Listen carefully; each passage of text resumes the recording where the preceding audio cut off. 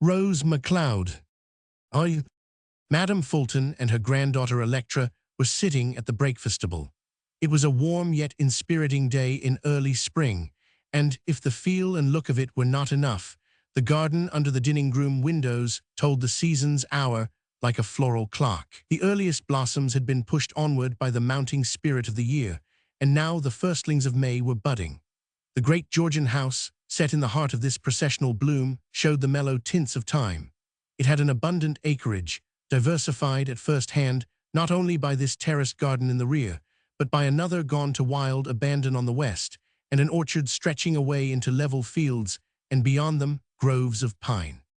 These dining-room windows, 3 of them side by side, and now unshaded, gave large outlook on a beautiful and busy world where the terrace mounted in green, to be painted later with red peony balls, and where the eye, still traveling, rested in satisfaction on the fringe of locusts at the top. Inside the house, the sense of beauty could be fully fed. Here was a sweet consistency, the sacred past in untouched being, that time when furniture was made in England, and China was the product of long voyages and solemn hoarding in corner cabinets with diamond panes. Life here was reflected dimly from polished surfaces and serenely accentuated by quaint carvings and spindle legs. Here was atmosphere theatre of simple and austere content. Madame Fulton outwardly fitted her background as a shepherdess fits a fan.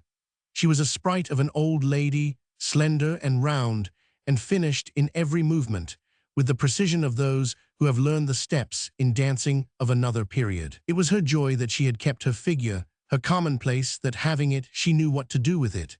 She had a piquant profile, dark eyes, and curls whiter than white, sifted over with the luster of a living silver. According to her custom, she wore light gray, and there was lace about her wrists and throat. "Coffee, Electra," she suddenly proposed, in a contralto voice that still had warmth in it. She put the question impatiently, as if her hidden self and that of the girl opposite had been too long communing, in spite of them, and she had to break the tacit bondage of that intercourse by one more obvious. The girl looked up from the letter in her hand. "No, thank you, grandmother," she said. Her voice, even in its lowest notes, had a clear, full resonance. Then she laid the letter down. "I beg your pardon," she added. "I thought you were opening your mail." "No, no," Madame Fulton cried in a new impatience. "Go on, read your letter, do not mind me." But the girl was pushing it aside. She looked across the table with her direct glance, and Madame Fulton thought unwillingly how handsome she was. Electra was young, and she lacked but one thing, a girl's uncertain grace. She had all the freshness of youth with the poise of ripest womanhood.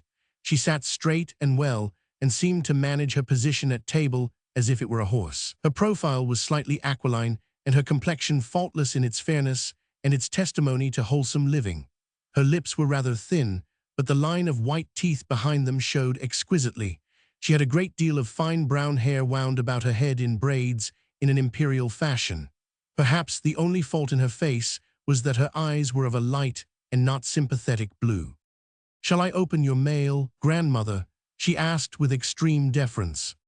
Madame Fulton's hand was lying on a disordered pile of letters, 20 deep, beside her plate. She pressed the hand a little closer.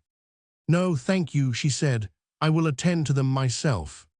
Electra laid down her napkin and pushed her plate to one side to give space for her own papers. She lifted one sheet, and holding it in her fine hands, began rather elegantly. "Grandmother, I have here a most interesting letter from Mrs. Furnival Williams. She speaks of your book in the highest praise."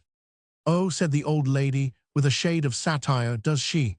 That's very good-natured of Fanny Williams. Let me read you what she says." Electra bent a frowning brow upon the page. "Ah, this is it. It was to be expected that your grandmother would write what we all wanted to read. But her recollections are more than welcome. They are satisfying, they are illuminative. Fanny Williams is a fool." Electra, not glancing up, yet managed to look deeply pained. She goes on to say, "What a power your dear grandmother has been. I never realized it until now." "That's a nasty thing for Fanny Williams to write. You tell her so." Then she asks whether you would be willing to meet the Delta Club for an afternoon of it. "Of what?" Your book, grandmother, your recollections. Electra, you drive me to drink. I have written the book. I have printed it. I have done with it. What does Fanny Williams want me to do now? Prance. Electra was looking at her grandmother at last, and in a patient hopefulness, like one awaiting a better mood.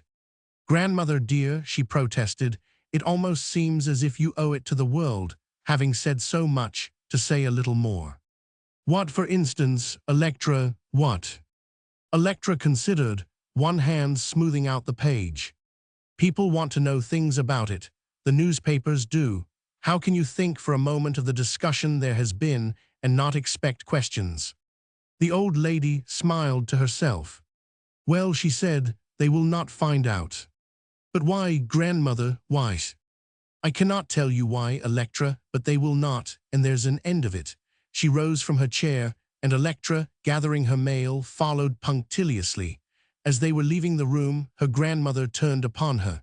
Did you hear from Peter? She asked. Yes, from New York. He will be here tomorrow. Electra's clear, well-considered look was very unlike that of a girl whose lover had come home after a 5 years' absence for the avowed purpose of marriage.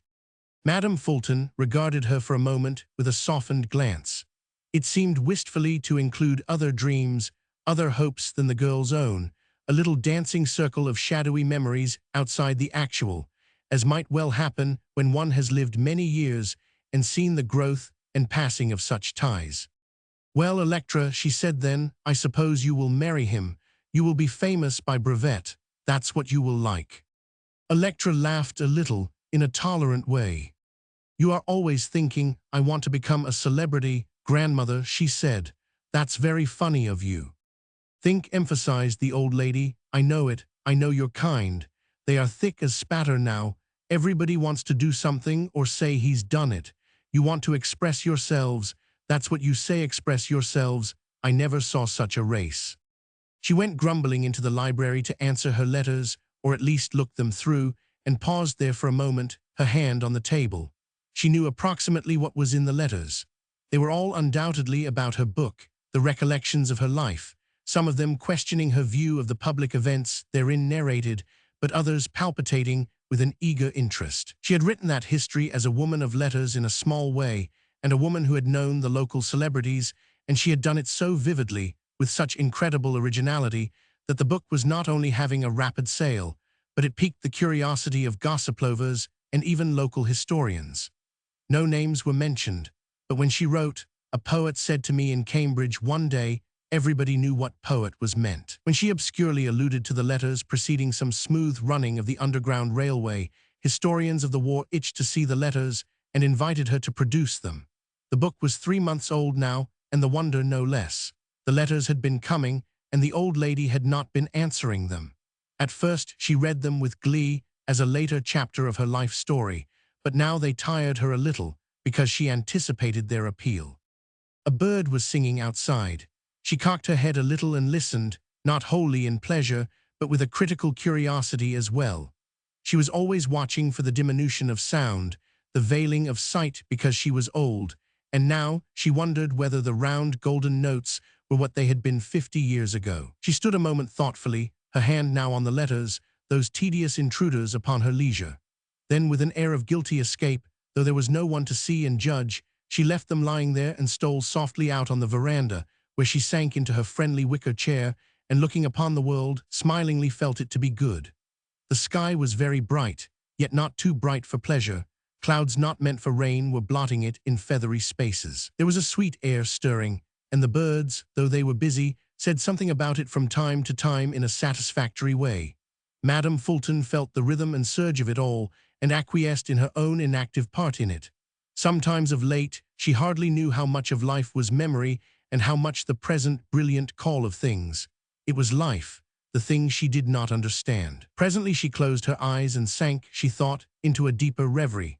These excursions of hers were less like sleep, she always told herself, than a kind of musing dream. At last she was learning what other old people had meant when they explained, with a shamefaced air of knowing youth could never understand, I just lost myself. To lose one's battered and yet still insistent self was now to be at peace. When the forenoon was an hour or more along, she opened her eyes, aware of someone looking at her.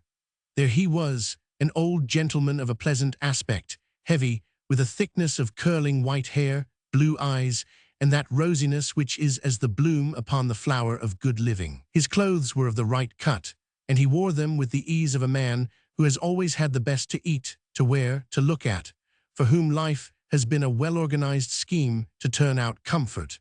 The old lady stared at him with unwinking eyes, and the old gentleman smiled at her. "Billy," she cried at last, and gave him both her hands, "Billy Stark." They shook hands warmly and still looked each other in the eye. They had not met for years, and neither liked to think what was in the other's mind. But Madame Fulton, after they had sat down, challenged it. "I am an old woman, Billy." She wrinkled up her eyes in a delightful way she had. "Do not you think that's funny?" Billy, with difficulty, crossed one leg over the other, helping it with a plump hand. "You are precisely what you always were." His round, comfortable voice at once put her where she liked to be, in the field of an unconsidered intercourse with man. Electra, she knew, was too much with her, but she had forgotten how invigorating these brisk, yet kindly breezes were from the other planets. "That's what I came over to see about," Billy was saying with a rakish eye. "I needn't have taken the trouble.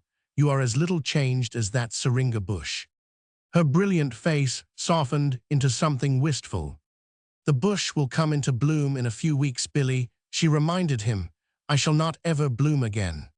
"Boo to a goose," said Billy. "You are in bloom now." The wistfulness was gone. She adjusted her glasses on her nose and eyed him sharply.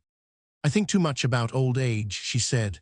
"I regard mine as a kind of mildew, and every day and 40 times a day I peer at myself to see if the mildew's growing thicker. But you do not seem to have any mildew, Billy. You are just a different kind of person from what you were 50 years ago. You have not gone bad at all." Billy set his correct feet together on the floor, rose, and with his hand on his heart, made her a bow. "I do not care for it much myself," he said. "Growing old, it's the devil, Billy. Do not talk about it. Why are not you in England?" "I am junior partner now." "I know it. I am a great publisher, Florrie." She nodded. "Your men run over to arrange with us in London. There was no occasion for my coming here, but I simply wanted to. I got a little curious, homesick, maybe, so I came, got in last night.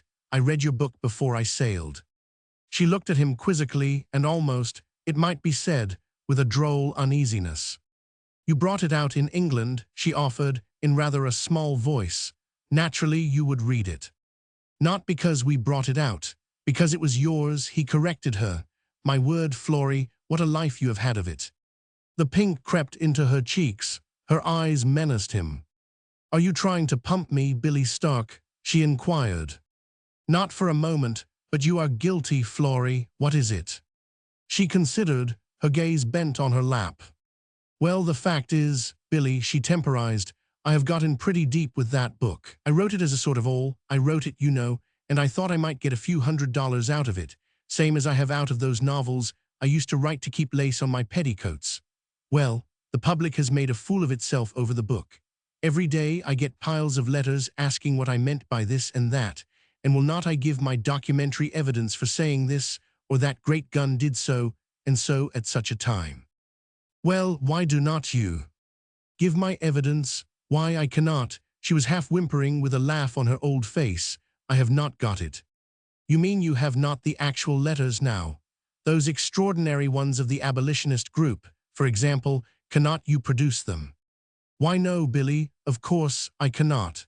Ish held his glance with a mixture of deprecation and a gay delight. "I made them up." William Stark, the publisher, looked at her with round blue eyes growing rounder and a deeper red surging into his sea-tanned face. He seemed on the point of bursting into an explosion. Whether of horror or mirth, Madame Fulton could not tell. She continued to gaze at him in the same mingling of deprecating and amused inquiry.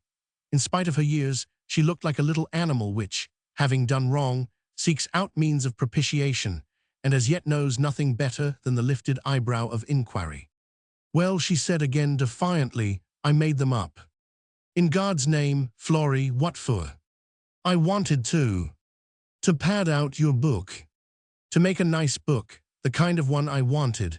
I will tell you what, Billy, she bowled caution into the farthest distance, I am going to make a clean breast of it. Now you will not peach. He shook his head. Go on, he bade her.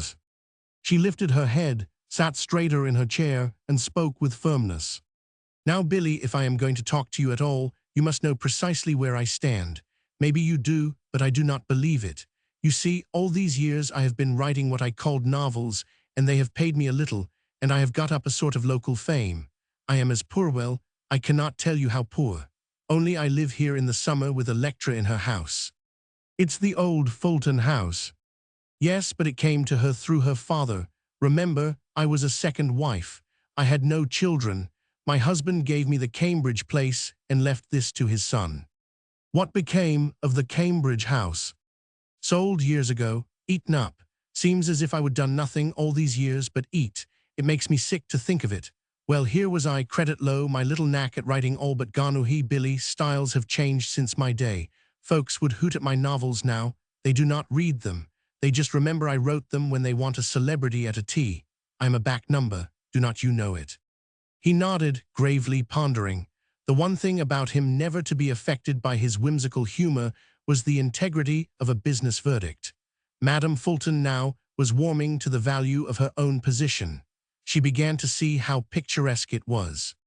Well, then up rises one of your precious publishers and says to me, Mrs. Fulton, you have known all the celebrated people. Why not write your recollections? Why not? Says one. Well, I went home and sat down and wrote, and when I looked back at my life, I found it dull. So I gave myself a free hand.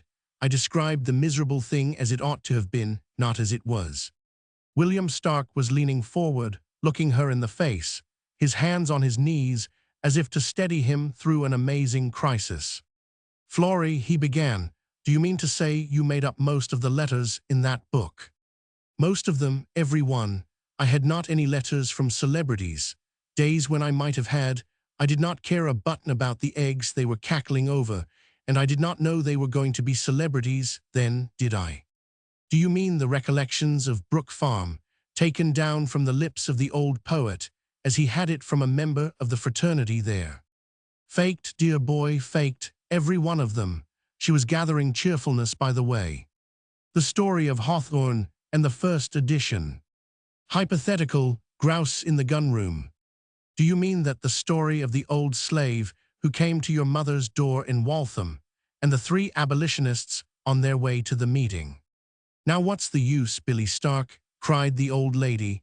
I told you it was a fake from beginning to end. So it is, so is every page of it. If I would written my recollections as they were, the book would have been a pamphlet of 20-odd pages. It would have said I married a learned professor because I thought if I got into Cambridge society I should see life, and life was what I wanted. It would have gone on to say I found it death and nothing else, and when my husband died, I spent all the money I could get trying to see life, and I never saw it then. Who would have printed that? Pretty recollections, I should say. Mr. Stark was still musing, his eyes interrogating her. It's really incredible, Florrie, he said at last. Poor dear, you needed the money. That was not it. Then what was? I do not know, but immediately her face folded up into its smiling creases, and she said, I wanted some fun. William Stark fell back in his chair and began to laugh, round upon wheezy round. When his glasses had fallen off, and his cheeks were wet, and his face flamed painfully, Madame Fulton spoke, without a gleam. You are a nice man, Billy Stark. You wanted your little joke, he repeated, subsiding and trumpeting into his handkerchief. Well, you have had it, Florrie, you have had it. I do not know that I have, she returned. I had to enjoy it alone, and that kind of palled on me. When the first notices came, I used to lie awake from 3 o'clock on to laugh. I used to go to the window when Electra was in the room and make up faces to let off steam and keep her from knowing. Then the letters kept coming, and clubs and things kept hounding me, and Electra was always at me. There she is now with my grog. See me take it and pour it into the syringa. Roman 2. Electra was crossing the veranda with her springing step, bearing a glass of beaten egg and milk on a little tray. Madame Fulton signed to her to place the tray on a table, evidently ready for such ministrations, and then presented her friend. Electra greeted him with a smile of bright acceptance. She knew his standing, and his air of worldly ease quite satisfied her. "May I bring you?" she began with a pretty grace. "I should like a glass of water," said Billy, "if you will be so good." When she had gone, Madame Fulton spoke in impressive haste. "How long can you stay, Billy? All day, all night?" "I have got to run back to New York for a bit, but I shall be in America all summer, one place or another. I will stay to luncheon, if you will let me. We must avoid Electra. If she comes back and settles on us, I shall simply take you to walk. We can go over to Bessie Grant's. You remember her? She married the doctor." "I remember." Electra had returned with a glass and pitcher, and ice clinking pleasantly.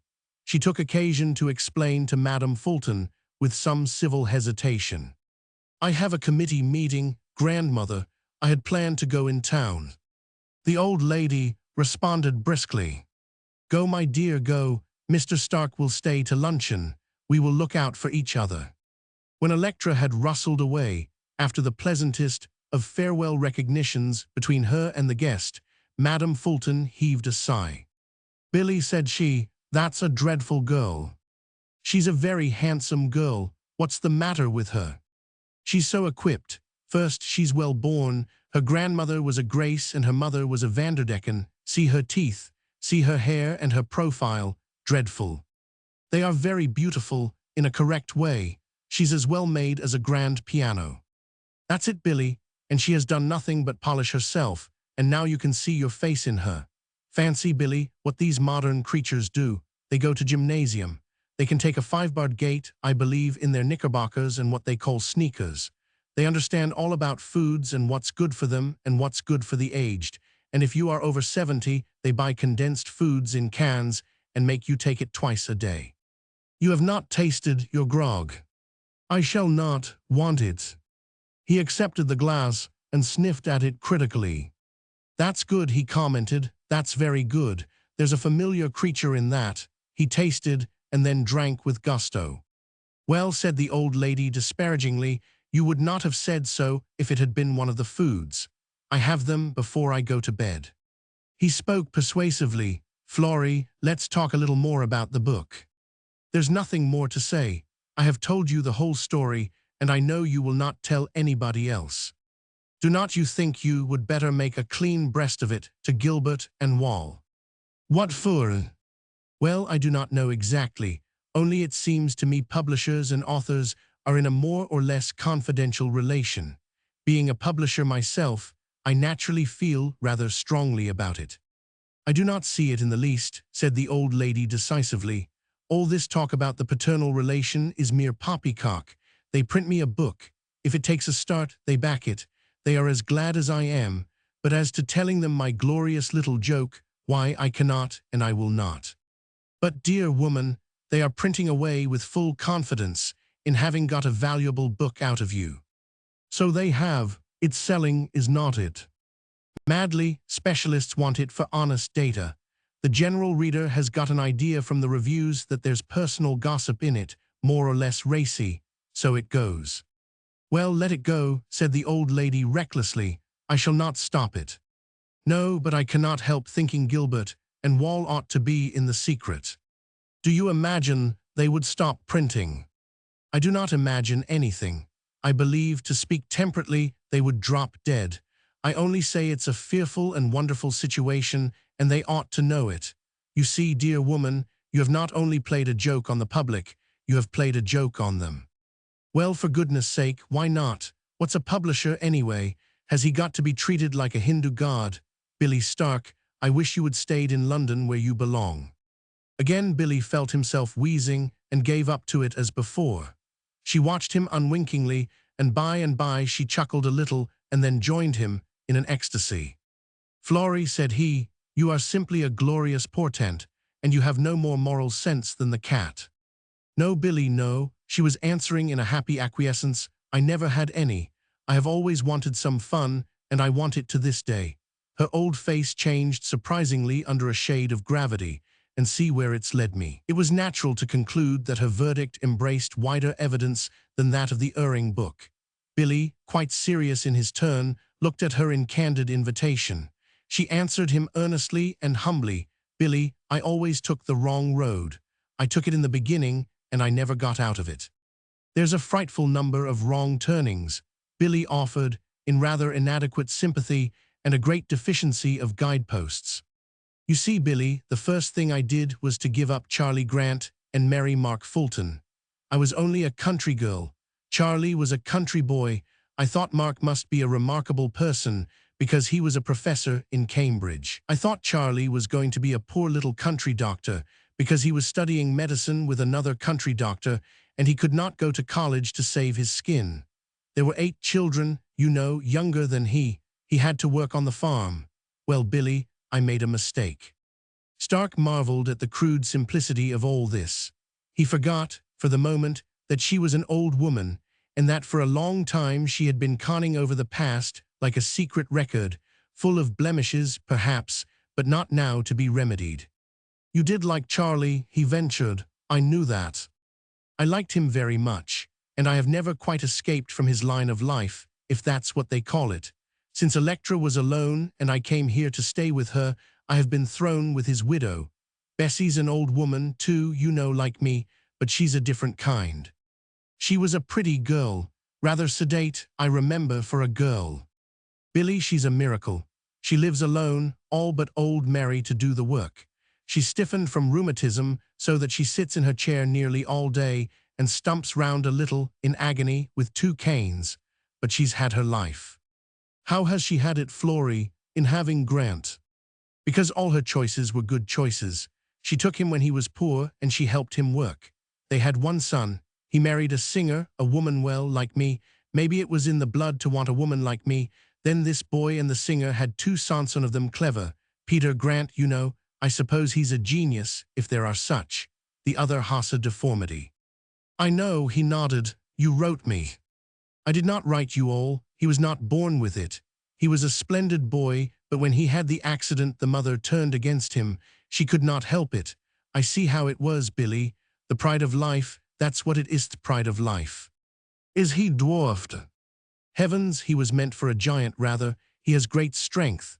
Somehow he impresses you, but it's the grandmother that built him up, body and brain. Now he's a man grown and she's made him. Do not you see, Billy? She struck home every time." "Is she religious?" "Yes, she is. She prays." Her voice fell with the word. She looked at him searchingly, as if he might understand better than she did the potency of that communion. "She's a churchwoman, I suppose?" "No, no. She only believes, thinks, and prays. She told me one day Osmond has, the deformed one, could not have lived if she had not prayed. That he would be better." "No, she was quite explicit about that, only that they would be taught how to deal with Ithai's trouble. To do it, she said, as God wished they should. Billy, it's marvelous." "Well, dear child," said Billy, "you can pray too."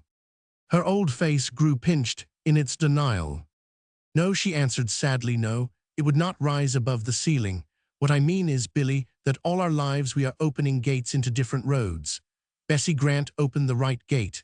She's got into a level field and she's at home there, but I should not be. I only go and climb up and look over the bars, and I go stumbling along, hit or miss, and I never get anywhere." He was perplexed. He frowned a little. "Where do you want to get, Florrie?" he asked at length. She smiled into his face engagingly.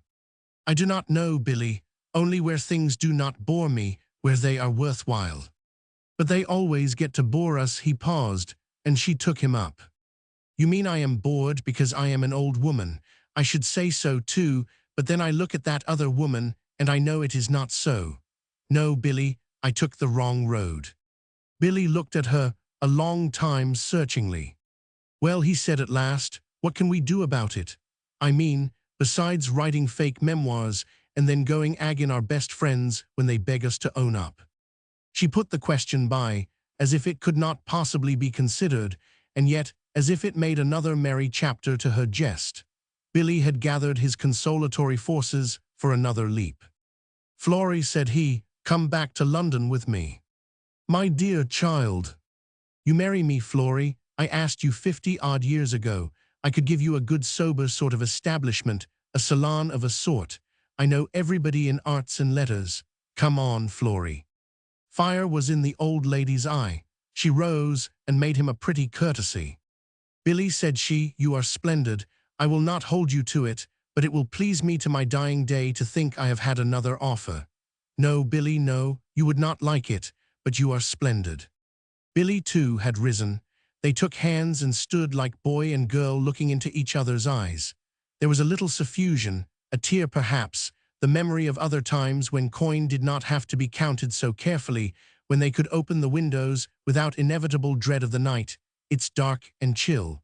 The old lady broke the moment. Come over and see Bessie Grant. What do you say? Delighted, get your hats.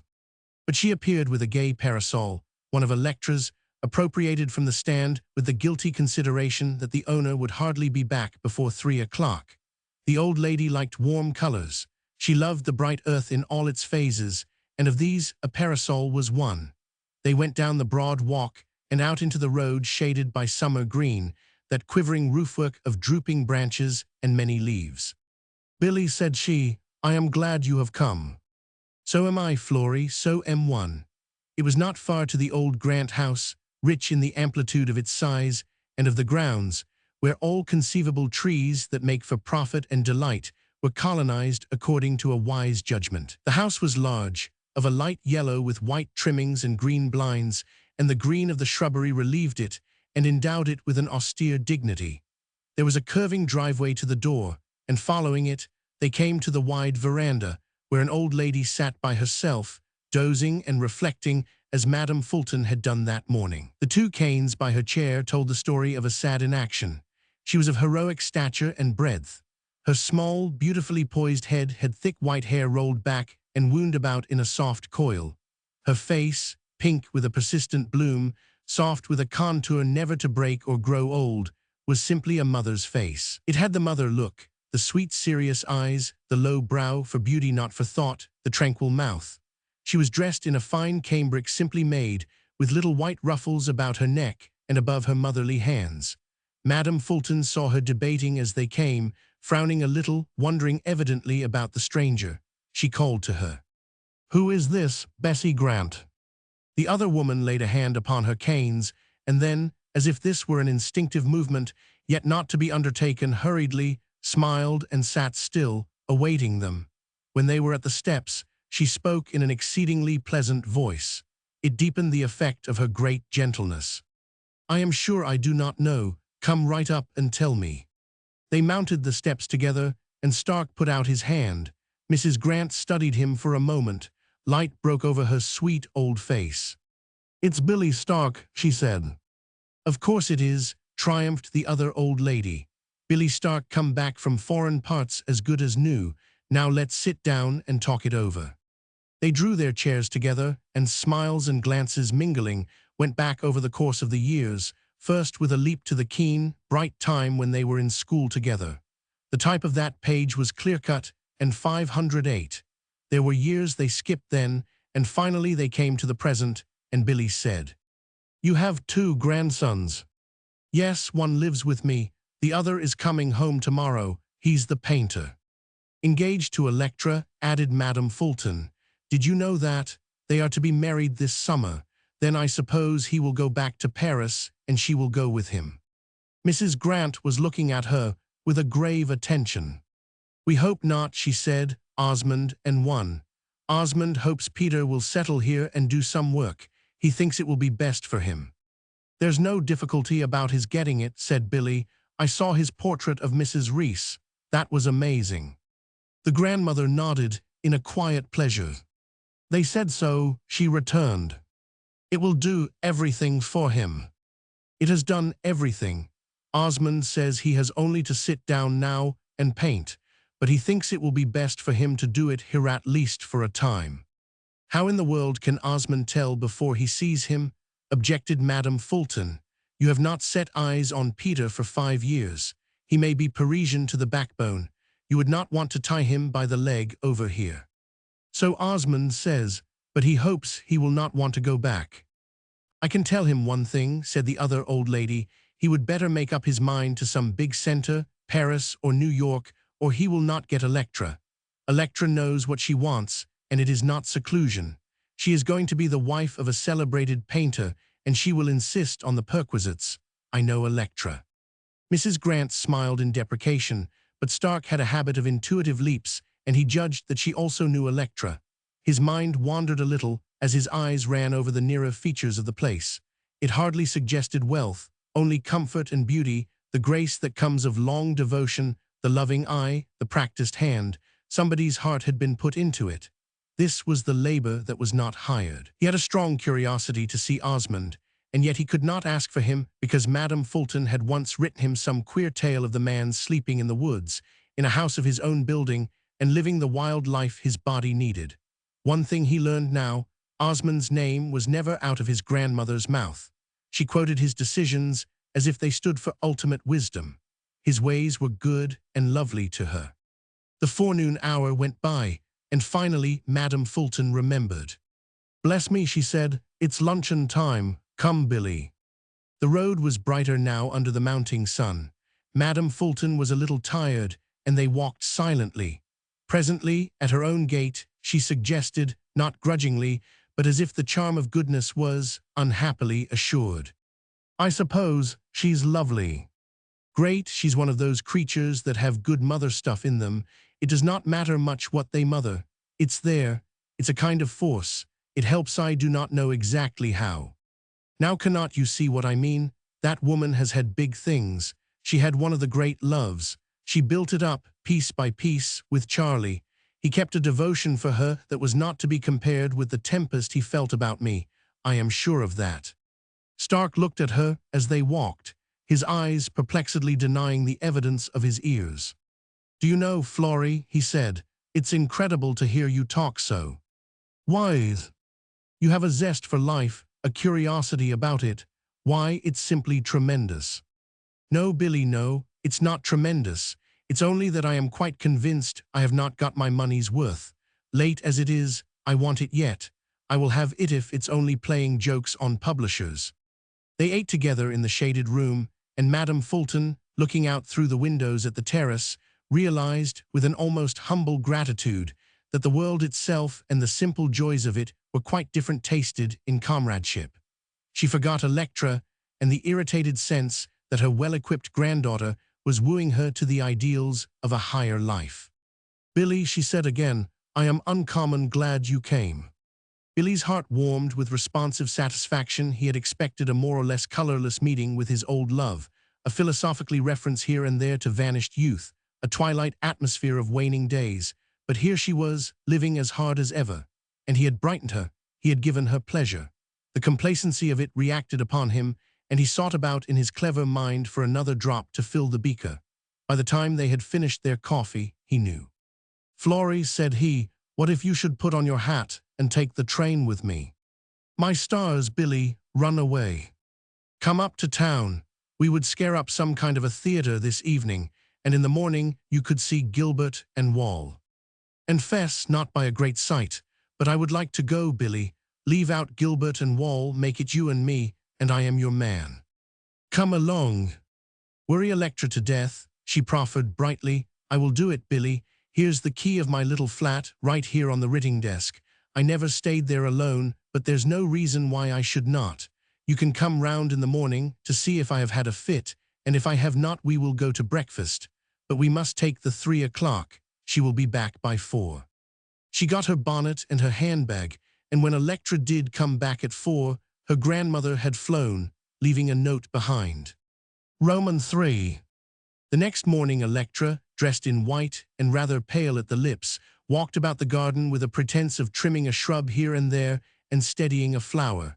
But she was waiting for her lover. She had expected him before. The 10 o'clock would bring him, and he would come straight to her without stopping to see his grandmother and Osmond. But time went by, and she was nervously alert to the fact that he might not have come. Even Electra, who talked of poise and strove for it almost in her sleep, felt a little shaken at the deferred prospect of seeing him. It was after those 5 years, and his letters, voluminous as they were, had not told all. Especially had they omitted to say of late whether he meant to return to France when he should be able to take her with him. To see a lover after such a lapse was an experience not unconnected with a possibility of surprise in herself as well as in him. She had hardly, even at the first, explicitly stated that she loved him. She had only recognized his privilege of loving her, but now she had put on a white dress to meet him, and the garden was, in a sense, a protection to her. The diversity of its flowery paths seemed like a shade out of the glare of a defined relation. At last, there was a step, and he was coming. She forced herself to look at him and judge him as he came. He had scarcely changed, except, perhaps from his hurrying gait and forward bend, that he was more eager. There was the tall figure, the loose tie floating back, the low collar and straight black-haired face with its aquiline curve and the wide, sweet mouth. The eager dark eyes looked exactly like the man who had painted the great portrait of the year. Then he was close to her, and both her hands were in his. He lifted them quickly to his lips, one and then the other. "Electra," he said. It was the same voice, the slight eager hesitancy in it like the beginning of a stammer. Electra, to her surprise, said an inconsequent thing. It betrayed how she was moved. "Grandmother is away. She has gone to town." "We will go into the summer house," said the eager voice. "That is where I always think of you. You remember, do not you?" He had kept her hand, and like two children, they went along the broad walk and into the summer house, where there was a green flicker of light from the vines. There was one chair, a rustic one, and Peter drew it forward for her. When she had seated herself, he sat down on the bench of the arbor close by, and lifting her hand, kissed it again. "Do you remember the knock-kneed poem I wrote you, Electra?" he asked her. "I called it My Imperial Lady. I thought of it the minute I saw you standing there. My Imperial Lady." The current was too fast for her. She could not manage large, impetuous things like flaming words that hurtled at her and seemed to ask alike exchange something strong and steady in her to meet them in midair and keep them from too swift an impact. His praise had always been like the warrior's shields clanging over poor Tarpeia, precious, but too crushing. They disconcerted her. If she could not manage to escape after the first blow, she guessed how they might bruise. "When did you come?" she asked. Peter did not answer. He was still looking at her with those wonderful eyes that always seemed to her too compelling for happy intercourse. "Electra," he said, and stopped. She had to answer him. There must be some heavy thing to break to her, which he felt unequal to the task of telling unless she helped him. "Electra," he said again, "I did not come alone. Someone came with me. I wrote you about Tom." Electra drew her hand away and sat up straight and chilled. There had been few moments of her grown-up life, it seemed to her, unspoiled by Tom, her recreant brother. In the tumultuous steeplechase of his existence, he had brought her nothing but mortification. In his death, he was at least marring this first moment of her lover's advent. "You wrote me everything," she said. The tone should have discouraged him. "You were with him at the last. He knew you. I gather he did not send any messages to us, or you would have given them." "He did, Electra. He sent a message. I simply could not write it, because I knew I should be home so soon. It was about his wife. He begged you to be kind to her." His wife, Tom, was not married. "He was married, Electra, to a very beautiful girl. I have brought her home with me." Electra was upon her feet. Her face had lost its cold, sweet pallor. The scarlet of hot blood was upon it, a swift response to what seemed outrage at his hands.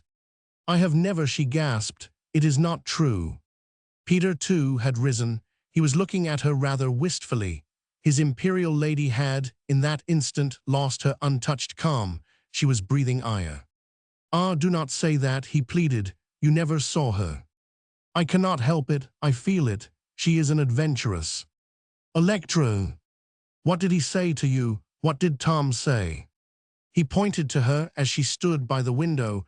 Her back to use it was the day before he did and said, "Tell them to be good to her."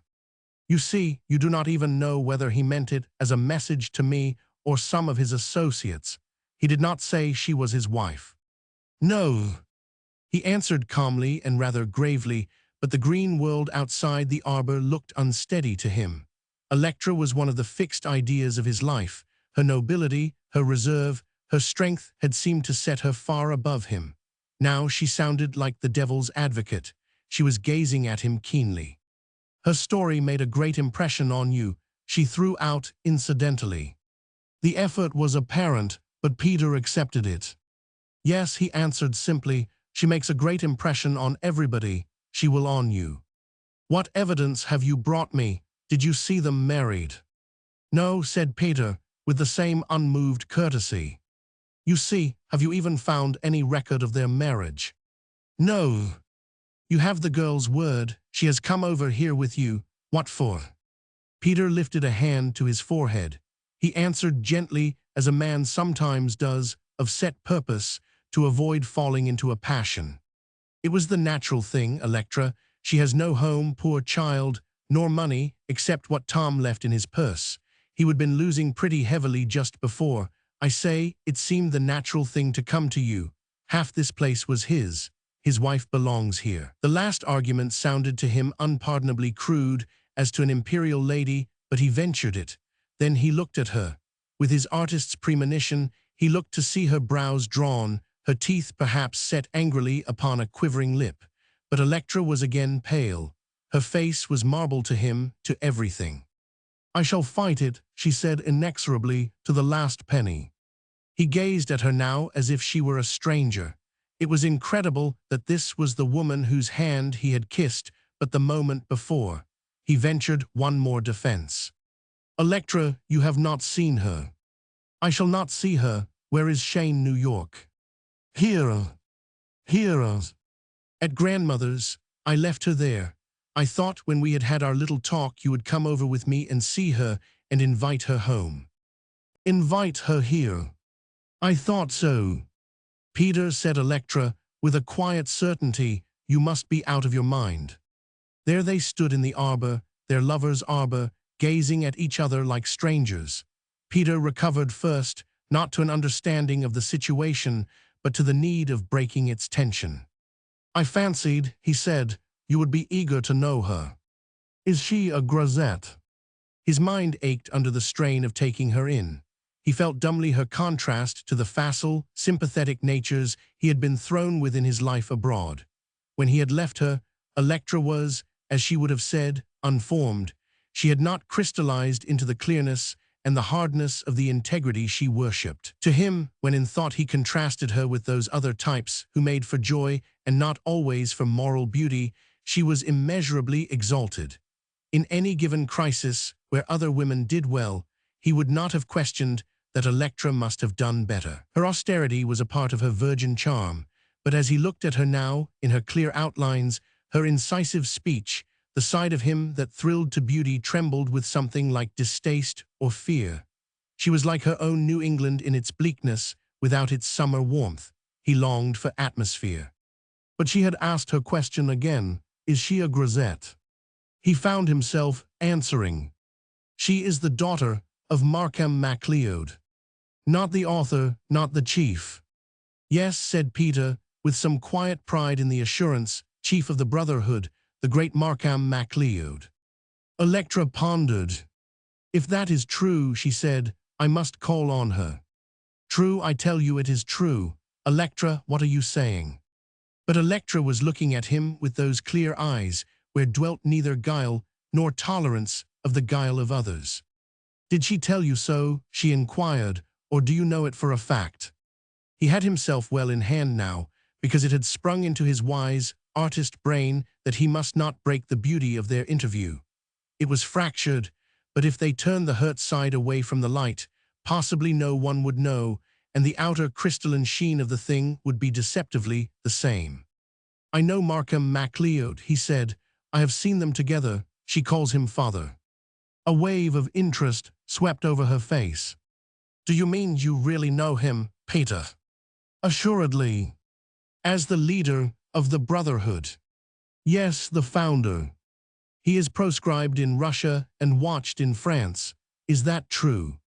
All true. He gave up writing for Thisto, go about organizing and speaking. That's true, is not it? Quite true. How much do you know about the Brotherhood, Peter? I belong to it. He straightened as he spoke. An impulse of pride passed over him, and she read the betrayal in his kindling eyes and their widened pupils. Is there work for you, she asked, for men who do not speak and proselytize? I do speak, Electra. You do. I have spoken a little. I cannot do it yet in the way he wants. What he wants is money. We have sent him money, she agreed. The Delta Club gave a series of plays last winter and voted him the proceeds. The first was for labor in America, the second for free Russia. Yes, it pours in on him. It's his enormous magnetism. It's his cause. She seemed to have reached something now that warmed her into life, and he took advantage of that kindling. Rose is his daughter, he reminded her. She is very beautiful, very sad. She is worthy of such a father. Rose, is that her actual name? Yes, they are Americans, though since her childhood she has lived in France. What did she do before Tom got acquainted with her? Live there, in Paris, with her father. She sang, she has a moving voice. She always hoped she was going to sing better, but there never was money enough to give her the right training. Then she began going about with her father. She spoke, too. In public, for the Brotherhood. Yes, she has great magnetism, but she stopped doing that. Why? I do not know. I have heard her father ask her to do it, but she refused. She is beautiful, Electra. Electra was looking at him thoughtfully. Did she persuade you to join the Brotherhood? She asked. No, said Peter, unmoved. The chief himself persuaded me. I went to a great meeting one Sunday night. I heard him. That was the end of me. I knew where I belonged.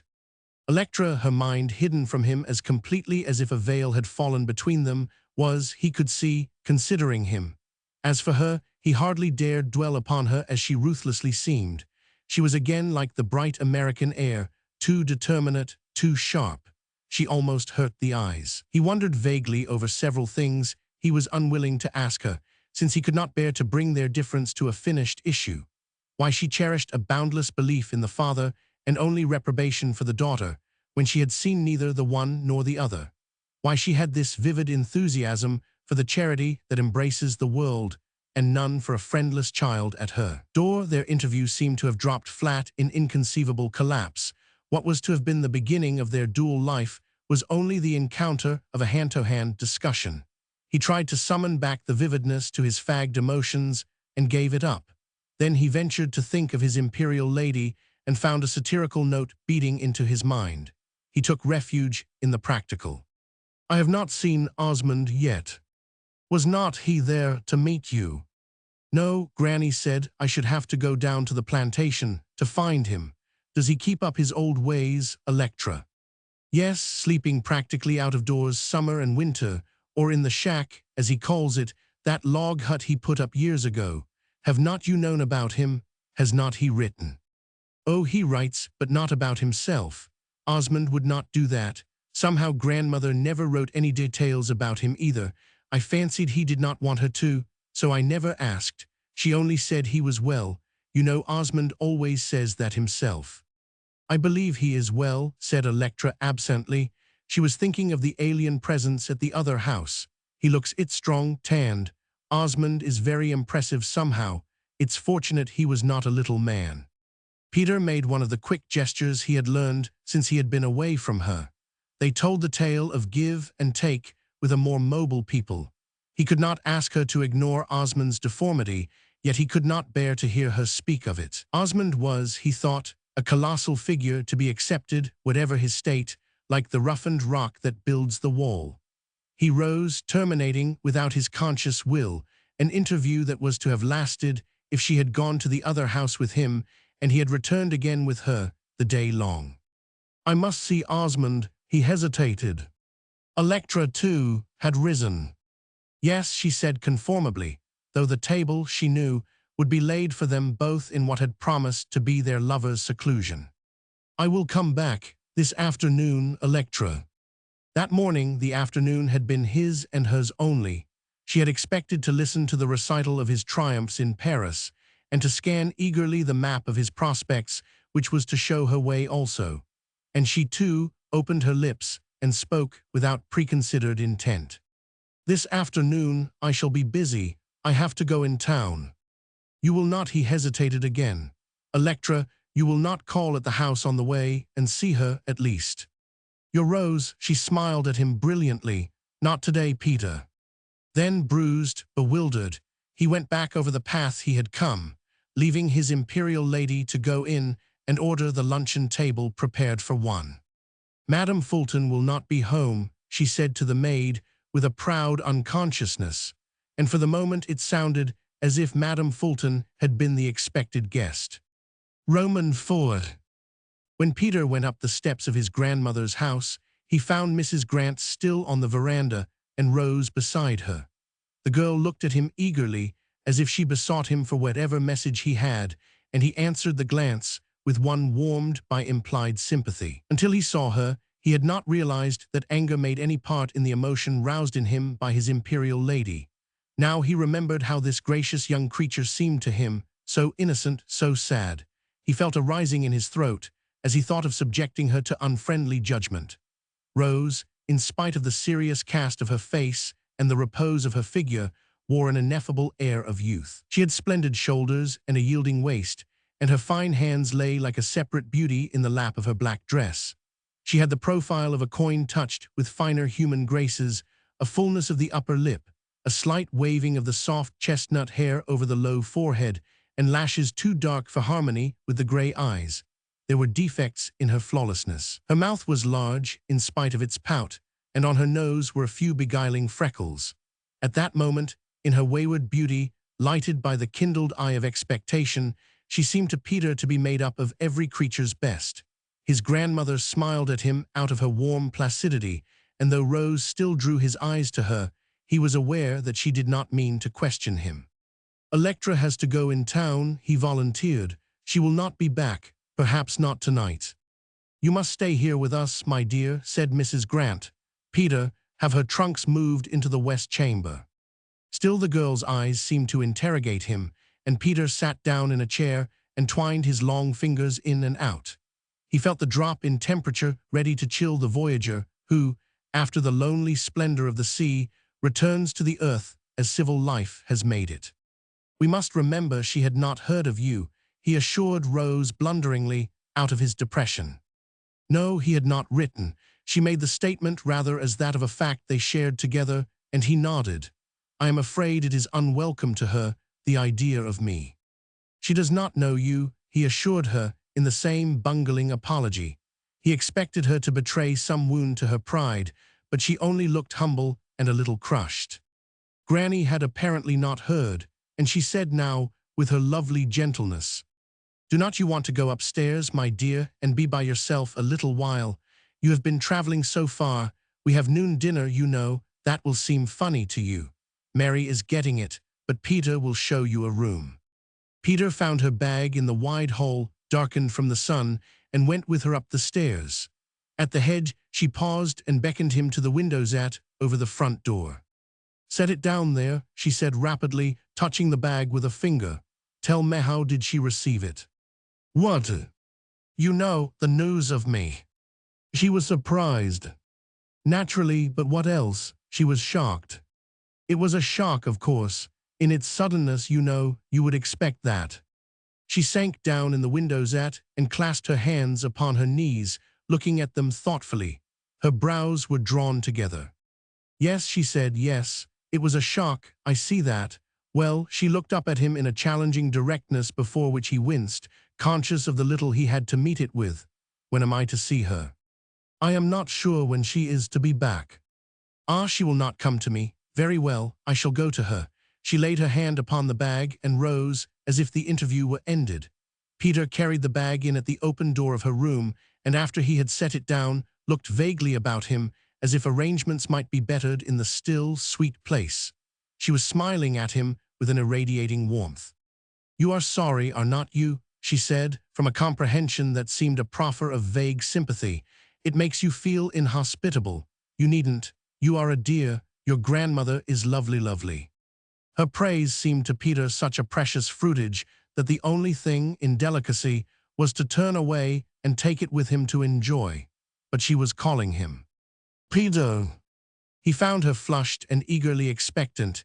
It seemed to him as if his news had been uplifting to her. She looked at him, at the room, and rapidly from the window where the treetops trembled, all in one comprehensive sweep. Peter, she said, with conviction, it's simply lovely here. It's a nice old place, responded Peter. He loved it from long use, but he was aware of its comfortable plainness. I never saw anything so dear. Those square worn tiles down by the front door, the fireplace, the curtains. Look, Peter, it's dotted muslin. She touched a moving fold, and Peter laughed outright. I like it, he said, but there's nothing particular about it. If you want style, why, you will have to look back at what you have left. When it comes to that, what's the matter with a chateau? Yes, yes, she put the chateau aside with one of her light movements of the hands. But here I feel as if I would come home to something. You see, it's so safe here, Peter. It's so darling, too, so intimate. I cannot tell what I mean. If Electra would only like me, oh, Peter, I could be almost happy as the day is long. As she said the old phrase, it seemed to her to fit into the scene. She looked not merely as if happiness awaited her, but as if she could almost put her eager finger on it. And there was Electra, not so many rods away, drawbridge up and portcullis down, inquiring, is she a grisette? Afterwards it seemed to Peter as if his sympathy for the distressed lady went to his head a little, for he lifted her hand and kissed it. But he did not speak, save to himself, going down the stairs. It's a damned shame. When he went out on the veranda, Granny made a smiling comment. What a pretty child. Tom Fulton did well. He was a bad boy, was not he, Peter? Yes, Granny, said Peter. From the veranda rail where he sat picking rose leaves, Tom was about the limit. Well, well, poor girl. Maybe it's as well he went while she knew only the best of him. Peter was not sure she did know only the best, but he inquired, shall I have time to run down and see Osmond before dinner? You would better. He was here waiting when the carriage came. When he saw her, he slipped away. Rose. Rose, is that her name? Now, is not that pretty? Maybe you will find him before you get to the plantation. I should not wonder if he would think it over and come back.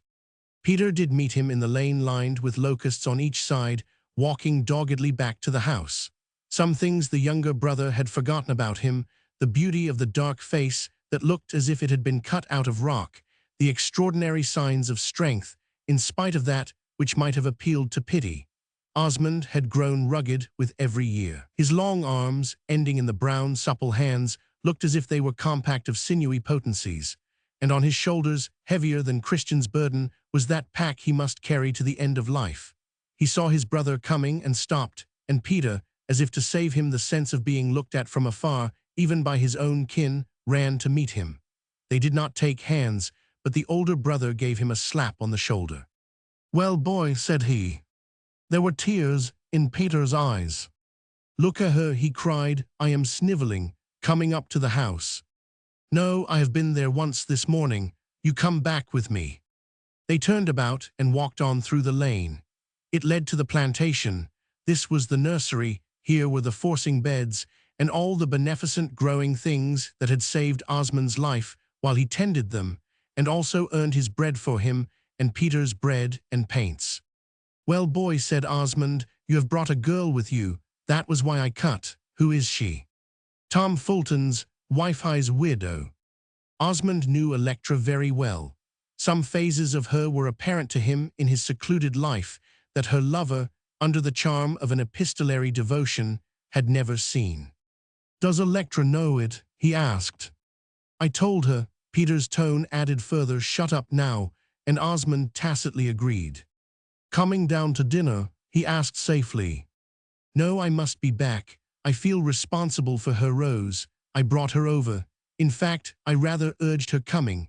Granny has asked her to stay with us until Electra is at home. Is her name Rose?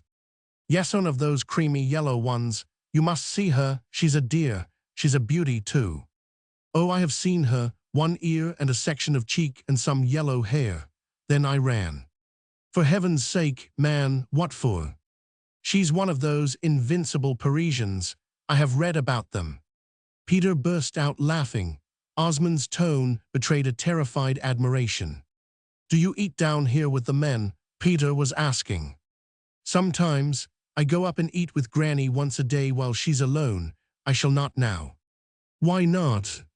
You will be here to keep her company, you and your Parisian. I have got to go on being a wild man, Pete. I shall not save my soul alive if I do not do that." Peter put out a hand and laid it, for an instant, on his brother's arm. "I do not know anything about your soul, old man," he said, with a moving roughness. "But if you like this kind of a life, you are going to have it, that's all. Who cooks the dinner?" "Pierre, he came just after you went to France. There's a pot of few today. I smelled it when I went by the kitchen. It's a good life, Pete, if you do not want to play the game." His eyes grew wistful, something like the eyes of the dog that longs for man. "If you do not play the game, I do not know who does." "Well," Osmond smiled a little whimsically, "maybe I do, but I play with counters." Peter was not especially ready, save with a brush in his hand. He wanted to say something to the effect that Osmond was playing the biggest of all games, with the visible universe against him, but he hardly knew how to put it. It seemed, though, as if he might some time paint it into a picture. But Osmond was recognizing the danger of soft implication and bluffly turned the talk. "Well, Pete, you have done it, have not you?" There was no possibility of affecting to misunderstand. Peter knew what he had gone to Paris for 5 years ago and why Osmond had been sending him the steady proceeds of the garden farm. He was to prove himself, take his talent in his hand and mold it and turn it about with a constant will, and shape a cup to hold the drink that makes the gods jealous and men delirious with adulation. Peter was to live at his ease in Paris, sparing nothing that would keep him well and strong of heart, so that he could paint the best portraits in the world. Peter knew he had begun to paint the best portraits in the world, because he had done many good ones and one actual marvel, and suddenly, as it sometimes is in art after we have been patient and discouraged, the whole task seemed to him a light and easy one. In his extraordinary youth he had the freshness of his brain, his quick eye and obedient hand, and he felt, lightly and gaily, that he was rich, but rich in a world where there was plenty more of whatever he might lose. "I guess so," he said, returning to the speech of his youth, "and I can do it twice, old man. I can do it 100 times." Osmond stopped and laid a hand on a boulder at the termination of their way, where the lane opened into ploughed fields. He looked off through the distance as if he saw the courts of the world and all the roads that run to fame. His eyes were burning. The hand trembled upon the rock. "By George," he said, "it's amazing." "What is, Osmond?" "It's amazing that the world can hold so much for one man. You would not think there would be water enough in all the rivers for one man to drink so deep." "What does Electra say?" "About the painting, nothing yet." "Did not you speak of it? Why, you are covered with laurel, boy, like Jacinth Green." She could not help seeing it. Peter, brought back to that luckless interview with the imperial lady, felt shamefaced in his knowledge of it. "We did not get to that," he said. "We were talking about Rose. Who do you think she is, Osmond?" "Tom's widow, so you said." "Yes, but what more? She's the daughter of Markham MacLeod."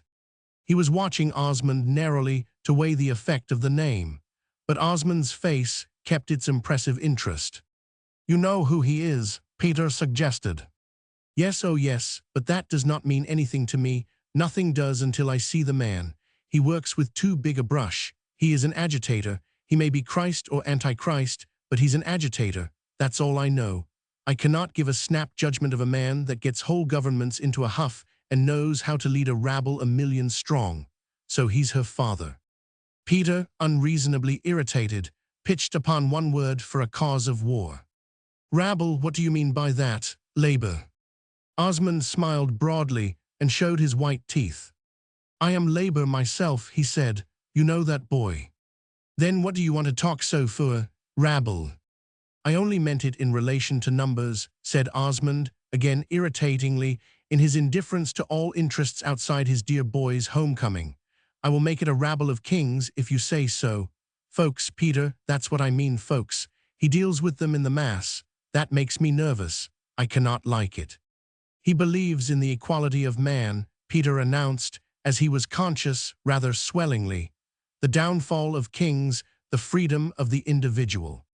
"There's the pot of you smoking inside that shack," said Osmond, indicating a shanty across the field. "Come and have dinner with labor." But Peter turned. He shook his head. "I cannot, Osmond," he said. I have brought this girl into the house, and I have got to see her through. Will not you come up tonight? Not till your Parisian has gone over to Electra's. You come down here, come down about dusk, and we will have another go." As Peter hurried back, conscious of being a little late, he could have beaten his head against the locust trees for the stupidity of his homecoming. He had the shattered moment with Electra to remember, and now he had turned the other great meeting of the day into a fractious colloquy. Unformed yet vivid in his mind, for the last year, had been strong, determining anticipations of what would happen when he at last came home. He had known certainly what would happen when he saw Electra.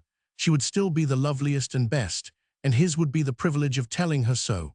And to Osmond, who had dug in the ground that Peter might work under the eye of men, he would return as one who has an account to give, and say, in effect, "You did it." But laughably, neither of these things had happened. He forgot that he had in him the beginnings of a great painter in remembering that he had shown the obtuseness of an ass. He did not see Electra that night. After the noon dinner, he left Rose and Granny intimately together, the girl, with a gentle deprecation, as if she brought gifts not in themselves worth much, talking about Paris, the air young Peter had been breathing, and betook himself again to Electra's house. It was all open to the day, but no one answered his knock. He went in and wandered from parlor to library, the dignified rooms that had once seemed to him so typical of her estate as compared to his own. For in those days he had been only a young man of genius, with scarcely enough money to live and study on, save as his brother earned it for him. He sauntered in and out for an hour, it seemed, as if even the two servants had gone in, then played snatches at the piano to waken drowsy ears. But the house kept its quiet, and in the late afternoon he wandered home again. That evening he returned, and then there was someone to answer his knock. The maid told him Miss Electra had gone out, but though he waited in a fevered and almost an angry impatience, she did not return. Knowing her austere and literal truth, he could not believe that the denial was the conventional expedient, and in a wave of regret over the day, he longed for her inexpressibly.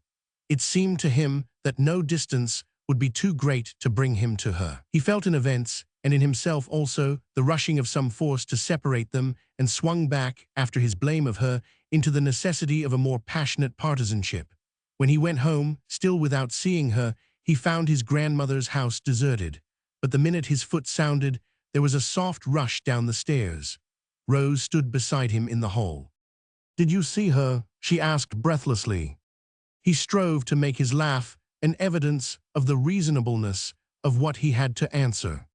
"No, she was obliged to be away." "Is not she at home now?" asked the girl insistently. "She is there, and you refuse to hurt me. She will not see me."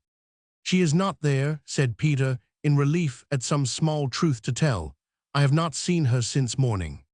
The girl stood there in the faint radiance of the hall lamp, her eyes downcast, thinking.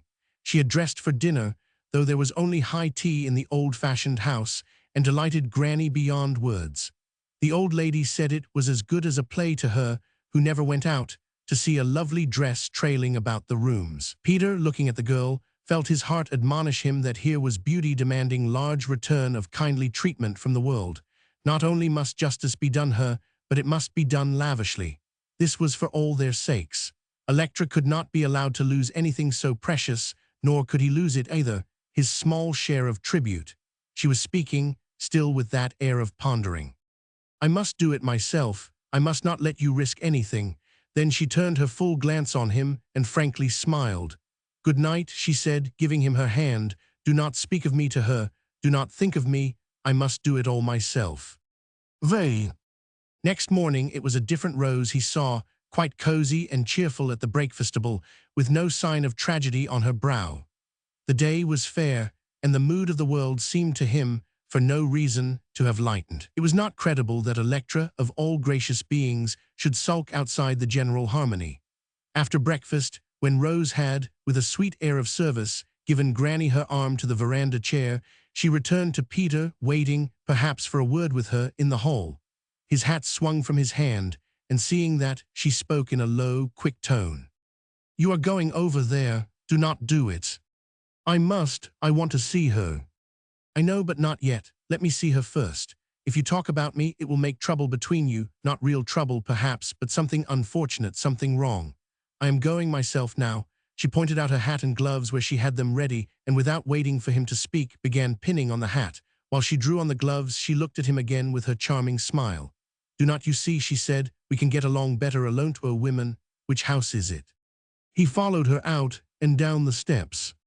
"I will go part of the way with you." She waved a gay farewell to Granny, busy already at her knitting, and they went down the path. But at the gate she paused. "Now," she said, "which way, which house?" "The next one I see among the trees. Now do not come. Whatever happens, do not come. If I am not here to dinner, if I am never here, you simply must not appear in this.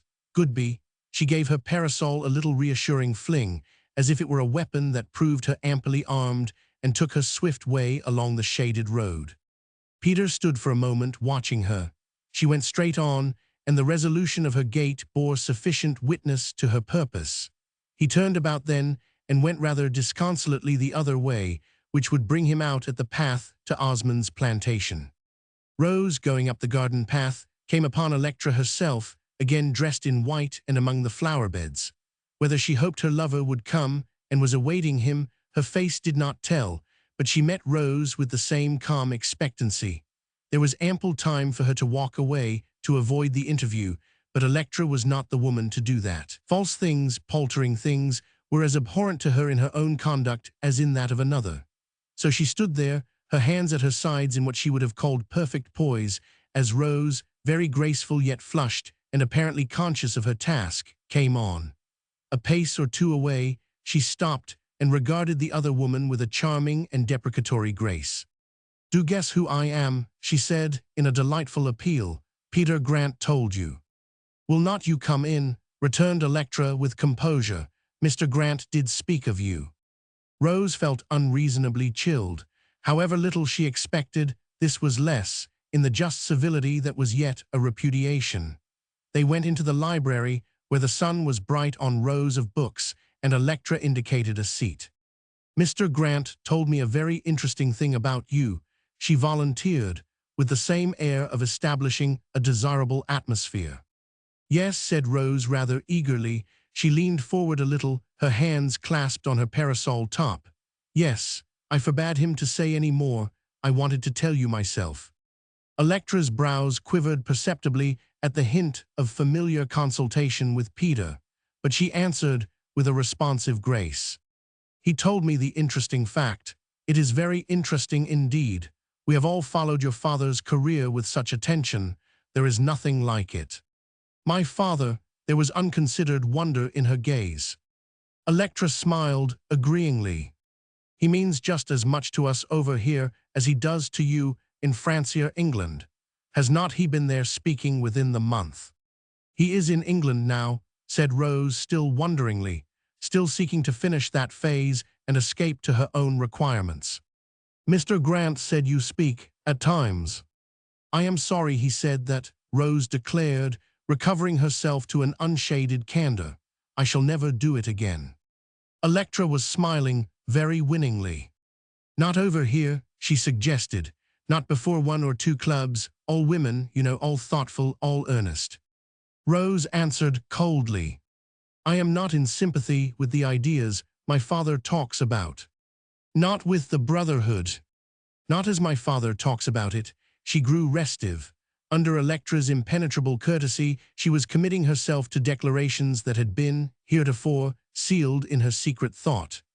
"I want to talk to you," she said desperately, with the winning pathos of a child denied, "not about my father, about other things." "This is always the way," said Electra pleasantly, with her immutable determination behind the words.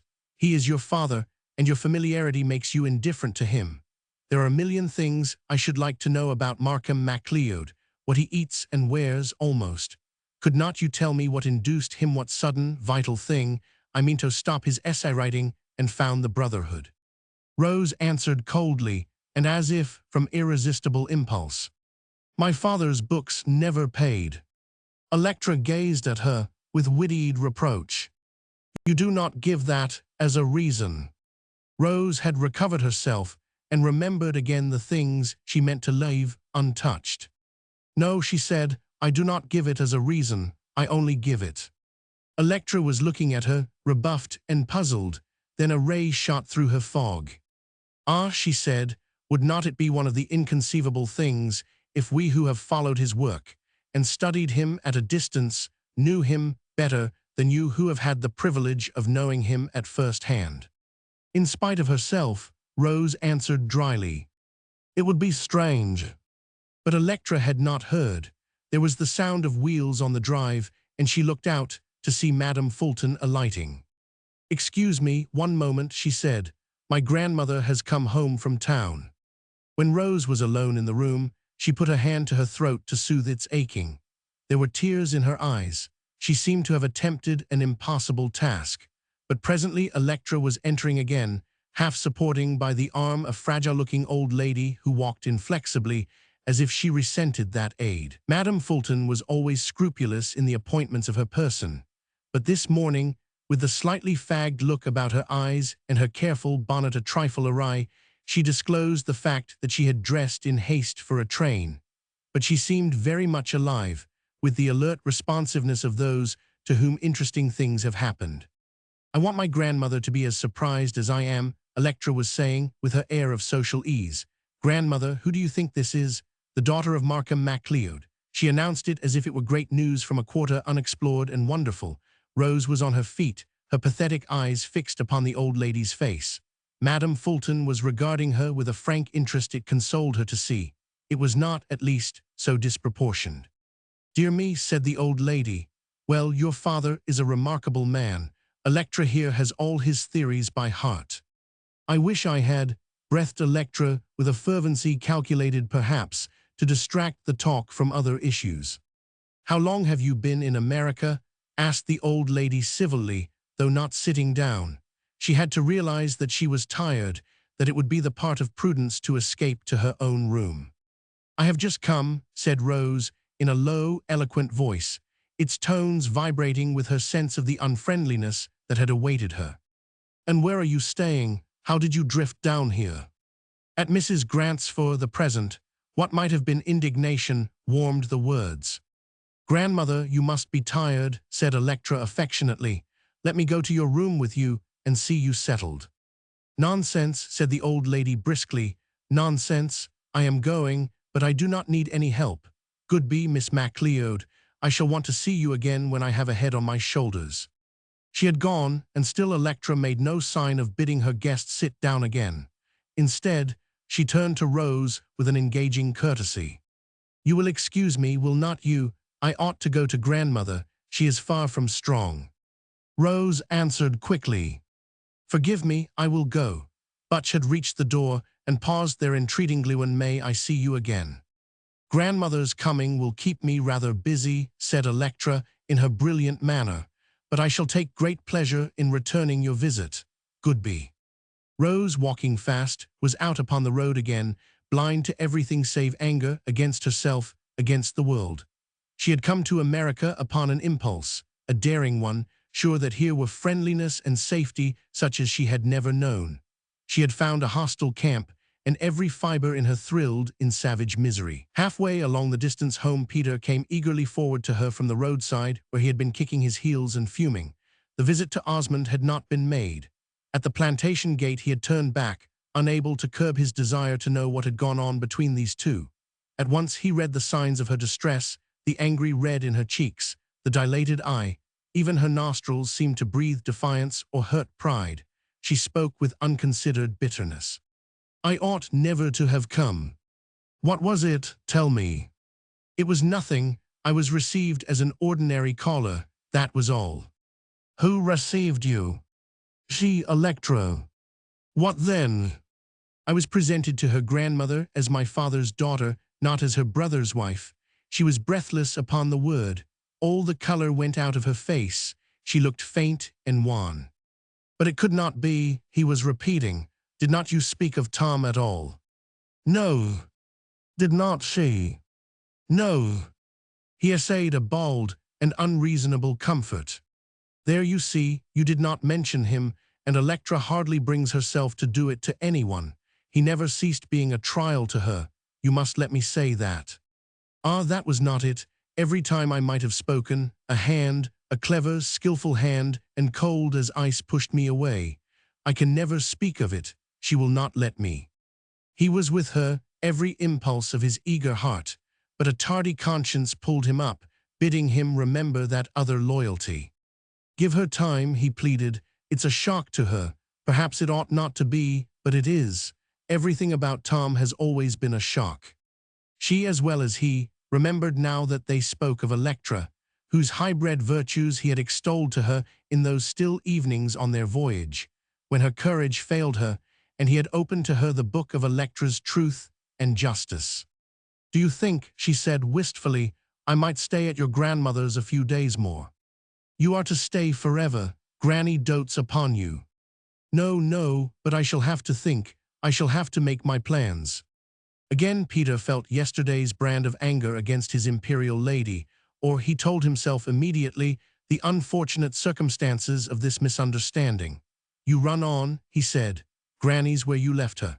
If you do not feel like talking, you can skip in at that little gate and the side door up to your room. I am going back to see Electra." "You must not talk about me." "No," he smiled at her in a specious reassurance, and went striding on over the path by which she had come. Electra, in the fulfillment of her intention, had gone scrupulously to her grandmother's door to ask if she needed anything, and then, when she had been denied, returned to the library, where she stood when Peter appeared on the threshold, as if she had been expecting him. He did not allow his good impulse to cool, but hurried forward to her with an abounding interest and a certainty of finding it fulfilled. As at first, when he had come to her in the garden the day before, he uttered her name eloquently and broke out upon the heels of it. "I did not see you all yesterday, after that first minute." Electra looked at him seriously, and his heart sank. Peter had been thinking straight thoughts and swearing by crude values in these 5 years when he had lived with men and women who said what they meant, things often foolish and outrageous, but usually honest, and his mind had got a trick of asserting itself. None of the judgments it had been called upon to make seemed to matter vitally, but this one disconcertingly did, and to his horror he found himself wondering if Electra could possibly mean to be so hateful. Electra meant nothing of the kind. She had a pure desire toward the truth, and she assumed that Peter's desire tallied with her own. She felt very strongly on the point in question, and she saw no reason why he should not offer the greatest hospitality toward her convictions. "Peter," she said at once, "you must not talk to me about that woman." So she said. Peter was on the point of irresistibly retorting, but he contented himself with the weak makeshift that at least gains time. "What woman?" "Markham, MacLeod's daughter. Tom's wife, Tom's widow." Electra looked at him in definite reproof. "You must not do that, Peter," she warned him. "You must not speak of her in that way."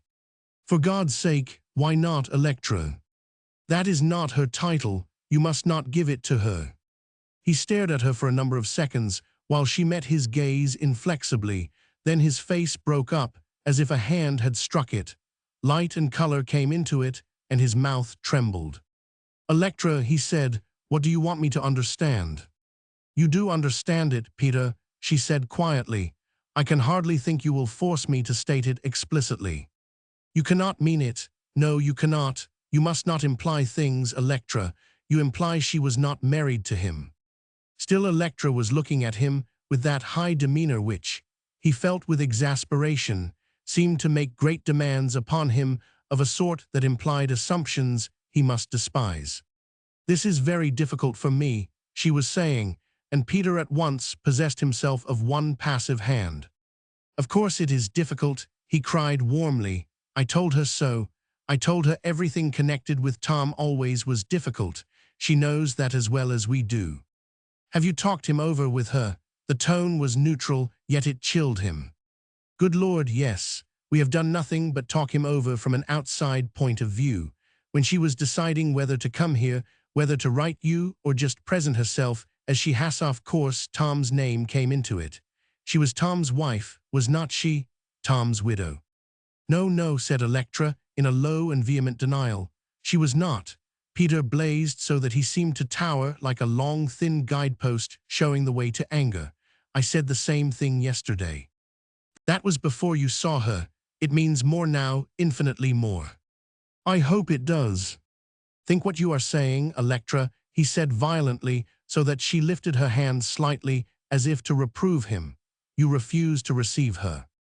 I have received her as her father's daughter. I may even do so again. But not as your sister. That would be impossible. You must see it is impossible, feeling as I do. But how, you imply things that dizzy me, and then, when it comes to the pinch, I cannot get a sane word out of you. That seemed to him, as to her, an astonishing form of address to an imperial lady, and he added at once, forgive me. But he continued irrepressibly, Electra, you cannot mean you doubt her integrity. She had her counter-question. Did you see them married? No, heavens, no. Why, I did not come on Tom in Paris until his illness. Tom never had any use for me, you know that.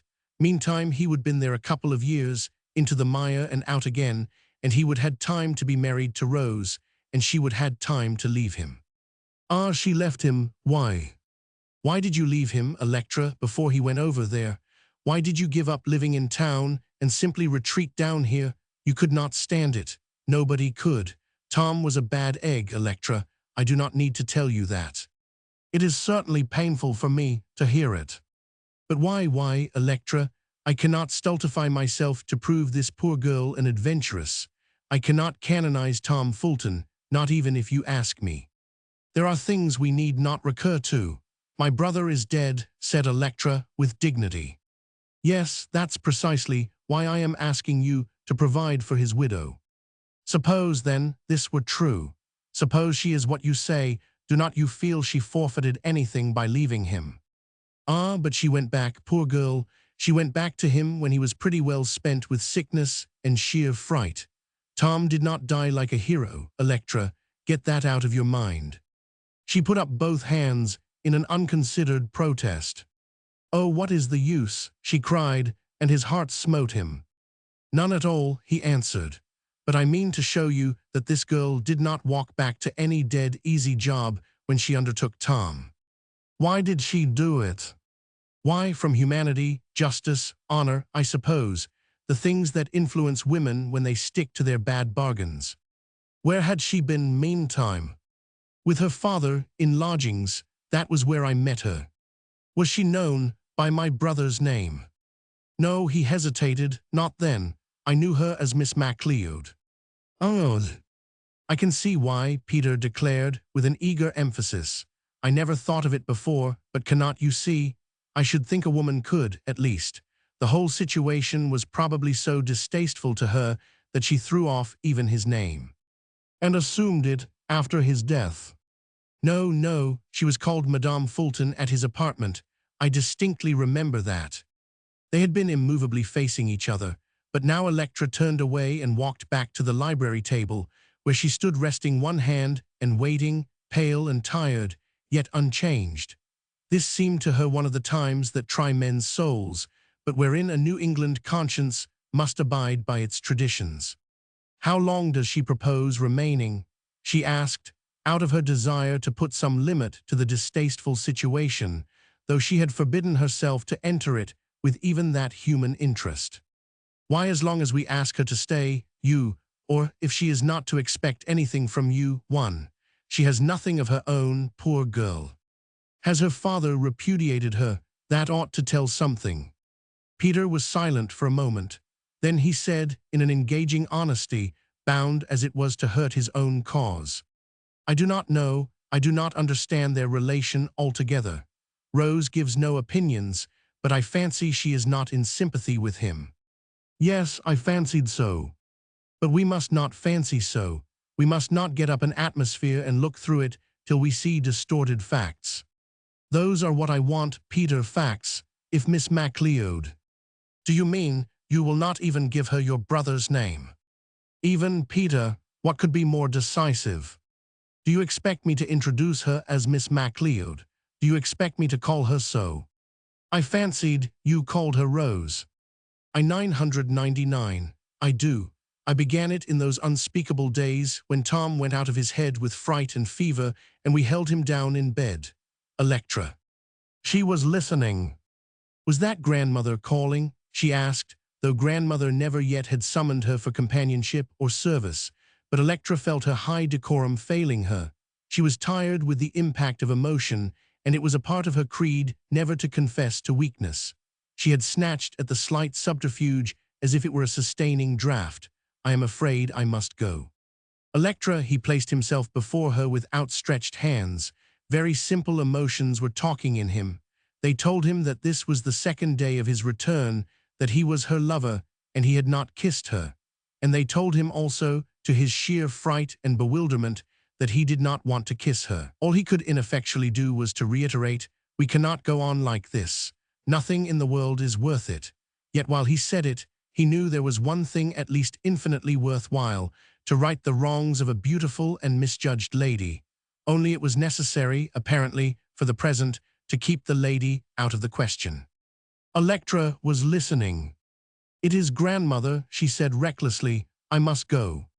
There was a rustle up the staircase, and he was alone in the library to take himself home as he might.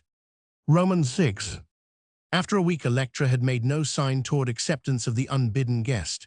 She received Peter sweetly and kindly whenever he went to see her, but he felt they were very far apart. Something had been destroyed, the bubble of pleasure was broken, and as it seemed, for good and all. He strove to find his way back into their lost dream and take her with him, but there was no visible path. Rose spared him questions. She stayed gratefully on, and Granny was delighted with her. Rose had such a way of fitting into circumstance that it seemed an entirely natural thing to have her there, and Peter forgot to wonder even at the pleasure of it. Twice she came in from a walk pale and inexplicably excited, and he knew she had been besieging the scornful lady in the other house. But she kept her counsel. She had never seen Osmond since her coming, though she knew he and Peter had long talks together at the plantation. One night, a cold, unseasonable one, Osmond was alone in the shack, his room unlighted save by the flaring wood. The cabin had a couch, 2 chairs, and a big table, this covered with books. There were books on the wall, and the loft above, where he slept when he was not in his neighboring tent, made a balcony, taking half the room. He was in his long chair, stretched among the shadows, his face lighted intermittently from the fire. He was thinking deeply, his black brows drawn together, his nervous hands gripped on the elbows of the chair. There was a slight tap at the door. He did not heed it, being used to mice among the logs and birds twittering overhead. Then the door opened, and a lady came in. Osmond half rose from his chair, and leaning forward looked at her. He knew her, and yet strangely he had no belief that she was real. It was Rose, a long cloak about her, the hood slipped back from her rich hair. Her face was flushed by the buffeting of the wind, and its moist sweetness tingled with health. It was apparent to him at once that, as he was looking at her in the firelight, she also had fixed his face in the gloom. She was smiling at him, and her eyes were kind. Then she spoke. "I came to see you, Mr. Osmond Grant." Osmond was now upon his feet. He drew a chair into the circle of light. "Let me take your cloak," he said. It seemed to him that no such exciting thing had ever happened. "No, no, it is not wet." She tossed it on the bench by the door, and having put both hands to her hair with the reassuring touch that is pretty in women, she turned to him, a radiant creature smiling out of her black drapery. "But I will sit down," she said. The next moment, he hardly knew how it was, they were there by the fire, and he had accepted her. She was beautiful and wonderful, a thing to be worshipped, and he lost not a minute in telling himself he worshipped her, and that he was going to do it while he was man and she was woman, or after his clay had lost its spirit. Osmond had very little time to think of his soul, because he worked all day in the open and slept hard at night, but it always seemed to him reasonable that he had one. Now it throbbed up, invincible, and he looked at the lady and wondered again at her. The lady was smiling at him. "I wanted to meet you," she said, in her soft, persuasive voice. "You do not come to the house any more." He answered her simply and calmly, with no token of his inward turmoil. "I have not been there for some days." "Is it because I am there? Granny has not needed me. Is it because I am there?" Then he smiled at her, with a gleam of white teeth and lighted eyes. "I have been a little afraid of you," he owned. "Well, you are not now." "No, I am not now. That's what I came here for. She settled more snugly into the chair and folded her hands on her knee. He looked at them curiously, their slender whiteness, and noted with interest that she had no wedding ring. She continued, I got breathless in the house. Grandmother was tired and went to bed. Peter has gone to see his cruel lady. Why do you call her cruel? She will not hold out her hand to me. That simple and audacious candor overwhelmed him. He had never known anything so facile yet direct. It made life incredibly picturesque and full of color. He laughed from lightheartedness, and it came into his head that, in her company, it would be easy to believe as many as 6 impossible things before breakfast. But she was continuing. Do not you find her cruel? Electra, we have not exchanged a dozen words in a year. Why not? I am not a notability. It's not remarkable to raise seeds for sale. But is not she cruel? He thought a moment, and then answered gravely. She is very opinionated, but she has high ideals. She would be unyielding. Has she been unyielding to you? Has not Peter told you? Not a word. I came here expecting her to accept me as her brother's wife. She will not do it. Will not do it, does she say so? She says nothing, but she ignores me. Her cheek took on a deeper flush. She did not look at him, and he followed her gaze into the coals. You are too proud to give her proofs. He hesitated. She stirred uneasily in her chair. Proud, she said bitterly. If I had been proud, I should never have come here at all. But I am here, and she must recognize me. Some dauntless lines had come into the delicate face and made it older. It is absurd, she continued, worse. Here am I living in your house. No, no, he corrected her. Not that it matters. It would be yours just the same, but it's Granny's house. Taking her hospitality, oh, it's a shame, a shame. Peter must make it right with Electra, he ventured. Peter, he has tried too much. Things are not right between them anymore, I know that. Osmond, almost with no conscious will, went back to what he had been thinking when she came in. Peter belongs to your brotherhood. Do not say mine, it is my father's. She spoke with an unguarded warmth. But you belong to it, too. I used to do everything my father told me to, but not now. She looked like a beautiful rebel, the color deepened in her cheeks, her eyes darkening. Osmond could not question her, but he went back to his own puzzle. The trouble is about Peter. His painting has taken a back seat. He talks about the brotherhood little else. She nodded, looking at the fire. I know. I have no objection to his believing in the brotherhood of man. But cannot the brotherhood of man be preserved if we paint our pictures and mind our own business generally? Not while my father leads the procession. He will have no other gods before him. Tell me about your father. She turned on him, a face suddenly irradiated by fun. An unexpected dimple came to light, and Osmond's pulse responded to it. Electra, she said, found time to propose that I should give a little talk on my father. Last night I lay awake rehearsing it. Do you want to hear it? Markham MacLeod is the chief of spoilers. He preaches the brotherhood of man, and he gets large perquisites. He deals with enormous issues. Kingdoms and principalities are under his foot because the masses are his servitors. Money is always flowing through his hands. He does not divert it, but it has, with the cheerful consent of his followers, to take him from place to place, to shed his influence, to pay his hotel bills, and he must live well, mind you, for he has to speak. He has to lead. He is a vessel of the Lord. She had talked on unhesitatingly, straight into the fire. Now, when she paused, Osmond commented involuntarily. How well you speak. Then as quickly, does your father know you think these things? No, she answered.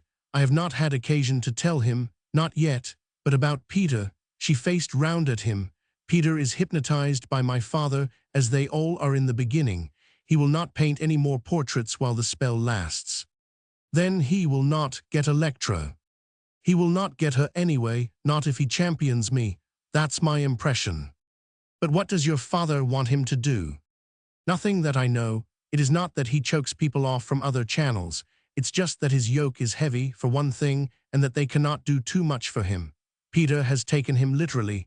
He will sell all he has and give to the poor and live on a crust.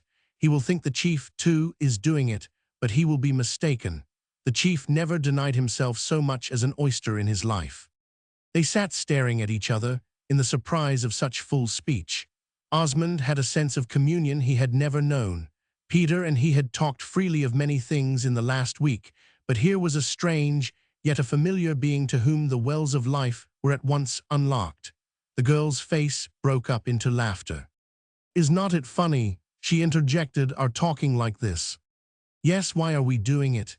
He waited with a curious excitement for her answer. But she had gone, darting at a tangent on what he was to find were her graceful escapes when it was simpler to go that way.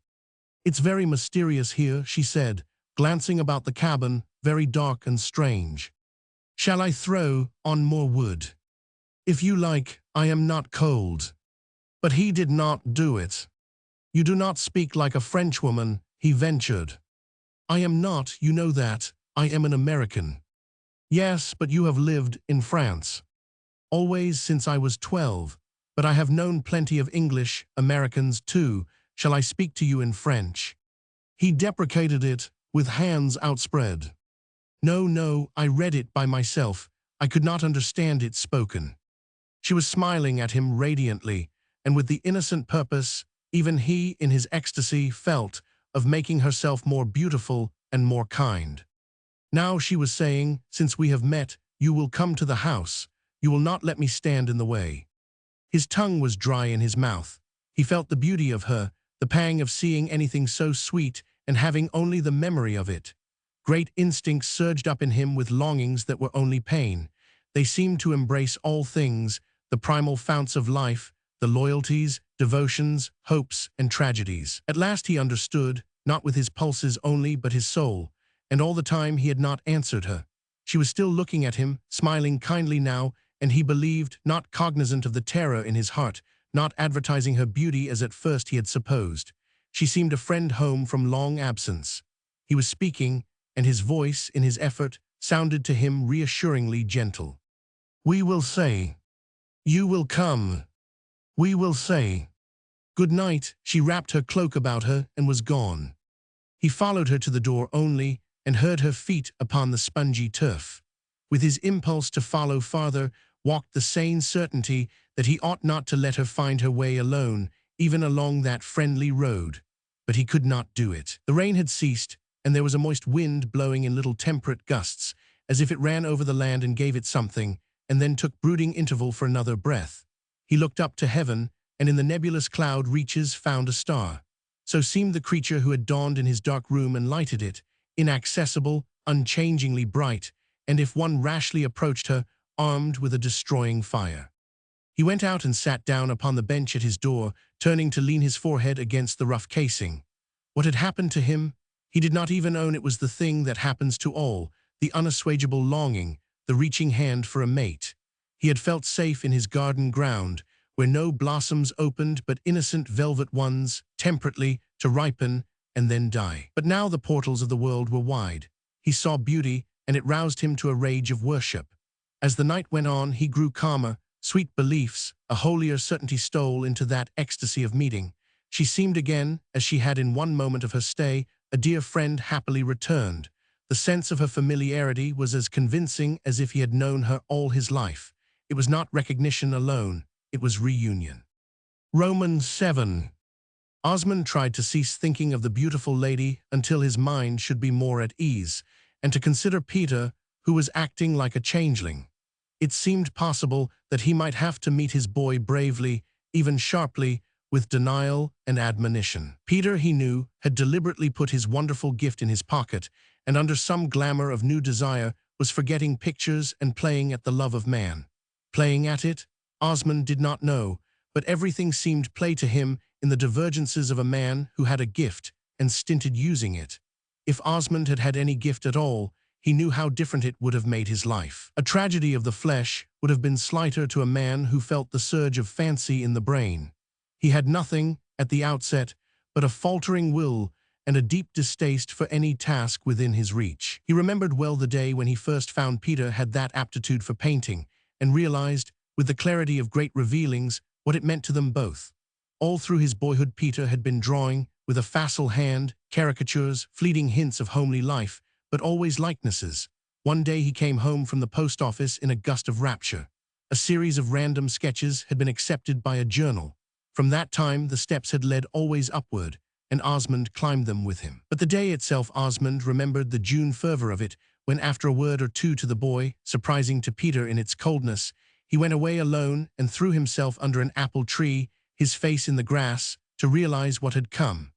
His own life up to this time had seemed to him so poor that the hint of riches dazzled him. He saw the golden gleam, not of money, but of the wealth of being. Peter had the gift, but they would both foster it. Peter should sleep softly and live well. He should have every luxurious aid, and to that end Osmond would learn to wring out money from the ground. That was his only possibility, since he must have an outdoor life. Then he began his market gardening. Grandmother was with him always. She even sold a piece of land for present money to put into men and tools, and the boy began. At first there were only vegetables to be carried to the market. Then the scheme broadened into plants and seeds. He was working passionately, and so on honor and his works were wanted. To his grandmother even he made no real confidence, but she still walked with him like a spirit of the earth itself. He knew, as he grew older, how she had drained herself for him, how she had tended him and lived the hardiest life with him because he needed it. There were 6 months of several years when she took him to the deep woods, and they camped, and she did tasks his heart bled to think of as he grew up and looked at her work-worn hands. But those things which bound them indissolubly were never spoken of. Between them, his infirmity was never mentioned save once when, a boy and then delicate, he came in from the knoll where he had been watching the woodsmen felling trees. His face was terrible to her, but she went on getting their dinner and did not speak. "Granny," he said at last, "what am I going to do?" She paused over her fire and turned her face to him, flushed with heat and warm with mother love. "Sonny," she said, "we will do the will of God." "Did he do this to me?" the boy asked inflexibly. She looked at the mountain beyond the lake, whence, she knew, her strength came hourly. "The world is his," she said. "He does everything. We cannot find out why. We must help him. We must ask him to help us do his will." Then they sat down to dinner, and the boy, strengthening his own savage will, forced himself to eat. He did not think so much about the ways of God as shrewdly, when he grew older, of toughening muscles and hardening flesh. Peter's talents, Peter's triumphs, became a kind of possession with him. Osmond had perhaps his first taste of happiness when Peter went abroad, and Osmond knew who had sent him and who, if the market garden throve, had sworn to keep him there. The allowance he provided Peter thereafter gave him as much pleasure in the making as it did the boy in the using of it. Peter was like one running an easy race, not climbing the difficult steps that lead to greatness. It looked, at times, as if it were the richness of his gift that made his work seem play, not Osmond's fostering. But now, coming home to more triumphs, Peter seemed to have forgotten the goal. He found Osmond one morning resting under the apple tree, his chosen shade. Peter strode up to the spot moodily, angrily even, his picturesque youth well set off by the ease of his clothes. Osmond watched him coming and approved of him without condition, because he saw in him so many kinds of mastery. Peter gave him a nod, and threw himself and his hat on the grass, at wide interval. He quoted some Latin to the effect that Osmond was enjoying the ease of his dignified state. "I have been up and at it since light," said Osmond, smiling at him. "You do not know when sunup is." Peter rolled over and studied the grass. "Are you coming up to see Rose?" he asked presently. Osmond could not tell him Rose had been to see him. "I might," he said, remembering her requisition. "Come soon, maybe you could put an oar in. She needs help, poor girl." "Help to Electra's favor." Peter nodded into the grass. "You could do it better than one. You can do everything better. You must not forget, Pete, that you are the fortunate youth." There was something wistful in his tone. It stirred in Peter old loyalties, old responses, and he immediately wondered what Osmond wanted of him that was not expressed. Osmond had made no emotional demands upon him as to his profession, but Peter always had a sense that his brother was sitting by, watching the boiling of the pot. This was a cheerful companionship when the pot was active, not now as it cooled. He threw out a commonplace at random, from his uneasy consciousness. Art is not the biggest thing, old boy. What is? Now Peter rolled over again and regarded him with glowing eyes. To Osmond, who was beginning to know his temperament better than he had known it in all the years of the lad's journey upon an upward track, that glance told of remembered phrases and a dominating personality that had made the phrases stick. It's to give one man who works with his hands fresher air to breathe, fewer hours' work, a better bed. You are an artist, Pete, do not forget that. I do not, but it is not the biggest thing. If you should paint a picture for that working man to look at while he says his prayers, what then? You do not understand, Osmond, said the boy. Labor is the question of the day. Osmond looked over at a field of seedlings where 5 men with bent backs were weeding and where he himself had been bending until now. He smiled a little. I understand work, boy, he said gently, only I cannot make hot distinctions. The working man is as sacred to me as you are, and you are as sacred as the working man. Peter was making little nosegays of grass and weeds, and laying them in methodical rows. I cannot paint, Osmond, he said abruptly. These things are just crowding me. What things? Capital, labor. Osmond was silent a long time because he had too many things to say, all of them impossible. He felt hot tears in his eyes from a passion of revolt against the lad's wastefulness. He felt the shame of such squandering. To him, all the steps in the existence by which his own being had been preserved meant thrift and penury. He had conserved every energy. He had lived wholesomely, not only for months, but unremittingly for years. His only indulgences had been the brave, temperate ones of air and sleep, and with their aid he had built up in himself the strength of the earth. And here was a creature whose clay was shot through with all the tingling fires of life, whose hand carried witchery, whose brain and eye were spiritual satellites, and he talked about painting by and by. What a hold that man has on you, he breathed involuntarily. Peter swept his little green nosegays into confusion and sat up. His eyes were brilliant. Not the man, he said. It's not the man, it's the facts behind him. Osmond's thought flew back to one night and a girl's reckless picture of her father. It seemed now like a dream, yet it swayed him. What can you do for him? He asked, forcing himself to a healthy ruthlessness. What have you done? For Markham MacLeod. Nothing. What could I do for him? He has done everything for me. What, Peter? Opened my eyes, made me realize the brotherhood of man. Why, see here, Osmond. Osmond watched him, fascinated by the heat of him. He seemed possessed by a passion which could never, one would say, have been inspired save by what was noble. You know what kind of a fellow I have been, all right enough, but I like pleasures, big and little. Well, when I began to listen to MacLeod, I moved into a garret the poorest student would have grumbled at. I turned in my money to the brotherhood. The money I got for the portrait, maybe I should not have asked such a whacking big price. If I had not wanted that money, I turned that in to the brotherhood. Would a fellow like me sleep hard and eat crusts for anything but a big thing? Now I ask you. Osmond sat looking at him and thinking.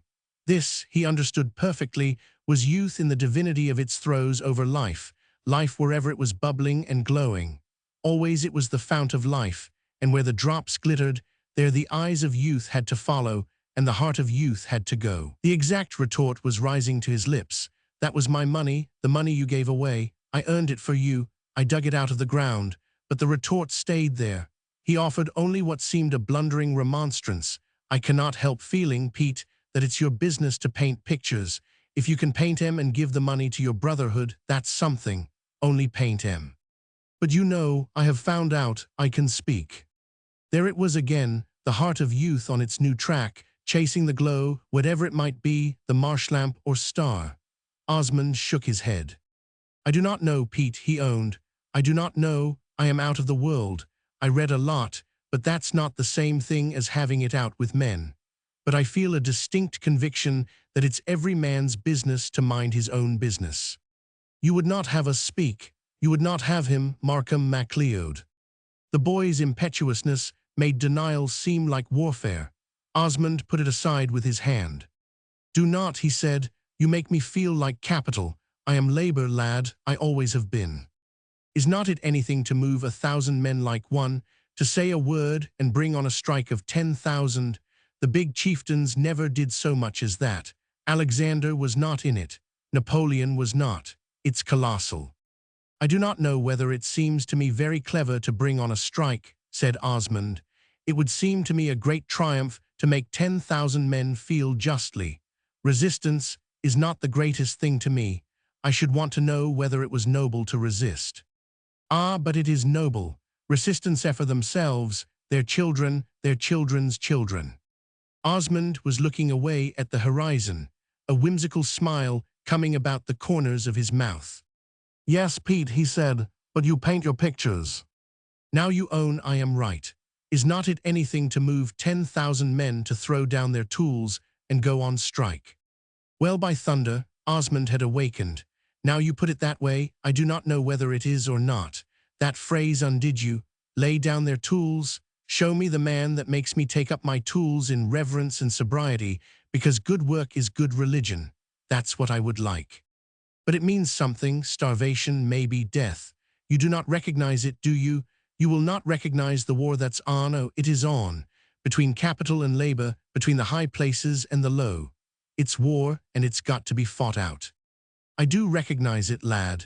He spoke gently, thinking of his own lot, and the hard way through which he had come to his almost fevered championship of whatever was maimed or hurt. Only, Pete, do you know what your opposing forces need? They need Granny. To say it's the will of God. To be wheeled out in her chair and sit at the head of your armies and say, love God, love one another. If they love God, they will listen to him. If they love one another, your strikes will end tomorrow, and your rich man will break bread with your poor one, and your poor one will lose hatred for the rich. You need grandmother. They sat smiling over it. Peter had amazingly cooled. He rose to his feet. Well, he said, I will paint some pictures. Of course, I will paint my picture sometime. There's the brotherhood again. Do not I want to turn in shekels? Do not I want to have it known that such weight as my name carries is going in there? It was Osmond's turn to rage. He, too, rose, and they confronted each other. Osmond spoke. His voice trembled, it seemed with emotion that was not anger, but a fervor for great things. I cannot get it through my head. You can do the thing, and it's I that value it. You can paint pictures, and you would prostitute the thing for money, for reputation. If I had it, if I had that gift. Paused, and shook his head as if he shook a mane. Peter was looking at him curiously. This was passion such as he had never seen in any man. What would you do, old chap? He asked. Osmond was ashamed of his display, but he had to answer.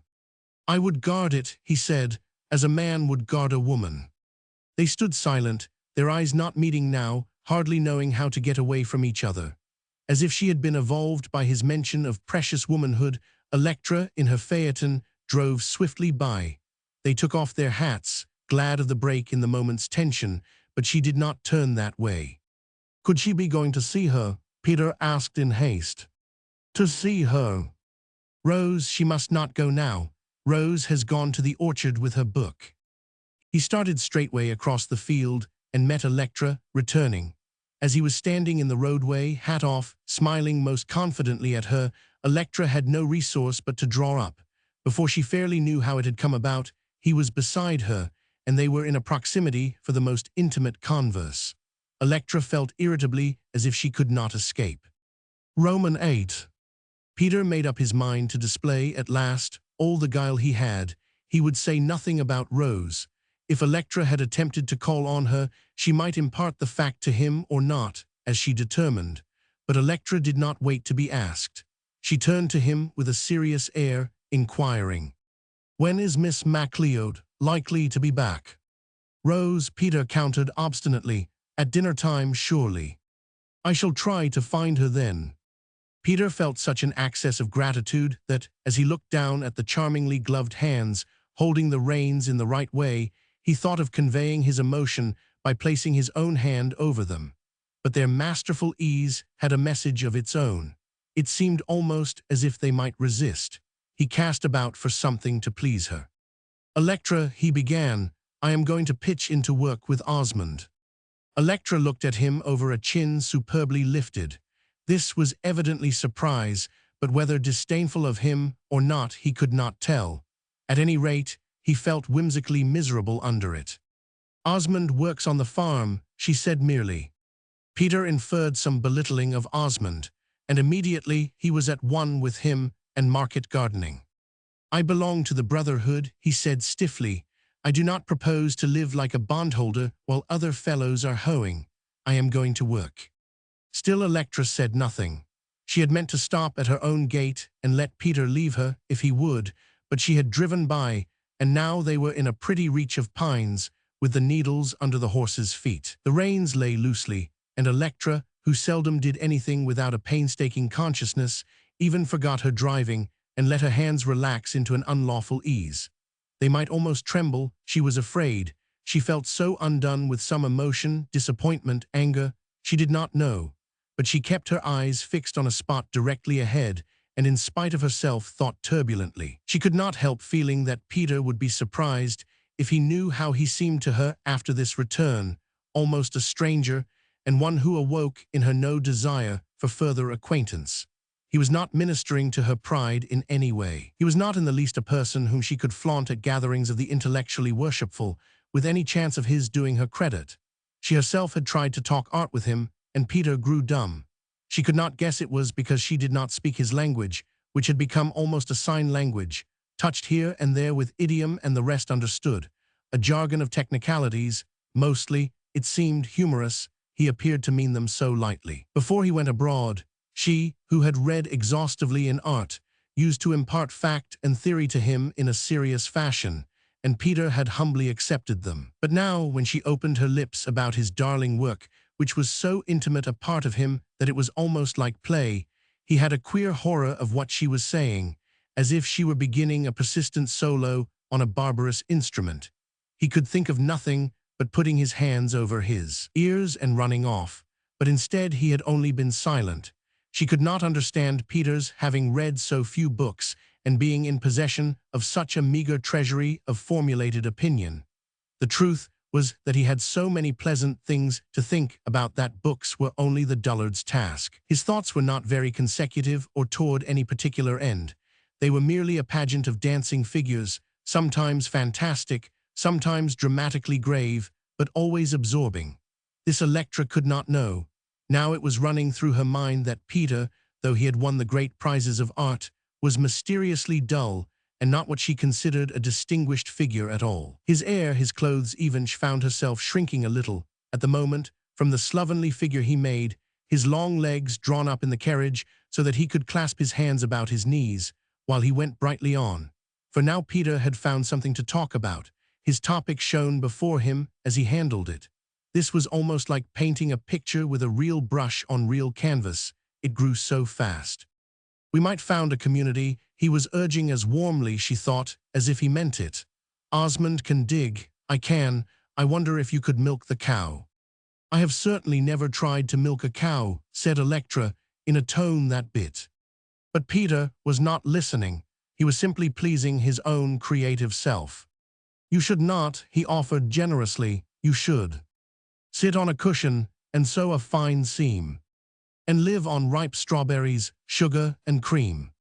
Electra pulled the horse up, and though this was the narrowest bit of road for a mile, turned with a masterly hand.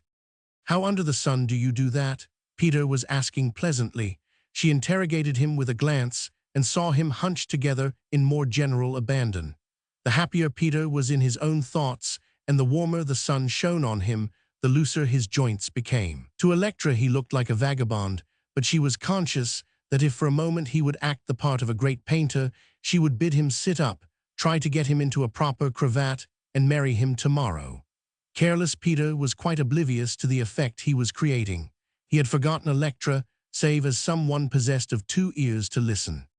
"Turn," he pursued. "How can you turn? I never could. I remember I took you to drive once, ages ago, and I had to keep on in a thunder shower round the 5-mile curve, because I did not dare to let you know I could not cramp the wheel." Electra remembered the day. Peter was timidly worshipful of her then, and she had found that quite appropriate in him. She remembered the lightning, and how satisfied she had been to go round the 5-mile curve. if only to show that she was not timid in a storm. Then it seemed as if Peter had been unable to forgo the delight of having her with him. But now it appeared that he could absently sit there hugging his knees and guying the occasion. "I believe I can cramp the wheel," he was saying sunnily, out of an absolute content in his limitations. "Only I never can remember which rein does it. Can you turn either way, Electra, right or left, one just as well as the other?" Electra could not answer in that vein. "Do not," she said involuntarily. In some moods, Peter had a habit of not waiting for answers. "It's beyond me how they do those things," he was saying. "Drive, ride, swim. Should not you like to be a fish? I should be mighty proud." "Shall I leave you here?" asked Electra, drawing up at his gate. Peter came out of his childish muse. He saw Rose in the garden and knew it was better that Electra should find her alone. "Yes, let me out," he said. "I will run back and see if Osmond is where I left him." Electra also had seen Rose lying in the long chair under the grape arbor and left her carriage at the gate. Rose was in white. A book lay in her lap, unopened. The idle hands had clasped and her eyes were closed. Electra, coming upon her, felt a pang, an inexplicable one, at her loveliness. It seemed half lassitude, not alone to challenge pity, but a renewed and poignant interest when she should awake. At Electra's step her eyes came open slowly, as if there were nothing in that garden ground to move her. Then with a rush of color to the face, her eyes grew large. Life, surprised life, poured in on her, and she had gained her feet with a spring. Before Electra could insist upon her own decorous distance, Rose, with a charming gesture and an insistent cordiality, had her by both hands. "How good of you," she was saying, "how good of you." "Not at all," returned Electra, with a stiff dignity she hated, as not in the least the armor she had meant to wear. "I came to see if you would drive over to the house." This she had not meant to ask, but it seemed easier to deal with problematic characters in the course of motion than face to face and standing. Rose was eagerly ready. "My hat is here," she cried, "and my parasol. I thought I might walk up the road a bit, but it was so hot. How good of you." As they went down the path together, Rose in her slender grace and eager motions the significant note in the garden, Electra felt the irritation of having, for any reason, committed herself to even a short intimacy with her. But presently they were together in the carriage, and Electra spoke. "My grandmother is at home this morning. We have a guest for a few days, Mr. William Stark, of London. I thought you might be interested in meeting them both." "I shall be delighted," returned Rose, still in that warmly impulsive tone. Electra had a strong distaste for unconsidered things. They seemed to her to show lack of poise. Now she was conscious of the inconsistency of proposing that Rose should meet anybody, even Billy Stark. But in the moment of conceiving it, she had remembered that Mr. Stark was a man of the world. He would know an adventuress when he saw one. Afterwards, she would ask him frankly how his judgment had been affected by the siren's song. At the house, she led the way into the vine-shaded sitting-room, where Madame Fulton and Stark had been engaged for an hour in a battle delightful to them both. Madame Fulton sat beautifully upright in a straight-backed chair, and her old friend, with her permission, lay upon a bamboo couch, where he held his eyeglass by its ribbon in one outstretched hand and gesticulated with it, while he urged torrentially upon her the rights of a publisher to the confidence of his author. Now he came to his feet and stood punctiliously. "Ah," said Madame Fulton. She had remembered a little lack in her reception of Rose when, hot and tired from her journey, she had found her in the house. "So here is our young lady again. I have been wondering why we have not seen you, my dear." While Rose, in her grateful sweetness, was bowing over her hand, Electra had said to the gentleman, with the air of its being quite the usual thing to say, "You know all about Markham MacLeod, Mr. Stark. This is the daughter of Markham MacLeod." Somehow, save to Rose, it seemed an adequate presentation, and that instant Stark was bowing before her. "I cannot say Mr. MacLeod," Electra added, with the elaborate grace that fitted what seemed to her that skillful preface. "He is quite too great for that, is not he, Mr. Stark?" Billy had no extravagant opinion of Markham MacLeod. He had rather the natural dubiousness of the inquiring mind toward a man whom the world delighted to honor, and who had, according to dispassionate standards, done nothing as yet, save telling others what to do. We do not say Mr. Browning often, he concurred, certainly not Mr. Shakespeare. But my dear young lady, I do not forgive your father.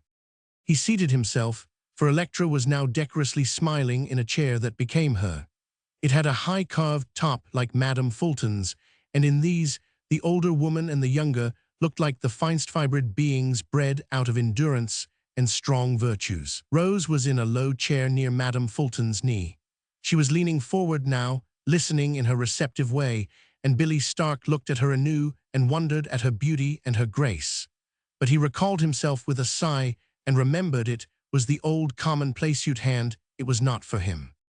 "You do not forgive my father?" she repeated, with a slightly foreign accent that came sometimes upon her tongue, no one knew why, whether to enhance her charm or in unconsciousness. Why? Billy Stark had thrown one of his short legs over the other and held it with his well-kept hand. "He is a renegade," he said. He began to write and stopped writing. You cannot expect a publisher to condone that. Madame Fulton was having a strange pang of liking and envy as she looked at the girl, one such as she never felt over Electra. Rose, for her, too, had youth, beautiful and pathetic also. As the girl only smiled without answering, she said kindly, "Your father got very much interested in people, did not he, my dear? The working classes." "Labor," said Electra, as if it were a war cry. Madame Fulton glanced at her involuntarily, with a satirical thought. Electra had a maternal attitude toward her servants, shown, her grandmother thought, chiefly by interfering in their private lives. She worked tirelessly at clubs to raise money for labor, and she listened to the most arid talks on the situation of the day. But did Electra love her fellowman? Madame Fulton did not know. She had seen no sign of it, but Rose was returning one of her vague answers that always seemed significant and to any partial ear quite adequate. "My father founded what he calls the Brotherhood. He speaks for it, he works for it, but you know that already." Stark nodded. "I know," he said, "it is tremendous. He says to this man, 'Come,' and he cometh, and so on. I should think it would make him lie awake o' nights." "No," said Rose, smiling brilliantly in a way she had when the smile had no honest mirth in it. "My father never lies awake. Responsibility is the last thing he fears." Now Electra was smiling upon her so persuasively that Rose bent toward the look, as if it were a species of sunshine.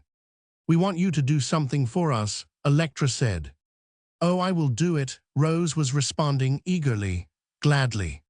"We want you to give us a talk on your father."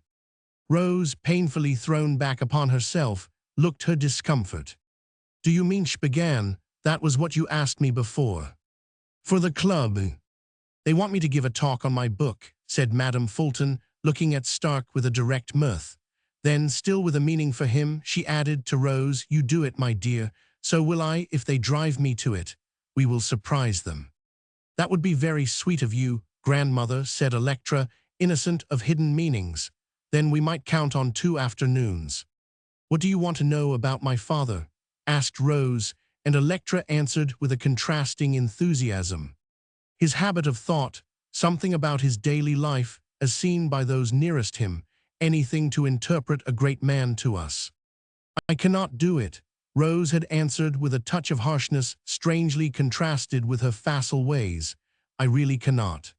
Now she saw why she had been summoned, and her gratitude sobered into dull distaste. She felt cold.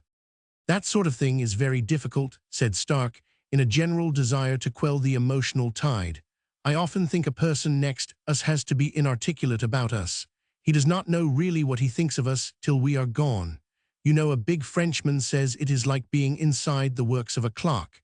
You cannot tell the time there, you have to go outside." Rose was upon her feet, a lovely figure, wistful and mysteriously sad. "I must go back," she said. "Thank you for letting me come." She had turned away when Madame Fulton called to her. "Miss MacLeod." Rose stood, arrested. Madame Fulton continued, "Why not stay to luncheon with us?" The girl did not answer. Apparently she could not.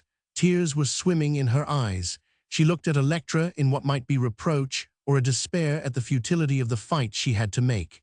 She returned to Madame Fulton and stood before her.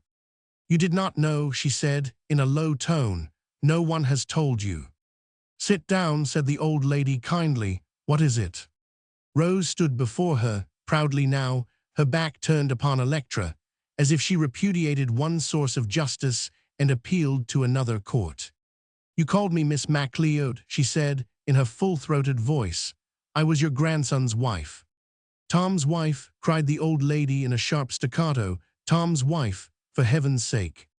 Rose turned from her to Stark with an eloquent insistence.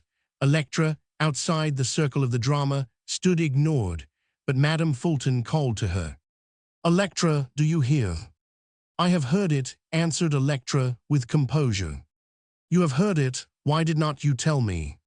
But Electra made no reply. Madame Fulton gave way to her excitement. It seemed to put new blood into her veins. "Sit down here," she said imperiously, pushing forward a chair. Rose sank upon it in a dignified obedience.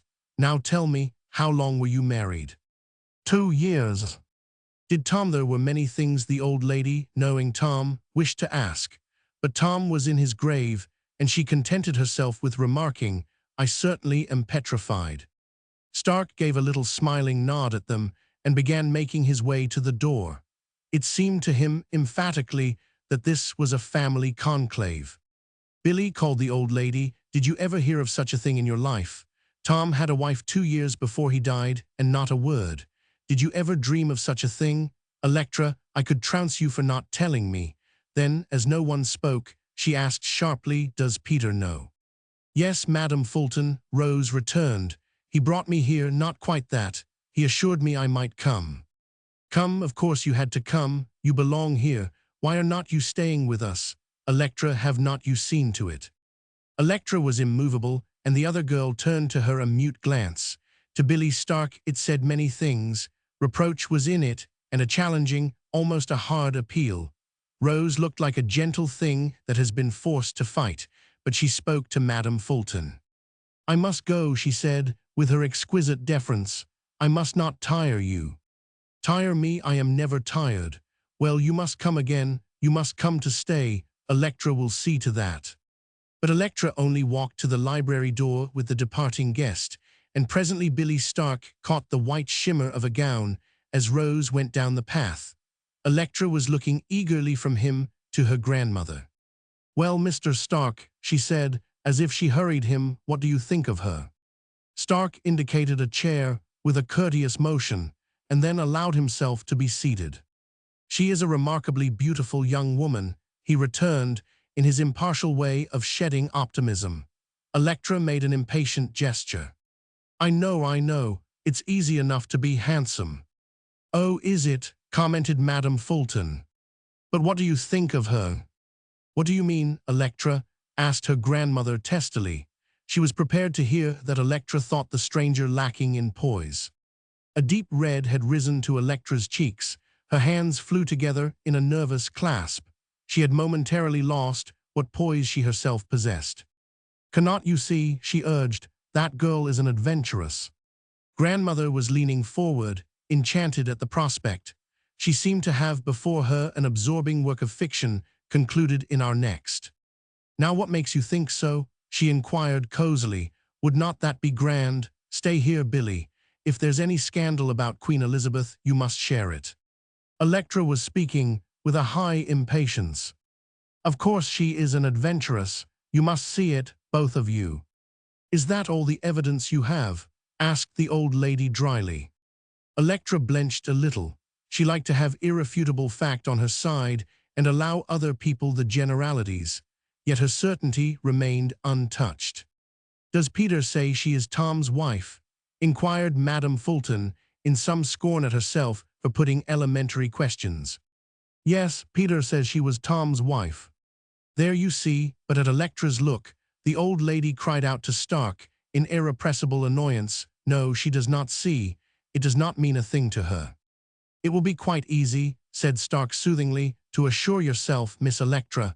She will no doubt tell you where she was married. That can be confirmed at once." "She must present her proofs," said Electra. "I shall not ask for them." "What do you hate the poor girl for?" asked Madame Fulton. "Is it the money? Are you afraid you have got to share with her?" Billy Stark had been nearing the door, and now he was out of the room. "Have you told Peter how you feel about it?" asked the old lady keenly. Electra seemed to herself to be unjustly upon her own defense when she had meant to place the stranger there. "He knows it, grandmother." She spoke as impatiently as decorum would allow. The old lady watched her for a moment steadily, then she inquired, "Do you know what's the matter with you, Electra?" "With me, grandmother?" "You are jealous, child. You are jealous of Peter because the girl's so pretty." Electra stood still, the color surging over her face. She felt out of doors for all the world to jeer at, and without the blameless habit of her life. Nothing, Electra told herself, even at that moment, had the value of the truth.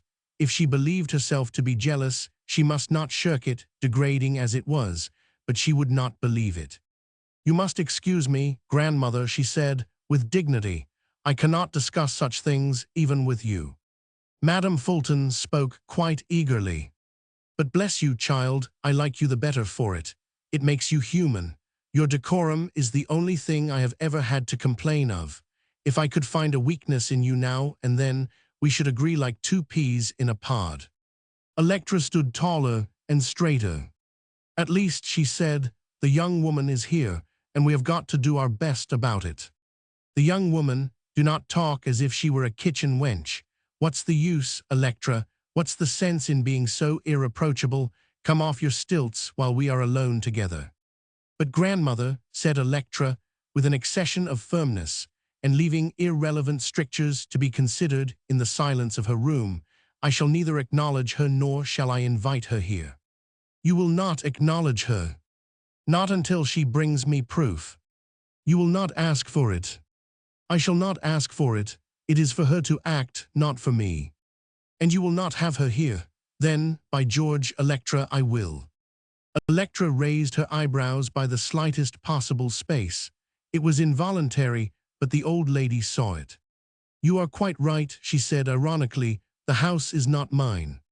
"The house is yours to do exactly as you please with it," said Electra, with an instant justice instinct, even with a dutiful warmth.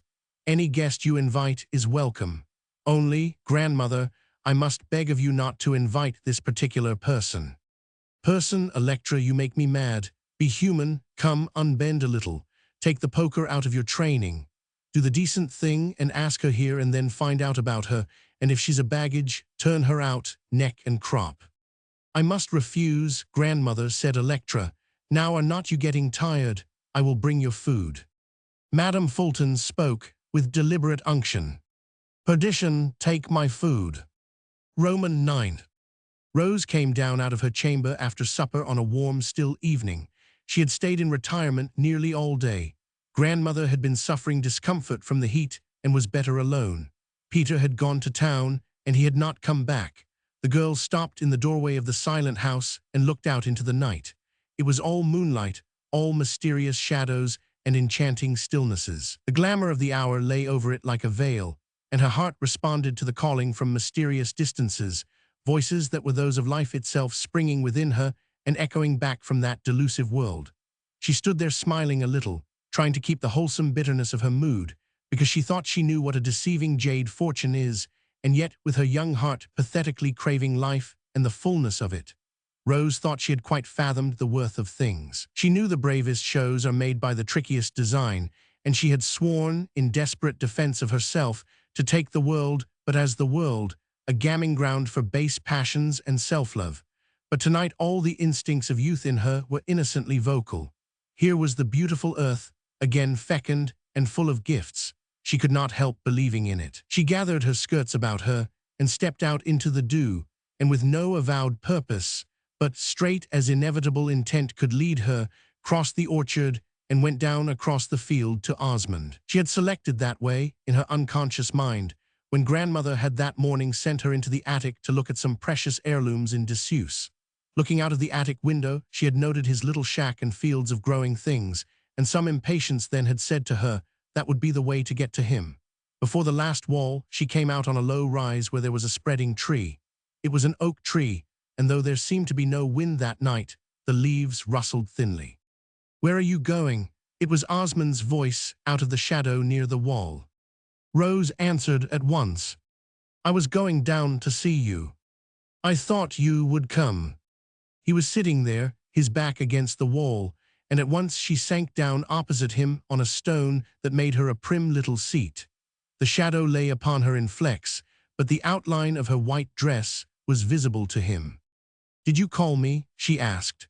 There was no trace of her unrest of the moments before, either in her manner or in her own happy consciousness.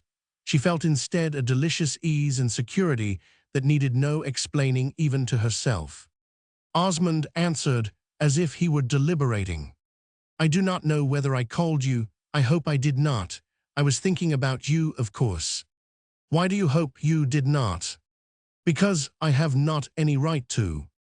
Does not my coming prove you had a right to? You see, you did call me, and I came. After a moment, he answered irrelevantly. I am a cowardly sort of chap. When I feel like calling you, I choke it down. I do not want to get the habit of you. Why not? One reason: it will be so difficult when you go away. A sense of freedom and happiness possessed her.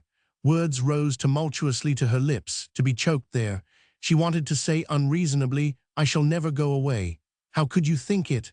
But instead she asked, with a happy indirection, where am I going? He, too, answered lightly. How should I know? Back into your cloud, I guess, dear goddess. The last words were very low, and to himself, but she heard them. Instantly and against all reason, she, who had never meant to be happy again, laughed ecstatically. Think, she said, a month ago I did not know you were in the world. Oh yes, you 999. Peter told you he had a kind of a brother that worked on the farm, but I did not know you were in the world. Of course, she deliberated softly, I knew Peter had a brother, but I did not know it was you. The moonlit air was as beguiling to him as it was to her. Everything was different and everything was possible. He put his hand to his head and tried to recall old prudences. In vain.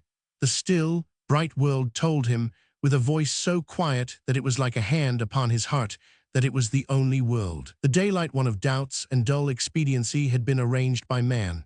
This was the home of the spirit. For a moment he felt himself drowning in that sea of life. Then, perhaps lifted by his striving will, he seemed to come out again to the free air that had touched him at her coming. Again he was at peace and incredibly exalted. He tried to bring lightness into their talk. I suppose, said he, you are one of the charmers. What do you mean by charmers? Do not ask me what I mean when you know. If you do that, we shall forget our language. What do you mean by our language? Yours and mine. Do not you hear it going on, question and answer, all the time our tongues are talking? Those are the things we never can speak out loud. Yes, I hear them, but I could not tell what I hear. Of course you could not. Only when we really speak with our lips, we must tell each other the truth. If we do not, we shall jar things, then the other voices will stop. When she spoke, her words had a note of pain, mysteriously disproportioned, he thought, to the warning he had given. I do not think I have told you what was not true, she faltered. Life had gone out of her. The tenderest comforting seemed to him too harsh for such pathetic sorrow, but he clung to his lighter, safer mood. We have simply got to tell each other the truth. When we do not, it's like the clanging of 10,000 bells. Of course that drowns the other voices. So when I ask you if you are one of the charmers, you must not ask what I mean, you must answer. She began to laugh. His heart rejoiced at it. Yes, she owned gleefully, yes, I am. That's a good lady. You are very beautiful too, are not you? Yes, she corroborated. Oh, I would swear to anything. If it's true, he corrected her. What are your accomplishments, missy? Do you play the piano? For his life, Osmond could not have told why he addressed her as he did, or how he got the words. Some strange self seemed to have sprung up in him, a self that had a language he had not learned from books nor used to woman. The new self grew rapidly. He felt it wax within him. It was loquacious, too. It seemed to have more to say than there would be time for in a million years, but he gave it head. I play a little, said Rose. She was meeting him joyously. I sing, too. Yes, you sing, I guess that. let me hear you." At once she folded her hands on her knees and sang like a child in heaven with the art that is simplicity. She sang Nous en irons plus oh boys, and Osmond felt his heart choking with the melancholy of it. His own voice trembled when he said, "You must not sing that often, it's too sad." "Are we never to be sad?" She asked it in a quick tone full of eager confidence, as if whatever he told her was bound to come to pass. "Not when we are together." Premonition chilled him there. Why should they ever be together again? Why was it not possible that this was his one night, the first and the last? So if it was to be the last, he would taste every minute of it and make it his to keep. "Well," he said consideringly, "so you are a charmer. You can charm a bird off a bush. That would be one of the first tricks." She answered, in what he saw was real delight. "I can try. Want me to?" "No, no. You cannot tell what will become of the bird in the end." His voice sounded to her ineffably sad. Eager words rose again to her lips, and again she held them back, even against the glamour of that light and air. "You broke your promise to me," she adventured presently. "What promise?" "You said you would come to the house." "I said I might." He spoke with an embracing tenderness, as if to a child. She fancied he was smiling at her through the dusk. "Besides," he continued, "I shall not come to see you there anyway. I have decided that." "Why not?" "This is better. This tree." It seemed quite just and natural that she should meet him there. Why should she disclaim it? "But you will not go to the house to see your grandmother." "Oh, I see Granny. She wakes before day. We have a little talk every morning while you are asleep. The last time has stopped." "Well," she urged him. "The last time I passed your door, I heard your step inside. When I went out at the front door, I heard you on the stairs." It had apparently enormous significance to him. "The next morning I came earlier," said Osmond in a low tone, "but I dropped a handful of rose leaves at your sill." "I saw them scattered, rose leaves. For you to step on." There was a moment's silence. "But I did not," she said. "I did not step on them." "What did you do?" "I gathered them up very carefully in my handkerchief and left them in my bureau drawer." "Now," why spoke curiously, "did you do that?" "I hate to throw away flowers. They are precious to me." There was silence again, and then he said reprovingly, "No, you must not do that." "Do what?" "You must not get up earlier to catch me scattering my rose leaves. That would not be fair." "That was what I was thinking." She mused a moment. "No, I suppose it would not be fair. You see, we shall have to play fair every minute. That's the way to be good playmates." "That's what we are, is not it, playmates?" "It's about the size of it."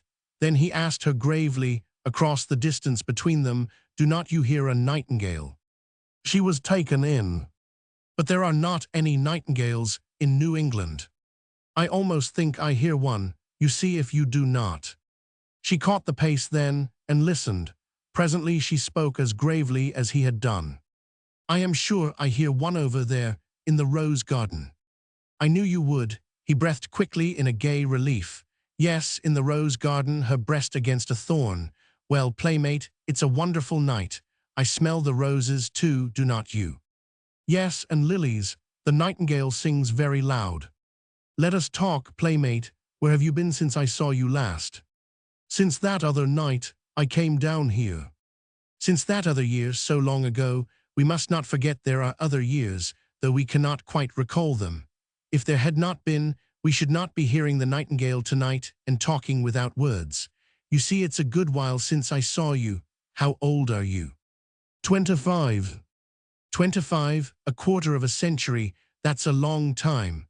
Well, what have you been doing all that 25 years? She seemed to shrink into herself, as if a hand had struck her.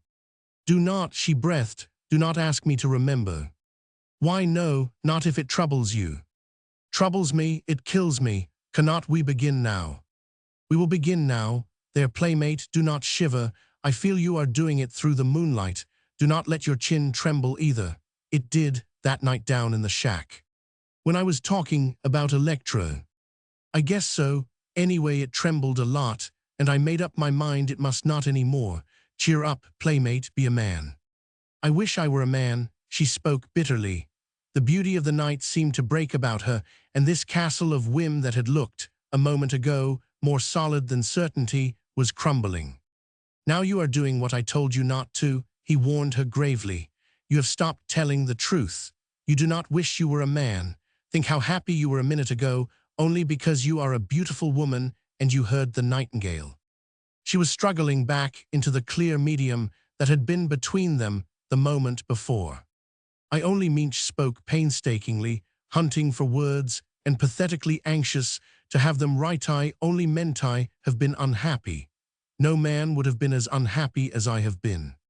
Osmond smiled a little to himself, in grave communing. The uphill road of his life presented itself to him as a thorny way so hard that, if he had foreseen it from the beginning, he would have said it was impossible. But at the same instant he remembered where it had led him. He had come out into clear air, he was resting in this garden of delight. And she, too, was resting. He knew that with a perfect certainty. We have begun over, he warned her. We do not have to remember. See the moon driving along the sky. We are going with her fast. Look at her, playmate. She looked up into the sky, where the moon seemed to be racing past more stable clouds. It was as if their spiritual gaze met there, to be welded into a mutual compact. This was the ecstasy of silence. Presently a sound broke it, a whistle loud and clear from the other field. Osmond was at once upon his feet. Come, he said, we must go. There's Peter. But why must we go? She was struggling out of her trance of quietude, almost offended at his haste. Come with me, we will meet him in the field. It is too splendid here. This is our castle under the tree. Do not you know it is? We cannot ask anybody in note, even Peter. Not even Peter. She tried to say it gaily, but a quick sadness fell upon her as she rose and went with him along the path. The moon had gone into a cloud, and a breath sprang up. The night was cooler. That other still languor of too great emotion seemed like something generated by their souls, and dissipated when they had to come out of the world of their own creating. All her daily fears rose up before her in anticipation. She was again alien here in her own land, and Electra was unkind to her. But there was a strange confidence and strength in knowing this silent figure was at her side. Courage, playmate, he said, as if he knew her thought. We shall think this night over, shall not we? Yes, when her voice failed her. Every night, he said, with an unchanged assurance that amazed her like the night itself. I shall be there every night. If you do not come, he never mind. If you come, his voice stopped as if something choked it. Then he went on heartily, the house will be there under the tree, the playhouse. Nobody will see it by day, you know. Nobody'll run up against it by night, but you have got the key. There are only two, you know. You have one, I have the other. And here's Peter. The whistle had come nearer, clear and pure now like the pipe of Pan. Peter stopped short. Rose, he cried. Osmond, what is it? Some accident seemed to him inevitable. Nothing else could have brought about this meeting. Osmond answered, stopping as he did so when Peter turned to join him. I will go back now you have come, Peter. We were taking our walks abroad, so we met. Good night, good night. It seemed a separate and a different farewell to each of them, and he walked away. Peter stood staring after him, but Rose involuntarily glanced up to heaven to see if the moon, out of her cloud now, would give again the radiant assurance of that other moment. She longed passionately for an instant's meeting even so with the man who had gone. Then an exalted calm possessed her. She and Peter were walking rather fast along the path. He had been talking, and she was conscious that she had not heard. Now a name arrested her. Had you met him before? He was asking Osmond. Her old habit of elusive courtesy came back to her. She laughed a little. We have not really met now, have we? She responded pleasantly. He said he was afraid of you. Peter put it bluntly, out of his curiosity and something else that was not altogether satisfaction. He was not jealous of Osmond. He could not be more than of a splendid tree, but there was a something in the air he did not understand. He felt himself pushing angrily against it, as if it were a tangible obstruction. He was afraid of you, he continued blunderingly, because you are a Parisian. Rose laughed again, with that beguiling gentleness. But he spoke first, I believe, she explained carelessly. I was walking along and he asked me where I was going. What were you talking about? Peter's voice amazed him as it did her. It was rough, remonstrating, he realized immediately, like the mood that engendered it. He was shocked at himself and glad she did not answer. Instead, she gave him her hand that he might help her over the low wall. See, she said, your grandmother has a light in her room. She is lying in bed reading good books. Does she read them to you? A little word, sometimes, when I go in to say good night. Granny's a saint. Yes, and better, she's a beautiful granny. When they stepped into the hall, Peter, under the stress of his inexplicable feeling, turned to look at her. Instantly, the eyes of the man and of the artist agreed in an amazed affirmation. The artist in Peter got the better and gave him authority. Wait a minute, he bade her, stand there. She obeyed him and looked inquiringly yet languidly. The angry man in him told him at once that she could obey because she was indifferent to his reasons for commanding her. Out of that indifference, she stood and looked at him, kind, friendly, yet as far from him as the remoter stars. He stared at her and thought of brush and canvas. Never had he seen a woman so alive. Her eyes, her wayward hair, her very flesh seemed touched with flame. Her lips had softened into a full curve, strange contrast to their former patient sweetness. The pupils of her eyes, distended, gave her face a tragic power. As he gazed, that wild, bright beauty seemed to fade. Her eyes lost their reminiscent look and inquired of him sanely. The lips tightened a little. Her languor gave place to a steady poise. Now she shook her head with a pretty motion, as if she cast off memories. Do I look nice tonight? She said kindly, as if she spoke to an admiring boy. Do you want to paint me? Peter turned aside with an exclamation under his breath. He had never, again he told himself, seen a woman so alive, so radiating beauty as if it bloomed and faded while he looked at her. She was beginning to mount the stairs. Good night, she called back to him with her perfect kindliness. Good night, Peter. Thanks. Madam Fulton and Billy Stark sat in the library, wrangling. I say she will come, said Madam Fulton. I say she will not, replied Billy with a hearty zest. No woman of self-respect would. Maybe she has not self-respect. Oh, you go away, Florrie. Of course she has, any girl as pretty as that. Madam Fulton looked at him smilingly. There were few left, nowadays, to call her Florrie. You see, Electra never in the world would have invited her, she continued. I simply did it, and she had to confirm it or appear like a brute. Electra will not do that. She's willing to appear like a long and symmetrical icicle, but not a brute. That was it. She had boldly asked Rose to luncheon, and then told Electra she had done it. Now it was 15 minutes to the time, and the hostess had not appeared. Madam Fulton looked up from her work. There was a laughing cherub in each eye. Her work, let it be said, was no work at all, only a shuttle plying in and out mysteriously and lyingly doing the deed known as tatting. She usually tied knots and had to begin over. Still, as she said, she liked the motion. There was a reporter here yesterday, she remarked, watching the effect on Billy. The mischief there was, what for? To see me, to ask about the book. You did not talk to him. Oh yes, I did. What did he ask you? Everything, nearly. He wanted to see the abolitionist letters I had quoted. What did you say? I refused. I told him they were sacred. Did he suspect them? Was that his idea? Oh dear, no. He wanted to reproduce some of the signatures. Then he asked me about my novels. What about them? How I used to write them if the characters were taken from life. I said every time. Florrie, what a pirate you are. Then his eyes sharpened up like knives, and he wanted to know about the originals. Dead, I said, years and years ago. You did not use to be a freebooter, Florrie. You were just a bright girl. Of course I did not. I was walking Spanish then. I was on my promotion. I always had faith life would do something for me if I would speak pretty and hold out my tear. I held my tear a great many years and nothing dropped into it. I'm an awful example, Billy, of what a woman can become when she's had no fun. This may seem to you insanity. It is not. It's the abnormal and monstrous fruit of a plant that was not allowed to mature at the right time. I am a mammoth squash. What did you tell him about your novels? I told him they were not written. They wrote themselves. My characters simply got away from me and did things I never dreamed of. I said they were more alive to me than people of flesh and blood. Do you suppose he put in all that? I know he 999. Have you seen the paper? No. Why not? I have not dared to look. Billy Stark glanced at the floor as if he wanted to get down and roll. Then he lay back in his chair and went gasping off. Madame Fulton watched him seriously, that unquenchable spark still in her eyes. I do not know what you can do next, said Billy, getting out his pocket handkerchief, unless you become engaged to me. Madame Fulton laid down her tatting to look at him in a gentle musing.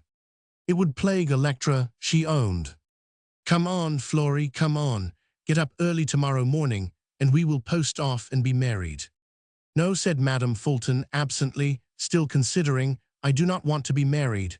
Harsh measures never did attract me, but I would like very well to be engaged.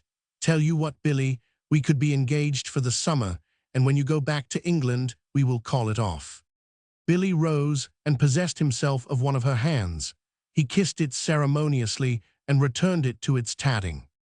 You do me infinite honor, he announced, with more gravity than she liked. Do not get too serious, Billy, she said quickly. It will remind us of being young, and mercy knows that is not what we want. May I inform your granddaughter?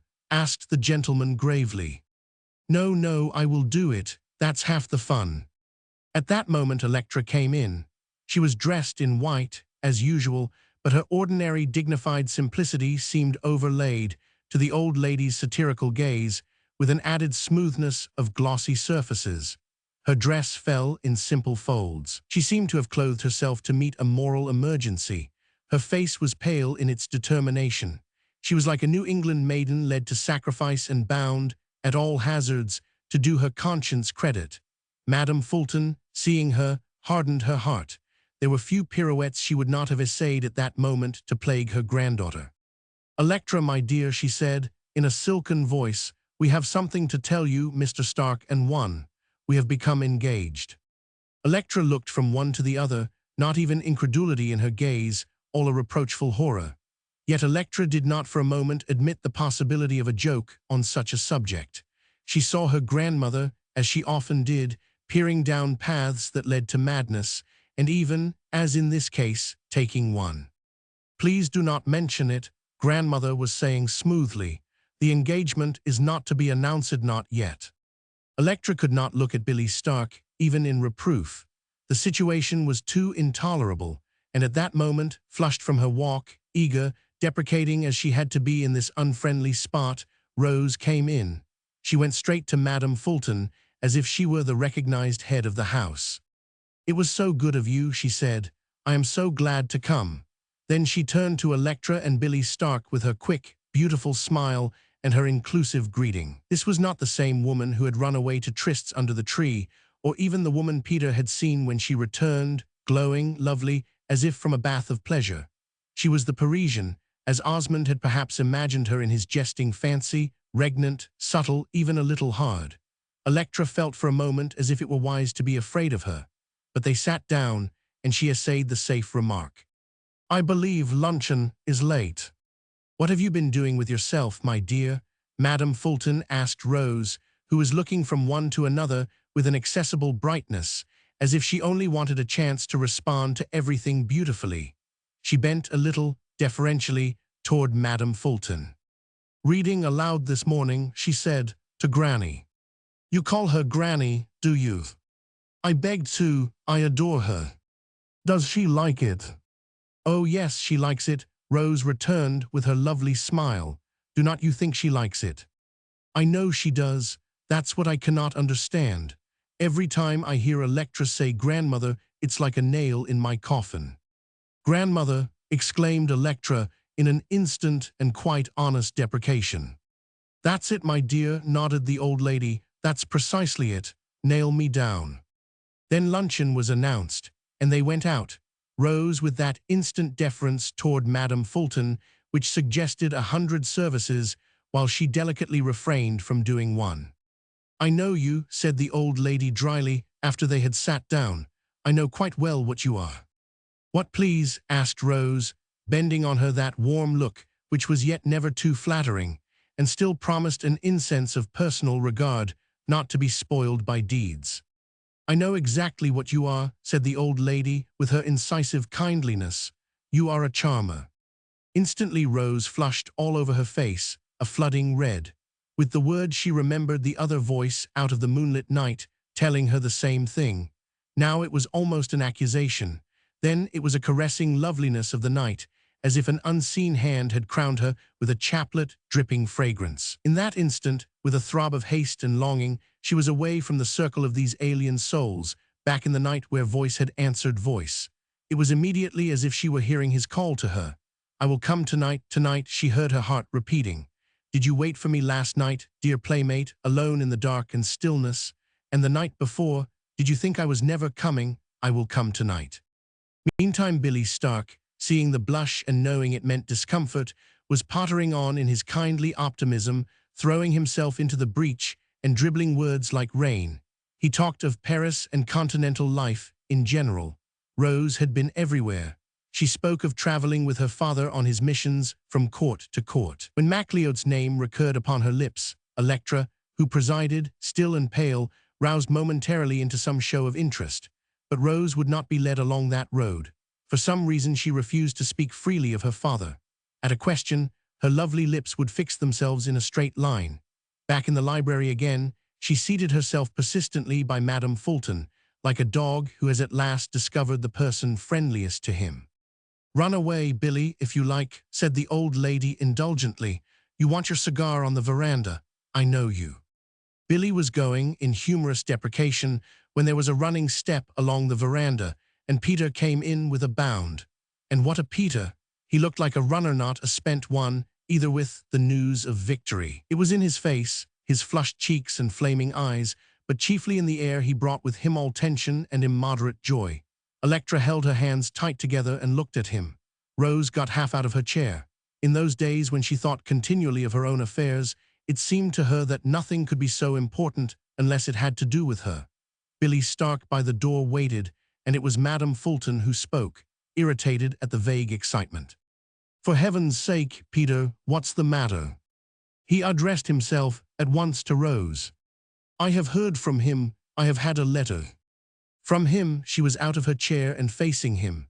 For the moment, with that hidden communion with Osmond hot in her heart and sharp in her ears, she had almost cried, "Osmond." But he went on.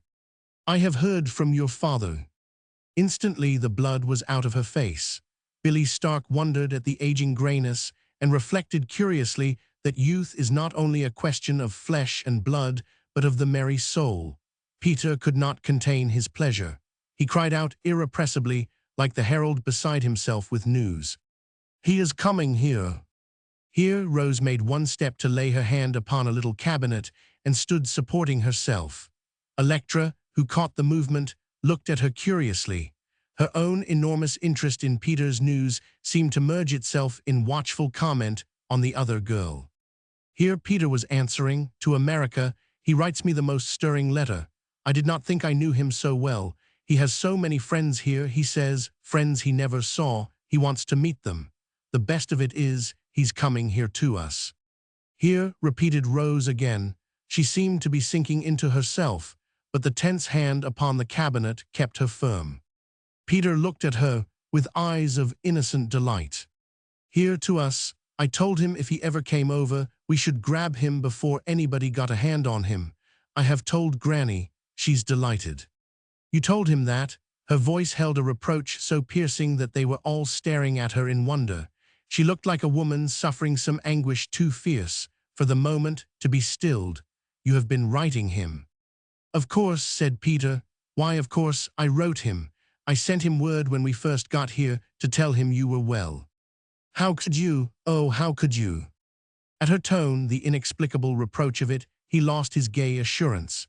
Peter forgot the others.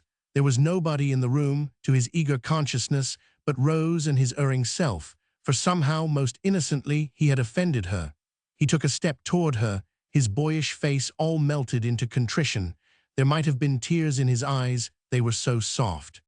"Sit down," he implored her. "Rose, what have I done?" It was like a sorry child asking pardon. Electra gave him a quick look and then went on watching. At the tone, Rose also was recalled. She shook herself a little as if she threw off dreams. Her hand upon the cabinet relaxed. Her face softened, the pose of her body yielded. She seemed almost, by some power of the will, to bring new color into her cheeks. Peter had drawn forward her chair, and she took it smilingly. "I am not accustomed to long-lost fathers appearing unannounced," she said whimsically. "Dear me, what if he brings me a Paris gown?" But Peter was standing before her, still with an air of deep solicitude. "It was a shock, was not it?" he kept repeating. "What a duffer I am." "It was a shock," said Electra, with an incisive confirmation. "Mayn't I get you something? A glass of wine?" Rose looked at her quite pleasantly, before Peter had time to begin his persuasive recommendation that she should spare herself. "Let me take you home," he was urging. It was as if Rose had been drawing draughts from some deep reservoir, and now she had enough to carry her on to victory. "No, no, Peter," she denied him. "I will not go home." "Thank you, Electra." A delicate frown wrinkled Electra's brows. The girl had never used her familiar name before. "Thank you, I will not have any wine." "Well, my father is coming. Let's hope he will not turn the country upside down and keep the trains from running. Get in your supplies, all of you. He may instigate a strike, and if the larder is not full, you will starve." "Stop the trains," repeated Electra, who was not imaginative. "Why should he stop the trains?" "Ah, Miss Fulton, you do not know my father," Rose answered gaily. She had seen that tiny frown punctuating her first familiarity and took warning by it. "Do not you know how, in great gardens, you can take a key and turn on the fountains? Well, my father can turn on strikes in the same manner. He has the key in his pocket." Electra warmed, in spite of herself. "I should like us," hesitated. "You would like to see him do it? You may, perhaps you will. We will sit in a circle and point our thumbs down, and all the bloated capitalists shall go in and be killed." She was talking, at random, out of a tension she might not explain. Billy Stark, the coolest of them, saw that Madame Fulton had some vague inkling of it. Billy, as usual, began talking, but Rose had risen.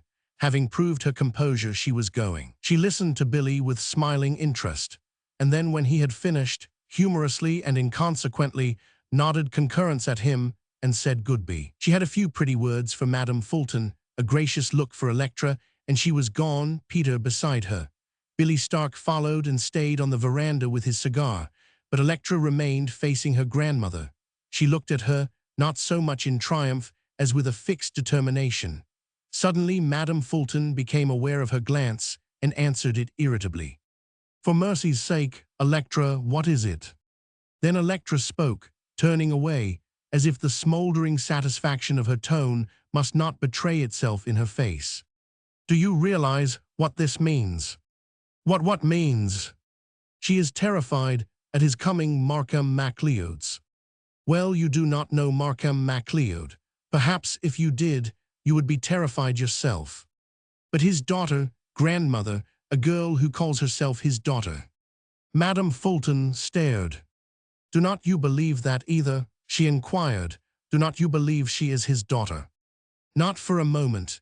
Electra had turned and was walking toward the door, all her white draperies contributing to the purity of her aspect. Madame Fulton continued, in the same inadequacy of amaze. "But Peter knows it. He knew them together." "Peter knew her with Tom," said Electra conclusively. "One proof is worth as much as the other." At the door she turned, almost a beseeching look upon her face, as she remembered another shock that had been dealt her. "Grandmother," she said. "Well, you spoke of Mr. Stark." The old lady's thought went traveling back, then her face lighted. "Oh," she said, "yes, I know. I am engaged to Billy." Grandmother Electra blushed a little, painfully. "You cannot mean, Grandmother. Are you going to marry him?" Madame Fulton laid her head back upon the small silk pillow of her chair. She never owned to it, but sometimes the dull hour after luncheon brought with it a drowsiness she was ceasing to combat. She smiled at Electra, who seemed very far away from her through the veil of that approaching slumber and through the years that separated them. "We shall not marry at once, Electra," she said, dropping off while the girl looked at her. "Not at once. I expect to have a good many little affairs before I settle down. Zoe. On the way back to the house, Peter kept looking solicitously at Rose, breaking now and then into quick regrets. "What have I done?" he asked her in his impetuous stammer. "Should not I have written to your father? Rose, what have I done?" She seemed not to hear him. Her face had a strained expression, the old look he remembered from the days of Tom's illness and her not quite natural grief. Then she had never given way to the irrepressible warmth of sorrow, like a loving wife. She had seemed to harden herself, and that he accounted for by his knowledge of Tom's hideous past. The woman had known him, Peter reflected, from illuminating intercourse, and his death meant chiefly the turning of a blotted page. But now, over her bloom of youth was the same shadowing veil. She was not so much a woman moved by strong emotion as made desperate through hidden causes. Still, he besought her to forgive him, finally to look at him. Then she wakened. "It's all right, Peter," she said absently. "It had to be." But still he saw no reason for her blight and pain.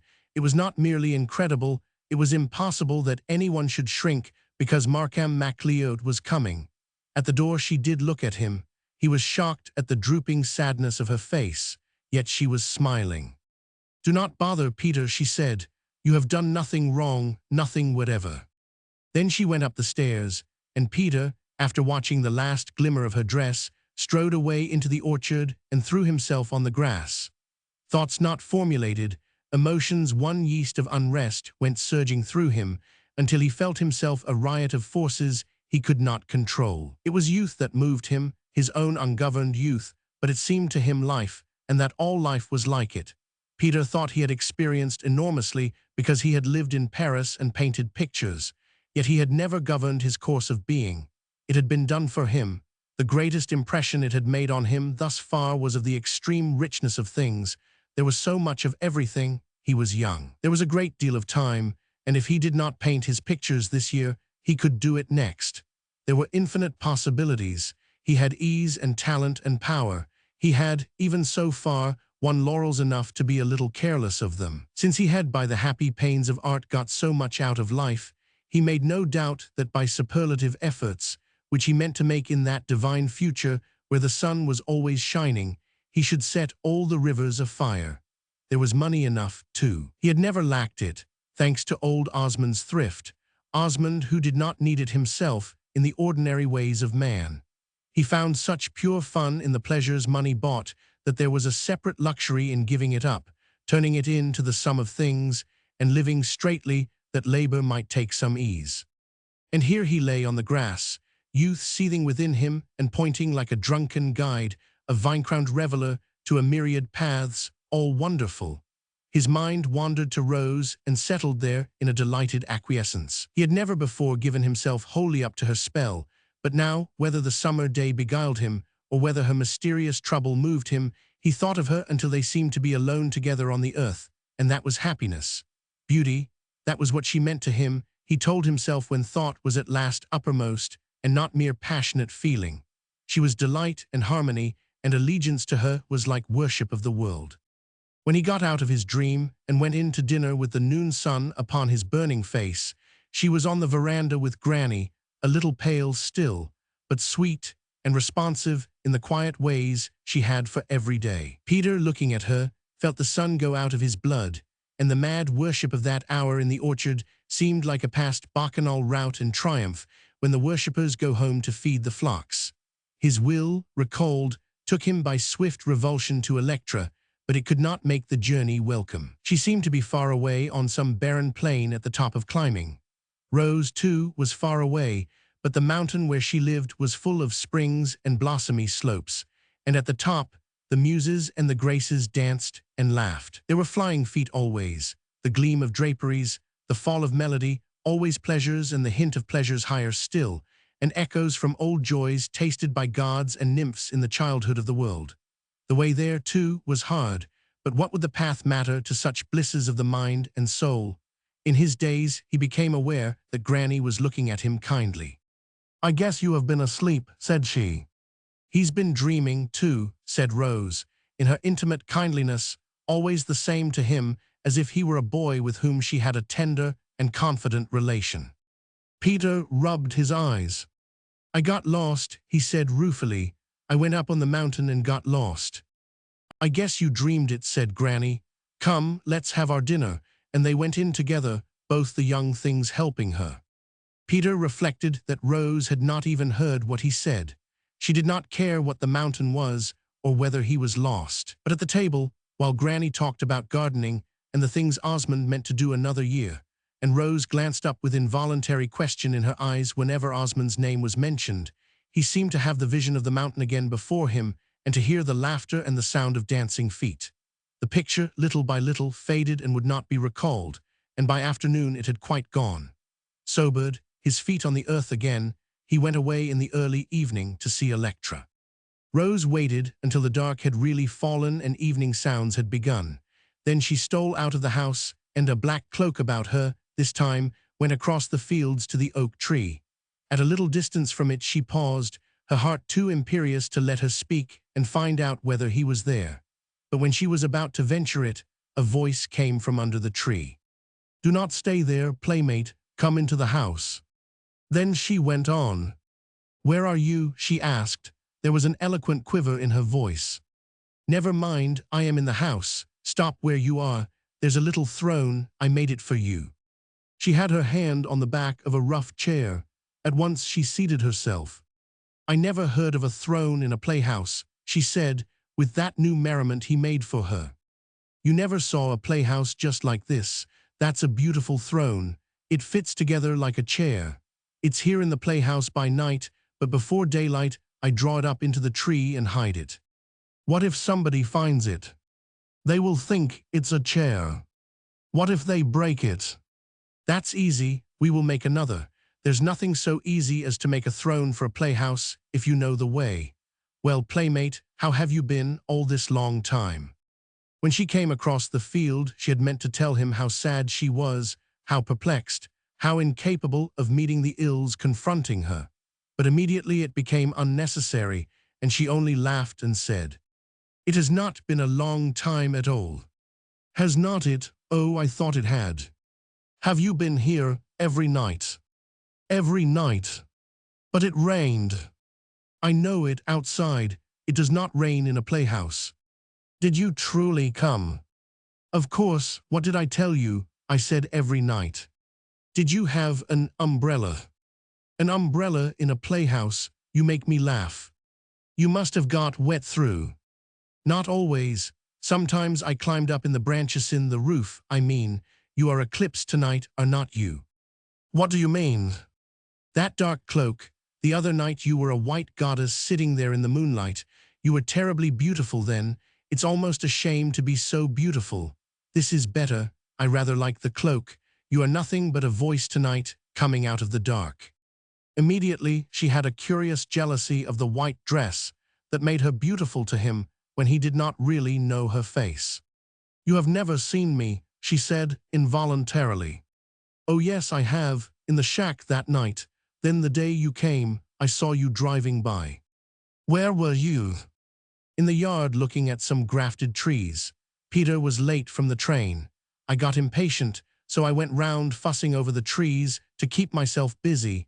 Then you came up the drive, and I saw you and retreated in good order. You needn't have hated me so. You had not really seen me. I saw enough. I saw your cheek and one ear and the color of your hair. Take care, playmate, you must not do that. What? You must not say I hated you. You know it was not hate. Some daring prompted her to ask, what was it then? But she folded her hands and crossed her feet in great contentment and was still. Tell me things, she heard him saying. What things about the house up there, about Granny, about Peter? No, no, I know all about Granny and Peter. Tell me things I never could know unless we were here in the playhouse, in the dark. Her mind went off at that to the wonder of it. She was here in strange circumstances, and of all the occurrences of her life, it seemed the most natural. Immediately she had the warmest curiosity, the desire that he should talk inordinately and tell her all the things he had done today, yesterday, all the days. You tell, she said. Begin at the beginning and tell me about your life. Why, playmate? His voice had even a sorrowful reproach. There's nothing in it, nothing at all. I have only dug in the ground and made things grow. What people have you known? Granny. She is not people. She's my people. She's all there is except Peter, and he has not been here. Something like jealousy possessed her. She was stung by her own ignorance. But there are lots of years when we did not meet, she said. Lots of them, but I do not care anything about them. I told you so the other night. Do not you care about mine? Not a bit. She was light-headed with the joy of it. There were things she need not tell him. Not the years before we met, then because she was a woman, she had to spoil the cup, nor the years after I go away. No, not the years when you have gone away. You cannot take this night with you, nor the other night. He had hurt her. That's enough, Thena memory. Osmond laughed a little. It was a tender sound, as if he might scold her, but not meaning it. You must not be naughty, he said. There's nothing naughtier in a playhouse than saying what is not true. You know, if you go away you will come back again. You cannot help it. It may be a long time first. You were 25 years in coming this time, but you will have to come. You know that, do not you? Yes, she said gravely, I know that. Then the memory of her wandering life and the sore straits of it voiced itself in one cry, I do not want to go, I want to stay. Stay, dear playmate, said the other voice. There never will be a night when I am not here. Is the playhouse key in your hand, all tight and warm? I wear mine round my neck. We shall not lose them. Immediately, she felt that she must tell him her new trouble. My father is coming here, she said, in a low tone. Ah, he answered quickly, you will not like that. How do you know? From what you said the other night, you do not like him. Is it dreadful to you if I do not like my father? She put it anxiously, with timidity, and he answered. It's inevitable, he has not treated you well. She was staring at him through the darkness, though she could see nothing. You are a wizard, she said, a wizard. Why do you say he has not treated me well? Because I see how you hate him. You would never hate without reason. You are all gentleness. You know you are. You would go on your knees to the man that was your father and beg him to be good enough so you could love him. And if you couldn't, George, that settles him. Why, playmate, you are not crying. She was crying softly to herself, but for a little unconsidered sniff, he need not have known it. I like to cry, she said, in a moment. I like to cry like this. It's awful, said the other voice, apparently to itself, to make you cry and not know how to stop you. Do not do it, playmate. She laughed then. I will not cry, she promised. But if you knew how pleasant it is when it only means somebody understands and likes you just as well. Better, said the voice. I always like you better. Whatever you do, that's the effect it has. Now let's talk about your father. We cannot stop his coming. No, nobody ever stopped him, yet in anything. Then what can we do to him after he gets here? That's what I am trying to think. Sometimes I am afraid I must run away before he comes. Yes, playmate, if you think so. There was something sharp in the tone, a quick hurt, a premonition of pain, and it was soothing to her. But I have so little money. She said that to herself, and his answer shocked her. There's money, if that's all. I will bury it here under a stone, and you shall find it. No, no, no, how could you? Oh, how could you? The voice was hurt indeed now, and willing to be thought so. Why, playmate, is that so dreadful? Money's the least important thing there is. It is important, said she broodingly. It seems to me all my miseries, my disgraces have come from that. You do not want to tell me about them. You do not think it would make them better. You said you did not care. You said what we had lived through what I had these 25 years made no difference. Not to me, but when it comes to you, why, maybe I could help you. She thought a while, and then answered definitely and coldly. No, I cannot do it. I should have to tell too many things. Then we will not think of it, said the voice. Only you must remember, there's money and there's Peter to take you off and hide you somewhere. You can trust Peter. Again, he seemed ready to break their companionship, and she wondered miserably. You seem to think of nothing but my going away. I must think of it. Nothing is more likely. You do not seem to care. Playmate, again the voice reproached her. Well, there's but one thing I think of really, to give you a little bit of happiness while you are here. After that, well, you can make the picture for yourself. I shall come to the playhouse every night alone. The one thing, perhaps, that had been the strongest in guiding her romantic youth had been eternal faithfulness. Her heart beat at the word forever. Now her gratitude outran his calm. Will you do it? She cried. Shall I promise? No, no, I would not have you do it. Really want to do it. Do you think you will remember to want to come? He said the words after her, so slowly that they seemed to come from lips set with some stern emotion. I shall remember, I shall want to come. She rose. Good night, she said, shake hands. No, said the voice, not that. In playhouses you cannot shake hands. Good night, dear lady. She turned away, and then, because she was silent, the voice called after her. Playmate. Yes. I shall follow you to the wall and watch you home. You are not afraid. No, I am not afraid. And you are almost happy. At the anxiety in his voice, she was unreasonably happy. Yes, she called back, good night. Got the key safe? All safe, good night. God bless you, playmate. That was what she thought she heard. Roman 12. Madame Fulton was at the library table, considering her morning mail, and Billy Stark sat on the veranda just outside the window where she could call to him and be cheerfully answered. Presently Electra came in, a book, a pencil, and some slips of paper in her hand. There was intense consideration on her brow. She had on, her grandmother thought with discouragement, her clubwoman's face. Billy Stark, seeing her, got up and with his cigar and his newspaper wandered away. He had some compassion for Electra and her temperament, though not for that could he abstain from the little observances due his engagement to Madame Fulton. He had a way of bringing in a flower from the garden and presenting it to the old lady with an exaggerated significance. Electra always winced, but Madame Fulton was delighted. He called her Flory, prettily, and Flory, dear. Again Electra shrank, and then he took the wrinkled hand. One day Madame Fulton looked up at him with a droll mischief in her eyes. I suppose it's an awful travesty, is not it, Billy? Not for me, said Billy loyally. Cannot I be in love with a woman at the end of 50 years? I should smile. It's great fun, she owned. Then more than half in earnest, Billy, do you suppose I shall go to hell? This morning Electra had found something to puzzle her. I have been working on your book a little, grandmother, she began. What book, my soul and body? The old lady saw the cover and laid down her pen. That's my recollections. What are you doing with that? They are extremely interesting, said Electra absorbedly. She sat down and laid her notes aside to run over a doubtful page. We are going to have an inquiry meeting on it. With who?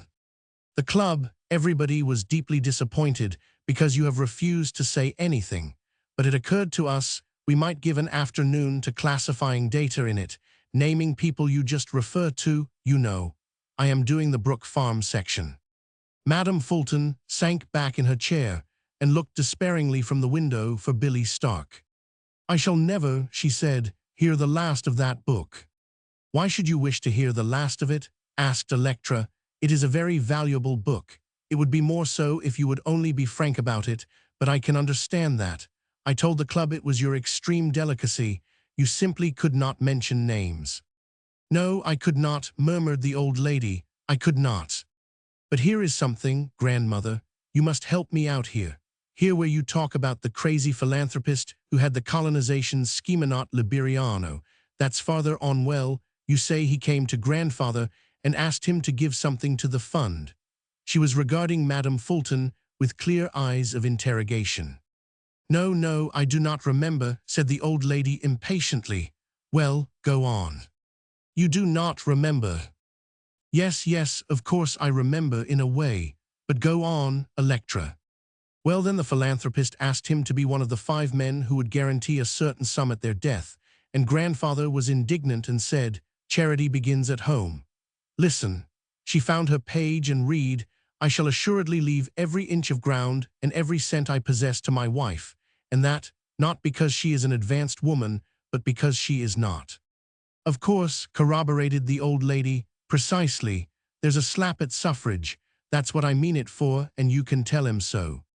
Electra did not stop to register her pain at that. She held up one hand to enjoin attention. But listen, grandmother, you do not see the bearing of it yet. That was 5 years after grandfather made his will, leaving this place away from you. Well, what of it? 5 years after, grandmother. And here, by his expressed intention, he meant to leave it to you, not to his son, but you. Do you see what that implies? I do not know what it implies, said the old lady, but I know I shall fly all to pieces in about 2 minutes if you do not stop winding me up and asking me questions. Electra answered quite solemnly. It means, grandmother, that legally I inherited this place. Ethically it belongs to you. My grandfather meant to make another will. Here is his expressed intention. He neglected doing it, as people are always neglecting things that may be done at any time. It only remains for me to make it over to you. Madame Fulton lay back in her chair for a moment and stared. She seemed incapable of measuring the irony she felt, but Electra went quietly on. There is simply nothing else for me to do, and I shall do it. Madame Fulton gasped a little and then gave up speaking. Again she glanced at the window and wished for Billy Stark. Electra was observing her compassionately. It excites you, does not it? She was saying, I do not wonder. Now the old lady found her tongue, but only to murmur. I cannot even laugh. It's too funny, it's too awfully funny. Let me get you a little wine. Electra had put her papers together, and now she rose. Then Madame Fulton found her strength. Sit down, Electra, she said. Why, child, you do not realize I do not know what you would do if you did. You do not realize I put that in there by the merest impulse. Of course, said Electra kindly, I understand that. You never dreamed of its having any bearing on things as they are now. They have gone on in this way so long. But it would be shocking to me, shocking, to seem to own this house when it is yours ethically. Do not say ethically, I cannot stand it. There, Electra, you are a good girl, I know that, but you are conscience gone mad. You have read George Eliot till you are not comfortable unless you are renouncing something. Take things a little more lightly. You can if you give your mind to it. Now this is nothing but a joke. You have my word for it. It is not a joke, said Electra firmly, when grandfather could write that over his own signature and send it to a well-known person. How did it come back into your hands, grandmother? But Madame Fulton looked at her, wondering what asylum Electra would put her in if she knew the truth. She essayed a miserable gaiety.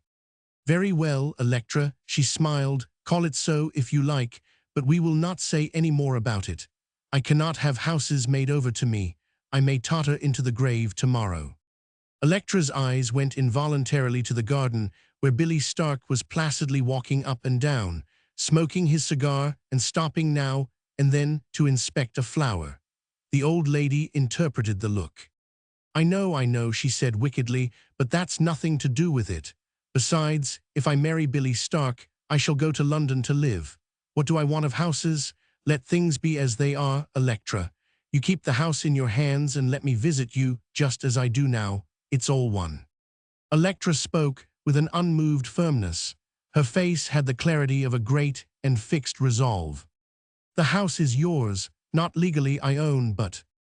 Do not you say ethically again, Electra, said the old lady. I told you I could not bear it.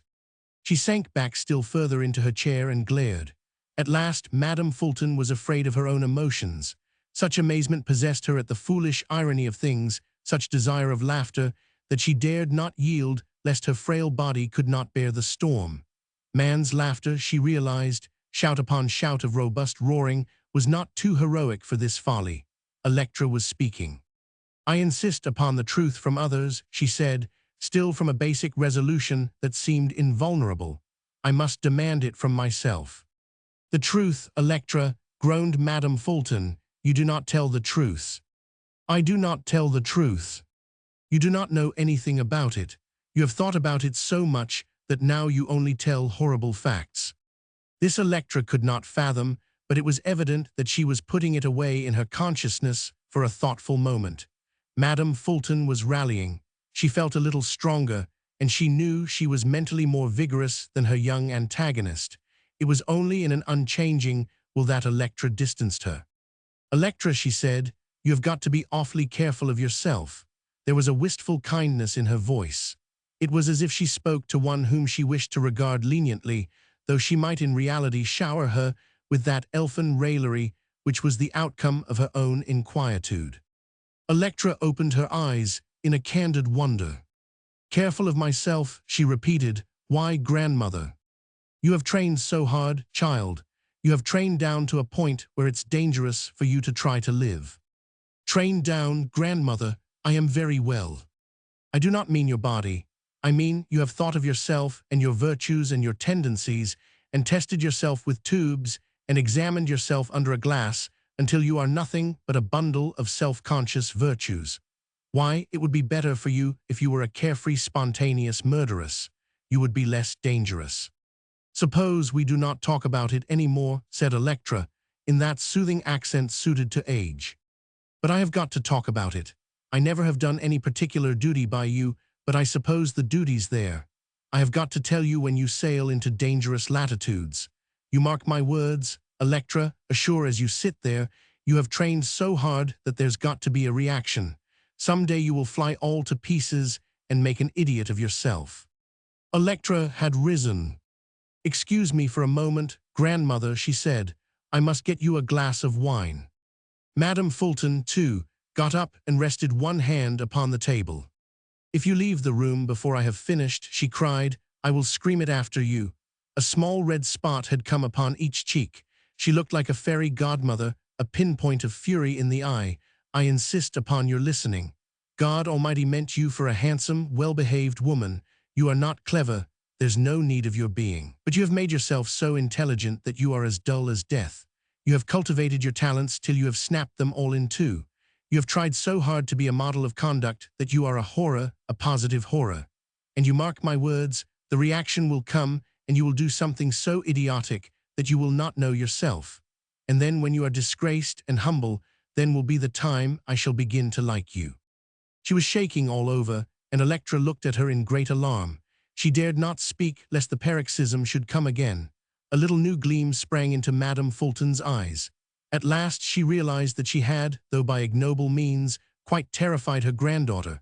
That one humorous certainty was enough, for the time, to mitigate her plight. She drew a quick breath and shrugged her shoulders. "There," said she, "it's over. I do not know when I have had such a satisfying time. Run along, Electra.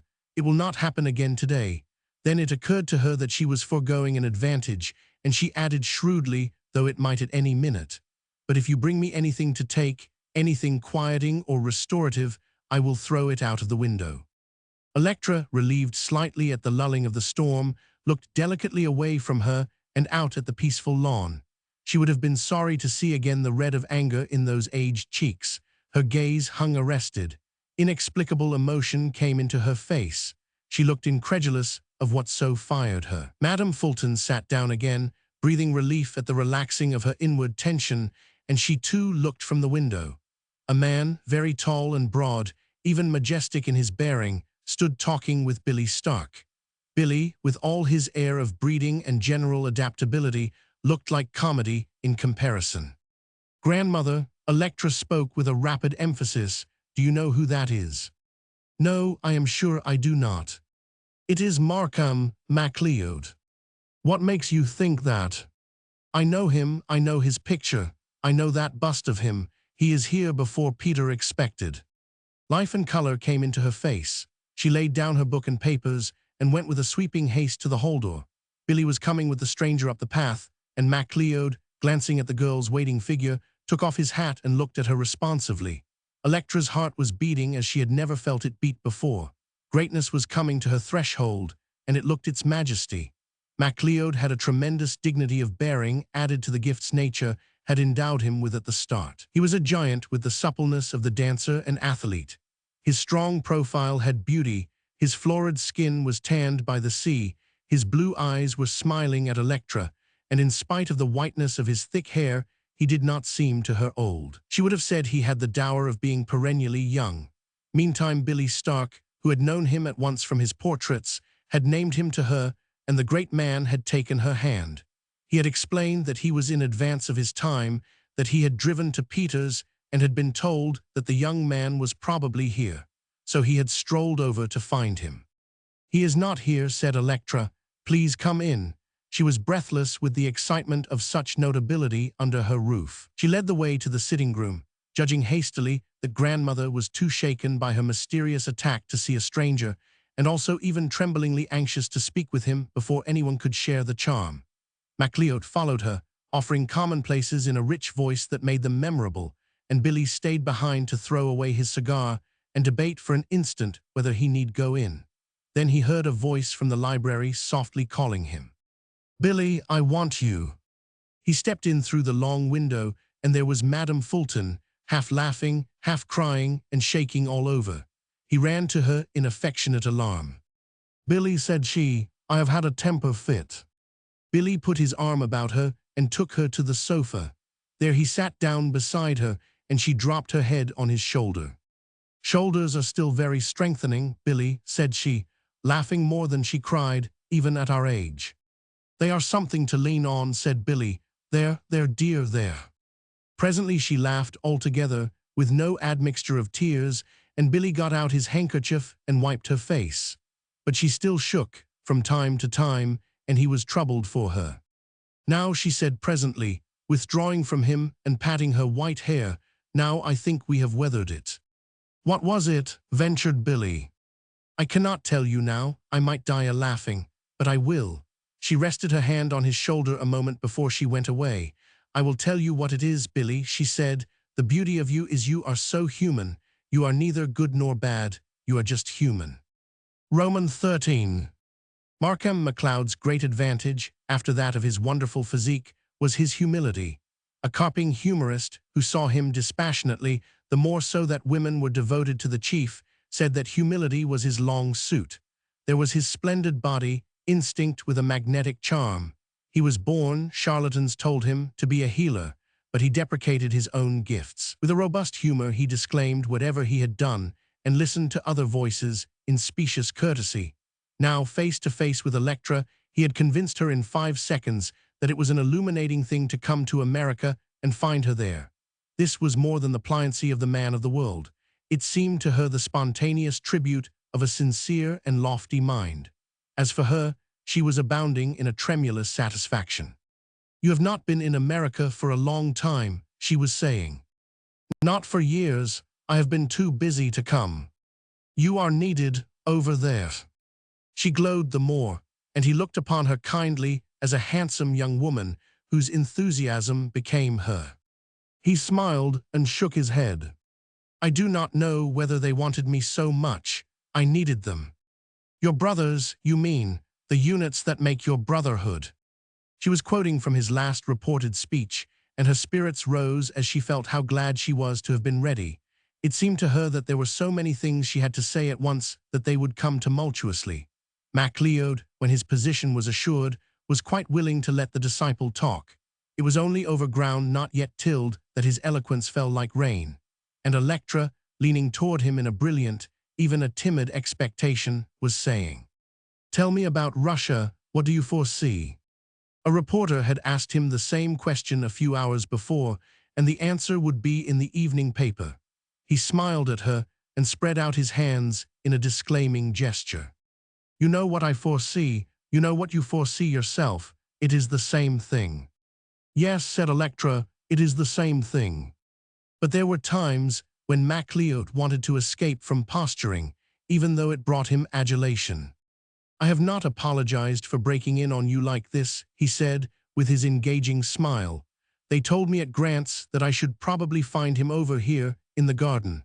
The next house, they said. This is the next house." "Oh yes," returned Electra. "He has not been here, but I will send for him. He shall come to luncheon. You must stay." "Shall I?" He was all good-nature, all readiness and adaptability. Electra excused herself to give the maid an order, and while she stood in the hall, talking to the woman, temptation came upon her. Yet it was not temptation, she told herself. This was the obvious thing to do. "Tell Mr. Grant I wish him particularly to come to luncheon," she said, and to bring hesitated at the name and shirked it, and to bring the young lady, the lady who is staying there. Then she returned to MacLeod, but she was not altogether at ease. Electra was accustomed to examine her motives, and she had the disquieting certainty that, this time, though they would do for the literal eye, they had not been entirely pure. Still, was it her fault if Rose, confronted by the newcomer, proved unprepared and showed what was fragile in her testimony? But she was not to be thrown off the scent of public affairs. Talk about Russia, she entreated. She had never felt so spontaneously at ease with anyone. MacLeod was used to making that impression, and he smiled on her the more kindly, seeing how the old charm worked. I would rather talk about America, he said, about this place of yours. It's a bully place. Electra was devoted to academic language and to her certainty that all great souls expressed themselves in it. She winced a little, but recovered herself when he asked, with a new conversational seriousness, "And how is my friend Grant?" Well, she found some difficulty in answering more fully, because it somehow became apparent to her that he had not really placed her. Peter was his only clue in the town. It hardly looked as if he expected to find a daughter here. "Is he painting?" MacLeod went on. Electra frowned a little. Peter was doing nothing but idling, she suspected, up to yesterday, and then, driving past, she had caught a glimpse of him in the garden before a canvas and of Rose lying before him in her long chair. That had given her a keener, a more bitter curiosity than she was prepared for in herself. She had shrunk back a little from it, timid before the suspicion that she might like Peter more tempestuously and unreasonably than was consonant with self-mastery. But while these thoughts ran through her head, she gazed at MacLeod with her clear eyes and answered, "I fancy he looks upon this as his vacation. He must have worked very hard in Paris." MacLeod entered into that with fluency. Peter must have worked hard, he owned, but that was in the days before they met. When they met, Peter's talent was at its blossoming point. It was more than talent. It was genius. It was so free, so strong, so unconsidered. He implied that Peter had everything that belonged to a fortunate youth. Electra's eyes glowed. Here was someone to justify her choice. The newspapers had done it, but she had not yet heard Peter's praises from the mouth of man. "You have had an enormous influence over him," she ventured. He deprecated that. "He has an enormous affection for me, if you like," he owned, "but influence. My dear young lady, I could not influence a nature like that. I am nowhere beside it. All I could hope for is that it would think some of the things I think, feel some of the things I feel. Then we could get on together." Billy Stark, coming in at the door, thought that sounded like poppycock, but Electra knew it was the wisdom of the chosen. She rose and indicated Billy. "You know Mr. Stark." The two men recurred humorously to their meeting in the garden and owned their willingness to continue the acquaintance. At the moment there were steps, and MacLeod turned to see Rose coming into the room. Electra's heart beat thickly. She felt choked by it, and there was, she could not help owning, a distinct drop of disappointment when MacLeod, with an exclamation of delighted wonder, went forward and kissed Rose on the cheek. Then he kept her hand while he gave the other one to Peter and regarded them both with expansive kindliness. Rose was the one who had blenched under the ordeal, yet she had herself immediately in hand. She let her fingers stay in MacLeod's grasp. She looked at him, not affectionately nor in pride, but with a sad steadfastness, as if he were one of the monumental difficulties of life, not to be ignored. Peter was ecstasy itself. "How did you get here?" he was insisting. "How did you know I might be over here? You had not met Electra." Then the stranger dropped the hands he held and turned to her. "I have not met her yet," he said, with a humorous consideration that stirred her heart. "Is this Electra?" He put out his hand, and she laid hers in the waiting palm. She felt bound to something by the magnetic grasp. The certainty was not weakened by any knowledge that other men and women felt the same. Madame Fulton came in then. She had removed the traces of past emotion, but with the red still burning in her cheeks, she looked very pretty. MacLeod greeted her with an extreme deference, which presently slipped into the ordinary courtesy of man to woman, as he found she had no desire to exact any special consideration. They went out to luncheon with that air of accelerated life which contributes to the success of an occasion, and then MacLeod talked. Rose sat silent, looking on with a sad indifference, as at a scene she had witnessed many times before, to no good end, and Madame Fulton listened rather satirically. But Electra and Peter glowed and could hardly eat, and MacLeod addressed himself chiefly to them. Now he did exactly what was expected of him. The brotherhood of man was his theme, and it was no mere effusion of sympathetic propaganda. His memory was his immense storehouse behind emotion, his armory. He could mobilize facts and statistics until the ordinary mind owned itself cowed by them. When they rose from the table, the millennium was imminent, and it had been brought by the sword. At the library door, Peter, beside Electra for an instant, irrepressibly seized her hand as it hung by her side and gave it passionate pressure. Instantly she looked at him, responsive.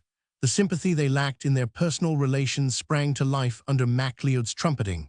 Electra was in a glow, and Peter, with a surprised delight, felt all his old allegiance to his imperial lady. MacLeod would not sit down. "I must catch my train," he said. There was outcry at once from two quarters. He was not to return to the city. He was to stay here, Peter declared. It was absurd. It was unthinkable that he should do anything else. MacLeod took it with a friendly smile and the air of deprecating such undeserved cordiality, but he looked at Electra, who was frankly beseeching him from brilliant eyes. It was settled finally that he should go back to his hotel for a day or two, see some newspaper men and meet a few public engagements, and then return for a little stay. "Get your hat," he said to Rose, in affectionate suggestion, "and walk with me to the station." And as it became apparent that father and daughter had had no time for intimate talk, they were allowed to go away together, Peter following them with impetuous stammering adjurations to MacLeod to rattle through his business and come back. When they were out upon the highroad, MacLeod turned to Rose. "Well," he said, "you do not look very fit." Rose had one of her frequent impulses to tell him the crude truth, to say now, "I did until you came," but she answered indifferently, "I am very well." They walked along in silence for a moment, and she felt the return of old aches, old miseries he always summoned for her. In the first moment of seeing him, she always recurred to the other days when to be with him was to be in heaven. Nobody ever had so blessed a time as she in the simple charm of his goodwill. No matter what she was doing, for him to call her, to hold out a finger had been enough. She would forsake the world and run, and she never remembered the world again until he loosed the spell. It was broken now, she thought, effectively, but still at these first moments her heart yearned back to the old playgrounds, the old lure. "What did she call you?" he was asking Madame Fulton. "Mrs. Tom." "Yes," said Rose, with a quiet bitterness, "Mrs. Tom." "Have they accepted you?" She raised her eyebrows and looked at him. "You heard," she answered. "Extraordinary people. Who is Electra?" I could not call her anything. Everybody was saying Electra. "She is Madame Fulton's granddaughter. She and Peter are engaged." "Ah, I would forgotten that. I rather fancied it was you with Peter." She summoned the resolution to meet him bluntly. "Do not do that, please. Do not assume anything of the sort about me." He went on with unbroken good humor. She had never seen him angry, but the possibility of it, some hidden force suspected in him, quelled her, of late, when she considered the likelihood of rousing it.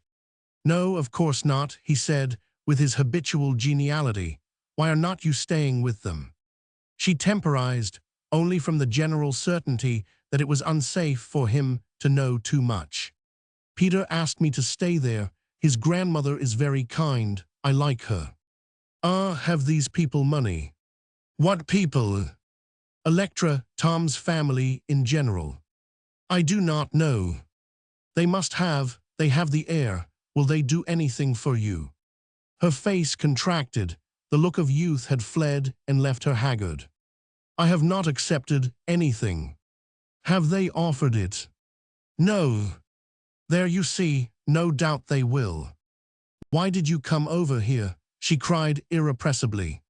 But he ignored the question. "The prince is much disturbed about you," he volunteered, throwing it into the talk as if it were of no particular validity, but only interesting as one chose to take it. Ah, that's why you came. I saw him 2 weeks ago in Milan. He was greatly troubled. I had to own that you had left Paris without seeing me, without even telling me your whereabouts. Then said Rose. She knew what else had happened. The prince had urged, go over to America, influence her, bring her back with you, but this she did not say. The unbroken cordiality of his attitude always made his best defense. If she had ever known harshness from him, she might brave it again. But many forces between them were as yet unmeasured. She did not dare. You must remember, he said, with the air of talking over reasonably something to which he was not even persuading her, the prince is exceptionally placed. He could give you a certain position. I have a certain position now. Do not forget that, will you? She seemed to speak from an extremity of distaste. He offers a private marriage. He is not likely to set it aside. The elder line is quite assured, so far as anything can be in this world. Besides looked at her winningly. You believe in love. He loves you. I did believe in it, she said haltingly, as if the words were difficult. I should find it hard now to tell what I believe. Well, he took off his hat to invite the summer breeze. It stirred the hair above his noble forehead, and Rose, in a sickness at old affection dead, knew, without glancing at him, how he looked, and marveled that anyone so admirably made could seem to her so persistently ranged with evil forces. Yet, she reflected, it was only because he arrogated power to himself. He put his hands upon the wheels of life and jarred them. Well, I believe in it. Is not that enough for you? Not now, not now, she had to answer, though it might provoke stern issues. Once it would have been. There is nothing you could have told me that I would not have believed. But you delivered me over to the snare of the fowler. Grandmother had read those words in her morning chapter, and they had stayed in her ears as meaning precisely this thing. He had known that it was a snare, and he had cast her into it.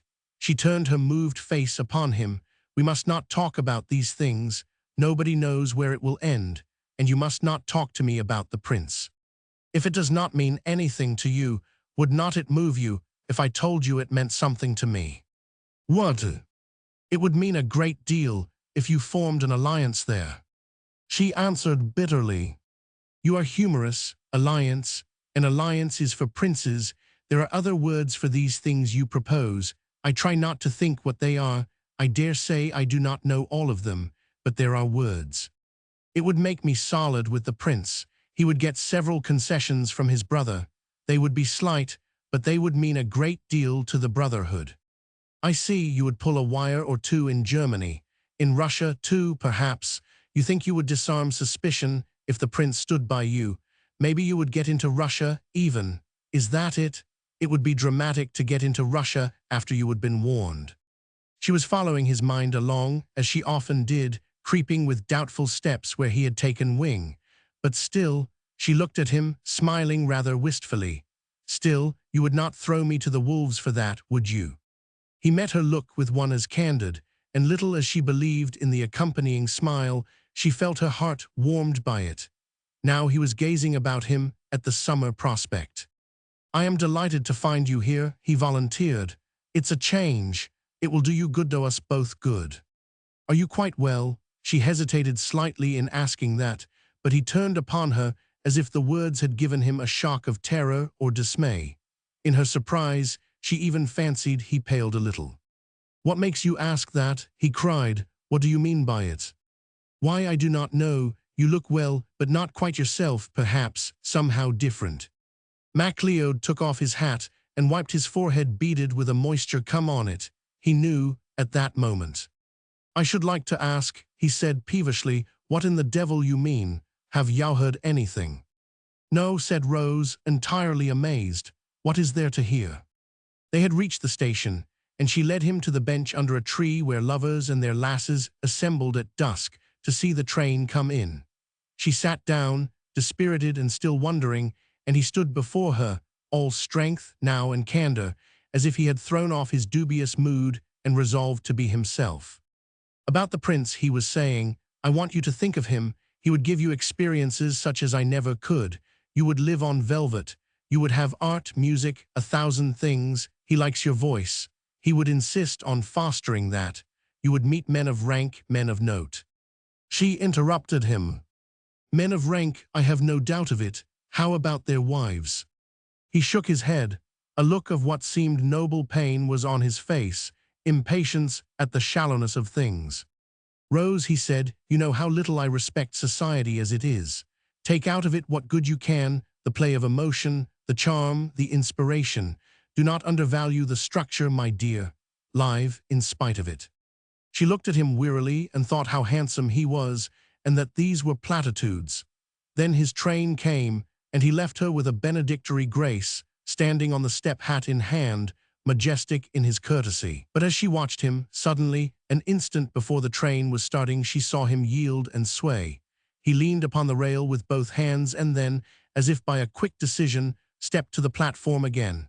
She hurried to him and found him with an unfamiliar look on his face. It might have been dread anticipation. It was surely pain. What is it? She asked him. Tell me. He did not answer, but involuntarily he stretched out his hand to her. Rub it, he said. Hold it tight. Infernal, oh infernal. As she rubbed the hand, he suddenly recovered his old manner. The color came back to his face, and he breathed in a deep relief. That's over, he said, almost recklessly, she thought. Queer how quick it goes. What is it? She was trembling. It seemed to her that they had each passed through some mysterious crisis. Is there another train to town? He was asking an official who had kept a curious eye on him. There would be in 3 minutes, an accommodation crawling after the express he had lost. Goodby again, he called to Rose, with a weaker transcript of his usual manner. I am to be down in a few days, you know, Goodby. This time he walked into the car, and she saw him take his seat and lie back against the window casing. But he recovered himself and smiled when his eyes met hers. If anything was the matter, she was evidently not to know. Roman 14. As the two had walked away, Peter turned to Electra, stammering forth. Is not he a great old boy? He was tremendous, she owned, in language better chosen, and this new community of feeling was restful to her. Come out into the garden, he said, and as they went along the path to the grape arbor, he took her hand, and she left it to him. They seemed restored to close relations, as if MacLeod had wrought some spell upon them. By the time they reached the liquid greenness of the arbor light, Peter was sure he loved her. He could turn to her quite passionately. Electra, he said, holding both her hands now, I have missed you all these days. She smiled a little, and that, with her glowing color, made her splendid. You have been here every day, she said, conceding him the grace of having done his utmost. Yes, but it has not been right. There's been something between us, something unexplained. She knew, so she reflected, what that was. Rose had been between them, but she listened with an attentive gravity. We must go back to Paris, Peter was urging. I shall work there. We will live simply and turn in everything to the brotherhood. We must be married here. He looked direct and manly, not boyish now, and she felt a sudden pride in him. Electra, you will go with me. She withdrew from him and sat down, indicating the other chair. Something very queer has happened, she said. I must tell you about it. It had just come to her again, as it had been doing at moments through the absorbing hour at luncheon, that she was in a difficult place with grandmother, and that here was the one creature whom she had the right to count upon. Rapidly she told him the facts of the case, ending with her conclusion. The house belongs to grandmother. Peter was frowning comically. In his effort to think, he looked as if the sun were in his eyes. I do not believe I understand, he said, and again she told him. You do not mean you are building all this on a casual sentence in a book? He frowned the harder. Electra was breathing pleasure at the beauty of the case. It is not a casual sentence, she insisted. It's an extract from a letter. Peter had no intimate acquaintance with the business of the world, but he knew its elements. He regarded her with tenderness, as a woman attractively ignorant of harsh details. But Electra, dear, that is not legal. It does not have the slightest bearing on what you should give or what she could exact from you if she were that kind. No, she said, it is not legal, but it ethical. She used the large word with a sense of safety, loving the sound of it, and conscious that Peter would not choke her off. But it is not that. You do not know how your grandfather wrote that letter. He may have done it in a fit of temper, or malice, or carelessness, or a dozen things, and forgotten it next day. A letter's the idlest thing on earth.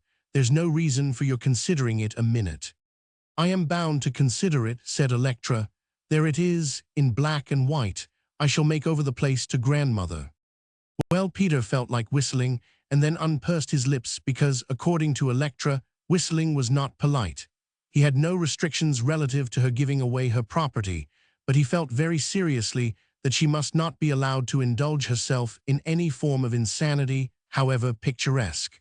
A detail occurred to him, and he said quickly, with a look at her, "But Electra, you and Tom inherited this place together." She knew what was coming, and her color deepened. Again, Rose had stepped between them, and Electra felt herself back in their old atmosphere of constraint. "I have inherited it from Tom," she rejoined. "You ignore his wife." Electra was silent for a long time. It was a hard struggle, but she spoke at last, and in a tone which made the difficulty of speech apparent. "Since Mr. MacLeod has been here, well, I must recognize her as his daughter. Did not you believe that, Electra? Not even that. I am forced to believe it now. When he comes back, I shall ask him to corroborate her story. If he does, I shall be obliged to give her what is just. Not otherwise, Electra, you believe him." "I believe him implicitly." Her tone rang out in an astonishing assurance. She might have been pledging fealty to some adored intimate. "You believe him, you would not believe me." She hedged a little here. "You gave me no proof, only the woman's word. Would you believe him without proof?" She was silent, yet she knew she must. But she said, with the haste of finishing an unwelcome subject, "I shall settle the matter as soon as possible after he comes back. If he tells me his daughter was married to my brother, she shall be paid every cent she is entitled to. But she shall not share this house, not an inch of it." "Why not?" Electra seemed to be carried on by a wave. Hurt pride found its voice, all the revulsion she had felt in these days of Peter's divided allegiance. "The house is ours. It belongs to the family. I shall make it over to grandmother, but not to that girl. She shall never own a timber in it." Peter spoke involuntarily, with an unpremeditated wonder. "What makes you hate her so?" Tears came slowly into Electra's eyes. They surprised her as much as they did him. She was not used to crying, and she held them from falling with a proud restraint. Electra felt very lonely at that moment in a world which would not understand. She was upholding truth and justice, and she was accused of mean personal motives. She had proposed a picturesque sacrifice for the sake of abstract right, and she could not be unconscious that the act ought to look rather beautiful. Yet Peter saw no beauty in it, and grandmother had called her a fool. Peter, seeing the tears, was enormously embarrassed by them. He could only kiss her hand in great humility. He, on his part, put justice cheerfully aside. "How could I?" he murmured, with the contrition of the male who has learned that tears are to be staunched without delay. "How could I?" But Electra, on her feet, had drawn her hand away from him. She felt only haste to conclude her abnegation, perhaps even to forestall any question of the house, by getting the matter out of her hands before MacLeod came back, and she had to reckon with his testimony. "I am not crying," she said proudly. "I must go and talk to grandmother. Promise me this. Do not tell her." She hesitated. "Rose, do not tell her I have spoken of this." She had gone, and Peter helplessly watched her walking up the path. Then he took his own way home. "My stars," he muttered from time to time. His chief desire at the moment was to escape from anything so strenuous as Electra's moral life. It made a general and warm-hearted obliquity the only possible condition of conduct in a pretty world. Peter looked round at it admiringly then, as the shadow of Electra's earnestness withdrew into the distance. It was such a darling world. There were such dear shadows and beguiling lights, and all things adorable to paint. He cast off the mood that teased him, and walking faster, began to whistle. It seemed to him that there were so many agreeable deeds to do, and so much time to do them in, that he must simply bestir himself to use half the richness of things. But when he got into the garden, the honeysuckle smelled so sweet that he sat down at its foot and breathed it until he went to sleep. Electra walked into the library, where Madame Fulton sat at her tatting, and Billy Stark read aloud to her from an idle book. Electra felt that she could not possibly delay. All her affairs must be settled at once, and the ends knit up. "I beg your pardon," she said. "Grandmother, may I speak to you a moment?" Madame Fulton laid down her work. "Is it the same old story?" she inquired. "Yes, grandmother, I do not feel that I can wait." "Electra," said the old lady kindly, "I cannot listen to you. It's all fudge and nonsense. If we talk about it any more, we shall be insane together. Do not go, Billy." "I should like to put it before Mr. Stark," said Electra, with her clear gaze upon him, as if she summoned him to some exalted testimony. Billy stirred uneasily in his chair. He had confided to Florrie the night before that Electra's hypothetical cases made him as nervous as the devil. Madame Fulton cast him a comical look. It had begun to occur to her that a ball, once rolling, is difficult to stop. "Go ahead then," she agreed. "I wash my hands of it. Billy, keep a tight grip on yourself. You will die a-laughing." Then Electra stated her case, but Billy did not laugh. Like Peter, he looked at her frowningly and owned he did not understand. Electra stated it again, and this time he repeated the proposition after her. Madame Fulton sat in a composed aloofness and made no comment. "But my dear young lady," said Billy Stark, "you quite misunderstand. An extract from a letter has no legal value compared with a document signed and sealed in proper form." "I know," said Electra, "not legal," but she was aware that Madame Fulton's eye was upon her, and she dared not finish. "It was at least my grandfather's expressed wish," she concluded firmly. "I shall carry it out." But Billy sought about for a simile. "My dear child," Electra, in the weakness of her lofty reasoning, seemed to him pathetically to be protected. "Do not you see you are putting yourself through all kinds of discomfort for nothing, simply nothing? You have gone and got a big sword you call it justisto, cut a thread. Why, it's not even that. There's nothing, absolutely nothing there. It's very admirable of your Electra's waiting attitude quickened at this, but it's fantastic." She spoke decisively. "It is the thing to do." Now Madame Fulton entered the field. She looked from one to the other, at Electra with commiseration, at Billy in a community of regret over that young intellect so dethroned. "Now you see what I told you," she warned them. "Here we are, all crazy together. We have let you say it, and we have addled our own brains listening to it for a minute. I will tell you what, Electra," she had discovered. "If you are so anxious to get rid of the place, I will tell you what I will do. I will buy it." "Buy it, grandmother, what belongs to you already." "Do not say that again. It gives me a ringing in my ears. That's what I will do. You are going to marry Peter Grant and go abroad. I will take the place off your hands. I have always wanted it. I have made a shocking sum out of my book. Shocking. I can well afford it. There's an offer for you." Electra shook her head. "I could not," she said gently. "How could I sell you what is yours already? The letter." "The letter," repeated the old lady, as if it were an imprecation. She looked at Billy. He returned the glance with a despairing immobility. She reflected that the case must be worse even than she had thought, since Billy had not smiled. Electra must be madder than she had imagined, and her own culpability was the greater for weaving such a coil. "Shall I tell her, Billy?" she asked faintly. He nodded. "I should," he said commiseratingly, and got up to leave the room. It seemed to Billy this summer that he was constantly trying to escape situations with a delicacy which was more than half cowardice, only to be dragged back into the arena. The mandate he had expected promptly came. "Do not go, Billy," cried the old lady. "Sit down." Madame Fulton continued, in a hesitating humility Electra had never seen in her. "Electra, I do not believe you will quite understand when I tell you there's something queer about the letter. You see, there never was any letter. I made it up." The boot was on the other foot. All the values of the scene had shifted. Now it was Electra who doubted the general sanity. Electra was smiling at her. "No, grandmother," she was saying, with a pretty air of chiding, "you must not talk that way. You think that convinces me. It's very dear of you, very dear and generous. But I know why you do it." "Bless my sinful soul," ejaculated the old lady. You tell her, Billy. Billy shook his head. He was not going to be dragged as far as that. He was sorry for her, but she had had her whistle, and she must pay for it. The old lady was beginning again in a weak voice. You see, Electra, that book is not what you think. It is not what anybody thinks. I made it up. Electra was about to speak, but her grandmother forestalled her. Do not you go and offer me wine.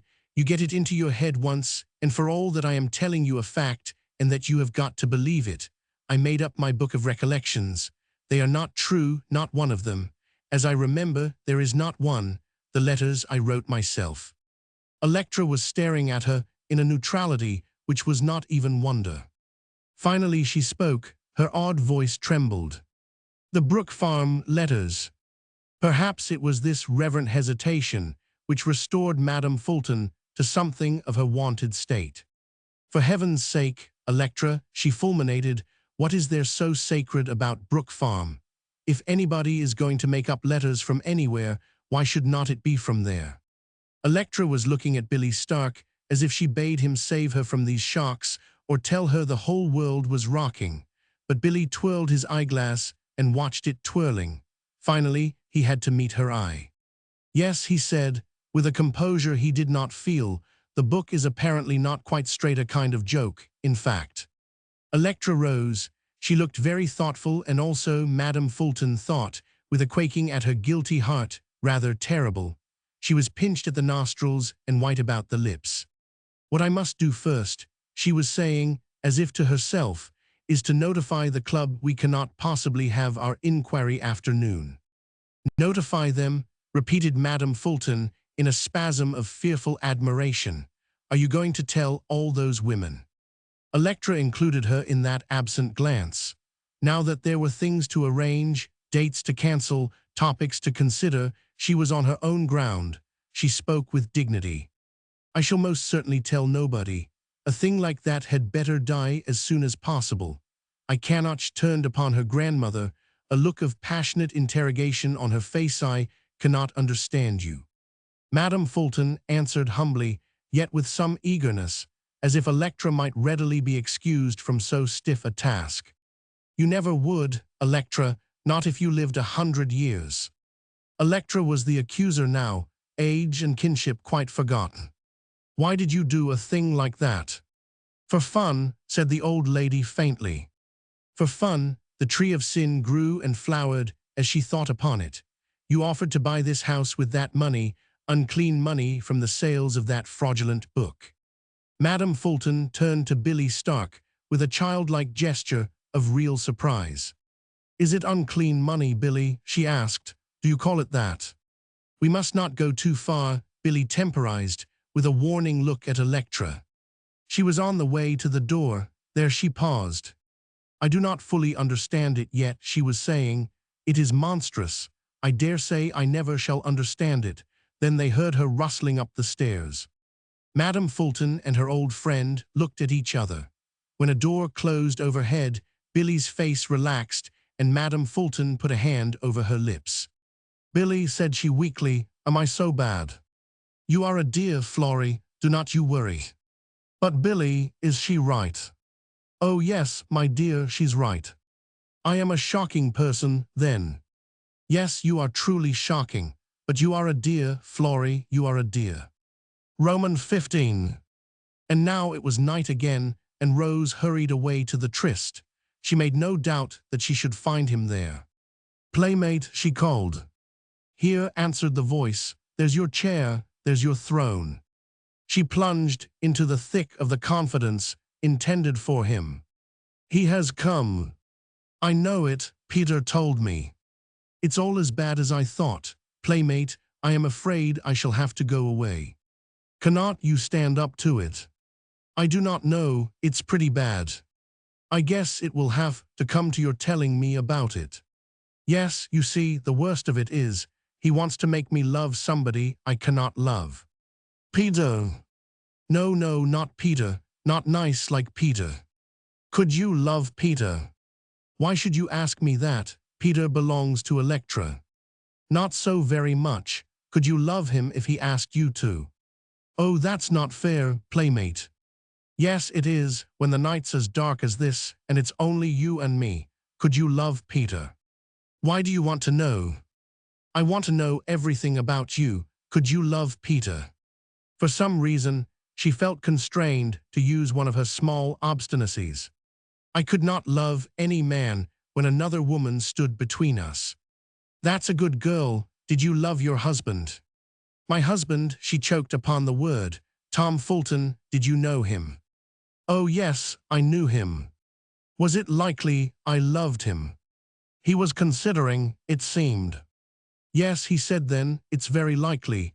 Tom was a handsome devil. But he was a devil.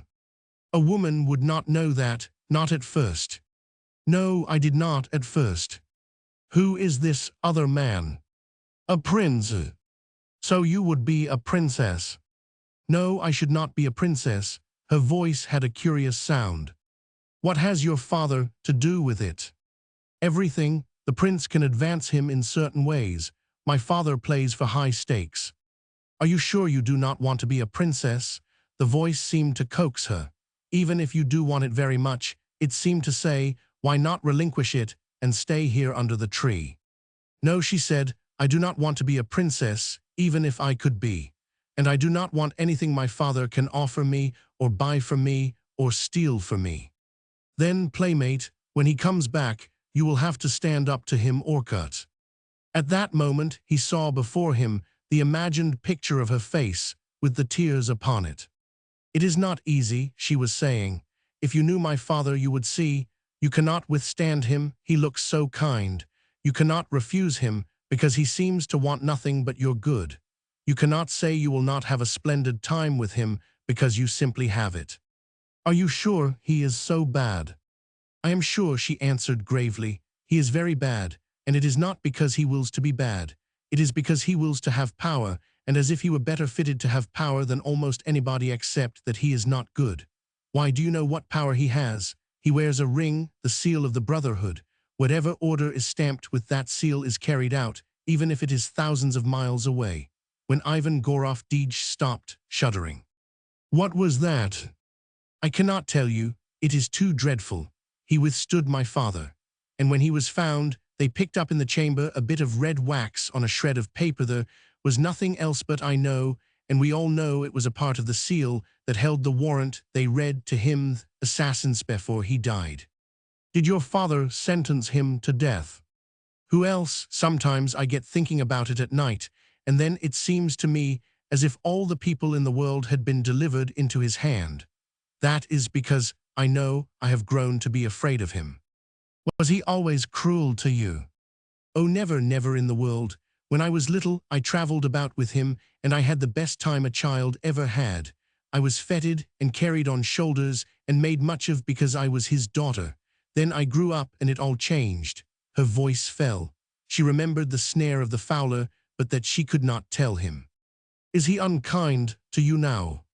Never. It is unbroken kindness, a benevolence shall I call it, but it terrifies me, for under it all is that unbending will, and I keep hardening myself against it, and yet I know the time will come when he will have his way, because he is stronger than one. You must not let him be stronger than you. The birch bends, but it can resist. You do not know, if he were outwardly cruel, I could defy him, but he is like the sun that nourishes and then burns. He seems to have such life in himself, such great inborn power, no one can resist it. You almost feel as if you are going against natural laws when you go against him, and you know you will be beaten because the laws are inevitable. That was not what you said of him that first night down in the shack. No, I scoffed at him then a little. He was so far away. Now I have been near him again, and I tremble. But as you picture him, he's all good, all benevolence. You could convince a man like that. Never. He has not any soul. He is this great natural force that radiates power. Power, echoed Osmond. No wonder he's drunk on it. I could go down on my knees and worship it. Not such as his. Such as anybody's, so long as it is power. For the first time, she began to comprehend his mortal hunger. Do not you go over to him, too, she said jealously. Peter is under his foot, so is Electra. If you go over, I shall be alone. I shall never go anywhere to leave you alone. Then, after a moment, he continued, so you are not sure whether the prince loves you. He would call it that. It is not that to me. Of course, he loves you. Do not be too sure, playmate. I know the world, you know your garden. Then why does he want you? It's a game. My father wants to buy him. He may want to buy my father. Then maybe he wants the prestige of owning the woman with the most beautiful hair in Europe. Is that your hair, playmate? He says so. Well, a man might do worse than gamble for a thing like that. You amaze me, but he would not continue that, and presently she asked him, what have you been thinking about lately? About you. When?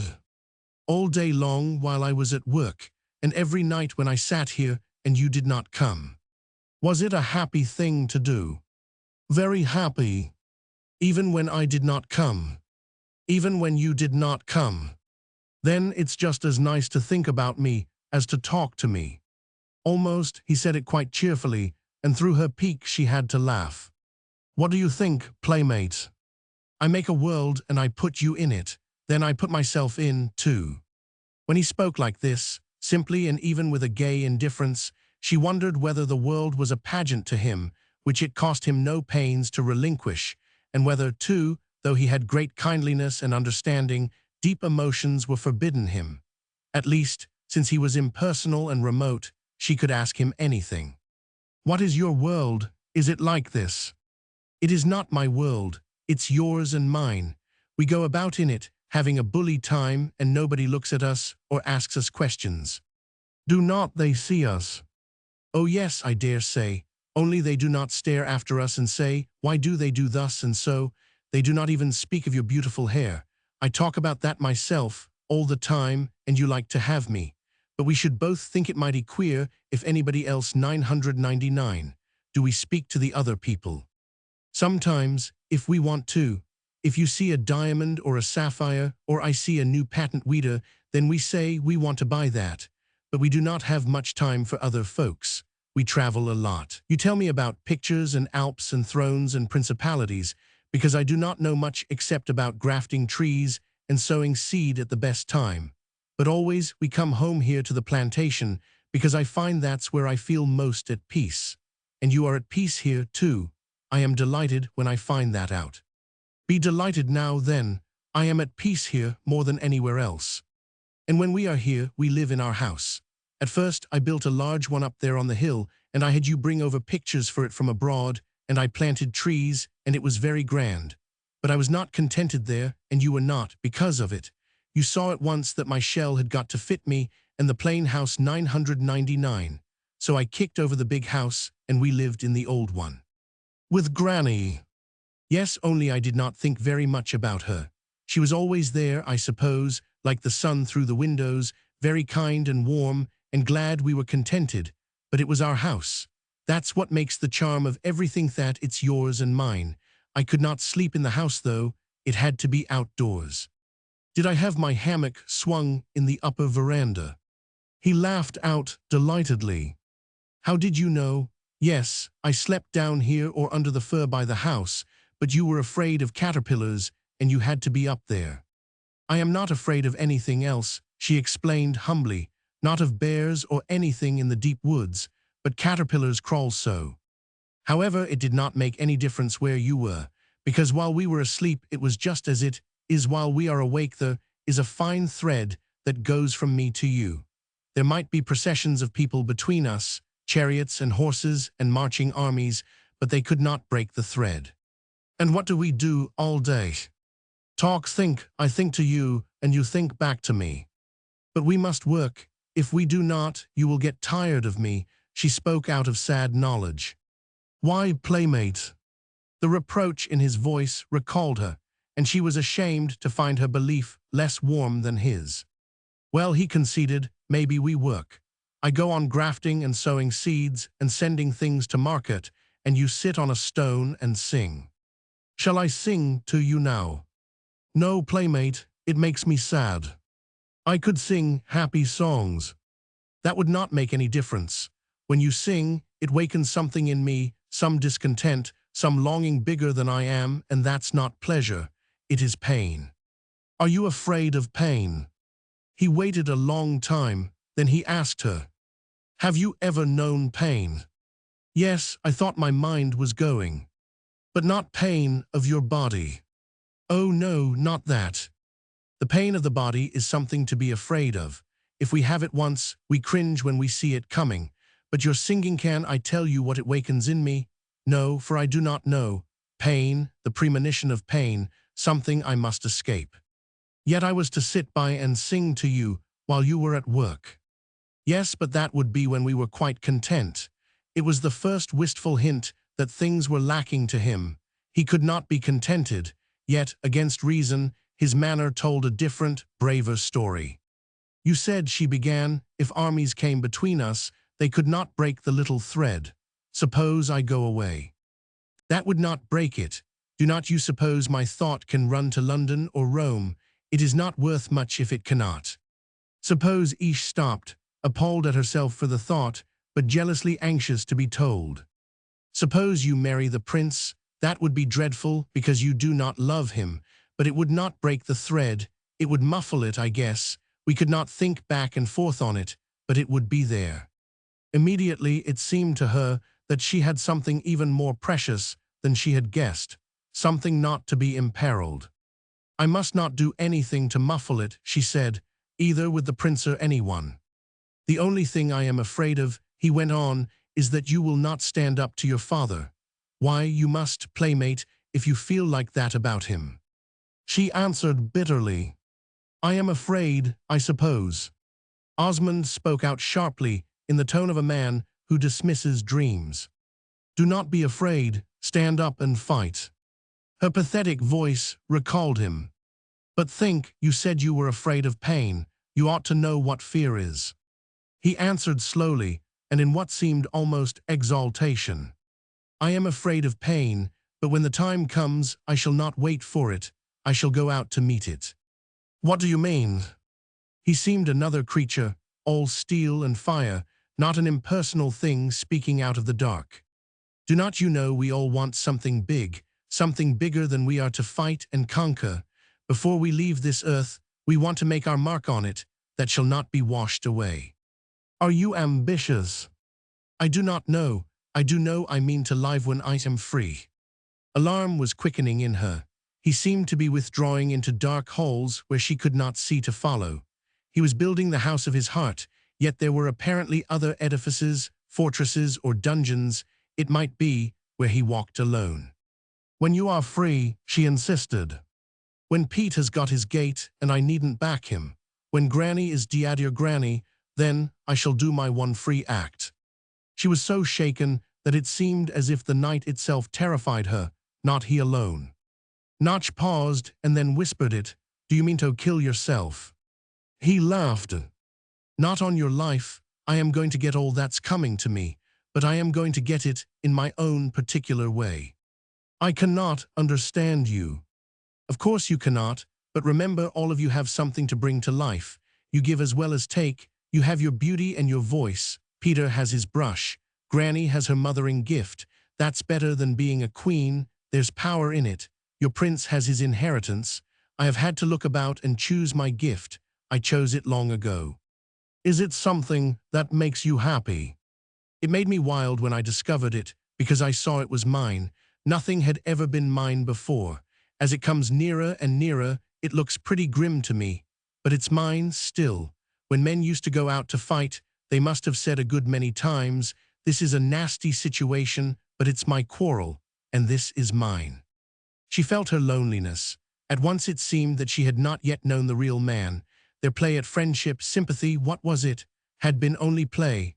Like all men, he could bring the woman a flower, a crown even, a rosy wreath, but the roses must wither while he chose his sword. She could not speak. What is it, playmate? He asked presently. It was the old kindly voice. I must go back, I am cold. Cold, it's warm tonight. Good night. He followed her. I did it, I chilled you somehow, forgive me. She could not speak, and he was at her side. I know there are things that cannot be talked about. They sound like twaddle. These things I have told Euthia well enough to think about. They cannot be said. You are disappointed in me. But it was not that he had told her too much. He had told her too little. He had put her away from him. Good night, she said again. It's all right, playmate, truly. His anxious voice came after her. It's not all right. I have muddled it. Romans 16. Electra felt very much alone in a world of wrongdoers. To her mind, moral trespassing was a definite state of action fully recognized by the persons concerned in it. She made no doubt that everybody was as well able to classify obliquity as she was to do it for them. She had stated times for sitting down and debating upon her own past deeds, though she seldom found any flagrant fault in them. There was now and then an inability to reach her highest standard, but she saw no crude derelictions such as other people fell into. It was almost impossible for her to think about grandmother at all. The old lady seemed to her so naughty and so mad. Billy Stark, too, though he was a man of the world, admirably equipped, was guilty of extreme bad taste, or he could never have asked Madame Fulton to marry him. Why was he calling her Florrie and giving her foolish nosegays every morning? Rose and Peter, when it came to them, seemed pledged to keeping up some wild fiction beneficial to Rose. Only Markham MacLeod was entirely right, and so powerful, too, that his return must shake all the warring atoms into a harmonious conformity with Electra and the moral law. Moreover, she had the entire program of the club meeting to reconstruct. Nothing, she inexorably knew, would tempt her to allow for a moment any further consideration of her grandmother's pernicious book. Yet the club was to meet with her, the honorable secretary, and it had no topic to whet its teeth upon. In her dilemma, she put on her hat and walked over to inquire of Rose when her father was to return. MacLeod's bubbling kindliness seemed to her so generous that she made no doubt he would talk to them for an hour, or even allow her to give him a reception. Rose was in the garden, as usual in the long chair, and Peter was painting. Ostensibly he was painting her, but the mood escaped him, and he was blurring in a background. Electra remembered, as she went up the path, that still nothing had been said to her about Peter's painting. He might have been any sort of young prentice for all she heard about his work, and here it was beginning incidentally, like an idle task, with no reference to her. She had thought painting was something to be carried on gravely when one had reached Peter's eminence. There ought to be talk of theories and emotions inspired by pictures in the inception, not merely this prosaic business of sitting down to work and characterizing beauties with a flippant jargon of words misused. Very nice, stunning, that was what she had heard Peter say even of sunsets that ought to have moved him to the skies. He had a delicate-fingered way of touching everything, as if the creative process were a little one of small simplicities, not as if art were long.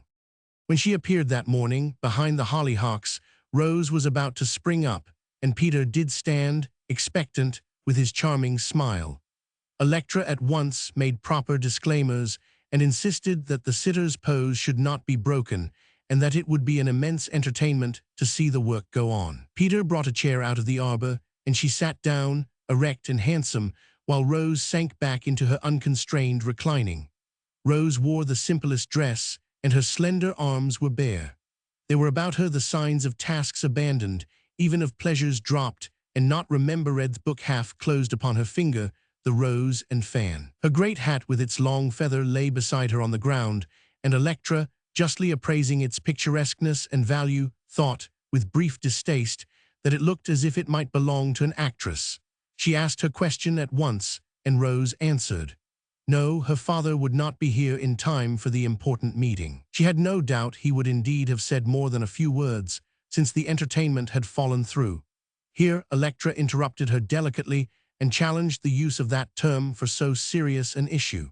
It could hardly be called an entertainment. They had simply been unable to consider the topic fixed upon, and it was necessary to find a substitute. Let me do something, said Rose, with her appealing grace. I will sing for them. That accounted for her again, Electra thought, the unconsidered ease, perhaps the boldness. She belonged to public life, yet as such she might well be taken into account. What do you sing? She asked. Rose forgot all about her picture and sat up, looking quite in earnest. Peter held his brush reproachfully poised. "I tell you what I can do," she said, after a moment's thinking. "I can give a little talk on contemporary music, what they are doing in France, in Germany. I can give some personal data about living musicians, things they would not mind. And I really sing very well. Peter, boy, tell the lady I sing well." "She sings adorably," said Peter. "She has a nightingale in her throat, 2 larks and a thrush, all the birds in the bush. You never heard anything more sympathetic. I never 999. The Peter boy had spoiled it. Electra grew colder. She wished she were able to be as easy as she liked, but she never could be, with other people perpetually doing and saying things in such bad taste. "The club is composed of ladies who know the best music," she heard herself saying, and realized that it sounded like a child's copybook. Rose was still sitting upright, Peter patiently looking at her, evidently wishing she would return to her pose, and yet quite as evidently enriching his attention with this new aspect of her. She had turned into a vivid and yet humble creature, intent on offering something and having it accepted. The thought that she had something Electra wanted seemed for the moment the next best thing to knowing that Electra tendered her kinship and recognition. "Please like me," her look begged for her. "Please tolerate me at least and take what I have to give."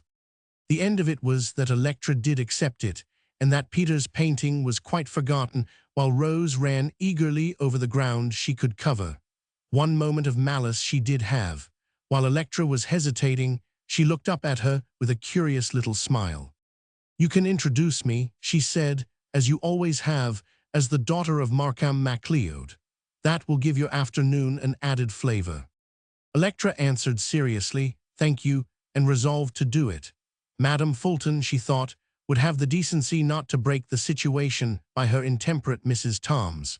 Electra had no experience of contrition in her grandmother, but she could but feel that any woman who had done what that old lady had might be trusted to observe the decencies for at least a week thereafter. "That was my public name," Rose added hastily, as if she had invalidated her claim. "I sang for 8 months or more as Rose MacLeod." It was a new triumph for her, Electra realized when the day was over. The ladies came down from the city and in perfect weather sat about on the veranda and in the 2 front rooms, while Rose, at the piano, sang to them and then gave them a charming talk. Electra, who could do no creative work, could not take her eyes from the young creature, all eager brilliancy and dressed in a perfect Paris gown. The dress, Electra knew, was no finer than she herself could amply afford to buy in her own country. Only it was worn with a grace, the air of a woman born to be looked at and used to fervid tributes. The other women, too, were worshippers of notability, and Rose knew she had raised a wave of admiration. To her, unused to the American woman's passion for new things, it was a real tribute, something she could count upon tomorrow after the epic of today, and the afternoon left her exhilarated and warm in momentary triumph. The women crowded about her with intemperate comment and question. They wanted to know as much about her father as they did about her. They were all eager to show their conversance with the Brotherhood, its aims and potencies, and they were more than ready to besiege her father and to entertain her. Some of them even wanted to make dates for the coming autumn, and Rose found herself the recipient of a score of visiting cards, all pointing to new alliances. She slipped away before the afternoon was over, to spare Electra the pains of thanking her, and going home, found MacLeod at the gate. Immediately her hopes died. She had forgotten the issues she had to reckon within him. From these no ladies' club could save her. He was affection itself in greeting her. "I have just come," he explained. "Peter is in town and Mrs. Grant is taking her afternoon rest. Let us walk a little way." "I have not my hat," she demurred. He looked at her sufficient parasol and took her hand, turning her toward the road again. "Come, we will walk along to that grove. It is shady there. I want to see you before we meet the others." She yielded, and presently they stepped in at the bars to the field where the grove invited. Under the trees, she furled her parasol and sat down on a stone. She looked involuntarily toward the plantation below them to the west. There were the little clumps of nursery trees, the green patches of seedlings, and dotted through the working area men with backs bent over the rows. She wondered if Osmond were there, and the thought gave her, if not courage, at least the defiance that answers for it. MacLeod threw himself on the ground, and her eyes came back to him. He looked so strong, so much a part of all living things, that he seemed to her invincible. He spoke quite seriously, as if there were matters between them to be gravely settled. I have been wondering about the bearing of these people toward you. What explanation did you make when you came? I made no explanation. What attitude did you take? Peter introduced me to her. He went in advance to tell her I was coming. Electra. Yes, Tom's sister. What did Peter tell her? He told her I was her brother's wife. Ah, and she accepted you. No, she has never accepted me. What? He glanced sharply up at her, and she met the look coldly. Her cheeks were burning, but there was nothing willingly responsive in her face. She repeated it. Peter told her Tom had married me. I have reason to think she told him she did not believe it. Has Peter said that to you? No, but I think so. Did she send for you to go to see her? No, I went without it. Now how did she receive you? His voice betrayed an amiable curiosity. He might have been interested merely in the vagaries of human nature, and particularly because Electra, as a handsome, willful creature, had paces to be noted. Rose laughed a little, in a way that jarred on him. He liked mirth to sound like mirth. She was civil to me, but she has never once given me Tom's name, nor has she allowed me to introduce myself by it. The old lady used it. That was because I followed an impulse one day and told her. She followed an impulse and used it. She is a naughty old lady. Ah, he considered for a moment. If she did believe you, is it your impression she would expect you toin her it? I would not have it. Her face quivered all over. I never thought of that for a moment. Cannot you see why I came? I was beside myself in Paris. There were you, hurrying back from the East and bringing him. The prince who had written me he would come with you. When he saw me again, you said he would not take no. Peter was going home. Kind Peter, he said, why do not you come with me? He said Electra was beautiful, quite the most beautiful person in the world. I thought she would receive me. I could tell another woman and so kind. Everything, and I could settle down for a little among simple people and get rested before she stopped. And he knew what she had meant to say, before you and your prince began pursuing me again. But he did not answer that. It was a part of his large kindliness never to perpetuate harsh conclusions, even by accepting them. I shall go to see your Electra at once, he said. She raised a forbidding hand. Do nothing of the kind, I insist on that. But he was again reflecting. That puzzles me, he said at last, that she should receive you at all if she does not believe you. Why? She looked at him steadfastly for a moment, a satirical smile coming on her face. These emotions he was awakening in her made her an older woman. I really believe you do not know, she said at length. Certainly I do not know. Why, it's you, he stared at her. It was, she saw, an honest wonder. She adores you. They all do, all her ladies. They meet and talk over things, and you are the biggest thing of all. I am the daughter of Markham MacLeod. That is what she calls me. I see, he mused again. I must go over there tonight. No, no, no. It was an ascending scale of entreaty, but he did not regard it. He got up and offered her his hand. Come, he said. Peter will be back. By the way, he added, as she followed him laggingly, does Peter know why you came to America? Peter thought it the most natural thing in the world to wish to be with Tom's relations. You have not told him about the prince. I have been entirely loyal to Yowith, Peter. Do not be afraid. He, too, adores you. They walked on in silence. At the house, they found Granny, now in her afternoon muslin, cheerfully ready for a new guest, and Peter in extreme delight at seeing him. Markham MacLeod, once in his own room, sat down and stretched his legs before him. As he ruminated, his face fell into lines. Nobody ever saw them, even he, because in public, and before his glass, he had a way of plumping himself into cheerfulness. His tortuous thoughts were for his inmost mind. Whatever he planned, no one knew he was planning, only his results came to him in the eye of the world. Romans 17. After supper, which had been, Granny thought, a brilliant occasion, MacLeod took his hat and said to Peter, with an air of proposing the simplest possible thing, I am going over to pay my respects to your neighbor." Peter stared frankly. "She was so kind as to invite me to luncheon, you know," MacLeod explained from the doorway. "I want to call at once." "I will go with you," said Peter. "No, no, it's a first occasion. She will want to catechize me, and you have heard all the answers. I rather depend on her putting straight questions." It was not the custom to wonder at MacLeod. Whatever he did bore the stamp of privilege. He was the chief. So he walked away through the summer dusk, and Peter and Rose, on the veranda, talked Paris while Granny listened, in a pleasant daze, not always sure, through ages' necromancy, whether all the movement and action of their tone and subject belonged to the reality they knew, or to her own dream of a land she never saw. Electra, the lights turned low, was sitting at the piano, nursing her discontent. She could hear the murmur of Madame Fulton's voice from the next room, broken by pauses when the old lady waited for Billy Stark to laugh. It all made Electra feel very much alone. Perhaps she had gone to the piano in a tacit emulation of the mastery Rose had shown, to see if, by a happy miracle, she also could bring to birth some of those magical things she never knew she felt until she heard others expressing them. But when she struck a chord, it was no richer and no more responsive than she remembered it in her old practicing days. Then she tried singing a little. "Drink to me only with thine eyes."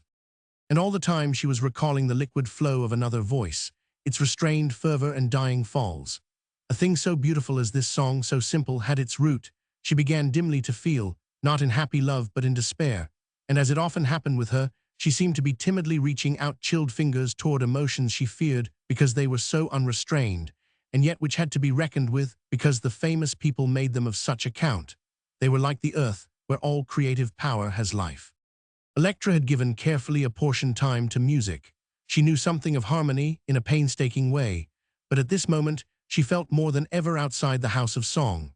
She was always having these experiences, always finding herself face to face with artists of various sorts, men and women who, without effort, as it seemed, could coax trees out of the ground and make them blossom before your eyes. And sometimes she had this breathless feeling that the incredible might happen and she, too, might do some of these amazing things. Often it seemed to her she was very near it. The turning of a key in the lock, a wind driving through vapor, and she might be on the stage of the world, no longer wondering but making others wonder. These were real hungers. She wanted great acknowledged supremacies, and her own neat ways of action had to end ingloriously. And at the moment MacLeod came up the steps. Without hesitation she went to meet him. Anyone that night might have been a messenger from the richer world she coveted. She saw him there smiling at her in the dim hall light, and the old feeling came back that she had known him before and waited for him a long time. They had touched hands, and he had gone with her to the sitting room before she realized that such silent meetings were not the ordinary ones. "Did Peter come with you?" she asked unnecessarily. "No, he wanted to." "I am glad to see you." MacLeod spared no time. "You have been very kind," he said, "to my little girl."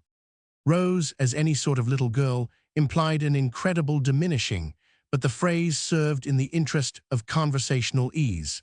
Electra's eyes were on him, absorbed and earnest. There was nothing she believed in so much at that moment as the clarity of MacLeod's mind and heart.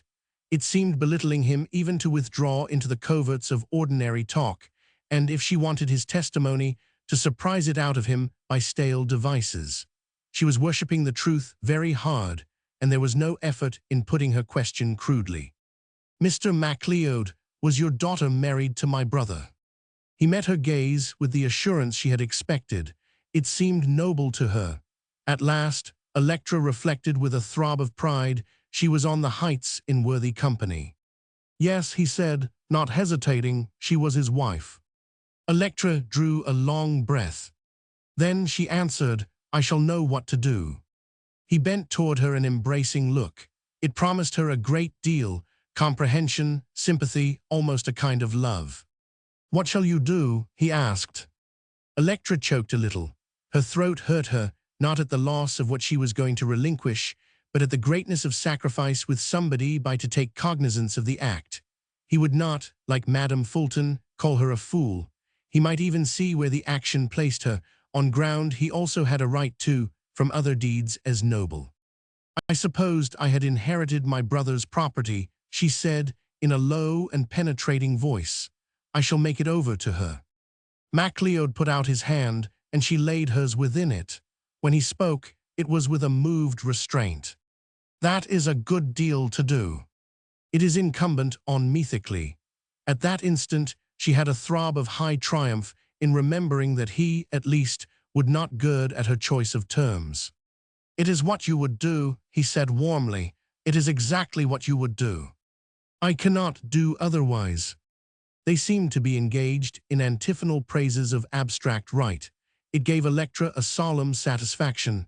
She could hardly leave the subject. I wish to do everything in my power, she announced. I cannot ask her to live here, because I may not be here long myself. You will marry Peter and go away. Electra felt her face growing warm in the dusk, and an unreasonable vexation possessed her against anyone who should have mapped out her purposes and given him the chart. He might know her. He was evidently destined to, she intemperately thought, better than anyone else, but she could herself induct him into the paths of intimacy. There was no pleasure in feeling that he was bound to prejudge her through cognizance of this other tie she had for the moment forgotten. Did Peter tell you that? She asked. I am afraid I guessed it. His frankness put her back on their pleasant ground of intimacy. It even brought them nearer. Why did you guess it? Here was foolish talk, she following upon the heels of his venture, as if there were something in the very dust of his progress too precious to be lost. But MacLeod, who cared nothing about inanities once their purpose was served, whirled her away from further challenge and reply. You must come to Paris, he said. With or without Peter you must come. Her heart warmed, and her voice trembled as she answered. I should like it. I should like nothing better. You have been in Europe. Oh yes, for a year at a time, 3 times in all. Lately? No, the last time I was very young. You will see things with different eyes. He seemed to be promising her something in the fervor of his speech. Someone had said of him once that, in talking to women, he always said you as if it meant you and one. It may not have been to women alone. Young men felt that in the reconstruction of the earth, it would not be merely MacLeod who led the van, but MacLeod and each one of them. I should like, she dared, to see the things you are doing. I should like to know the brotherhood. You shall know it. There are as many women in it as men. When the starving citizens marched up to Paris to ask King Louis for bread, the women's voices were loudest, I fancy. There is no distinction in our membership. Men and women serve alike. When could I join it? Not too fast, dear lady. He was smiling at her. That warm tone of personal consideration soothed her through the dusk. It involves hardship, the laying down of self. Are you ready for that? I am ready, said Electra. Her heart beat high. At last life seemed large enough and rich enough to satisfy her. Your entire allegiance and 1/10 of your income, he went on. Do not pledge it unless you can keep the pledge. I promise. I pledge it myself and all I have. In her uplifted state, it seemed as if some spell had been laid upon her, and she sought to recall her lost composure. The occasion, she knew, was a very large one, and she must not, she earnestly thought, deprive it of dignity. He rose.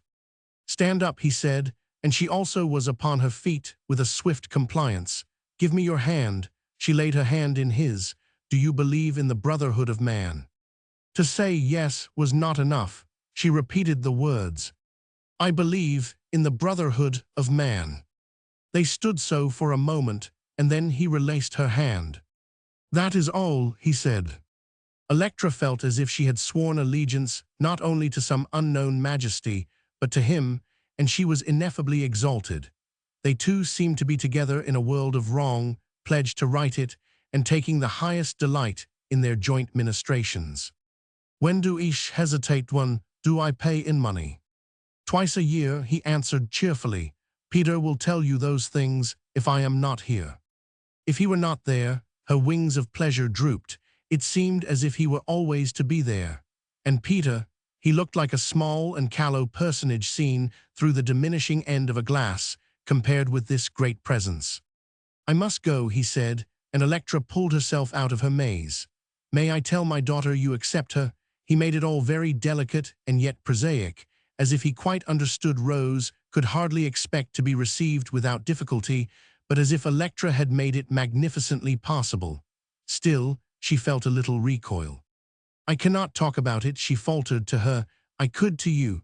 Let me settle all the details, and my lawyer shall submit them to you. Would that satisfy you? She spoke humbly, and Markham MacLeod, the chief of the Brotherhood, bent over her hand and touched it with his lips. Then he was gone, and Electra was left standing with that incredibly precious kiss upon her hand. She was poor in imagination, but at the instant it flashed into her mind that this was actually the touch of the coal red from the altar. Markham MacLeod, walking with long strides through the summer night, drew in deep breaths, and delighted, for the moment, in the voluptuousness of his own good health and the wonder that he had been able to carry youth on into middle age. He had not been accustomed to think about the past or what might come. It was enough to recognize the harmonious interplay of his muscles and the daily stability of a body which until now, and that briefly, had shown no sign of revolt. What insurrection there was he meant to quell, and meantime to forget its possibility, as a chief may, for the time, ignore rebellion. MacLeod was plagued neither by unsatisfied desires nor by remorse. In his philosophy, to live meant to feed upon the earth as it appeared to the eye and to the other senses. He believed, without argument, that all the hungers in him were good lusty henchmen demanding food. Now, in spite of certain grim warnings he had had of late, he was filled with the old buoyant feeling that his body was a well-to-do republic with his own impartial self at the head of it. Justice should be done to all its members that they might live in harmony. If discomforting forces assailed the republic, they must be crushed. Some of these he might have recognized as regrets, the sort of specter that was ready to visit Napoleon on a night after the campaign in Egypt. They were, he thought, inseparable from great power and the necessities attending its administration. But they were enemies of the republic, and he killed them. So his voice was always hearty, his eye clear, and his cheek that healthy red. Peter he found in fits of laughter, and Rose mimicking certain characters known to them in Paris. It was encouraging, he judged, to find Rose out of her dumps. But she was only keeping Peter by her until MacLeod should come and help detain him. Peter had said something in the early evening about going down to find Osmond, who had of late, he averred, been off at night on his deep wood prowls. No, Rose wanted to say, and there would have been a choking triumph in her throat, he has been in the playhouse waiting for me. And because she could not go that night to the wide liberty of the fields, she would not have Peter wandering off that way and hunting up her playmate, breaking spells, and spoiling wordless messages. MacLeod had not seen her so gay, not since the days in Paris before she met Tom Fulton, when she had been one of a changing wave of artist life, made up of students delirious with possibilities and all bent toward the top notch of reputation. He joined her and Peter now in precisely their own mood, his laugh and voice reinforcing theirs. Rose warmed more and more. Not all her dreary memories could keep her from delighting in him. He carried her along on that high wave of splendid spirits, oblivious for the moment to all his faults. Thus, she paused to remember again, it had been in her too-wise childhood, when seeing her mother wan with tears, she had yet put her little hand in his and gone off with him for an hour's pleasuring, though he was the fount of grief as well as gaiety. He compelled her, the sheer physical health of him.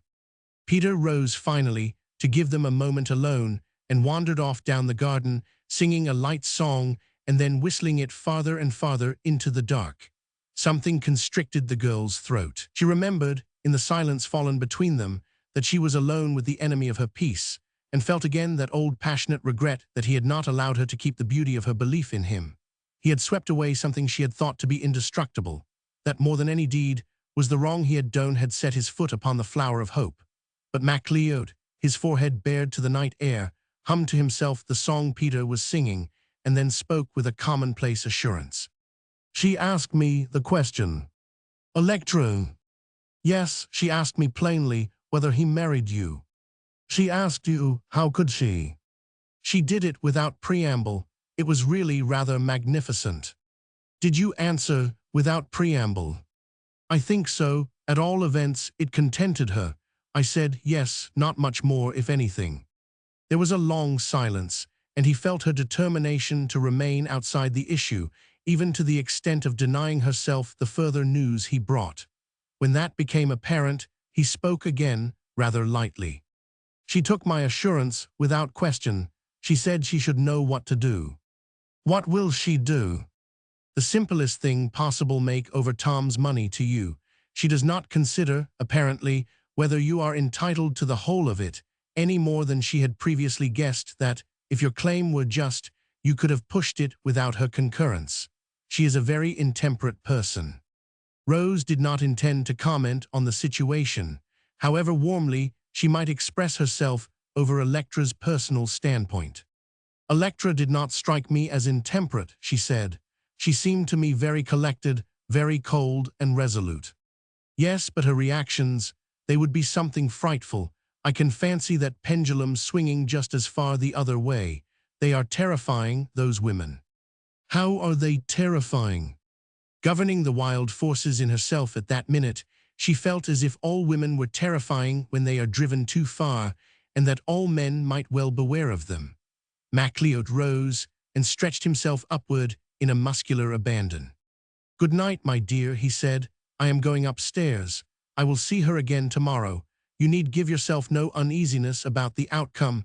You needn't even concern yourself with the details. I shall arrange them with her." Rose was quickly upon her feet.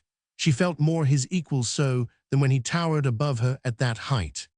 "If you see her," she threatened, "I will overturn everything." "No, no, you would not. Run upstairs now and go to bed. You are overwrought. This whole thing has been a strain on you." "Yes," she spoke rapidly and in a low tone, fearing Granny's window above. "It has been a strain on me, but who brought it on? I did it myself. I must meet it, but I will not have you meddling with it. I will not." "Not tonight, at least," said MacLeod with unblemished kindliness. "Do not do anything intemperate, but you will not. I know you too well." After a good night she could not answer. He went in and up the stairs. She could hear him humming to himself that gay little song. She stood there quite still, as if she were in hiding from him and he might return to find her. When the door closed above, she still stood there, her nails clasped into her palms, and for the instant she was not thinking of herself, but of Electra. It seemed to her that it would be necessary to protect Electra from his charm. Then she heard Peter whistling back again.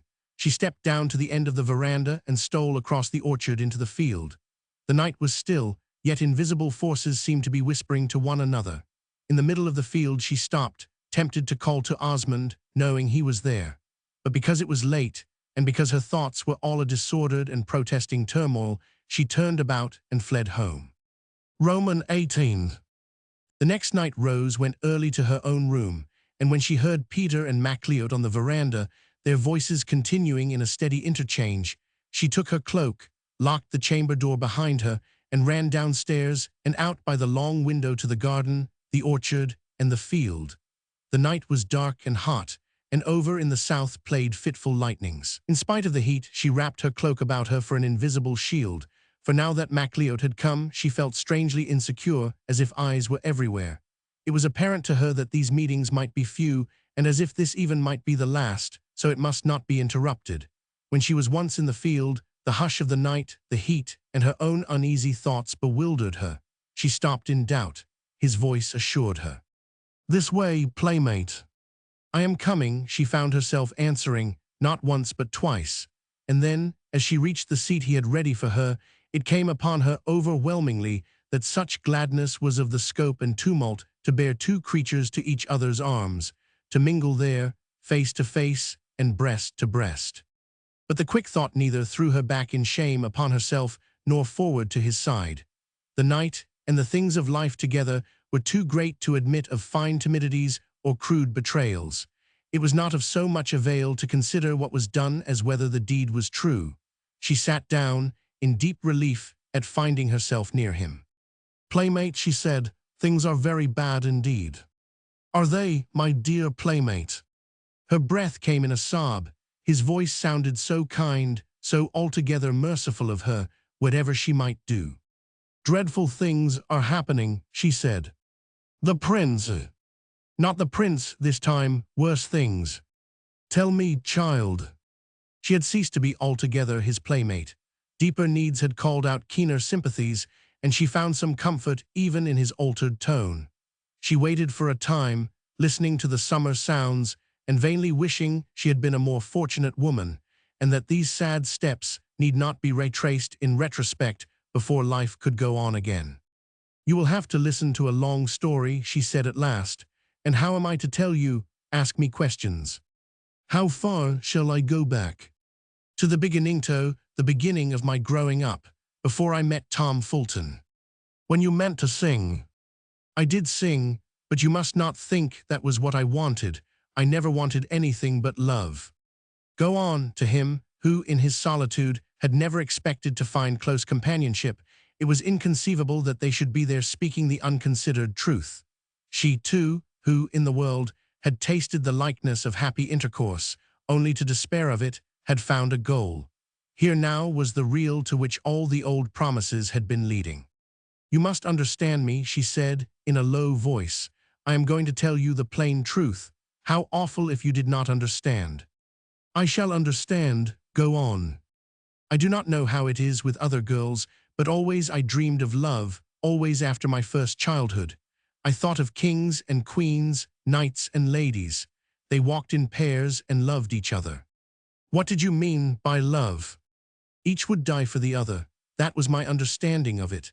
I knew the time would come some day when a beautiful young man would say to me, 'I would die for you,' and I should say to him, 'And I would die for you.' It was a kind of dream. Maybe it would not have been, except that I was never much of a child when I was a child. I had ecstatic times with my father, but I was lonesome. The lover was to change that when he came." "When did he come?" "He came several times, but either he was too rough and he frightened me, or too common and he repelled me, or—" "And Tom Fulton came?" "Yes, walking just the right way, neither too fast nor too slow, and all chivalry and honor. Oh, my heart, my heart," she was sobbing to herself. There was a long pause. "So you married him," Osmond reminded her. Osmond, at last she had said his name. She knew it with her mind, but how did her heart have it so ready? To him, it seemed natural that she should use it, until he thought of it next day.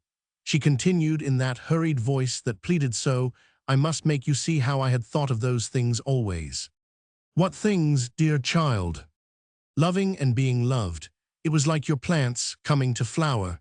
There was to be one person who would give me a perfect devotion. There would be music and dancing and bright weather, day after day, year after year. That was coming to flower, like your plants." "A rose in bloom," he murmured. "It was a kind of possession with me. I cannot tell you what hold it took on me. There were years when I tried not to have a wrong thought or do an ugly act, so that I could be beautiful to him when he came. 'Behold, the bridegroom cometh,' mused the voice, in involuntary comment, as if it responded to the man's own wondering mood. He came, he made himself irresistible to me. He knew my father first." "Were they friends?" "My father has no friends, not as you would understand it. He touches people at one little point. They think they have everything, but it is nothing. Still, they understood each other. My father sold me to him." There was silence from the darkness under the tree. Only she heard him breathe. "I was to blame too," she cried, "but I did not see it then. I truly did not see it. My father told me it was nobler and purer to go with my lover so. Marriage, he said, had been profaned a million times. Where was the sacrament, he asked, in a church that was all rotten. He told me so to Tom Fulton. I went with him. I never married him." She paused for the answering voice, but it delayed. The silence itself constrained her to go on. "Do you know what Tom Fulton was?" "He was a handsome beast." "You never knew the half, but my father knew. He knew men, he knew Tom Fulton, and he delivered me over to the snare of the fowler. I lived a year with him, I left him, he had the accident and I went back. He died, I thanked God." Osmond had not often, to his remembrance, formulated gratitude to any great power, but he also said, "Thank God." In a way he did not understand, she seemed to him austere in her purity and her rebellion against these bitter facts. There was no hesitation and no shame. She had only wrong to remember, not willful sin. One thing he had to know. He asked his question, "Was Fulton kind to you?" "At first, not at the last." "How was Henot kind?" That too, she was apparently thinking out. "I can hardly tell you," she said at length. He seemed to hate me. You. I have seen the same thing twice, with other men and other women. You see, it was a terrible blow to his vanity. His pride to stopped loving me. I do not understand. You may not ever, but he had had unworthy things in his life, attachments, those that last a short time. When he cared for me, he thought he cared tremendously. He believed it would last, but it did not. He had nothing left to give me. He had gambled it away. I think it hurt his pride. He could only justify himself unconsciously. It was all unconscious be finding fault with me, by proving I was not worthy to be loved. Do you see? You are a strange woman to have guessed that. You must be very clever. No, oh no, it was because I thought so hard about it. For a long time, night after night, I thought of nothing else. When it did what he called love, I thought the world died too. My dear good child. When he was dead, what was I to do? I thought I should sing, but my father was coming from the east with another suitor, the prince. The prince had seen me here and there for a couple of years. I had always been known as Madame Fulton. I called myself so at first, proudly, honestly. Then other people called me so, and even when I had left him, I let them do it. Peter stepped in then, honest Peter in his ignorance. He wondered why I did not come here to Tom's people. Electra was a kind of goddess. I came, that is all. She paused. Osmond spoke musingly. So you were not his wife, and Electra knew it. She did not know it. But she suspected it. She refused to own you. She suspected me because she knew Tom too well. I believe he had shocked her and frightened her until his world was all evil to her. There was another reason. This was a woman's reason, and she was ashamed to have put her finger on it. Electra's proud possession of her lover and her instant revolt at his new partisanship. What was it but crude jealousy? Yet there were many things she could not even dimly understand in Electra's striving and abortive life of emulation that reached so far and met the mists and vapors at the end. But there was one thing I did not want, Rose Creedsear money. I never thought of it. I only thought how I might come here for a little and be at peace, away from my father. Then when Electra hated me, I had to stay, I had to fight it out. Why, I do not know, I had to, but now it's all different. How is it different? Because she has accepted me. But you wanted her to accept you. Ah yes, on my own word. I believe I had it in my mind to tell her the next minute, to throw myself on her mercy, the mercy of the goddess, and beg her to see me as I was, all wrong, but innocent. It is innocent to have meant no wrong. But when she met me like an enemy, I had to fight. And now she has accepted you. Yes, the assent was bitter, on my father's word. His word. Yes, he stands by me, he confirms me. She asked him if I had been married to her brother.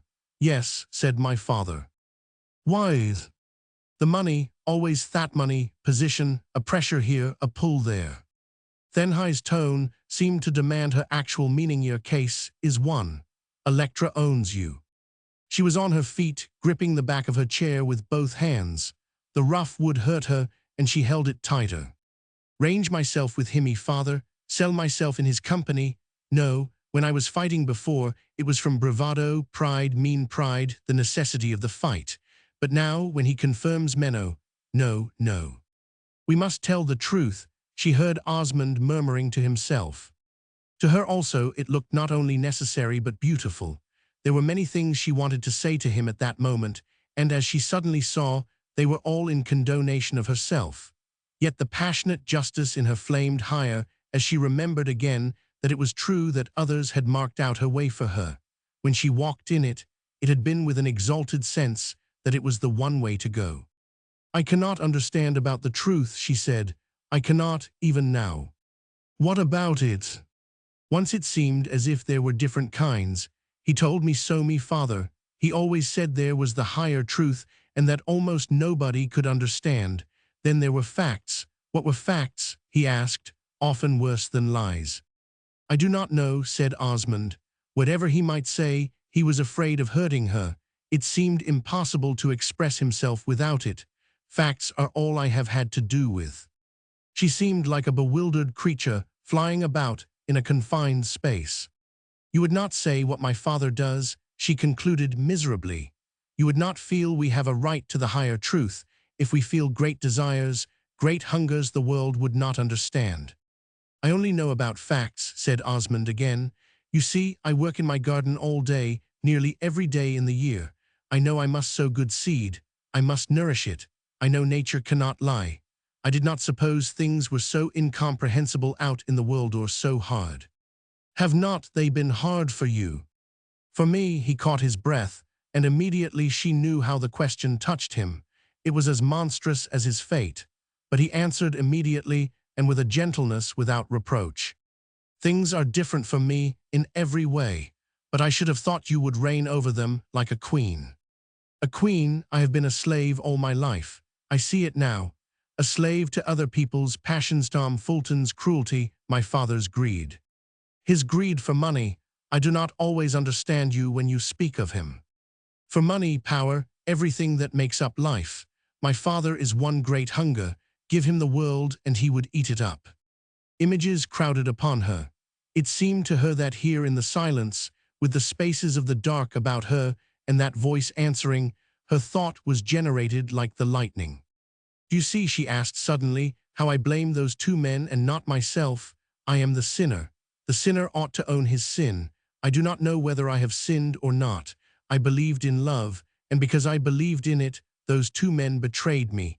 That was how I was taught not to believe in anything. Do not you believe any more? Oh, I do not know, I do not know. It was a despairing cry. There is kindness, I know that. Peter is kind. Your grandmother is the kindest person in the world. But that one thing I dreamed about, Osmond, that one thing was the most beautiful thing God ever made. Tell me more about it. You have thought about it too. We cannot be so much alike, you and I, and not have thought the same things. Are we alike? It was a wistful voice. She laughed, a little sorry laugh. Well, she said, at least we are in our playhouse together. Ah, he seemed to speak in spite of prudence. That's not because we are alike. It is because we are different. But he went on at once, as if to keep her from interrogating that, or even perhaps remembering it. I have forbidden myself to think of some things. When they came upon me, I went out and dug them into the ground. She was filled that night with an imperative sense of life. It made her forget even him and his claim to be heard. The great resolve in her to be for once understood was like a crowning wave drenching the farthest shore. I have never had enough of life, she avowed passionately. I have always had the appearance of it, the promise that the next minute the cup would be given me, but the cup was never there, or if it was, there was muddy water in it. The lights have never been bright enough, the music has never gone on long enough. Why, she seemed frightened. Is that like my father? Do I get that from him? It is because you are young, said Osmond, and because you are beautiful, and the world ought to be your stove. Put your foot on it. The passion of his voice recalled her. No, she answered humbly, not to put my foot on anything. No, no, no, playmate, she added, you are the dearest thing in all the world. The voice laughed out harshly. The man was lying prone at full length where she could not see him, his hands upon the earth he loved, his fostering, yet unheeding mother that had saved his life for her own service. At that moment, it seemed to him, his eye turned inward upon himself, as if there were foolish irony in that friendly comment. He looked to himself rather one of the earth forces, supremely strong, waiting for some power to guide it. Elemental things are no good until they are harnessed and made to work, he heard himself saying, as in a trance, and then it was apparent she had not noticed, for she went on. To be able to speak to anyone as I speak to you, playmate, it seems to me men might as well kill a child as kill women's innocent faith in love. But men love too, he heard himself answering her. If I thought that, but when anything so beautiful turns into something base, and the creature we worshipped laughs and says it is always so, he kills something in us, and he cannot bring it to life again. Neither he nor any other man can make it live. It is a dream, and the thought of it hurts us too much for us even to dream it over again. What is that? Out of his web of pain, he could only answer, what, playmate? Something sweet in the air. That recalled him to his dear garden and the homely sanities that awaited him. He sat up and brushed the wet hair from his forehead. "It is the lily field," he said. "A wind has risen. The flowers have been coming out today, and you get their scent." He laughed a little, tenderly, as at a child. "You said you never had enough of anything. You would have enough of them if you were there." "Why should I?" "The fragrance is so strong. You can make yourself drunk with it." "Come, playmate, take me there. Let us walk through them in the dark and smell them." "No." "Why not?" "It is not good for you." He spoke seriously. "I know all about the preservatives of life, the medicines that keep us sane. I know we must not go and smell strong lilies at 10 o'clock at night. We must go home and say our prayers and brush our hair and go to bed." "Do you say your prayers?" "Not exactly, but almost." "Well, since I have known you, I say something or other to the heathen gods at night about making you safe and sleepy." "The heathen gods?" "Well, not precisely. Granny's unknown god, I guess it is, unknown to me." "Why do you say we must brush our hair?" He laughed a little, yet soberly. "I read it in a novel the other day. There were two young women talking together while they brushed their hair. Then I thought of yours and how it must hang down your back like a golden fleece." "That's in Shakespeare." "It's in me too, a golden mane then." "Do you like novels?" Suddenly, she had back her absorbing curiosity over him. "Not much. I have not read many." "Why?" "It's best not. They make me discontented. Seed catalogs are better." "But you are reading them now." "That's because you have come." "What's that to do with it?" "For the manners and customs. I want to know how young women behave." "You know how Electra behaves." "Electra behaves like a Puritan's god. If an early colonist had hewn him a deity out of stone, it would be like Electra." "Poor Electra." "Yes, you are far happier, old fire and frost." "But why do you read novels to find out about me? Why do not you observe me?" "Because I do not see you in the light." "But you will." "Never." "Never, playmate. You hurt my feelings. What if we should meet face to face in the lily field at 12 o'clock tomorrow?" He answered sternly, and she believed him. "I should never speak to you again. You must keep faith with me, or we shall both be sorry." "Why, of course." Rose said it gently, as if she wondered at him. "Of course I shall keep faith with you." She heard him rising from his place. "Now," he said, "you must go home." "Why must I? The little side door is never locked." "No, but you have been through a good deal. We must take care of you." "I feel as if I had all the strength in the world. I could waste it, and then have enough to waste again." "It is not altogether strength. It's fire, the fire of youth. Bank it up and let it smolder, or it will burn you up." "How are you so wise, playmate? You are as wise as dear Granny." He stretched up his hands in the darkness. The face he lifted to the shrouded heavens only the unseen citizens of the night could see, the beneficent powers that nurse and foster. "It has been my study," he said, in a tone of awe, as if he had not before thought how strange it is never to squander. "All these years I have done nothing but think of my body, how to build up here, how to husband there. So much exercise, so much sleep, so much turning away from what burns up in tears. Well, I have done it. I have made myself into something as solid as the ground, as enduring as the rocks." "Has it been easy?" she ventured. "Have you liked to do it?" "No, I have not liked to do it." Afterwards, in her own room, she thought of that question and understood the answer better. "I have never lavished anything," he said. "As soon as I saw what Granny was about, trying to give me a body to live in, I began to help her. We have done it. Sometimes I think she did it sitting there in her chair and praying to her God. I have not done any spending. It has been all saving. But when the time comes, I shall spend it all at once." She felt very far away from him. "How, playmate?" she asked timidly. He roused himself. "Never mind," he said. "That's not for us to think about tonight. Now run home, child, and go to bed." "But we have not decided about me. What must I do?"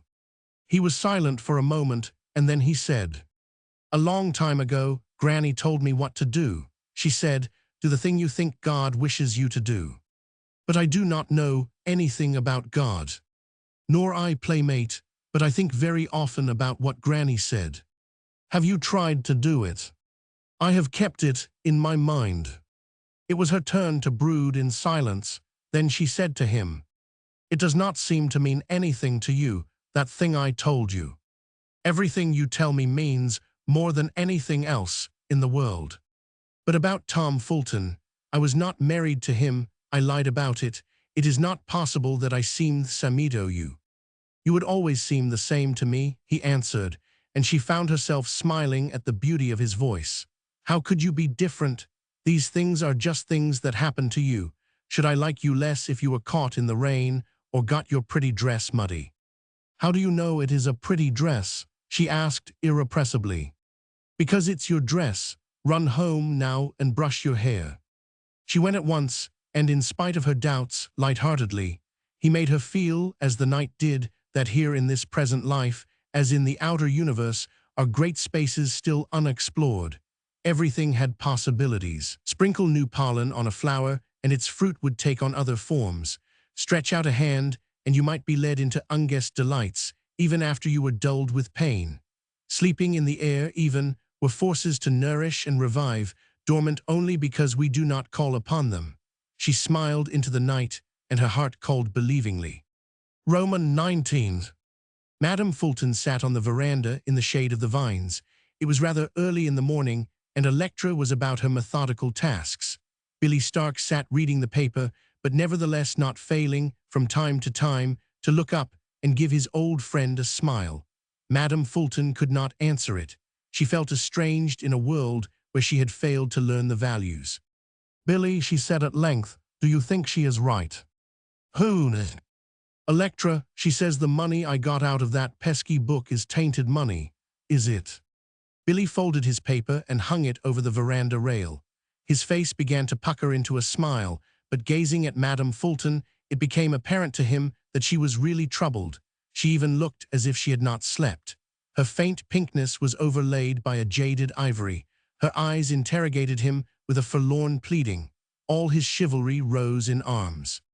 "Hang the book, Florrie," he said. "Forget it. You have had your fling with it. You wanted fun and you got it. Stop thinking about it." But she persisted. "Is it really true? Have I done a shocking thing, and is it monstrous to use the money?" "You have been exceedingly naughty," said Billy. He eyed her with anxiety. "You ought to have your hands slapped, of course. Electra's done it, so far as I can see. So now let's get over crying and go out and jump rope." "It is not so much the book, nor the money, nor Electra. It's because I cannot help wondering whether I am a moral idiot." "Do you think I am, Billy?" "I think you are the gamest old girl that ever was, if you want to know. Let me have the horse put into the phaeton, Florrie, and we will go out and jog a while." But she was musing. Suddenly he saw how old she looked. "It's always been so, Billy. I never was able to see things as other people saw them. These rules they make such a pother about never seemed so vital to me. It's all a part of life, seems to me. Go ahead and live, that's what we are in for. Growing things just grow, do not they? They do not stop and take photographs of themselves on the 23rd day of every month. Now, do they?" "Florrie," said her old friend, still watching her, "I will tell you what you do. You just run away with me and come to London. We have got 15 good years before us yet, if we take 'em soberly." She seemed to be considering. Her face lighted. "I could almost do it," she owned. "Electra's having me here helps out a lot, but I could almost do iten my polluted gains." Billy Stark looked into the distance. In his earlier years, he had loved to ride and take his fences well, even when they loomed too high. He could not remember many great challenges in life, but what he had recognized, he had not refused. Everything he had met like an honest gentleman. "Florrie," he said, "I shall not want to leave you here in Electra's clutches. You commend marry me." She laughed a little. It was sadly done, but the pink came back into her cheeks. "As true as I am a living sinner, Billy," she said, "I would do it, if I were half sure how we were coming out." "Coming out?" "Yes, if I thought I should be pretty vigorous up to the end, and then die in my chair like a lady. Yes, I would do it, and thank ye too, but a million things might happen to me. I might be palsied and helpless on your hands, head nodding, deaf as a post-dem, Billy, I could swear. I might give out myself," he said generously. You might be the one to tote the burden." The old lady laughed again. "The amount of it is, Billy, we are afraid. Own up. Now are not we?" Billy thought it over. "I am not so sure of that," he said contentiously. "I am not prepared to say I am afraid. Nor you either, Florrie. Come on, old girl, chance it." "I will think it over," said Madame Fulton. The brightness had come back to her eye. So much was gained, at any rate, Billy told himself. There's that handsome girl coming, Tom's widow, Electra. Electra's scales were beginning, with a serious emphasis. "I love to see them together," Madame Fulton said. "She makes Electra mad as hops." Rose was coming very fast. She had the walk of women well trained, for the stage perhaps, the spring and rhythm of art superadded to nature's willingness.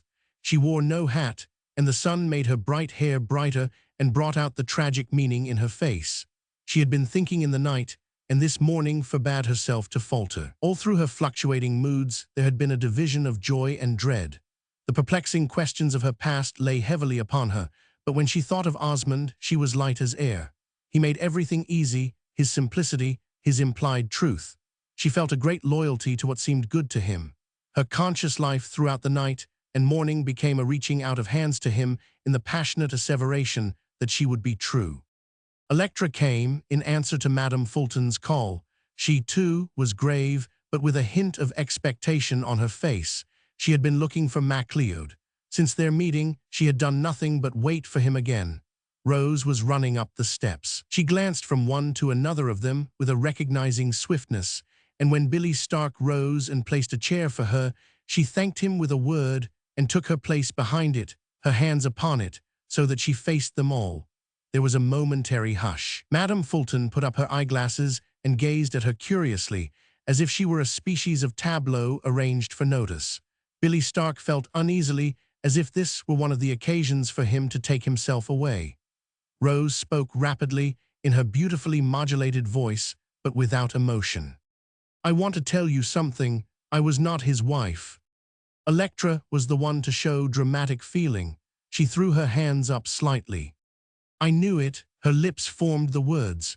Her triumphant glance went from one to another, saying, "I told you so." Rose stood there with perfect self-possession, very white now, and with the chilled look that accompanies difficult resolution. She glanced at Madame Fulton, and the old lady met her gaze eagerly with an unbelieving query. "For heaven's sake," she ejaculated, "Electra, why do not you speak?" "I lived with Tom Fulton as his wife," said Rose, in the same moving voice. She might have been engaged in the rehearsal of a difficult part. No one looking at her could have said whether she duly weighed what she was announcing. "I called myself his wife because I thought I had a right to. Other people would have called me a disgraced woman." Billy Stark now, without waiting to find the step, walked off the edge of the veranda and was presently to be seen, if anyone had had eyes for him, lighting a cigar in the peaceful garden. Madame Fulton had spoken on the heels of these last words. She brightened into the most cordial animation. "This is the most extraordinary story I ever heard in my life," she commented with relish. "Sit down, my dear, and tell us all about it." "There is nothing more to tell," said Rose. Her eyes traveled to Electra's face and stayed there, though the unfriendly triumph of it shook her resolution. "I had to say this because I must say, too, that I do not want money and I will not take it. I do not want to be known as Tom Fulton's wife. I was not his wife." "You wanted it a week ago," said Electra involuntarily. She had made up her mind not to speak, not to be severe, not to be anything that would destroy the picture Markham MacLeod must have of her in his own mind, but the words escaped her. That was before Rose stopped. She had almost said it was before her father came, but it was borne floodingly in upon her that this was not alone the reason. It was before she had felt this great allegiance to Osmond Grant. "Your father confirms you," said Electra, yielding to her overpowering curiosity. "He says you were my brother's wife." "My father," Rose held her head higher, "I have nothing to do with that," she concluded. "It is the truth that I was never married." Electra turned away and went into the house. They heard her step in the neighboring room. She had paused there by the piano, considering, in her desire to be mistress of herself, whether she should not go on with her music as if nothing had happened. But the thought of Rose and her mastery of the keys forbade that as display, and she turned away and went upstairs with great dignity, though there was no one by to consider the fashion of it. There she sat down by the window to watch for Markham MacLeod. Madame Fulton had been regarding Rose with an exceedingly friendly smile. The girl looked tired, though her muscles had relaxed with Electra's going. "Come here, my dear, and sit down," said the old lady, indicating a chair. Rose shook her head. Then, as she found herself trembling, she did sit down, and Madame Fulton laid a hand upon her knee. "You are a very interesting child," she said, with an approving emphasis. "Now, what in the world made you fall in love with Tom Fulton? Did he seem very nice to you?" "I cannot talk about him," said Rose. It seemed to her as if now his shadow might be lifted from her. "It is over. He is dead." "Of course he's dead. It was the best thing he could do." "Well, well, my dear, what made you come over here and play this little comedy for us?" The girl's eyes had filled with tears. "I cannot tell you," she answered. It was easy to defend her cause to Osmond, not to this eager creature who wanted to read her like a curious book. But Madame Fulton was almost whispering. She looked as if she had something of the utmost importance to communicate. "I ask you, my dear, because I am thoroughly bad myself, and it's beyond me to understand why it's so important whether we are bad or good. And I thought maybe if you could tell me, did you know you were bad before you came and Electra found you out?" Rose was looking kindly into the vivid face. "No," she said, "I did not think I was bad." "That's it," cried the old lady in high triumph. "We do not any of us know it till they find us out. My dear, it's the most awful system, no, is not it? You go on as innocent as you please, and suddenly they tell you you are a criminal. It's as if you made up your mouth to whistle, walking along the road, and somebody pounces on you and tells you whistling's against the law and claps you into jail." Rose was smiling at her now, forgetful, for the moment, of her own coil. Madame Fulton seemed to her so pathetically young and innocent of everything save untamed desires. "What under heavens does it mean?" Madame Fulton was insisting, with the greatest irritation. "I must go now," said Rose. "I had to tell you." Madame Fulton kept the detaining hand upon her knee. "But where are you going?" she insisted. "Back to France?" "No, I shall stay in America. I shall sing." "Do you think anybody'll want to hear you?" "They will love to hear me." Madame Fulton eyed her smilingly. "You are a brazen hussy," she said. "But of all things, why did you come here with your little comedy in your hand if you did not mean to play it out?" "I did mean to play it," said Rose, laying her head back against the high rail of the chair. She closed her eyes, for again she felt the tears coming, "but I get sick of it." Madame Fulton nodded confirmingly. "That's precisely it," she agreed. "We do get sick of it. We get sick of conduct, good or bad. They do not, the good ones. They go on clambering, one step after another, up that pyramid, and peering over the edge to see us playing in the sand, and occasionally, if they can get a brick, they heave it at us." "Who are the good ones?" Rose asked languidly. "Electra." "Electra, she's neither hot nor cold, but she's of the kind that made the system in the first place." "Granny is good," said Rose absently.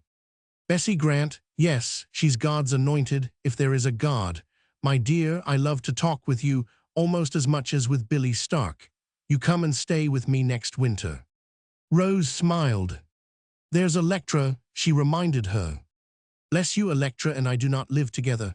I only visit her here half the year to save my pocketbook. That's another proof of my general unworthiness. I flout her and mad her all the time. She would not do that to me, but she would drive me to drink trying not to. No, I have got a little apartment in town, like a hollow tree, and I crawl into it in the winter.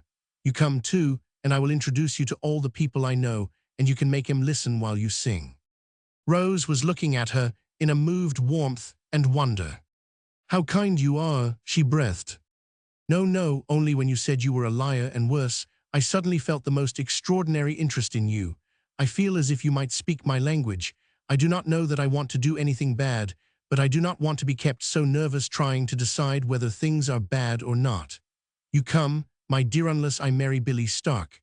I may do that, I must, if it will plague Electra. Rose gave her a quick glance, at once withdrawn, and while she allowed the last possibility to sink into the depths of her mind, Madame Fulton was interrogating her again. "You do not think it is possible," she was urging, with the insistence of one who sees incredible good fortune. "You do not suppose you have not any moral sense." She seemed to hang upon the answer. Rose, in spite of herself and the unhappy moment, laughed. "I hoped I had," she rejoined, "but I do not believe I ever thought much about it." Madame Fulton nodded quite gaily. "That's it," she cried. "Do not you see you have not? When they have it, they are always thinking about it. It's like a cinder in the eye. My dear, you are just as bad as I am, and I thank my stars I have met you." But all this touch and go was a strange, poor sequel to the task of that confession. It had all turned out very small beer indeed, except so far as Electra was concerned. Electra, Rose was convinced, in a moment of sadly mirthful fancy, was upstairs setting her judgments in order and decorously glad to have been proven right. "I will go now," she said, rising. She felt very tired with it all. "I have told you." "But come again, my dear," the old lady insisted. "Be sure you come again. You are so understanding, I shall miss you sadly. Come every day." Rose went down the garden path and noted, with some irony, that Billy Stark, still smoking, turned away into the grape arbor. It looked like the shyness of decorum. She could hardly know that Billy felt unable to bear any more revelations from womenfolk, and now she said to herself, "I shall have to tell Granny, and I shall have to tell Peter." Opportunity was easy, for Peter was at that moment coming whistling along the road on the way to Electra's. When she saw him, her purpose failed. He looked so boyish, so free and happy-hearted. How could she give him a sordid secret to keep, in place of their admiring comradeship? "Where is my father?" she asked him, when they met and Peter had pulled off his hat and salaamed before her. "Gone down to the plantation to see Osmond." She took fright. "To see Osmond? How does my father know anything about him? How does he dare?" "Osmond sent for him," said Peter, turning to walk with her. He was tossing up his stick and catching it, in love of the day. "It's the first human being Osmond has expressed an interest in, but I do not wonder. Everybody wants to see the chief." "Why should he have sent?" she repeated to herself. "I will tell you something," continued Peter. "The chief will tell you when you see him. He has been summoned." "My father?" "Yes, he is needed." "Where?" "He will not tell me, but it's urgent. It means canceling his engagements here. Of course, there's but one supposition." "Russia." He nodded. "I wish I could go with him," he said, impetuously. She looked at him and his face was glowing. She had seen that look so many times on other faces, that wistful longing for the unnamed beautiful. It was what Markham MacLeod was always calling out in faces. They might be young, they might be the faces of those who had suffered long experience, but always it was those who were hungry, either with the hunger of youth or the delay of hope, the cruelty of time. He seemed to be the great necromancer, the great promiser. Could such promises come to naught? "To leave here," she suggested. To leave, she hesitated. "I should not leave Electra," said Peter simply. "When I met you, I was going to ask her to go with me." She stopped and held out her hand to him. "Go," she said. "Go to her and ask her. I wish you luck, Peter, dear Peter." He did not look altogether a happy lover as he stood holding her hand. He gazed at her, she thought, sadly, as if he dreamed of things that could not be. What was it in youth that made everything into twilight, even with the drum and fife calling to wars and victories? She was impatient with it, with deceiving life itself that promised and then lied. She took her hand away. "Good be Peter," she said, sadly now in her turn, because it occurred to her that after Peter should have seen Electra, he would never again be her own good comrade. He would know. She left him standing there looking after her, and then, when he found she would not loiter, he went on his way. But Peter did not toss his stick up now. He walked slowly and thought of what he meant to do. They seemed to be walking with him, one on each side, Rose and Electra. It was chiefly the thought of Electra, as it had molded him from year to year while he had been absent from her. But it was the delicate presence of the other woman, so wonderful by nature and so equipped with all the arts of life, that the pleasure of her was almost pain. They seemed to keep a hand upon him, one through his fealty to her, and the other by compelling and manicided beauty. Roman 20. Electra, in her excitement, found herself unable to stay upstairs at her accustomed tasks. She had to know what grandmother thought of this ill-bred woman. But speeding down, she saw grandmother in the garden path with Billy Stark. There they walked intimately arm in arm, and grandmother talked. There was something eager in the pose of her head. Evidently what she had heard quite pleased her, if only because it was some new thing, and there was Peter at the door. Instantly, the light sprang renewed into Electra's eyes. Peter would do still better than grandmother to confirm her triumph, though at the moment even she charged herself to be lofty in her judgments and temperate in expressing them. Peter did not look at all like one who had himself heard unlovely news. His face glowed. There were points of light in his dark eyes. Rose had left them there, and Electra, with the sick certainty of the jealous, knew it. They went silently into the library, Peter holding, as well as he might, the lax hand hanging at her side. In the morning light of the room they faced each other, and she asked her question, the one that, unbidden, came leaping to her lips. "Did you meet her?" He knew whom she meant, for his thought, too, was full of her. "Yes," he said, and then swept even Rose aside as deflecting him from his purpose. "Electra, I have decided to go back to France."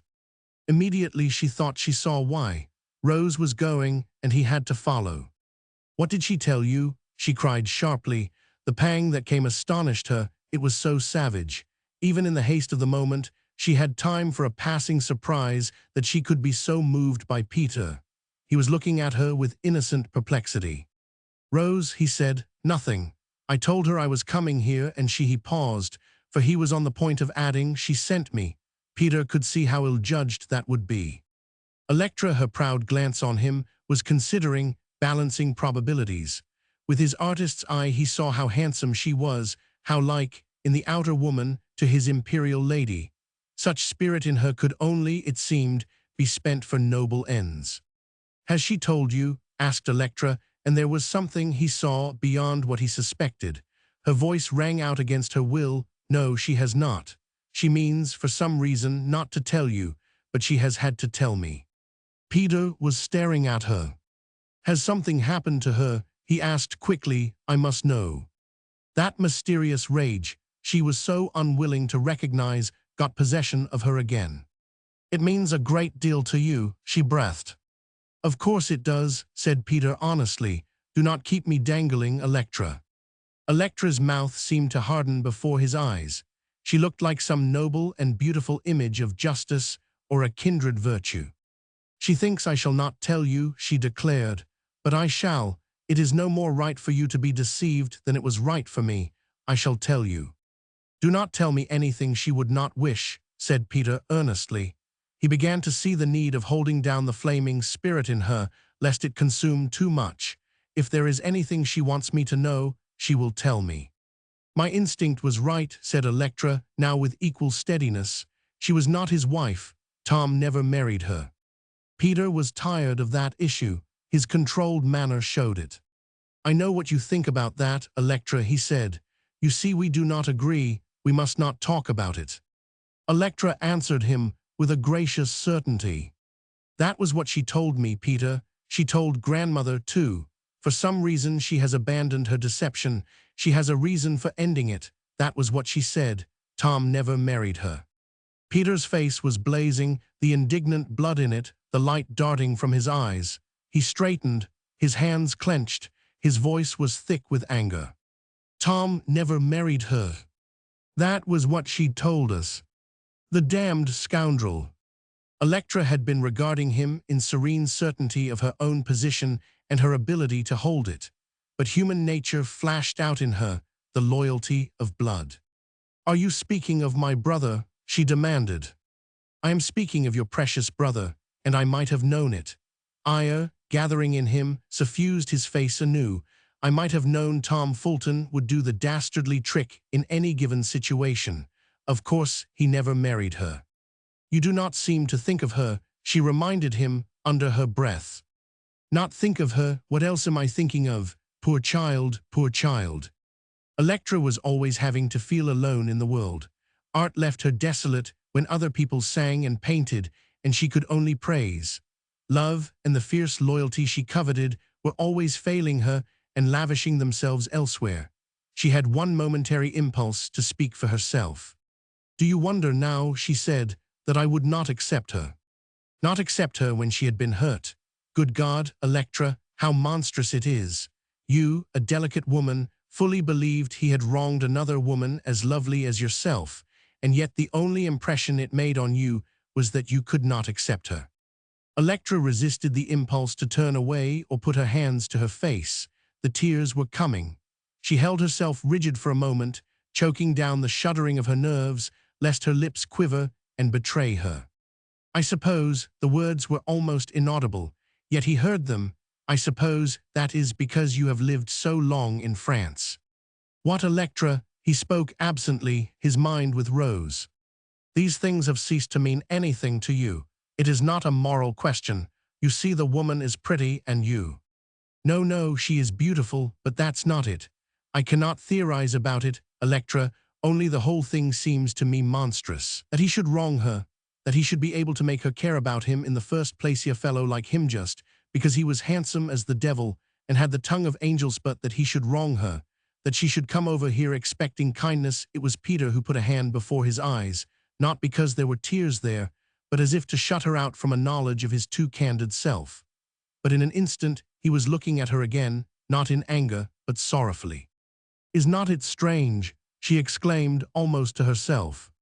"What, Electra? Strange to think what power a woman has, a woman of that stamp. Do not, Electra, you must not classify her, you cannot." She was considering it with a real curiosity. "You do not blame her at all," she said. "You know Tom did wrong.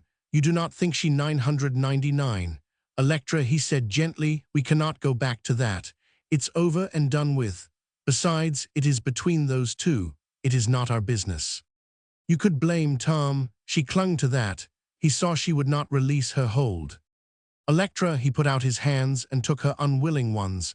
Then he gazed at her sweetly and seriously, and when Peter was in gentle earnest, he did look very good.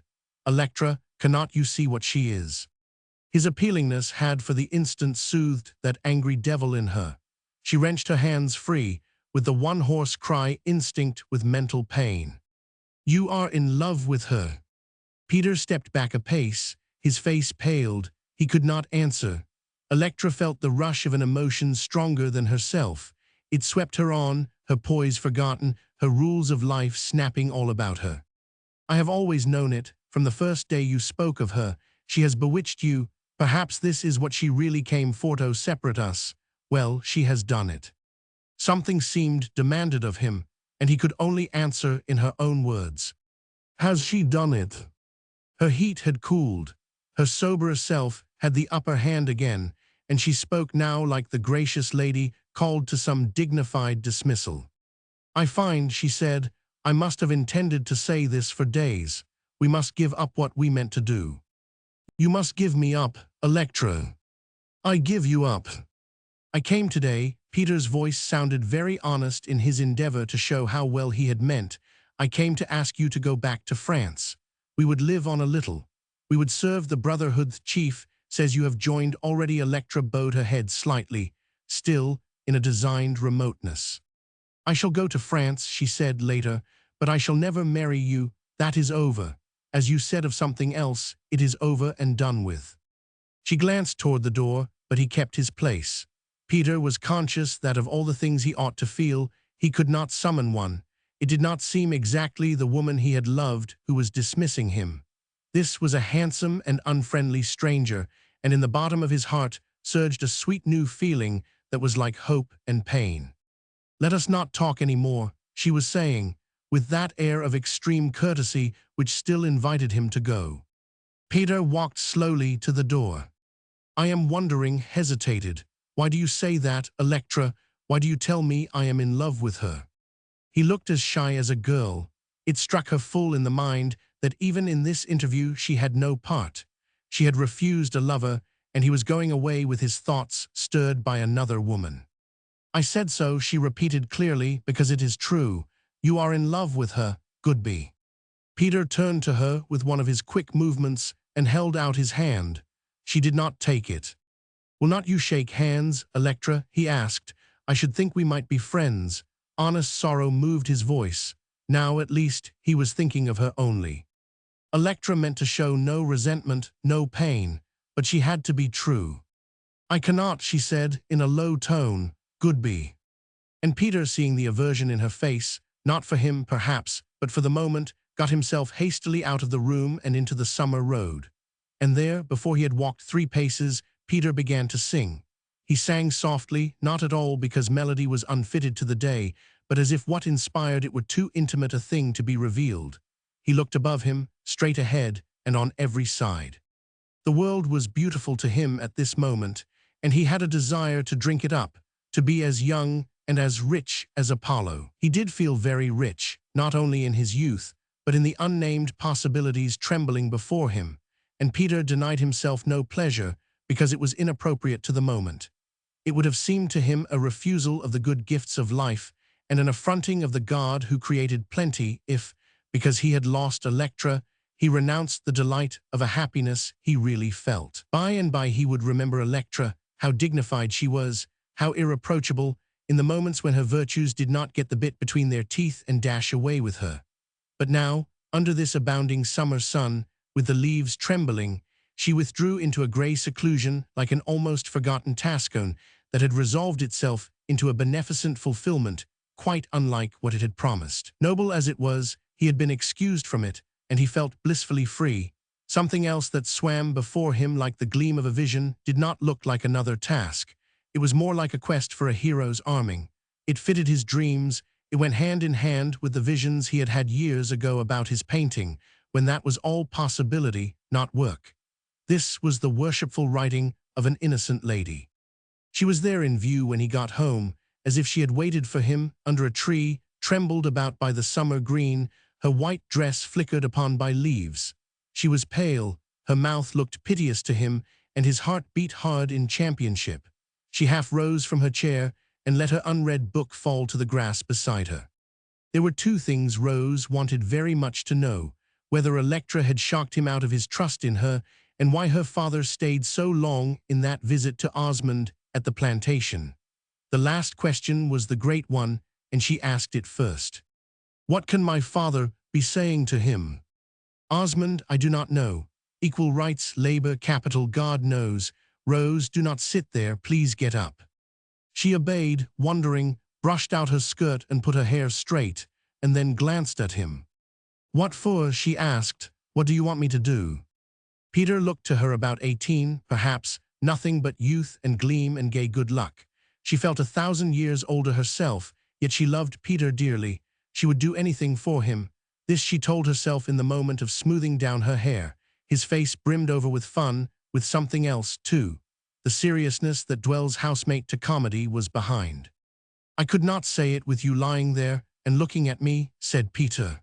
Nobody ever made a proposal to a lady in a steamer chair unless he was in another, and the deck was level. "Peter," she said gravely, "do not make fun." Peter shook back the lock of hair he encouraged to tumble into his eyes. It was his small affectation. It kept him at one with his artistic brotherhood. "I am rejected," he said, and do what he might, he announced it exultingly, and not in the least with the dignity he would have admired in the lady who had refused him. But at that moment, Peter had had enough of dignity and the outer form of things. He wanted to be himself, light or sad, bad or good, and speak the truth as the moment revealed it to him. "But I am rejected," he continued, when she looked at him in a quick reproof, turned down, jilted, smashed into a cocked hat, "and I came just as quick as I could." "Rose." "Do not," she warned him, "do not say that, Peter." "Just as quick as I could get here without running I could not run. There were so many pretty things to look at, to tell you, to beg of you." Peter's voice broke. He was behaving badly to conceal how much he was moved. "I came to offer it to you," he said seriously, in a low tone. "Not what was given back to me, but something else, so much better you could not speak of in the same day. When I think of what might be, it's all light and color and the leaves of the wood moving. It's a great big dream, Rose, and you fit into it. You fit into the dream." He was intoxicated with youth and life. she was not sure whether it was with her. "I hope you have not quarreled," she said soberly. She wished she might recall him, but if you have and are patient. Peter could not let her go on. He put out his quick, clever hands in an eager gesture, as if he pushed something away. "Ah," he said, "I do not want to be patient. I want to be rash. I do not want anything back. I want something new and beautiful. I want to tell you a million things in a minute kifli how much I love you." His voice had deepened. It swept her on a pace in spite of herself, because it was like Osmond's. For a moment she felt the kinship between them, the same swift blood, the picturesque betrayals. There was something at the heart of each that was dear to her, and Peter, for the moment, speaking in the sunshine with her eyes upon him, was also the voice out of the dark. But she had nevertheless to recall him. "Have you really given each other up?" she asked. "Yes," said Peter, in the same glad acquiescence. "And what do you think she told me, the last thing of all?" She shook her head. "She told me I loved you, and I do, Rose. Oh, I do, I do. But that must not part you. Think what it is to meet. Oh no, my coming here has done it." "Oh, you had to come," said Peter lightheartedly. "It was preordained. It's destiny. I was a fool not to see it the first minute. She had to tell me." Rose, in spite of herself, smiled a little, but her thoughts settled gravely back upon her own hard task. "Did she tell you?" She hesitated, and then asked her question with a simple directness. "Did she tell you how much mistaken you are in me?" "Please do not," said Peter. His face flushed. He looked his misery. "You see, she is the only one who is not mistaken in me. Those of you who believed in Mule, I must tell all of you. Even Granny, dear Granny, I'm afraid she stopped because she meant to show no emotion. But it seemed to her that Granny, in her guarded life, must view her harshly. I was wrong, Peter, ever to let you mix yourself in this miserable coil. If I could lie, well and good. Let me do it and take the consequences. But I should have known better than to bring you into it."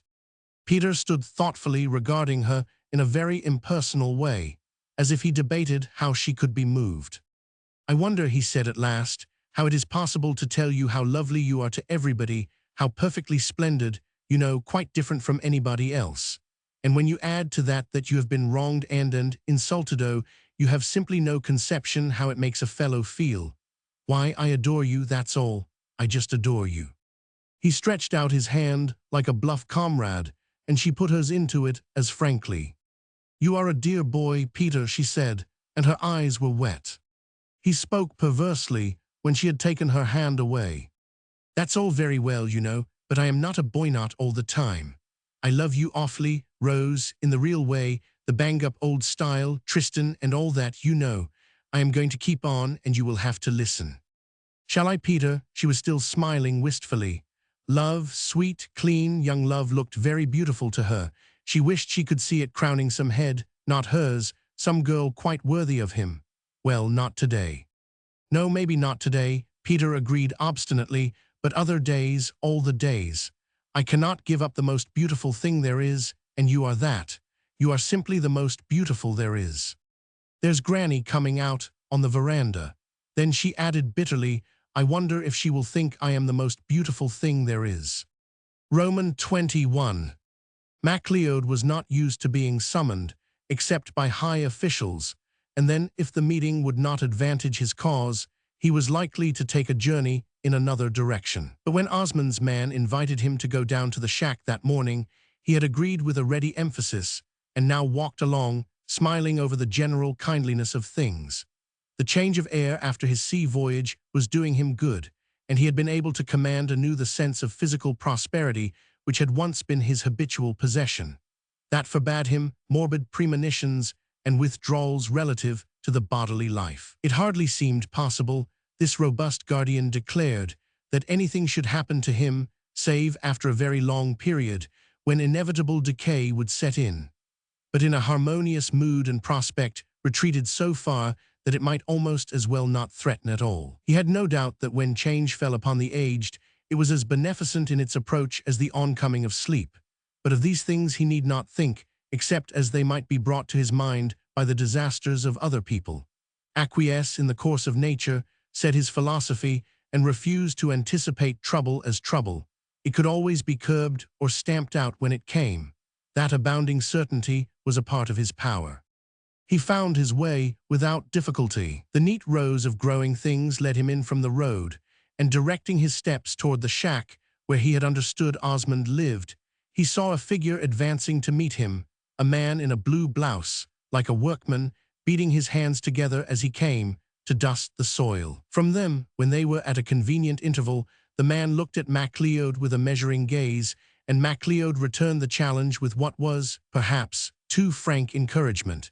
He put out his hand, but Osmond shook his head. He opened his two palms, displaying them. "I did not expect you for a few minutes yet," he said, "or I should have washed. I am just out of the dirt. Come on down to the house. We will not go in. There are some seats outside." MacLeod knew at once, through the keen sense that served him in his fellowship with men, that the excuse was a true one, yet that Osmond was glad he had it to offer. He evidently had no desire to shake hands. That seemed reasonable enough. The man was quite unlike other men in his unstudied speech, the clear, healthy, and yet childlike look of his eyes.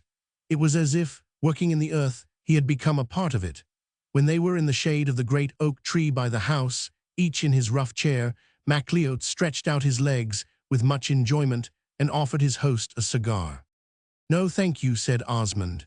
He felt briefly and was ashamed of himself for entertaining it, a childish regret that he did not smoke. Every easy habit gave the man of the world an advantage the more. "Light up," he said grimly, as MacLeod, after a questioning look, which seemed also a commiserating one, was about to return the case to his pocket. "I like to see it and smell it rather." So MacLeod brought out his pipe and did light up. "I smoke very little," he explained. "That's the way to skim the cream. It's the temperate man for flavors, know that." Osmond, temperate in all ways from necessity, hardly knew how he should have felt about it if desires and delight had presented themselves to him as companions, not as foes. He pulled himself up with an effort. MacLeod's effect on him was something for which he was not prepared. The man's physical fitness, his self-possession in the face of anything that might be required of him, made hot blood in Osmond. There was no ground for them to meet upon. Temperance of life in order to enjoy the more keenly. Then, to be honest, he would have to confess that for him temperance was his master, and that was a confidence he would not give. There could be no easy commonplaces. He spoke bluntly. "I wanted to see you." "I wanted to see you too," said MacLeod cordially. "Of course I know all about you. Peter talks about you by the yard." Osmond's rebellious tongue formed the words, "I do not believe it," but he did not utter them. "You have worked out a mighty interesting scheme down here," MacLeod continued, taking his pipe out of his mouth and looking about him. "We have worked," said Osmond. "It's like the older peasant life of Europe."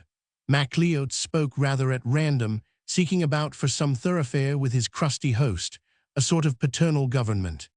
"Not in the least," said Osmond. "My men are my neighbors. They work for me and I pay them."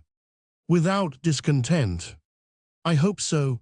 If I found a man doing half-time and grumbling, I should kick him out." "They do not combine."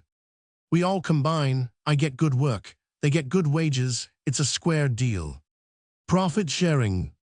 "No, not exactly." "It strikes me as a sort of community," said MacLeod. "Everybody at work and everything in common." "Now, why does it strike you that everything is in common? The place is mine." "Ah, my dear fellow," MacLeod forgot the simplicity of the moment and put on his platform voice. "Nothing is ours." Osmond regarded him with a slow smile coming, his perfect clothes, his white hand, his air of luxurious equipment. "Is not it?" he asked ironically. "Well, it looks mighty like it, but I have not any data. I know what goes on inside my own fences. I do not know much more. What do you want of Peter?" "Today." "Any time, all the time. He has joined your leg. What do you intend to do with him?" MacLeod put his hands in his pockets and stretched his legs a little farther. He regarded the outer circle of hills, and then brought his gaze back over the pleasant rolling land between. Finally, he looked at Osmond and smiled at him in what seemed a community of feeling. "My dear fellow," he said, "I am not considering the individual." "I am," said Osmond, with an offensive bluntness. "I am considering Peter. What are you going to do with him?" Your brother joined us of his own free will. Yes, but now you have got him, what do you want to do with him? Is not it of any use for me to tell you that when a man joins us, he has passed beyond personal recognition or privilege? Outside our circle, he is an individual, he counts. Inside, well, it is difficult to say what he is. We want him then to consider himself one of the drops that make a sea. The sea washes down things seven the cliffs. The drop of water is of no importance alone. With a million others, it moves, it crushes. Osmond sat looking straight at him with eyes that burned. His hands, hanging at his side, were clenched. He recognized the might of the man, the crude physical power of him like an emanation, and he felt the despairing helplessness of trying to move a potency like that. Cliffs might be corroded by the sea, but a human force that respects no other cannot be easily invaded. He spoke without his own will and heard himself speaking. You have not any soul. MacLeod was regarding him with as direct a gaze. What do you mean by that? He asked with a moderate interest. Do you mean I have not any mercy, any kindness? Is that what you mean? It was not what he meant. It was the indwelling spirit such as he saw in Granny, the mobile thing in Peter that, changing, blossoming in errant will here and there, as the sun of life bade it, seemed in one form or another to proclaim itself undying. He shook his head. No, he said, that's not what I mean. A smile ran over MacLeod's face and moved it most delightfully. Well, said he, if we are going to take inventorish of you a soul. Osmond shook his head again. I do not know, he answered. Well then, what's the use of slanging me? If you are in the same box yourself, come, who has one, has anybody? Osmond thought then of Rose, and of the fire of the spirit playing over her, that brightness he could neither classify nor define, yet he must believe in it. Yes, he said, I have seen it. You have, and you think I am exempt. Why? Osmond was not getting anywhere. MacLeod and his own ineptitude of speech seemed to be forcing him into the solicitous fright of the mother, bent on shielding her child from the wolf. You are too powerful, he said, and realized that he was using the evidence Rose had given him, thought for thought. I hope so, I ought to be. I have got to overturn power. What's the use? You are a czar yourself. You are only another kind. MacLeod looked at him thoughtfully, as if struck by the form of words. My dear fellow, he said, is it possible you believe in the present state of things? Do you want one man to possess everything and the next man nothing? Osmond frowned his negation. MacLeod, unfairly it seemed to him, made him feel young and inadequate to the matter. He had the eyes to see what cause was just, yet he had not the equipment to maintain any cause at all. What is the use, he essayed, for you and men like you to head revolts? It only means you are ruling instead of the rulers you overturn. It will all be done over again. The big man will rise to the top. The little man will go under. And in time, you will have the same conditions repeated. It's because you are not teaching love. You are teaching envy and hate. How do you know I am?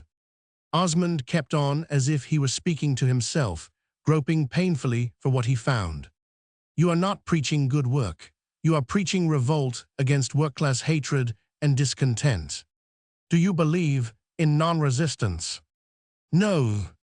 Do you believe in Midas, king of gold, swelled up with power, sitting smiling on the throne he has forced others to build for him, and saying, I am not as other men are? No, but I believe in work. You must not take it out of a man, that certainty that his own work is the greatest privilege he's got. Oh, you must not do that. There it was again, his hungry worship of achievement. It might even have seemed to him that oppression was not much to bear if, at the same time, a man had the glory of setting his hand to something and seeing it prosper. MacLeod, who knew something about his life, but nothing of its inward processes, began to feel that here was more than at first appeared, and answered rather temperately. I do not believe you know much about the general conditions under which work is done. Work means to you Peters painting a picture. Let it mean, for example, a great many Peters in a mine delving all day for some smug capitalist who wants to endow monuments to himself and get his children into society. What then? What then, indeed? Osmond could not answer, But a moment later he said again, tenaciously, I do not want you to destroy the idea of good work. Well now, MacLeod spoke impatiently. He realized that here was not a man whom his torrent of bloody facts would move, but who demanded also a more persuasive rhetoric. Well now, you acknowledge the world is upside down. Shall we leave it so? Osmond shook his head dumbly. Shall we say the great scheme counteracts its own abuses, and we will not interfere? When an empire gets sufficiently corrupt, it tumbles apart of its own rottenness. Or when we see just cause, shall we go to war? Granny has the whole secret of it in her hand. This he said involuntarily, for he had no idea of talking to MacLeod about Granny, but the subject had passed beyond their predilections of what was best to say. Science will not do it, war will not do it. Religion will. Ah, you are an enthusiast. No, but there is something beyond force and beyond reason. Religion, you mean? You can call it that. It is what has made that old woman up there at the house live every day of her life, as if she were the multi-millionaire of the universe without a thought of herself, without a doubt that there is an inexhaustible reservoir, and that everybody can dip into it and bring up the water of life. Sometimes, when she told me how rich we all are, if we only knew it, I used to see the multitudes of hands dipping in for their droppled, wrinkled hands, children's hands. He was musing now, and yet admitting the other man to his confidence. It was proof of MacLeod's charm that even Osmond, who kept his true self to himself, and who started by hating a girl's oppressor, had nevertheless fallen into a maze of self-betrayal. MacLeod spoke softly, as if he recognized the spell and would not break it. Yet the founder of her religion said, I came not to send peace, but a sword. How do you know who the founder of her religion is? I do not know it myself. I do not know, but she dug it out of the ground or breathed it out of the air. She has her sword, too, Granny has. You never saw her licking a boy for torturing a rat. I have. What shall we do? Osmond roused himself a little from his muse. I read something the other day in a book about the town of Abdera. I suppose you know it. MacLeod shook his head. In the town of Abdera, they suddenly began to love one another, that's all. They went round chanting, O Cupid, Prince of God and men. Is that going to obviate all the difficulties? Osmond looked at him with dog's eyes, the eyes that seek and wonder out of their confusion of incomplete knowledge. Every man would refuse to rest, he said, while any other man was hungry. They would all be humble, the rich as well as the poor. Now one's as cocky as the other. I do not know that the cockiness of the ignorant is any more picturesque than the cockiness of the privileged. MacLeod was smiling a little. These, he saw, were pretty dreams, but hardly of the texture to demand destruction. They would fall to pieces, in good time, of their own flimsiness. Do you believe in kings? He asked idly. Osmond glowed. I know it's a mighty pity not to, he said. Some people have got to be fostered chiefly because they have gifts. If you do not draw a little circle round them, you lose the gifts maybe, and you certainly lose the fun of adoring them. I would like to be a soldier of Alexander if I could not be Alexander himself, but you will never get anywhere smashing round and yelling that one man's better than another because he works with his hands. No, the man that brings peace will bring it another way. MacLeod regarded him for a moment curiously. But why, he said at length, why will not you trust me to bring it precisely that way? Osmond smiled faintly. No, he said, you could not. But why, you say I am extremely powerful, you rather accuse me of it. I am too powerful, in fact. Was not that what you said? Yes. Well, why not trust me to administer your great awakening? Osmond kept his ironic smile of unbelief. You are not the man, he said. You would not believe in it. You would not live it. You are very powerful, but your mastery would not serve you. That's where you cannot pretend. Now where have you got your idea of me? MacLeod was looking at him sharply. You never saw me before today, yet your idea was already formed before I came down here. Who's been talking to you? Osmond had entrenched himself at last in his customary reserve. You are a public character, he said indifferently. Has Peter been talking about me? Yes, he speaks of you. But not in this fashion. Peter believes in me over head and ears. Yes, he believes in you. I wish he did not. MacLeod drew a deep breath. My daughter, do you know my daughter? The question was too quick, and Osmond quivered under the assault of it. He felt the blood in his face, his heart choked him, and MacLeod's eyes were upon him. Do you know her? MacLeod was asking sharply. Yes, Osmond heard himself answering in a moved voice. I have seen her. MacLeod spoke with what seemed to the other man an insulting emphasis. Yet Osmond had not time to calm himself by the reminder that he was not used to hearing Rose spoken of at all as mortal woman. In his dreams, she was something more than that. My daughter, MacLeod was saying, has an intemperate habit of speech. If she has talked me over with you, she has inevitably made your opinions. For Rose is a very beautiful woman. I needn't tell you that. Then something strange happened to Osmond. He experienced a sensation which he had accepted as a form of words and had only idly believed in. He saw red. A rush and surge were in his ears. And as if it were a signal, known once but ignored through years of tranquil living, he as instantly obeyed. He was on his feet, his fists clenched, and MacLeod, also risen, was regarding him with concern and even, Osmond thought in fury, with compassion.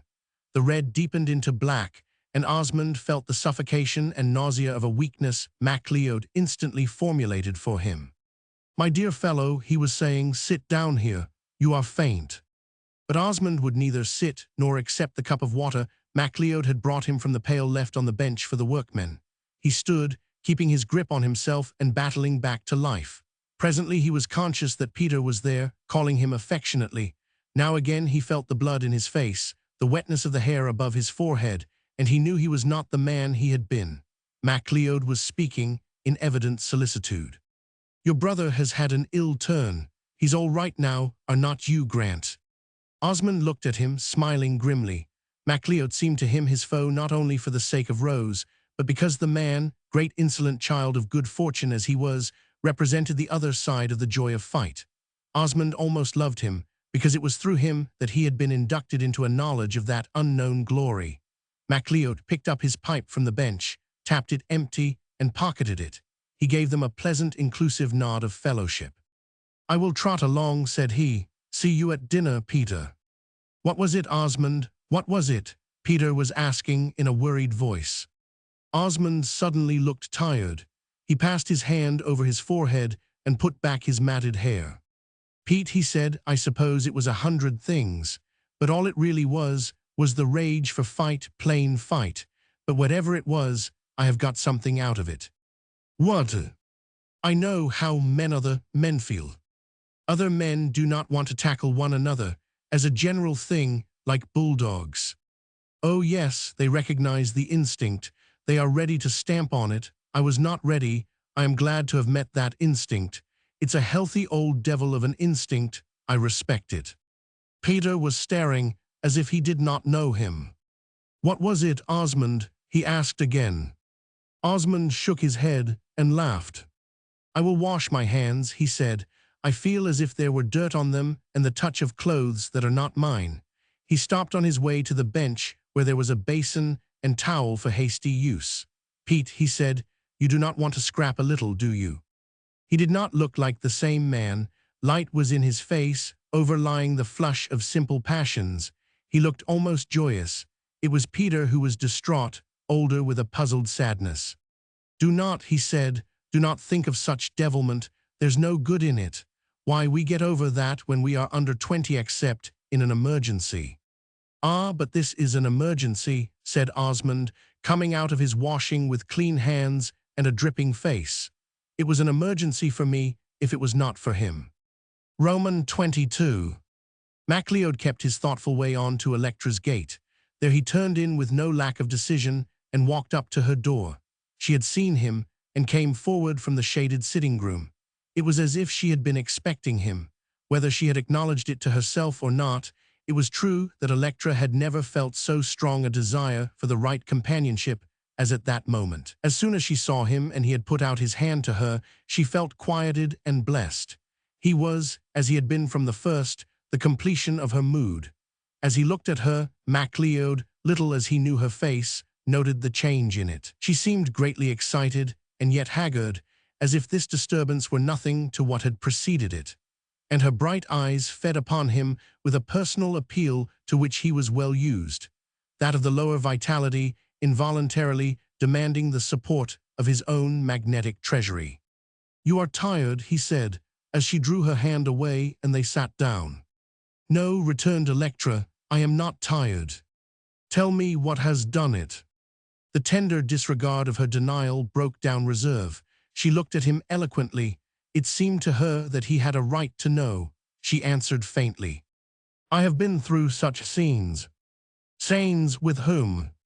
"Your daughter has told me." She hesitated for a moment, and then, still confident that his worship of the truth must be as exalted as her own, ended with unstinted candor. "She says she was not my brother's wife." Electra was looking at him, and it appeared to her now as if, in a bewildering way, his gaze absorbed hers. It was very strange, how he seemed to draw the intelligence of the eye into his and hold it unresisting. She hardly knew how he looked, whether surprised or sympathetic, or whether he was moved at all.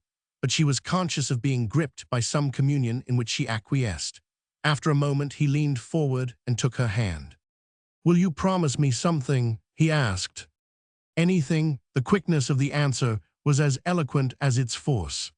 "Promise me that this thing's subject shall never come between you and me." "Gladly." "We will not talk of it." "No." "We will not ask each other how it seems to us." "No." There he released her hand and seemed also to free her in some subtle way. He was smiling at her, and she felt a keen gladness, like a child who is told he has been good. "Then we can be friends," he said, with a spontaneous relief. It seemed to her like her own. The best of friends. "Yes, the best of friends." Electra felt rich. Her heart swelled, as now she reflected that here was one who understood her. She had that warm consciousness common to all MacLeod's partisans, that his world and hers were alike. Each was mysteriously prevented by other people from enjoying the full freedom of that world, because each had been, until now, uncompanioned. But they had met at last. The path was plain. All sorts of gates were opening to them. Was that all? MacLeod was asking her. Were there other scenes? Immediately she wished to tell him everything, yet this was difficult. She hesitated. "I am flushed redly. I am not engaged to Peter. He does not care about me." "My dear lady, he would say you do not care for him." Then Electra saw her good fortune. She was enchanted with the freedom which had fallen upon her in time for her to accept a more desirable bondage. She lifted her head and looked at him in a proud happiness. "No," she said, "I do not care for him. I never 999. I see it now. I am free." "Are you glad to be free?" MacLeod had a way of asking women persuasive questions. Though they were interrogative, they had the force of suggestion, of the clinching protest he might make in answer when confession came, and they only noted, long after, that he never did answer. Electra did not know that form of communion, and it struck her as something holy. She looked him in the eyes with a clear and beautiful gaze. "Yes," she said, "I am very glad. Now I am free to devote myself to the most wonderful things, to worship them if I like." There was passionate sincerity in her tone. It would have made a smaller thing of her vow if she could have said she was free to worship him. "I am going to tell you something. You must not repeat it." "I never will." "I am going back to France." "You have been summoned." He smiled at her and shook his head slightly, as if the manner of it were the only thing he could deny. She followed with another question, rather faintly, for his news left her shivering. "To France, you said." "That is all I can say," he assured her. "It will be France first." "You will be in danger." She did not put that as a question. It was an assertion out of her solemn acceptance of his task, but that he did not seem to hear. "When are you coming to France?" he asked her. Electra had now no more doubt of the unspoken pact between them than if it had been sealed by all the most blessed vows. It would have cheapened it rather if he had delegated her to the classified courts of sympathy. Instead, it left them a universe to breathe in. It pointed to undiscovered cities beyond the marge of time. It made her his in a way transcending mutual promises. This same full belief rose passionately to assert itself, and perhaps to soothe that small sharp ache in her heart, the kind that rises in woman when man, though he takes the cup, yet offers none in turn. Immediately she answered, without question, "Or when you tell me to come. Will you write to me there?" He scribbled a street and number on a blank card and gave it to her. "I shall not get word from you for a month, at least, perhaps not until the late autumn, but I shall get it, and if I do not answer, you will know I shall answer by coming when I can." Even that seemed enough. It was evident that until he came she would be upholding something for him, keeping the faith. It was beautiful in a still, noble way, one that left her indescribably uplifted. Her eyes were wet when he looked at her. Seen thus, Electra was a fine creature, her severity of outline softened into womanly charm. It seemed unnecessary to claim from him any high assurance of what he had for her to do, yet she did say, for the pleasure of saying it, "You are going to let me help you." "What else is there for either of us to do?" he said quickly, "but to help everybody." The blood rushed swiftly to her face and showed her in a glow. She leaned toward him in a timid, and what seemed to her, for a moment, an ignoble confidence, because it touched such sordid things. "I have some money. I will give Thatand anything I have. You must teach me. I have everything to learn." He seemed to promise that, as he seemed to promise other things, partly by his answering smile, partly by the inexplicable current of persuasion pouring from him.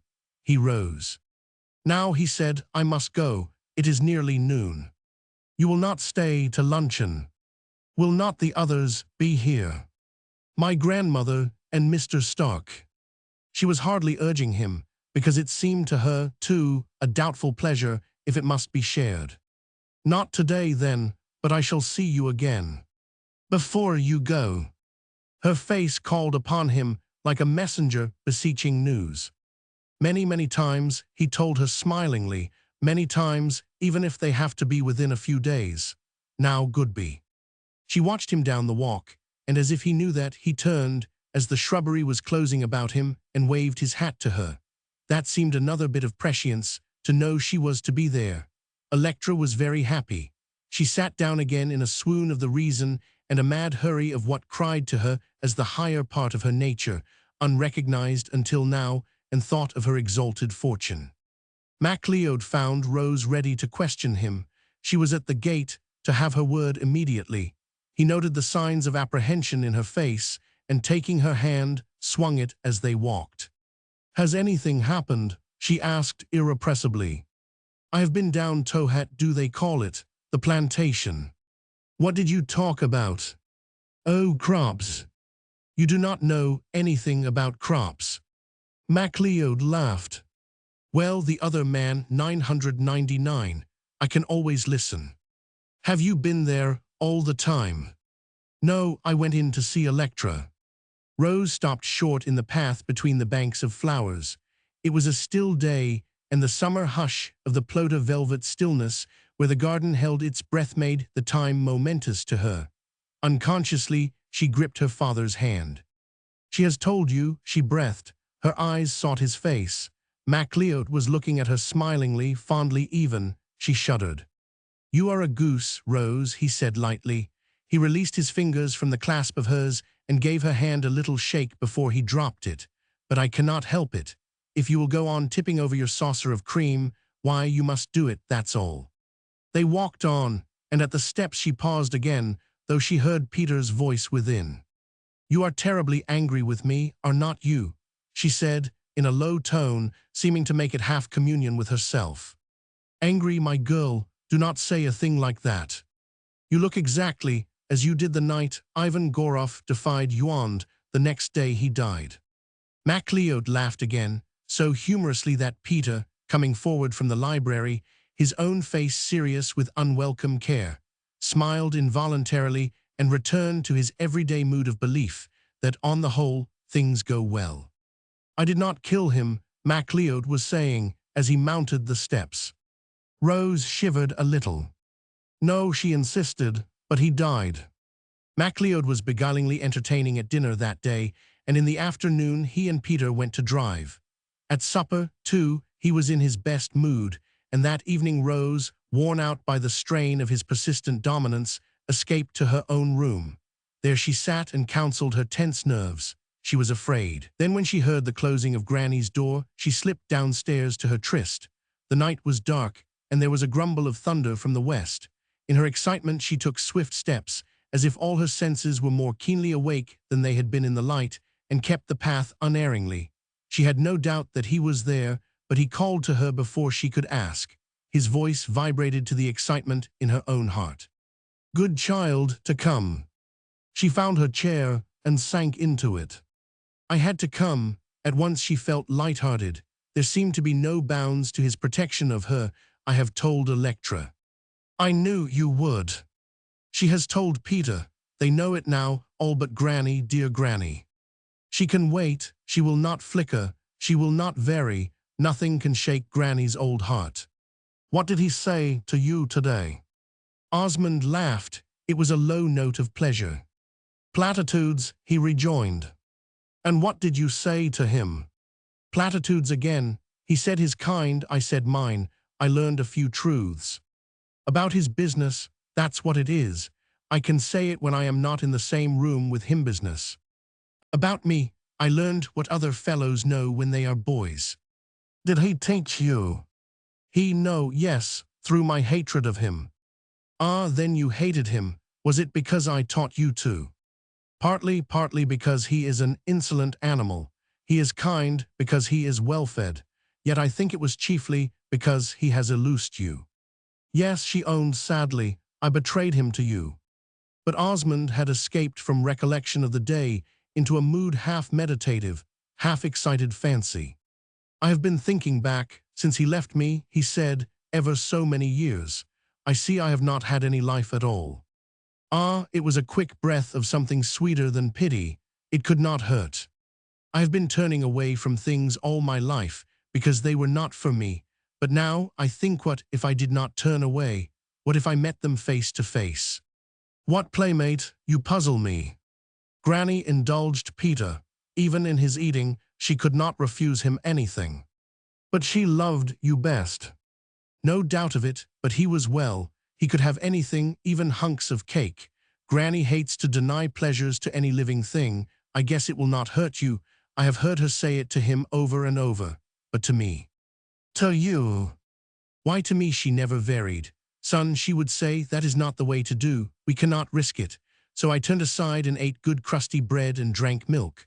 I did not want cake. I did not want Peter's coffee. But I wonder how it would seem to have ridden them all bareback, all vices, all indulgences, and conquered them after I would known them, not turned aside and gone the other way." In that mood she hardly knew him. The clean, sweet, childlike quality had gone. It had fled before this breath of the passion of life. She felt vaguely how wrong he was. He was idealizing the world as he did not know it, and the conquest of the world as it appeared in her father, the master of all its arts. "Playmate," she said, though she was doubtful of her own wisdom. "Yes, playmate." "There is not anything desirable in evil knowledge. I have heard him say, you know." "Tom Fulton." "Yes, I have heard him say he wanted to know everything about life, bad and good. He was black with knowledge. I might have learned it from him. I thank God he spared me that. I wish you would be grateful for your clean life. I wish you would see there's no magic in the things my father knows. For instance, it's better to make a lily grow. Ah, but I have discovered things in myself that are exactly like the things in other men, and other men are used to them. So when an ugly beast puts up its head, the man gives it a crack and knocks it silly. Then it lies down a spell, and the man goes about his business. He gets used to its growling and clawing away at intervals. He's only to knock it down, but I do not fully know yet what is in that pit of mine. I discovered something today." "What?" "The lust for fight." She shuddered. "I was not prepared for it. Another time I should be. It was an ugly devil, but I loved it." She was silent, and after a moment he asked her, in his old anxious, friendly tone, "Have I hurt you?" "No, but somehow it seems as if you had gone away." "I know, I am still communing with that brute, in meth-fighting brute. I must be honest with you. I cannot help thinking he would give me a special kind of pleasure." "Would he?" She asked it wistfully. He had opened the windows of their house to strange discords from without. What kind of pleasure? He was glad to tell.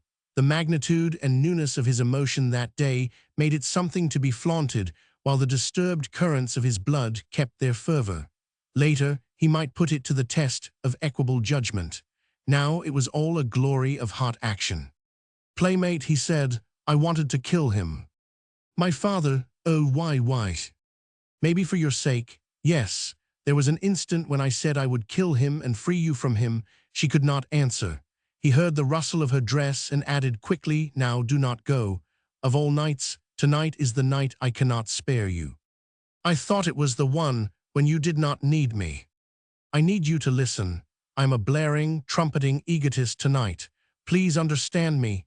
Stop being a woman a minute and see how it would seem to be a manot like me, but free to live and sin and refuse to sin."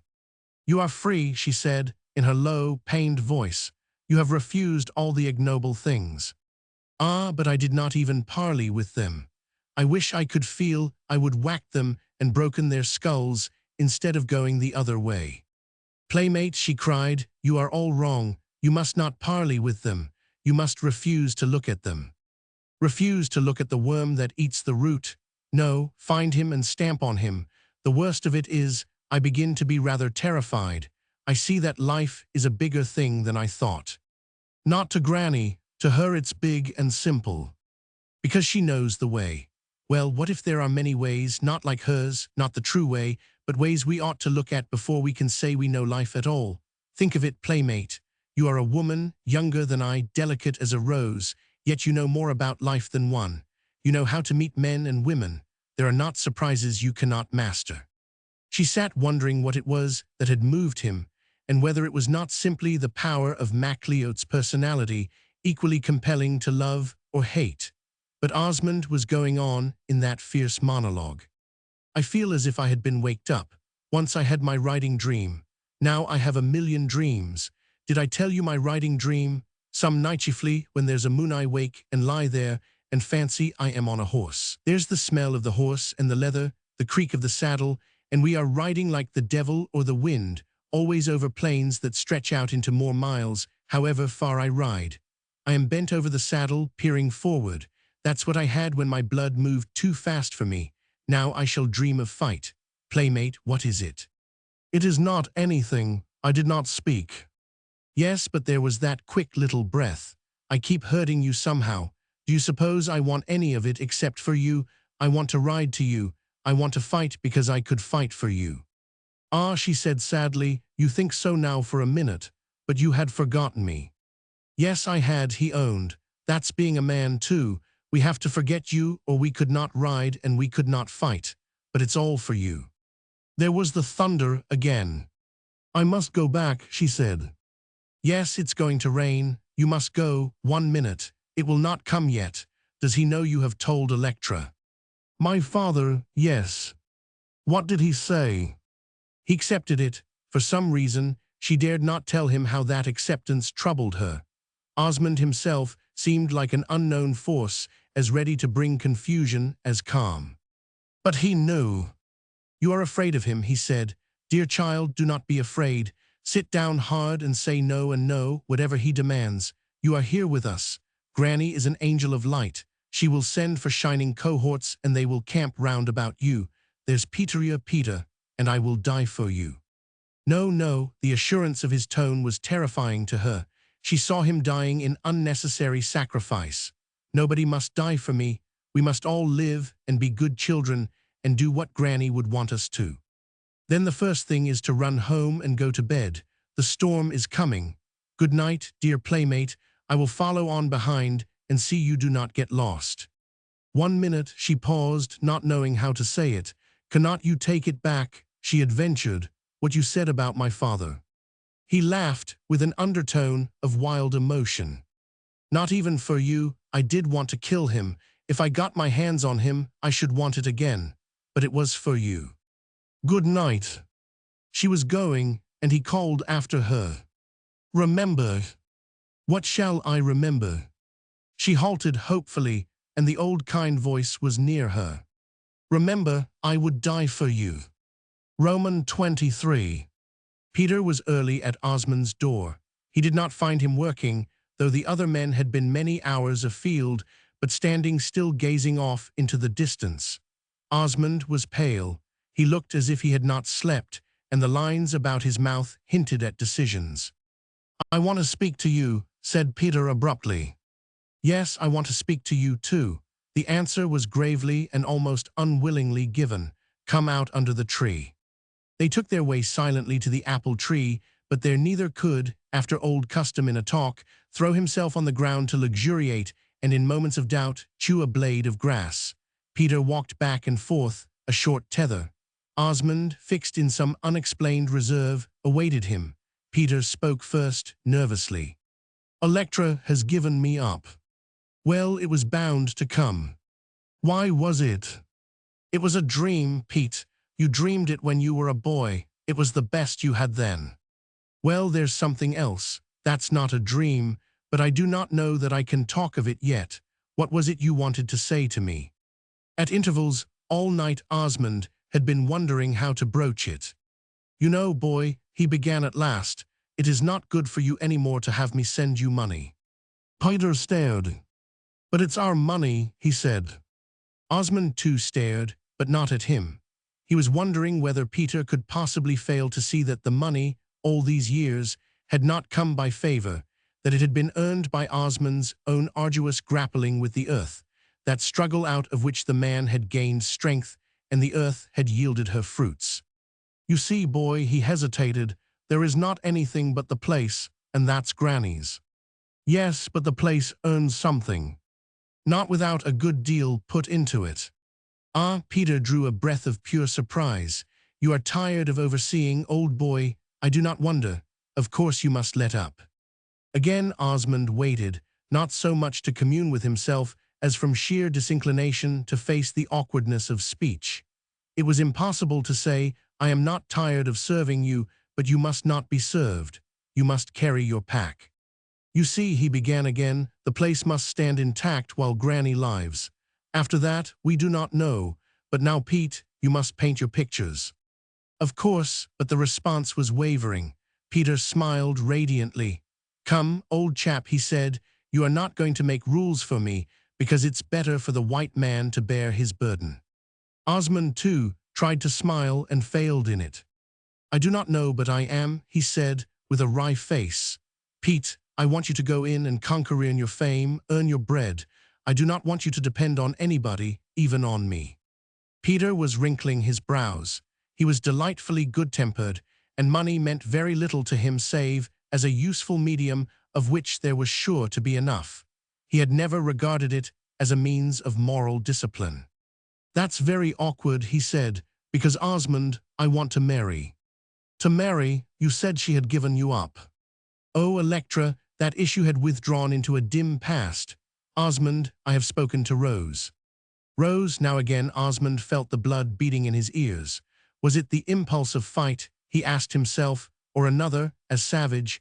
But this time he did not mean to be overborne. Peter was speaking simply and boyishly, with a great sincerity. "I see now there never was anybody but Rose, from the minute we met.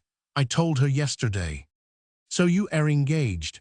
Osmond brought out the commonplace word with a cold emphasis. Peter looked at him, surprised.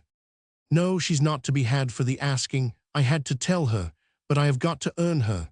If you knew her as I do, you would see that." Osmond's brain was in a maze of longing to hear what she had said, and with it a fierce desire to escape that knowledge. Also, he was overborne by a passionate recoil from his own suggestion of cutting off his brother's income. At least he might have some share in their happiness. He could work here like a gnome underground, delving for the gold to deck their bridal. And underneath was that new pain at the heart, that earth pang so sickening that it might well threaten to stop the heart's beating altogether. "There never was anything like her," said Peter, out of his new dream. "She needs happiness, sheer happiness, after what she has been through.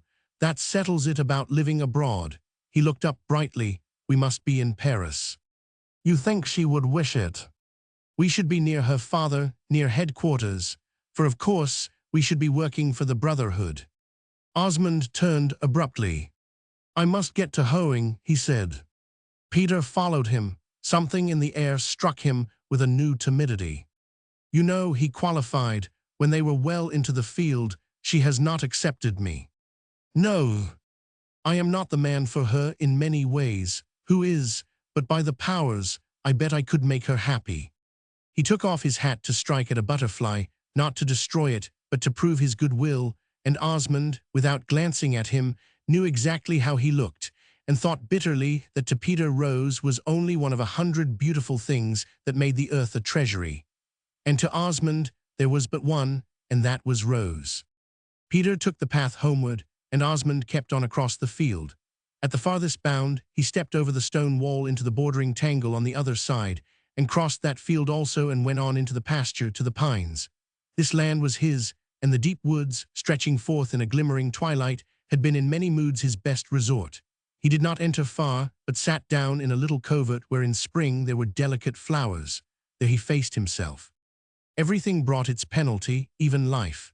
This he knew at last. He could not feed on what he called his kinship with Rose and escape the suffering from a bond unfulfilled. Instead of halting outside the garden of being, smelling its fragrance and thankful for a breath, he was inside with other men who owned the garden and felt free to eat the fruit. He had never really been outside the garden at all. He had merely been turning away from the blossoming trees, denying himself the certainty of what the fruit might be, working carefully about the roots, and learning the unseeing patience of the earthworm. And the one flower had bloomed in the garden at last, so sweet he could not ignore it, so white it lighted the air like a lamp that was stronger than the sun. He had bade himself never to forget that he was not like other men, but he was exactly like other men, for he loved a woman. As he sat there, overcome by this conviction of the tyranny of the universe, one thought pierced him like the light of stars. He could have made her happy. A sweet exultancy told him that her nature turned to him as irrevocably as the needle to the north. He could sway and dominate her. He could comfort her with the unconsidered tenderness that, when he thought of her, came with his breath. As by a revelation, he understood what she had meant when she told him how love had been her waiting dream. In a passion of sympathy, he saw her trailing through sad undergrowths, in pursuit of that luring light, no, stumbling in the bog of earthly desires other hands had led her to. Now pricked by thorns of disappointment, but never for a moment sullied through that wretched progress. And when the marsh was past, washing her garments and her feet in the water of life, that unquenchable spring of belief in the mystery. That was what it was, the divine mystery, the force that led through all appearance to the real, through all false glitter to the light. It was a heavenly vision, the possibility as she saw it, the rounded life, the two bound in a mutual worship, carrying their full cup carefully to the altar where they would make their vows. He saw how lesser desires could be wiped out by one pure passion, how no price is too great to pay for the soul's treasure, not so much the possession of it, but the guarding it for all the uses of the world. While he lay there, the scent of the pines in his nostrils, it seemed to him that he was living through the progress of his completed life with her. There was not only the overwhelming passion of it, but the intimate communion of quiet days. She would turn to him for counsel and for sustenance, as he would turn to her. This would be the interchange of needs and kindnesses. There would be funny little queernesses of the day to keep them laughing, and they would be kind, not forgetful in their castle of content, but kind, the stronger that they had multiplied their strength by union. And then settled upon him again his wonder at the inexorability of things, that a man could not escape the general laws because he willed to live outside them. He was bound round by necessity. Merely because he would not take a mate, he was not exempt from crying out for her. And as the day went on and the vividness of his first high vision faded, his mind went back to Peter and the incredible truth that Peter also knew he could make her happy. The cloud of jealousy darkened again, and he met earth pangs and strangled them. But as he slew them, more were born, and lying there in the fern he hated his brother and his brother's body, born to regnancy. MacLeod, too, appeared before his inward vision, wholesome, well-equipped, riding the earth as Apollo drives the horses of the sun. Him, too, he hated, and for Rose's sake longed again to put him away with his own hands out of the air she breathed. Spent by his passions, he lingered there in the coolness of the unheeding woods, while the afternoon gloomed into night. Madame Fulton sat on the veranda, thinking sadly. She found herself puzzled by one thing most of all. Several times a day she had asked Billy Stark, Do you really believe there's anything in that notion about money's being tainted? Do not fret yourself, he counseled her in his kind voice, but she would sit wrinkling her brows and putting the question again to herself, if not to him. The trouble is, Billy, she had said this morning, I get so puzzled. It's like trying to learn a new language when you are old. My eyes are too blurred to see the accents. My ears are dulled. There's that girl that comes looking like an angel and says she's a sinner. I thought she might be a comfort, but no, if you please. She just looks Electra in the face and says, I'm as good as the best, only I prefer to do things in my own way. I wish Electra had not made me so frightfully self-conscious. But smile at it all she might, something had wrought upon her. She looked older and more frail, a pathetic figure now, leaning forward in a ruminating dream, and reminding Billy Stark, in 100 unconsidered ways, of the shortness of the time before she should be gone. His heart ached. He had truly loved her in his youth, and afterwards, in other fashions, for many years. As she sat there in her days of past and present, she was aware that a tall white figure stood before her in the sun. She recalled herself with a start from those never-to-be-explored bounds, and came awake, humorously frightened at the thought that here, judging from the height and whiteness, was an angel come to make remarks upon tainted money. But it was only Electra.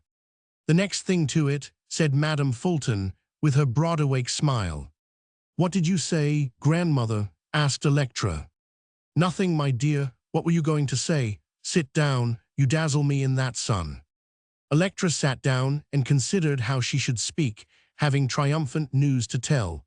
Then, in the midst of her reflection, the news got the better of her. She began with an eloquent throb in her voice. Grandmother, I am going abroad. So Peter has spoken, has he? When is it to be? I am not going with Peter, that is all over. Well, you are a silly girl. You never'll get such a nice boy again. Peter could make a woman laugh from morning till night, if she would have the sense to please him. I am going for a year. At least, I say a year. I put no limit to it in my own mind. Do you want to go with me, grandmother? No, I am sure I do not. If I go with anybody, it will be Billy Stark. Then I must go alone. A high determination ruled her voice. Alone, mercy, Electra, you are a young woman, do not you know you are? I am glad I am young, said Electra. Her eyes were shining. I shall have the more years to devote to it. You do not mean to say you propose crossing alone. Did you want to drag me out of my coffin to see you landed there respectably? I am quite willing to go alone, said Electra, still with her air of beatific certainties. I shall be the more unhampered. You must stay here all you want to, grandmother. Keep the house open. Act exactly as if it were yours. A remembrance of the time when she had thought the place not altogether her own tempered the warmth of that permission. Some severity crept into her demeanor, and Madame Fulton, recognizing its birth, received it humbly as no more than she had earned. When are you going, Electra? She asked. In about a month, grandmother. Electra, in her worship of the conduct of life, hardly knew how to express strong emotions without offense to her finer instincts.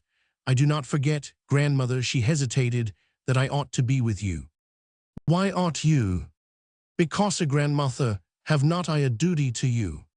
A duty, the old lady muttered, the devil fly away with it. I beg your pardon, grandmother. I beg yours, my dear, never swear before a lady.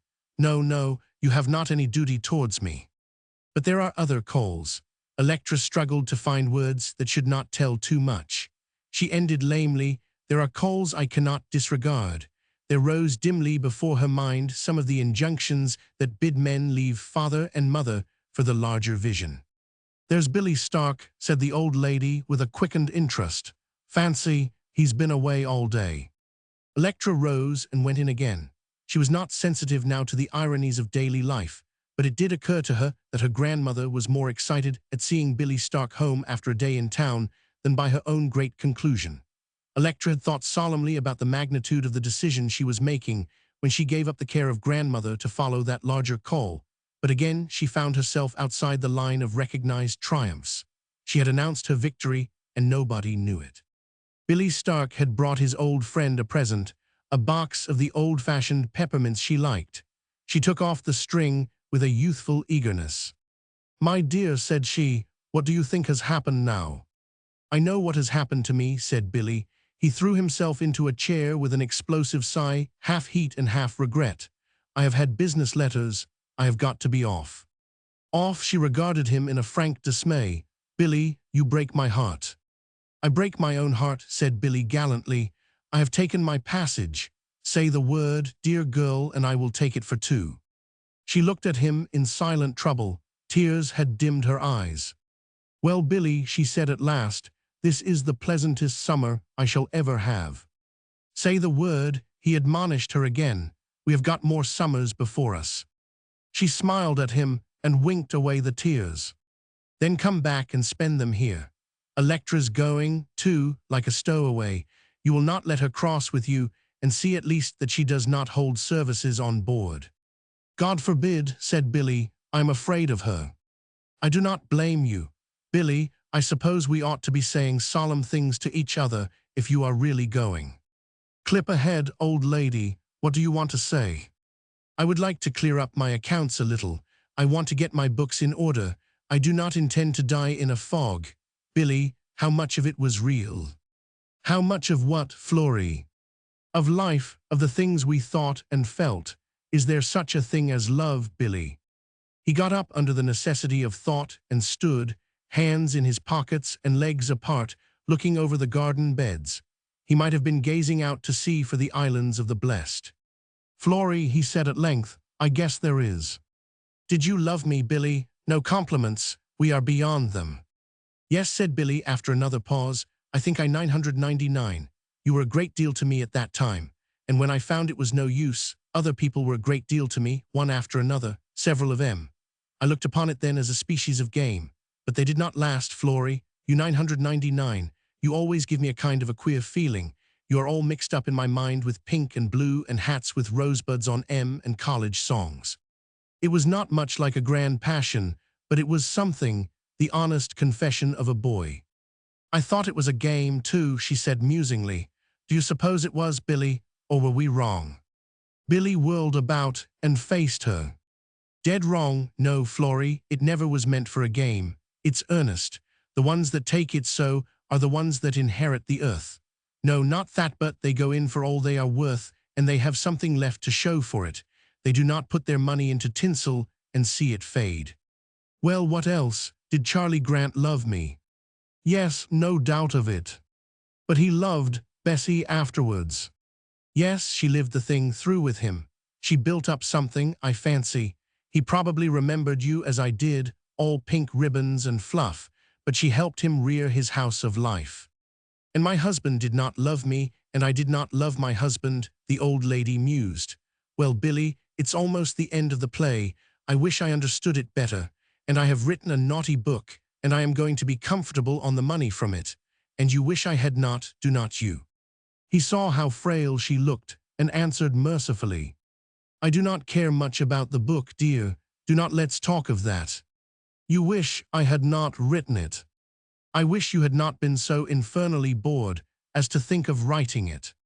And I will bet $1 you wish you would come back and found me reconciled to life and death, and reading daily texts out of little pious books, and knitting mufflers for sailors, instead of seething with all sorts of untimely devilishnesses. Do not you, Billy?" What Billy thought he would not tell himself, and he said with an extreme honesty, "You are the greatest old girl there is, Florrie, or ever was, or ever will be." "Ah, well," she sighed and laughed a little, "I cannot help wishing there were not so many good folks. It makes me uncommonly lonesome. For you are good, too, Billy, you sinner, you." He read the gleam in her eyes, the reckless courage, the unquenched love of life. After all, there was more youth in her still than there had ever been in him or in 100 like him. He laughed and said, "Oh, I do delight in you." Roman 24. It was the early twilight, and MacLeod was going to Electra to say goodbye. But first he tapped at Rose's door. He had seen her from time to time through the day, and nothing of significance had passed between them. That unbroken level had been exciting to her. She knew he had things to say, and that he would not go leaving them unspoken. Delay was only the withholding of bad news. Now she came to the door, a fan in her hand, and the summer night reasonably accounting for the breathlessness she felt. Her pallor made a white spot in the dusk. She was like a ghost, with all the life drained out of her.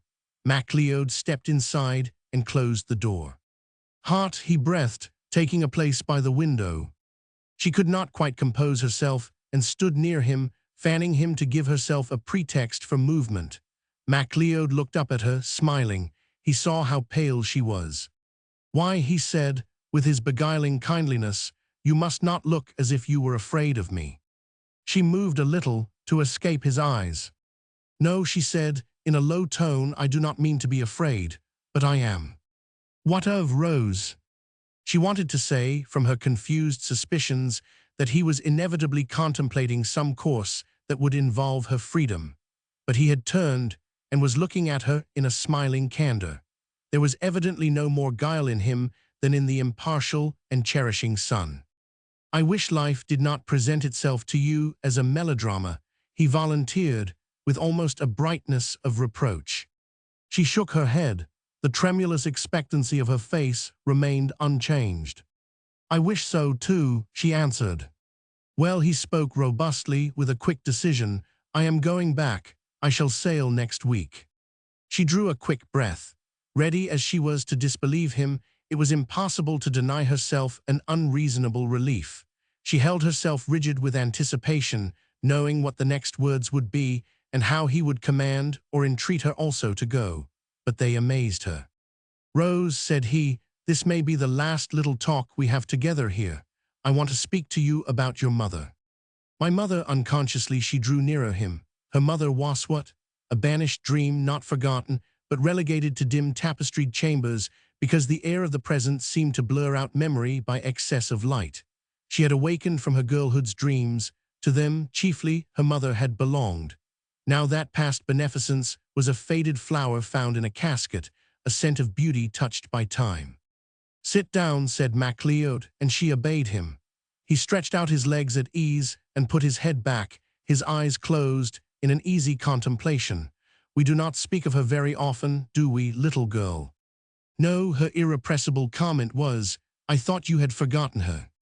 But he continued, "I was thinking the other day how much you lose in not having known her as she was when I met her first. I have the miniature. I know, but that's only a suggestion. It does not help me bring her to life for you. She had beauty not so much as you havened an extraordinary grace and charm. She had, too, that something we trace back to breeding." He had always undervalued the virtues claimed by gentle birth, and she looked at him, amazed. He understood and laughed a little. His best weapon against the aristocrat had been tolerance at its mildest, or a gentle scorn. Where a mob threw eggs, he tossed a rounded epithet. "I know," he said, "you think I laugh at breeding. Not in her. She had its rarest virtues. She was like an old portrait come to life. She could not think of her own advantage. She could not lie. Ah, well, well." He seemed to be musing over the sadness of things begun and ended all too soon, over a light quenched, a glory gone. Rose found herself passionately anxious to hear more. He had brought her a jewel, a part of her heritage. She might have seen it, but without knowing how bright it was. She was acquiescing, too, in the old spell of his kindness, but never, it seemed to her, so beguilingly administered. For he had come, like a herald accredited by an impeccable authoritative talisman of her mother's name. He was, she thought from his voice, gently amused, even smiling a little to himself. "You see, Rose, your mother made a bad match. Her people, the few there were, repudiated her. I had no qualifications. I was a poor scribbler, too big, too robust, too everything to suit them. I breathed up all the air. I just went into their Stanislas seclusions and carried her off. They never forgave me." Her father died very soon. She had never referred to the two old people as her grandparents. She found, in her emotional treasury, no right to them, even as a memory. This hesitating question, indeed, seemed a liberty, as it subtly brought them nearer. "Yes, your mother was prostrated by that. She had a strong sense of family feeling." Immediately Rose pictured to herself the wonder of having such clinging tendrils, to aspire upward, and such filaments of root, to mingle with kindred roots in a tended ground. Until now it had seemed to her brave and desirable to walk alone without inherited ties, the cool wind breathing about her, unchecked by walls of old restraint. Now, whether he was gently guiding her thoughts toward his desired ends, or whether some actual hunger in her was impelling them to seek lost possibilities, she did not know, but she was sad. She wanted the spacious boughs of a tree of family life to sit under, to play there and rest. He was continuing. Above all, your mother was a woman of great loyalties, not only to individuals, but to her inherited pride. You know that threadbare phrase, noblesse oblige? I can laugh when most of them use it. I never laughed when I saw her cutting her conduct by it. I never knew she was about to say, in her glowing surprise, that she never knew he cared so much for her mother, or that he had been cherishing such memories. That's the reason, my dear, he was saying now, why you must model yourself on her and not on me. I do not know that you ever had the least desire to model yourself on me, but I feel very strongly about your knowing what kind of woman she was and letting her decide things for you. I wish all sorts of longings were choking her and crying for expression, but she could only finish, I wish she had not died. Yes, child, now these people here, Rose, his voice had changed into a decisive affirmation. They are a good sort, very gentle, very well worth your meeting them with fairness. You have not met them fairly. Now have you? What do you mean? She was trembling, not so much under his words as from her own dreary shame. The shame had been with her all day until she was tired with it, and the words seemed to be little separate floutings to make the burden heavier. Electra called you an adventuress. She had every right to. Yes, she had every right to. But Rose spoke with the unreasoning bitterness of youth that, finding itself in the wrong path, is sure the way, once entered, has no turning. She says you came here with a lie on your lips. Is not that true? But you told me she was seeking to get back her lost self, the one that still believed in its own integrity. I did not choose to lead the life she thinks I led. You told me it was the noblest thing to do. Ah, he took the words out of her mouth. I 999. But did you make your stand magnificently and face the conventions you defied? No, you came here and told a lie.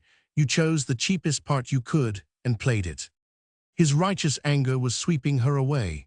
Everything helped him, even her own sad sense of inexorable destiny and her poor desert.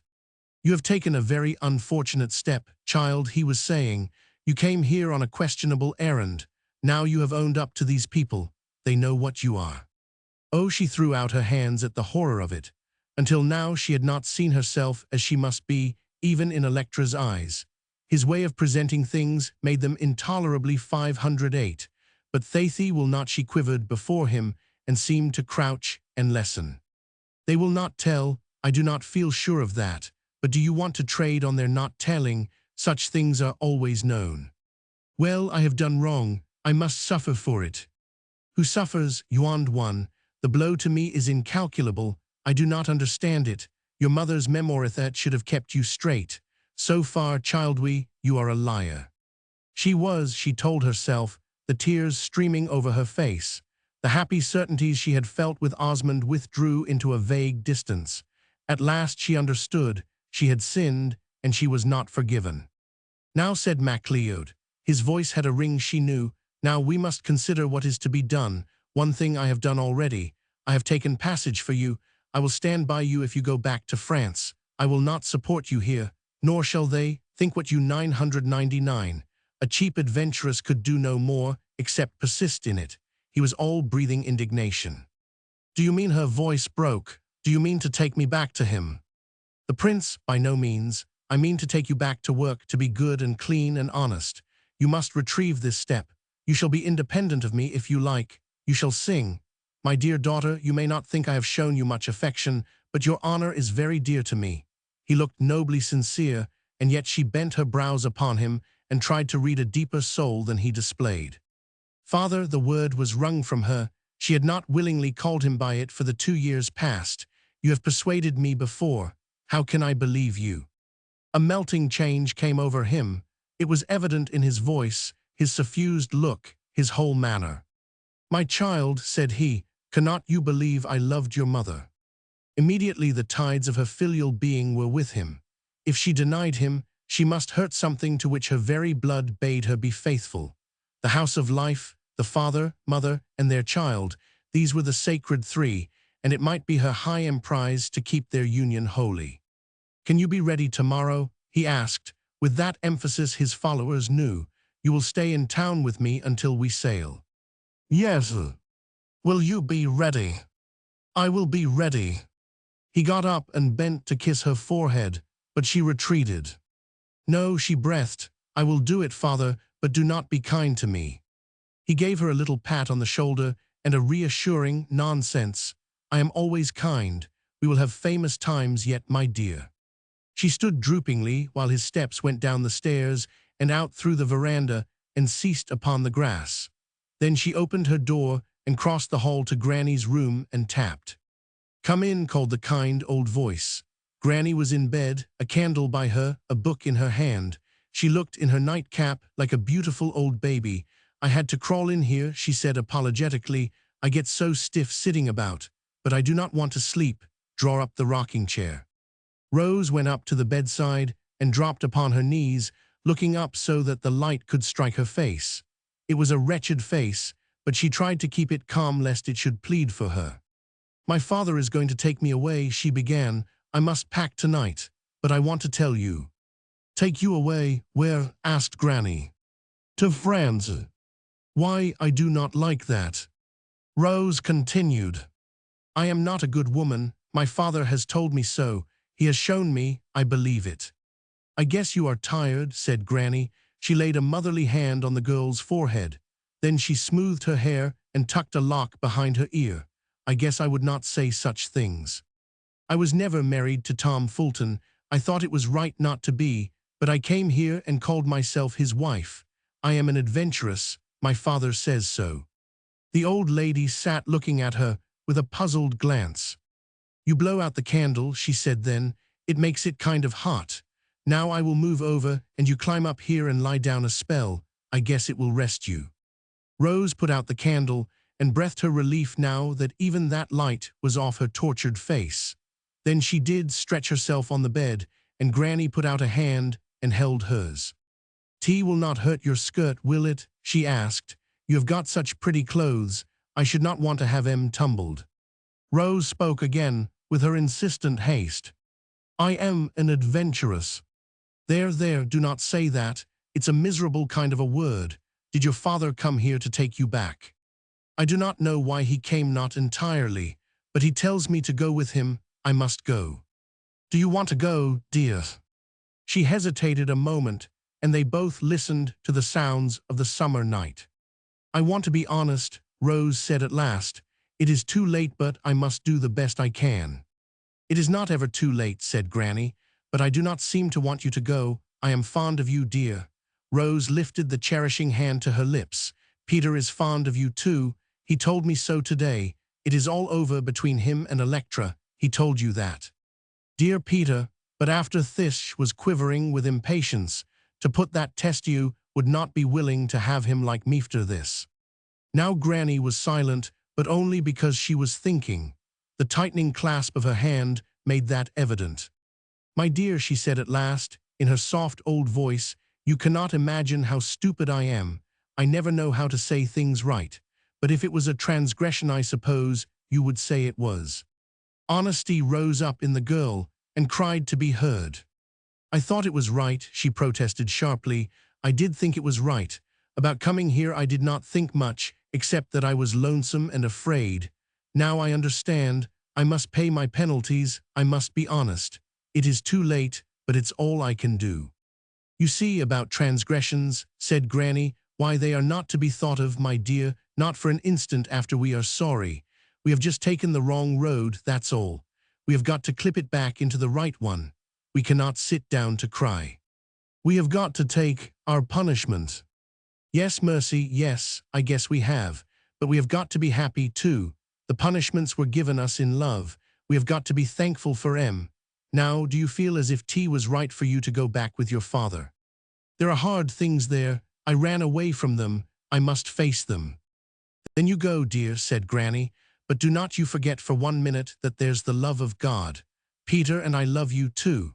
And when all the things are done, you hurry right back here, and we shall be here, some of us, anyway, and your room'll be ready for you just the same." Rose lay there with the ineffable sense upon her of that readjusted balance which we call forgiveness. Life, even the narrow piece of it she was touching, greatened with possibilities. "Granny," she said, "there's one thing more." "What is it, dear?" "I want to leave a message with you. I want you to tell Osmond something." "Why, honey, do you know Osmond?" "Yes, I know him." Then she rehearsed the bare details of their meetings, and finishing, said quite simply, "I cannot see him. I cannot say goodbye. If I spoke to him, how could I bear to go?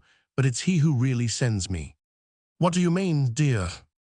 "I do not know how to tell you, only he is so true he makes me want to be true too.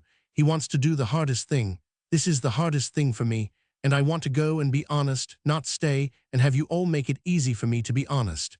And I want to prove myself, to use my voice. I do not intend to be supported by my father, but when I have established myself, I shall come back." She felt as if she were talking to Osmond himself, and as if his idea of great world spaces and inevitable meetings made it certain for them to part without loss. Granny was thinking. She gave a little sigh. "What is it?" asked Rose. "Osmond likes you very much, does not he?" asked the old lady. "It is not exactly liking. We understand each other. He is different from anybody." "Yes. He understands me almost before I speak. It is comfortable to be with him." "Yes, and the boy finds it comfortable to be with you." "Oh yes, it is because it is so exactly alike for us both. That is why we are so contented together." "He will miss you when you are gone." "Oh, but not as I shall miss him. He is so sure of things. He knows so well when the cord between us is holding, but I shall doubt. I shall want to hear his voice." Granny sighed again. She was a happy old woman in her certainties, but sometimes she felt tired with the gentle lassitude of the old. She had been with Osmond through every step of his difficult way, and she had hoped some tragedies would be spared them both. Much as she believed in ultimate good fortune, she had to shrink from his desiring woman's love. Yet this was to be. A little jealous doubt of the girl crept into her troubled heart. Was she light of love, a lady of enchantments who could appear out of nowhere and make all these strange happenings seem commonplace, until her fickle destiny should snatch her away again, leaving hurt and mourning hearts behind? Granny was humbly conscious that there were many things outside her world, exotic flowers of life her upland pastures did not breed. That they were poison flowers she could not well believe. But when her dear boy tasted the essence of them, she had to pause and sternly think it over, whether it was well. "My dear," she said, "you must be honest with him." The gentle voice had steel in it. "Honest with Osmond? How should I be anything else? What reason we, Granny? Osmond is not like other men. He is better. He is like a spirit. No, he is only a man that's had heavy loads to carry. You must not be cruel to him." "Granny, I never heard you speak like that. You have been so kind." "I am kind now, but Osmond is my boy. Do you feel to him as you did to Tom Fulton?" "Oh," it was a cry of pain. "What has Tom Fulton to do with it, to do with me?" the girl asked in that hurt surprise. "All I want is to forget him. He made himself beautiful to me because he lied to me. The things I loved, he said he loved, and then he laughed at them. But Osmond, what has Osmond to do with Tom Fulton?" "You have made Osmond love you," said Granny. "That's all." The chamber was very still. Rose could hear the ticking of Granny's watch beside her on the stand. Presently she spoke in a wondering tone. "Love me, Granny, is it that? What did you think it was?" "I did not think. I thought it was something greater." "There is nothing greater, Rose. Is there anything more terrible?" The girl turned her face over and dropped it for a minute on the hollow of the old woman's arm. Then she spoke, and to Granny's amazement, she laughed a little too. "Oh, I never dreamed I could be so happy." "Happy, but is he happy?" "He must be if he knows it. Do you think he knows it, Granny?" "I am afraid he does, my dear," said Granny sadly. "Has he told you so?" "Not a word." "If he does, tell me, Granny. Betray him. I need to know everything he knows, everything." It was a new Rose, one none of them in America had yet seen. There were tumultuous yearnings in her voice, innocent insistencies. She seemed to be clamoring for life, the boon that it was right and sweet for her to have. "He does not speak of you," said Granny. "What could come of it if he did?" "What could come of it? Everything could come of it. I shall write him by every mail, tell him that. I will write him all my life, every minute of it from morning till night. And I will come back soon, as soon as I have earned money to be honest on. Tell him that, Granny." But Granny sighed. "I'm afraid you are not very reasonable," she said, "and I should not dare to give him such messages. How do I know what they would mean to him? Why, my dear, you may meet some young man tomorrow, any day. You may want to marry him. What do you think Osmond would feel if you wrote and told him that?" "Why," said Rose, in a pained surprise, "you have not understood after all. But he will understand. No, do not tell him anything, Granny, only that I will write to him every mail and that I shall come home. He will believe me. Now I must go and pack." But Granny held her anxiously. "I am afraid I have made you troubled," she said. "No, you have made me rich. I do not care what happens to me now. I can face it all. Dear, dear Granny, I thank you for forgiving me." She kissed the two kind hands and stood beside the bed for a minute. "He comes to you in the morning, does not he? Tell him all that then. Only tell him I could not bear to say goodby, but I shall come back, and there will be welcomes, not goodbys." She went softly out, and Granny heard the closing of the door. Rose, in her own room, did not begin at once to pack. She was alive again with the most brilliant triumph and delight. Her father's influence had slipped from her, and she stood there shuddering in the delicious cold of a strong wind of life. If she was to go forth, to make herself whole with her own destiny, she was going, not as the puppet of his will, but exhilarated by marvels. There were still large things in the world, strong loyalties, pure faithfulness. She felt like a warrior girded with a sword. Roman 25. Osmond was sitting in his playhouse under the tree. He did not expect Rose to come, but he had things to think about, and in the playhouse he never felt alone. He was studying his own life as it had been and as it was. The past looked to him all submission and a still endurance. He marveled that a man could live so long and not look man's lot in the face. 1,000 passions had been born in him at once, and they seemed almost equally good to him because they were all so strong. He sat there drunk with the lust of power and reviewing his desires as, one by one, they came and smiled upon him. First he desired a woman, the one woman, Rose, not now romantically through the mist of dreams, but as the wild man wants his mate. Was that love? He asked himself in this dispassionate scrutiny and decided that, as men chose to name it, it was love. They crowned it with garlands, they sang about it and drank to it, but that was only to make it sweeter. He remembered again the passion of protection he had felt for her, the desire to slay whatever crossed her path. That was hate, he knew, and it seemed to him good. All these things were the forces that made up life, and life was a battle. And then, as he did intermittently after every wave of thought, he remembered that Peter was in love with Rose. He recalled the gay certainty of the boy when he had said he could make her happy, and he saw her in Peter's arms. And this was jealousy. At once he rose to his feet and listened. A step was coming nearer, heavy and halting, pausing for frequent rests. The familiar sound of it and the appeal of a presence not yet known made him knit his brows and peer forward through the dark. When the step ceased again, for an interval, he cried out, "Granny." "Why, dear's you there?" called Granny. He ran to her and put his arm about her, and so they came onward to the chair which had been a throne for Rose. When she had sunken into it, he began to scold her gently. She had not been so far from home for many a day. She had chosen night and a rough path. Why did she do it? "I had to see you, dear," said Granny. "Maybe I did not consider how hard it would be, but when I started out, I was not thinking much about my aches and pains. I had to see you, so I just dressed me and came." "But Granny, it's the middle of the night." "Yes, child, I suppose it is. Night or day, it's all one. Osmond, her father's going to take her away from here." "Rose." "Yes, dear, she's going. Do you think it's best to let her go with him?" "No, it's outrageous and impossible." "I thought you would say so. Well, Osmond, she meant to go away tomorrow morning without seeing you, but she sent you her love. It seemed to me that so I thought you would better have it tonight." She heard him breathing heavily, but he did not speak. once he walked away from her and back again. What has made her want to go? She does not want it, but he has worked upon her. He's told her she is bad, some dreadful things I guess he said. I do not believe in that man, Osmond. I never did, first minute I laid eyes on him. No, Granny, he's not to be believed. I thought maybe you would better have the night time to think it over in. You may want to do something. Granny, what can I do? I do not know, son, but you are the head of the house. Again he strode away on his impatient march, and Granny waited and prayed a little, and thought how her knees ached, and how she hoped God would help him. He was back again. You know how it is with me, he said roughly. Yes, child. It's a big proposition.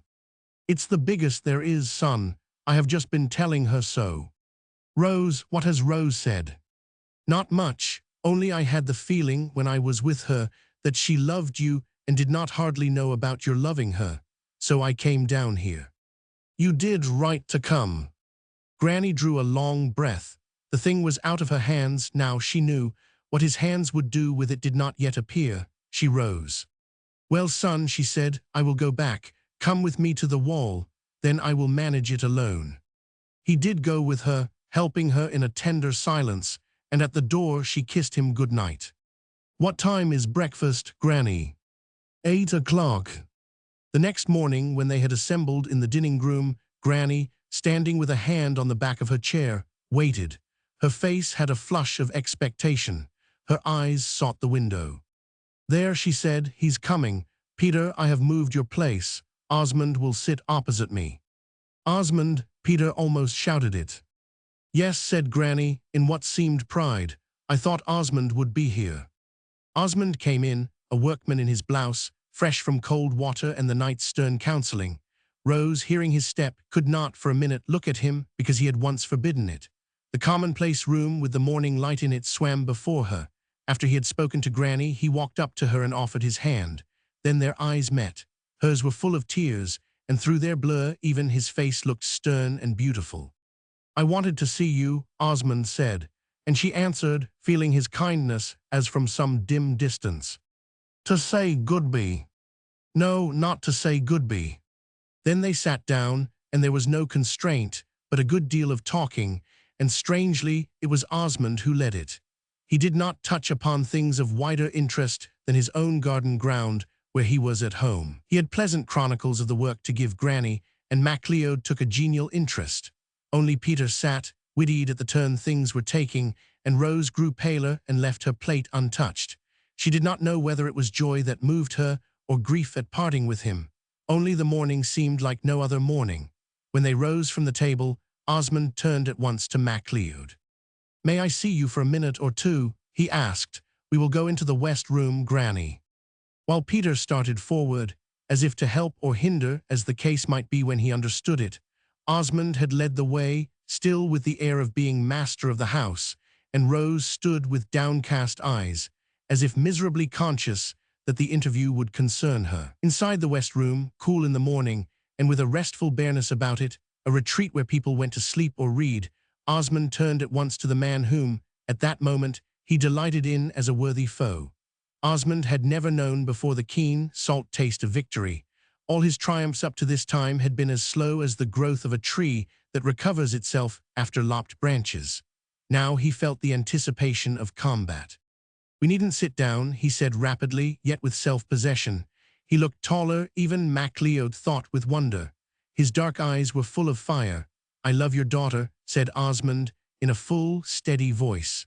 He chose the words the poets had taught him to use simply, and also, perhaps, the novels he had been reading since he had known Rose. My dear fellow, cried MacLeod expansively. And then, remembering the peculiar circumstances of the case, I am sorry, devilish sorry for you. Osmond smiled. He felt capable, if there were no other way of doing it, of wresting the lady's fate from evil chances with his hands, yet he liked MacLeod to resist. It made the fight more splendid. She must not go back with you, he said. You are not to insist on it. Do not insist. That will save us all trouble. MacLeod had gathered himself together. He put his hand in his pocket and meditatively brought out his pipe, fingering the case with an absent and lingering interest, as if he felt the call to a lost right. "My dear fellow," he said again, "this is too bad. I am sorry." "Rose will remain here," said Osmond briefly. "My grandmother will take the kindest care of her." "But I cannot allow it, said the father, still with tolerance. "Rose is due in Paris. We are both due there. It's very good of you, very hospitable and all that, but you must not carry this Lochinvar business too far. It's too rapid a world, I am too busy, my dear fellow, that's the truth." Osmond stood gazing at him reflectively, not in doubt or hesitation, but because he liked the look of so big an animal, and considering that it would be charming to see the creature yield. Osmond had not sharpened his weapons or even decided what they were. He only knew MacLeod must bend, and that there was in himself a big, even an invincible force to make him. "Rose is not going," he said quietly. Then MacLeod laughed. The morning was hurrying by, and this vaporing was a hindrance to be shuffled off. "You say you love my daughter," he remarked, with a veiled meaning in the tone. "What then? You do not propose to marry her." The tone said further, "You do not tell me you propose to marry anybody." "I only said I loved her," returned Osmond simply. "I thought it would be well for you to know that. It seemed fairer." MacLeod smiled again, as if he were smiling down on something. Osmond opened the door, knowing where he should find her. She was there at the end of the hall, sitting in one of the high-backed chairs, her hands in her lap, her head bent sweetly as she listened. She was pale, and there was terror in her face. As Osmond read that, his own passion quieted, and he spoke with perfect gentleness. "Rose, will you come here?" She obeyed at once, and they three were in the room together, and Osmond had closed the door. He put out his hand to her, and without hesitation she gave him hers. "Rose," he said, "I have been telling your father you will not go back with him." Her eyes dilated, her lips parted eagerly. "I have said I would," she began, but he forestalled her. "I have forbidden it, Rose. I have told him I forbid it." His touch on her hand seemed to be leading her, drawing her into his own breast. They looked at each other, and both forgot the other presence in the room. The color came back slowly to her cheeks, and Osmond's eyes filled with tears. "Answer, dear," he said, with the same gentleness. "Let me hear you answer." "Very well," she returned, like a gentle child. "Shall I go now, Osmond?" He led her to the door, opened it, and closed it after her. Then he glanced at his adversary. MacLeod had sunk into a chair and was sitting astride it, his chin bowed upon its back. He looked terror-stricken. One hand held a little box, and he was tendering it to Osmond. "Open it," he gasped. "Crush one in your handkerchief. Let me smell it." Osmond ignorantly but deftly did it, and held the handkerchief to MacLeod's face. MacLeod breathed at it greedily. He lifted his left hand as if it were half useless to him. "Rub it," he said savagely. "Wring it off. Such pain, my God, such pain." In a moment more the attack was over, and he looked like an old man, inexplicably ravaged. Osmond's questions sprang impetuously. "Is I excitement?" MacLeod smiled a little and moistened his lips. "You think you did it," he suggested. "No, you did not do it. It comes off itself like a thief in the night, like the very devil. Nobody's to know it. Understand that." "Then you need her with you," Osmond broke out in a fresh understanding. "Need her, need Rose? Get that out of your mind. The world is full of women. She will go back with me, but not because I need her." He walked past Osmond and out through the empty hall, and slowly, but still erect, to the driveway and the road. Osmond stood watching him. He saw him straighten more and more, and assume his wonted carriage, though without its buoyancy. Osmond followed for a little distance, but when MacLeod turned to look at him and then went on again, he stepped over the wall and crossed the lot to his own plantation. MacLeod, he knew, was going to Electra's for a last word, and for himself, he had struck his one sharp, quick blow for Rose. She should have an interval alone to make her abiding decision calmly, and when the moment came for MacLeod's going, Osmond would be there again to hearten her. But MacLeod, when Osmond had really turned aside, halted more and more. At last he was sick with fear of that enemy inside his breast. There was no moment now, he knew, when he might not expect it, tearing away at the delicate harmonies within the gates of life. What would happen when the pain grew fiercer still? The enemy would let in that other he refused to think upon, though even that was more tolerable than having this evil creature claw at him when men could see him cringe. And as life itself is death when it is once sapped of power, he threw up his head and strode on faster. One step with the old vigor, and abandon there it was again. Roman 26. Later that same morning, Peter was hurrying along the road, for the carriage was due and MacLeod had not returned. Peter was not more than reasonably sorry to lose his chief, because he meant to follow soon. He had the excited sense of being ready for flight, of great freedom before him and strength in his wings, and of leaving Osmond and Granny with regret, yet happily, for something untried and as wonderful as youth. He ran along the road, hat in hand, in love with the morning breeze, and Electra met him. She looked wan, he saw, and with an incredulous pang, he questioned whether she could be moved by their separation. But he was glad of a definite and hurried question to ask. "Where is MacLeod?" A look like hope flashed into her face. She stopped and turned half about, as if for instant flight back to the house. "Was he coming to me?" she asked breathlessly. "We thought he might be there." "Did he say he was coming?" Her eagerness looked like hunger for a desired good, slipping, by some chance, away from her. "No, no, he may have gone to the plantation. I will run down there and find him." He hurried on, and Electra, watching his light, easy lopes, wished she, too, were a man and running to find Markham MacLeod. At the pasture ebbars, in a bed of roadside fern, Peter found him. MacLeod lay majestically, stretched at length, upon his side, as if someone had disposed him in the attitude of sleep. Peter knew, yet he stooped and touched one of the beautifully shaped hands with his finger. He stood there a long time, it seemed to him, looking not at the figure at his feet, but off into the morning sky, and MacLeod was not in his mind, only Osmond and what Osmond had said about the lust for fight. Osmond seemed to fill the world. He had wished to kill the man, but God instead had killed him. Yet the other thing might have been. Peter wondered that he had not realized what his brother was to him, and again that he had too often foregone Osmond's companionship, this summer of their reunion, for lesser loyalties. He comprehended him, at the moment, with an exaggerated passion that was pain, a gigantic figure, all sacrifice, all patient truthfulness, and in its own bounded life, as much to be loved and protected as a woman, and yet untrained and ready for a savage deed. And all the time Electra was advancing rapidly toward him on the road, aimlessly, but as she afterwards believed, drawn by some premonition of what she was to find. Her approach broke Peter's fearful vision. She was like a figure walking into his dream, and he hurried toward her, remembering what she must not see. He motioned to her harshly with his hand. "Go back," he called. But Electra came inevitably on. Then Peter placed himself before her.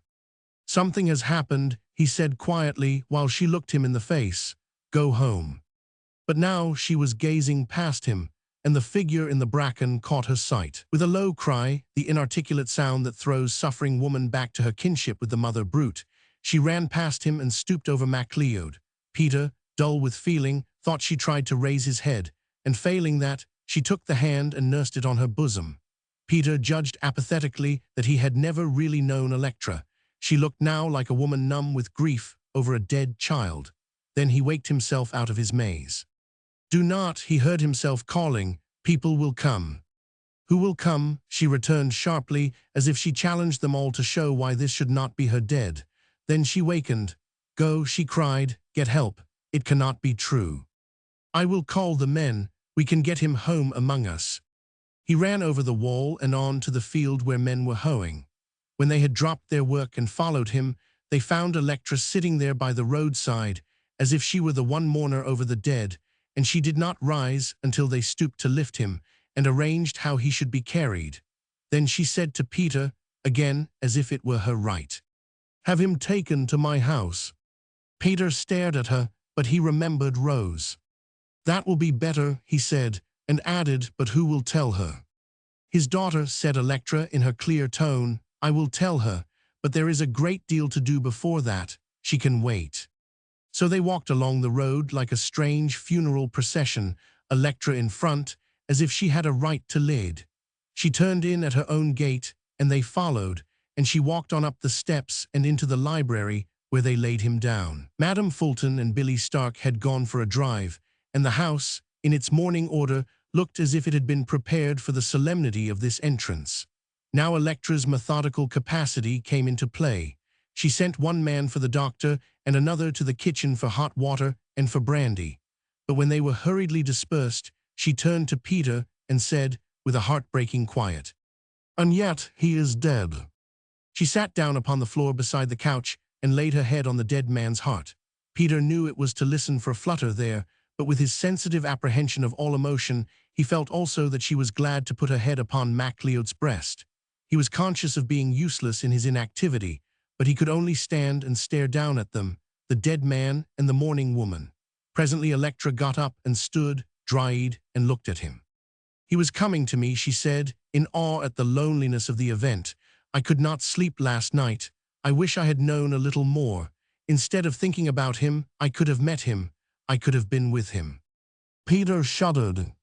"I am glad you were not with him." Electra was not listening. She had placed her hand on the hair of the fallen man, tenderly and yet with reverence. "He is splendid, Peter, is not he?" she said, as if she wondered at life and its fleeting forms. "He looks like a god, sleeping." Some echo of her words came back to her, and she felt a momentary pleasure at their sound. Then, very shortly it seemed, men came, the doctor and others who had authority, and Electra was turned out of the room.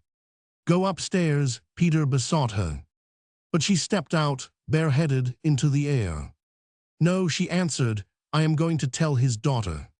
"No," suddenly Peter remembered how little she was fitted to be a kindly messenger. "No, Electra, I will go." Electra looked at him in a calm surprise. "He would wish it," she said. "He would wish me to do everything," and she was gone. Peter went back into the room, where there were quick voices and peremptory demands. Markham MacLeod was being interrogated in a way that had never befallen him before. His body was being asked to bear witness of the fashion by which it had come to its dumb estate, wherein it could not compel others, but was most ruthlessly at their will. Rose, at Granny's knee, in a mute gratitude that now she was to stay here, because it had been wonderfully decreed, saw Electra coming up the walk. She ran to meet her light-heartedly. In her flooding delight, it seemed to her as if even Electra might acquiesce in her reprieve. At the foot of the steps they met, Rose all pleadingness, as if again she begged Electra to love her. But Electra delivered her news straightway. She felt like nothing but the messenger of MacLeod. "He is dead," she said, with the utmost quietude. Rose stared at her. "Who is dead?" she managed to ask. "Markham MacLeod." Rose leaned forward and gazed still in her face. She was well convinced that this look was real, a look of hopeless grief, though the words were so fantastic. "Electra," she said gently, and even put out a hand and touched her on the arm. "Electra, what is it?" "I have told you," said Electra, "he is dead. We found him in the ferns, Peter and one. He is at my house. We thought you ought to know it." "Come," said Rose. She seized her hand, and Electra pulled it away again, quietly, and yet as if it had no business in that hasty grasp. "Let me go home with you." "If you wish," said Electra. "I suppose you have a right to be there. They may want you." And in silence they hurried down the path together and out into the road. At Electra's own gate, she turned to Rose. "It is strange, is not it?" she said. "What, Electra?" "That he could die." "Electra, he has not died. No one has died." Rose spoke gently, knowing that in some way the other woman had been shocked and her reason shaken. "Come into the house, and we will find Peter." But at the moment, Peter and the doctor appeared together in the doorway, and the doctor turned to give orders to a servant in the hall. Peter saw them and came quickly down to them. It was apparent to Rose that something had happened. "Tell her, Peter," said Electra in some impatience. "She will not believe me. Tell her he is dead." Peter and Rose stood looking at each other, she questioning, and he in sad assent. Then there crept upon her face a look that was the companion to Electra's. The color faded, her eyes widened. "My father," she breathed, and Peter nodded. "Yes," said Electra, as if she were astonished at them both and their dull wits. Markham MacLeod is dead. That evening Granny was in her own room, and Peter and Rose, below, talked intermittently of that strange morning. "It is incredible, Peter, is not it," she began, "for him to die like this?" He nodded. "I expected violence," he said. "We all expected it. Is not it strange, too, that I cannot feel grief? I am neither glad nor sorry. I feel very still." "The whole world will feel grief," said Peter loyally. "Yes, but to me, Peter, it is just as if he were not a man, not something I had loved, but a thing that was great to look at and had no soul. It was like a tree falling or a huge rock undermined. Do not you see? As if it were the natural thing and there was no other way possible." She began to feel the inexorability of great revenges and to see that when a soul has for a long time denied us answer in our needs, we refuse to believe that it can speak. MacLeod had grown to be a beautiful spectacle of the universe, full of natural health and power. Now that he had fallen, there was nothing left. She had no vestige to remember of those responses in the dim reaches of being when one calls and another answers. Homely loyalties, sweet kindnesses, even overlaid by later pain. He had lived what he called the natural life, and its breath had failed him and he was no more. Sometime, she knew, in this dull brooding, she might try to whip herself up into an expected grief. But now, in the bare honesty of the moment, she accepted the event as it was. "Osmond has been great," said Peter. She started back to life. "What has he done?" "Everything. He's been Electra's right-hand man. I will run down to see him a minute presently." He hoped Rose would send some word of appreciative thanks. Old Osmond, he knew, would like it. But she got up and gave him her hand, in her grave, affectionate way, and said good night.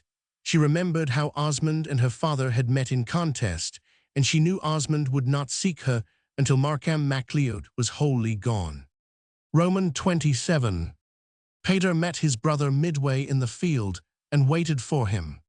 "I will go with you," he said. "No," said Osmond, "I am not going now. Come back to the shack." "You are a regular nightel," said Peter as they turned. "When I do not find you after dark, I know you are in the woods, prowling. What makes you?" "It's a good place to think things out and swear over 'em." "What things, old man? You know I would not tell. Nothing would tempt me to." Osmond laughed a little. "If you care so much as that, I will tell you," he said, with a sudden harshness for himself in retrospect. "I go into the woods to think about life, my difference from other fellows." They sat down on the bench at the door, and a whippoorwill calling made the distance lonely. Peter had no answer for the truth he had evoked.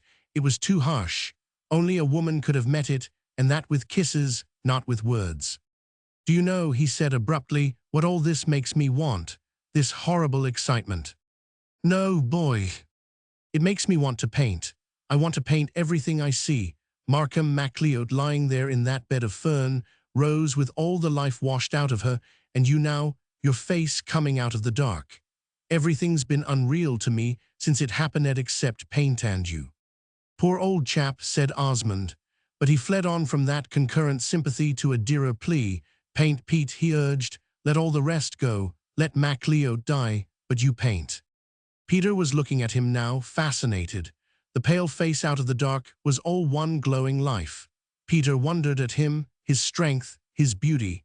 Again he felt as he had that morning, as if he had never known his brother, and as if it would pay for any pains to comprehend that pathetic and yet adventurous soul. Peter was more than half woman, with his quick perception of what went on in other minds.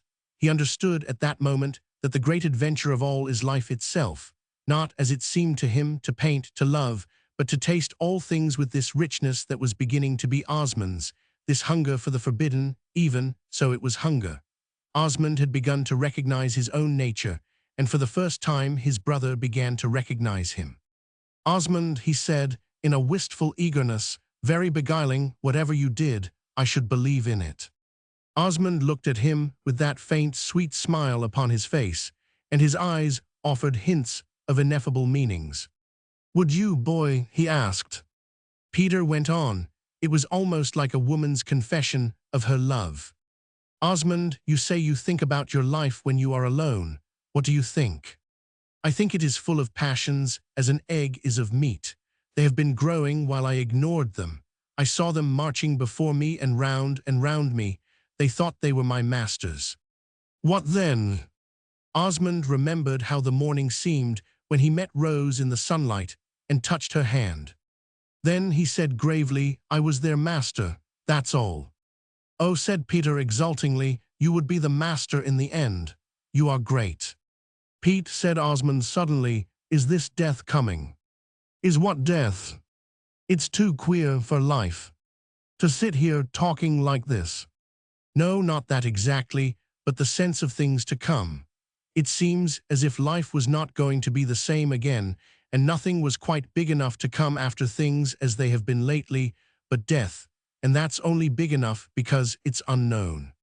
What will come? Asked Peter.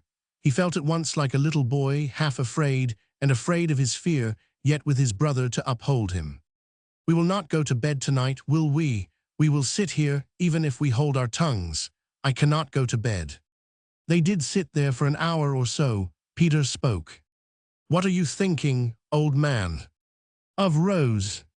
It was not strange to Peter to hear him speak of her familiarly. He returned. I have been thinking of her too. Roman 28. The deed was over. The great emotional wave that mounted in Europe and America at the death of Markham MacLeod threw its spray upon this quiet shore. Letters came from his disciples and his lovers, and Rose, wondering as she read them, answered in a patient duty. If a great man is one who moves things, then her father had been great. He was bigger to her now than when she feared him. Though there were mutterings afar of what must come now Markham MacLeod was dead, this country spot took on its old tranquility. Peter sat in the garden and painted. He seemed to think of nothing else. Rose was too busy to sit, and he began a portrait of Granny. Then his only communication with the world seemed to be his flashing glance at her and at his canvas. Osmond, in the plantation, bent his back and worked with the men, and no one knew what he thought. To Peter he was gravely kind, and Rose, with a growing emotion that seemed to her likely to become terror in the end, realized that he had not sought her. One morning, while Peter was in the garden smoking, before he called Granny to her chair again, and Rose was at the library table answering letters, Madame Fulton appeared at the door. Where's Bessie Grant? She asked. Rose was at once on her feet and came forward to give her a chair, relieve her of her parasol, and stand beside her in a deferential waiting that, for some reason, never displeased this pulsating age with its memory ever upon the habitudes of youth. Where's Bessie Grant? She will be in presently. Peter is painting her. The old lady lay back in the chair and gazed at her absently, as if she merely included her in a general picture of life. Madame Fulton had changed. Her eyes were wistful, and she looked very frail. Billy Stark sails on Saturday, she volunteered, as if it were the one thing in her mind. Granny came in at the moment and laid a kindly hand on her old friend's shoulder. Rose went back to her chair and left them to their talk, while she put up her papers before quitting the room. Madame Fulton looked at Granny now. You have had your morning coffee, have not you? Asked Granny, because she could think of nothing else to offer. Yes, I have had coffee, and I have had cereals. Electra is looking after me with that kind of an air, you know, as if I were a rock-bound duty. My soul, if it was not for Billy Stark, I should die. Poor Electra, said Granny softly. Now what do you want to call her that for? Why is she poor Electra? Because she chooses to go round like a high priestess, strapping me down on altars and pouring libations of cereals and cream? I could stand it if her heart was in it, but it's miles away, and Billy Stark is going.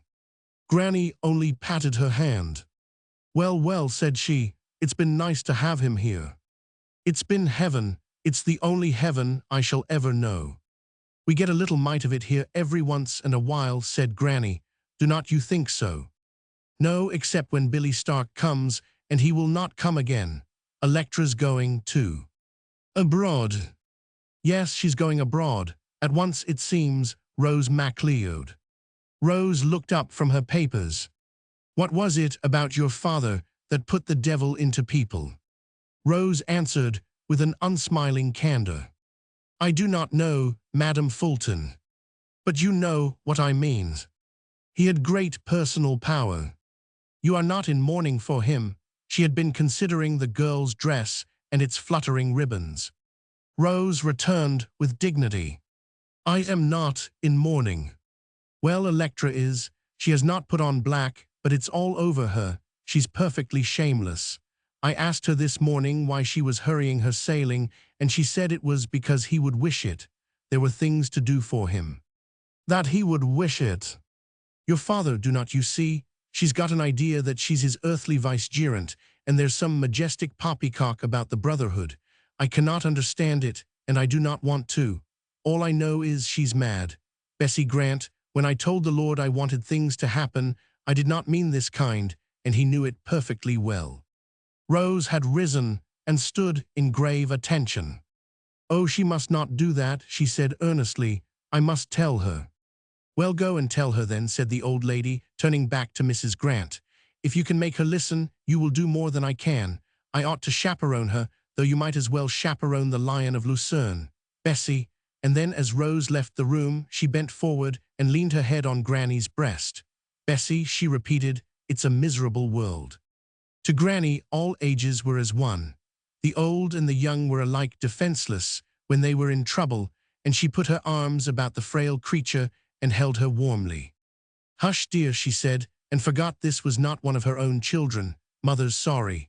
Then they both smiled a little, but Granny went on, you must come right here, you know. Electra will be gone, and Billy, and you do not want to carry on the house alone. You come here, dear, and stay with me. Could I? Madame Fulton lifted her tear-wet face. If I could stay here a little while, maybe I might pull myself together. I do not know how to do it, Bessie.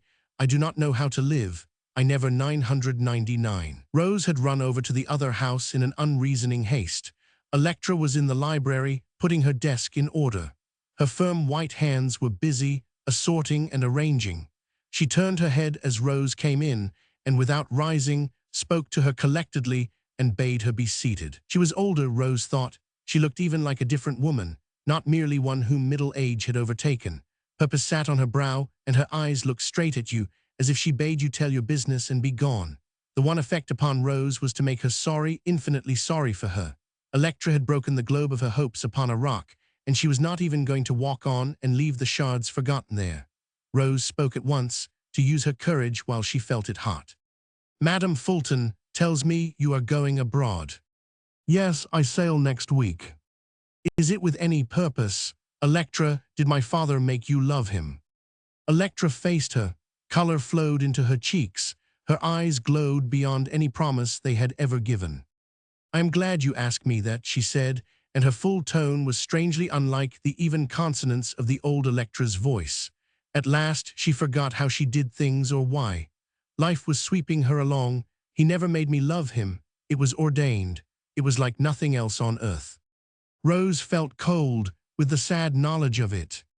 Yes, she said, he had great power over people. A smile stole upon Electra's lips. We had planned it all, she said. I was to go to Paris. I was to work with him. Now that he is gone, I must carry on the work for both of us. Rose regarded her with a wistful compassion, not knowing how much she might help her, and yet wishing to offer all she had. Electra, she said, what do you mean by carrying on the work? His work, the brotherhood. But dear child, you would have to submit yourself for years and years to all sorts of tests before you would be trusted. I do not even know whether it will not fall apart now he is gone. It may do that and reorganize in a different form. And how would you find it? You think of it as a definite body with headquarters anybody can reach. Why, Electra, you might stay a dozen years in Paris and not put your finger on it. Still Electra turned to her that look of rapt allegiance. She heard apparently, yet the words made no impression on her fixed resolve. Now she spoke, and rather sweetly. All the tones of her voice, all her looks, had a reminiscent value, as if they were echoes from her lost relation with him. He told me where to write, she said, as if she were satisfied with that. I shall go there. I know the address for his letters, but he was never there. Now that he is gone, the place will be for other uses. Everything connected with the brotherhood keeps fluctuating, changing. There would be no safety otherwise. Electra was looking at her, in that removed, patient way that made another woman of her. It was almost like a mother who has cares to think of and can spare no time from them for alien presences. "I must go," she said again. "He would wish it." Rose now had her moment of delay. Her mind went back over that weary road, to the past the present had so illumined for her. It tired her to think the trouble ever attendant on her father's life was to go on, ripple after ripple, now that he had sunken into the mystery of things. Once over the horror of his death, there had been a throb of thankfulness that at least an end had been made to his great power of bringing pain. And now here was another life to be thrown into the void after him, another woman to love a dream. She awoke from that momentary musing to hear Electra saying, "You will excuse me if I go on working. I sail so soon, and I must leave everything in order." "Electra," said Rose. Then she called her name again, as if appealing to the softest of her moods. "How can I tell you? Electra, you must not love my father." Again that swift smile came to Electra's face. The face itself was all a burning truth. The old crude precision in her seemed suddenly to have flowered into this warm candor that spoke and liked to hear itself disclosing, regardless of its auditor. Ucanoch looked at Rose with happy inspiration, as if she had been the first to make the saying "you cannot kill love with reason." Again Rose deliberated. When she spoke, it was with an air of sad decisiveness. "Electra," she said wistfully, "did he ask you to marry him?" "I never thought of it," said Electra at once, in the simplest unreserve. "It would have seemed too small to limit it and bound it." "Yes, that is what he would have said, too small. You were a quick pupil." Electra glowed. "I know what he would have said if he had had time. He did not need to tell me." Rose sat wondering what argument would move her. "Electra," she ventured, "have you had any curiosity about my father's relations to other people?" "He had no time to tell me," said Electra with a proud dignity. "No, he would not have told you. He never confused his relations. Did you know he was adored by women?" Electra's face flamed. She made no answer. If she could have set forth adequately what was in her tumultuous thoughts, she would have told Rose that nothing seemed so entirely her own as her part in Markham MacLeod's life. She had no curiosity over his past, no doubt of what her future would have been with him, accepting what he chose to give her and finding it enough. Rose pursued her into the cloister of her thought. "Do you know, Electra," she was urging, "do you know how women devoted themselves to him? They must have devoted themselves to him. I am one of them. I am proud to be." "Ah, but Electra, to take so much and give nothing. How do you dare to say he gave nothing?" "I know I was slow in learning. I learned it first through your brother. No, do not put me off with a gesture. I must speak of him. It was he who showed me the cruelty of my father's attitude toward women. He laughed over it, but he showed me. He was never cruel." Electra seemed to be dreaming away in a sad reminiscence of his kindness.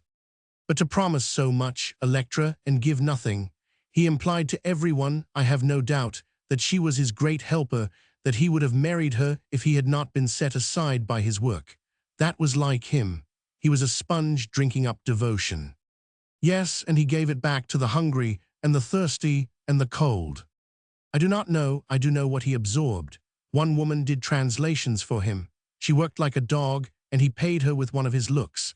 Another was a titled lady, kept his suite of rooms ready for him, and when he came, treated him like a prince. And they all had this sense of intimacy with him. Each thought she was the only one.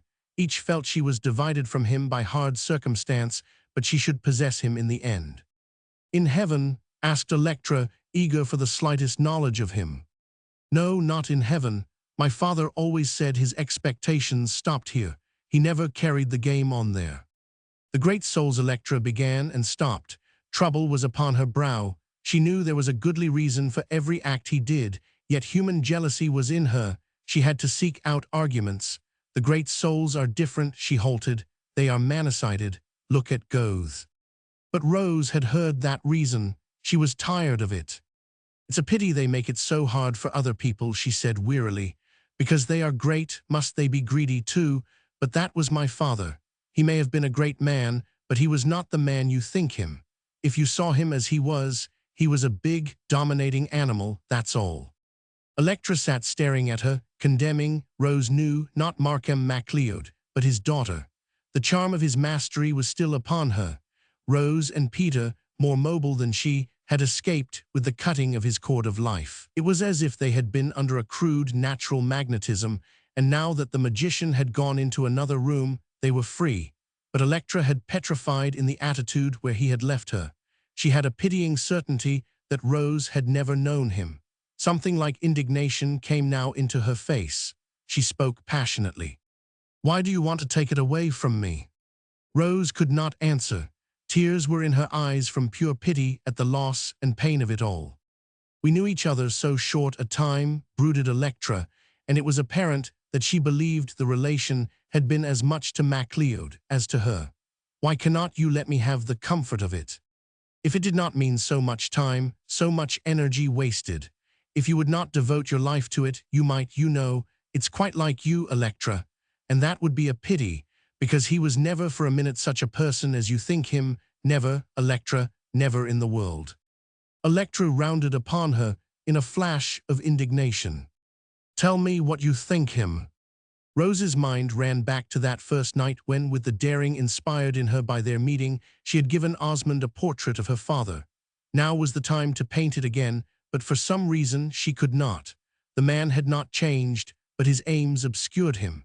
Behind them he was nothing, but they were large enough to make his monument. Instead of answering directly, she found herself saying, "I have had such letters about him. From the Brotherhood. Yes, and they will keep on coming for a long time now, because it is everywhere, in far, far-off places. And there's a tremendous loyalty in them, not only to him, but to the Brotherhood. How can you read them and not be loyal too?" Rose considered why she could. Was it because the Brotherhood seemed, in her latest acquaintance with it, to have all the seeds of the old conditions that made a world of hate? If it had been the pure bond it promised to be, could even her father's sins have quenched the flame in her? Then she remembered one night when, in her father's absence, someone had spoken like a poet and created, in shining imagery, a new world. She had seen it, the new world, hanging like a crystal in the rejoicing sky. One night Ivan Gorov spoke. She began. Electra's brows came together. "He was the man that died." "How did you know?" "Peter told me." "Yes, well, there was a time when Ivan Gorov was like a flame. He was more moved than anyone. He was a student and so enthusiastic, so believing, I cannot tell you. Afterwards he changed. That came suddenly. But this night he spoke about the Brotherhood as he wanted it to be. He said it could be a chain of hands round the earth, of people who wanted to do justice and show mercy. The old oppressors killed, he said. The Brotherhood must not kill. It can put to death, but justly. What did he mean by justly? Ah, that I do not know. I do not believe he knew that night. He was like a man seeing a vision. But if such a thing could grow and grow, he said, that would be the kingdom of God. It would begin with the poor. Then someday a king would join it, and there would be rejoicing and wonder, because some would think the king was mad, and others would know it meant a great step upward. And they would all choose law, not liberty as the Brotherhood sees it. And then, he said, there would be a new heaven and a new earth, and it would not be possible for oppressors to live, because everybody would love love and be afraid of hate. But it would all come through men who hated injustice more when they did it than when it was done to them. But that, said Electra, in no great interest, is only Christianity. Is it? I do not know about that. I thought it was Ivan Gorov. What did he say? My father. The chief. It was reported to him, and I believe he said it was visionary. He probably smiled a little. He said there would be no peace without the sword. And afterwards Ivan told him to his face, I heard him, that it would come by the sword, but not the sword of war. It must be the sword kept hanging in the temple to be used for the god of the temple.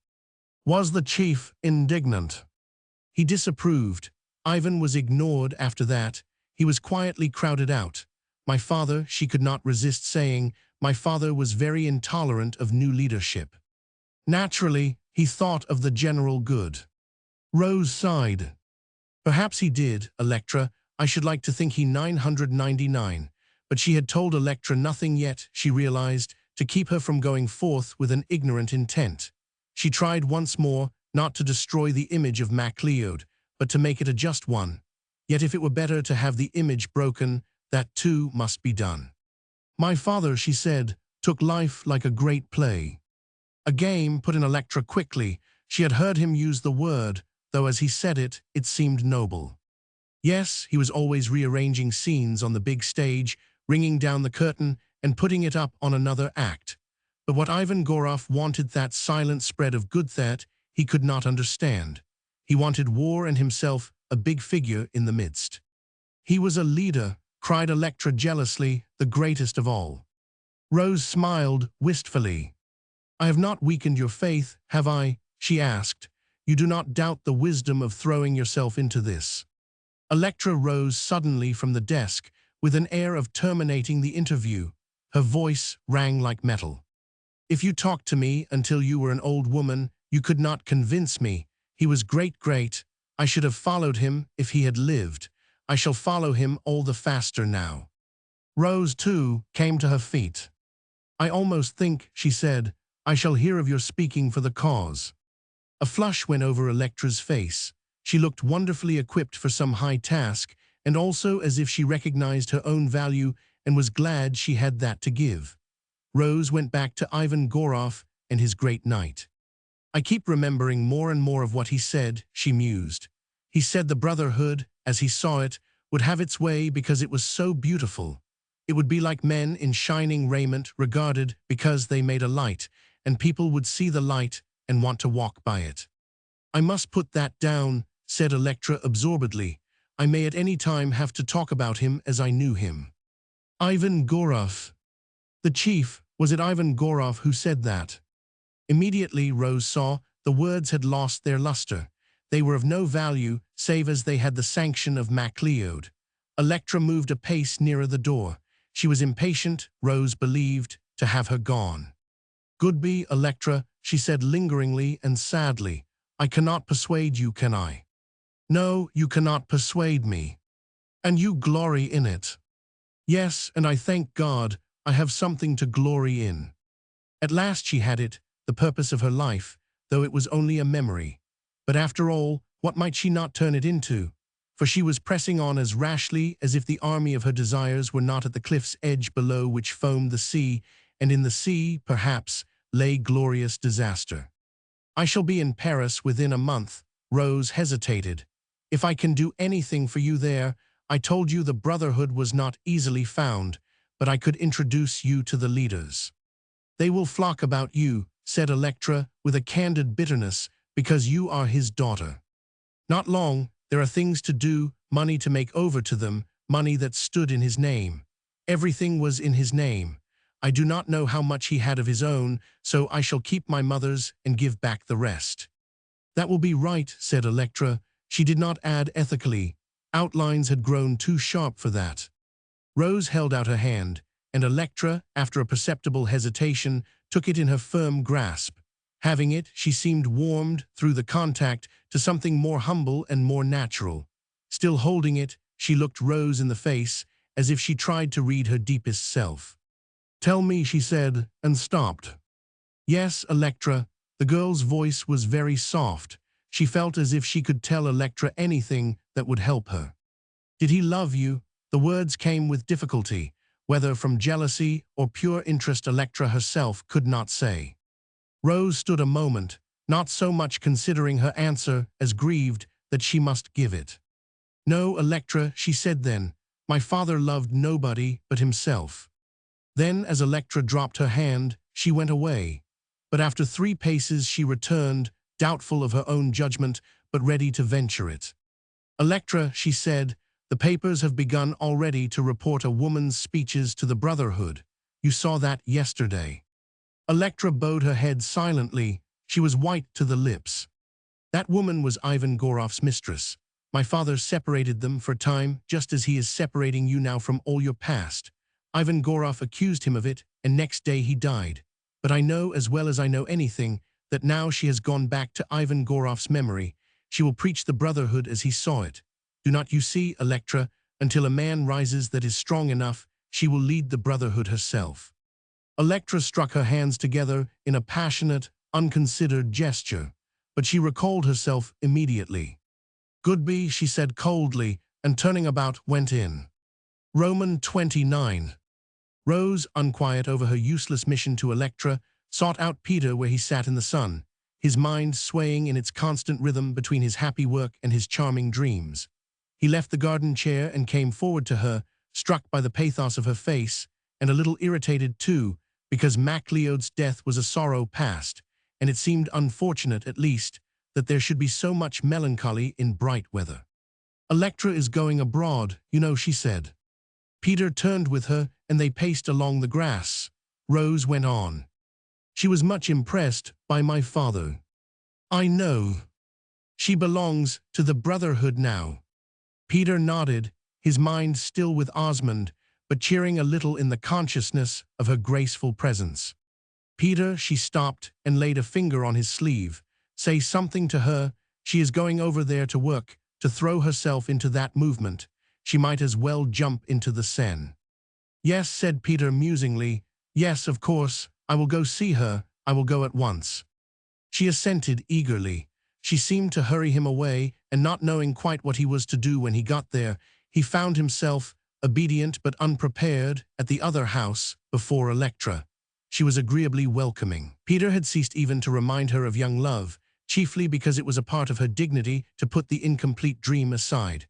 When she was forced to remember, sometimes by a word of grandmother's, it gave her an irritated sense of having once been cheek to cheek with something unworthy of her. But this morning, Peter meant nothing whatever. A larger bulk had blotted him out. He plunged at once. "I am going to Paris, too, Electra. We shall meet there." She smiled at him with a fine remoteness. "Perhaps," she said. Then a wave of her old distaste came over her, and she asked, with the indifference that veils forbidden feeling, "Are you going together?"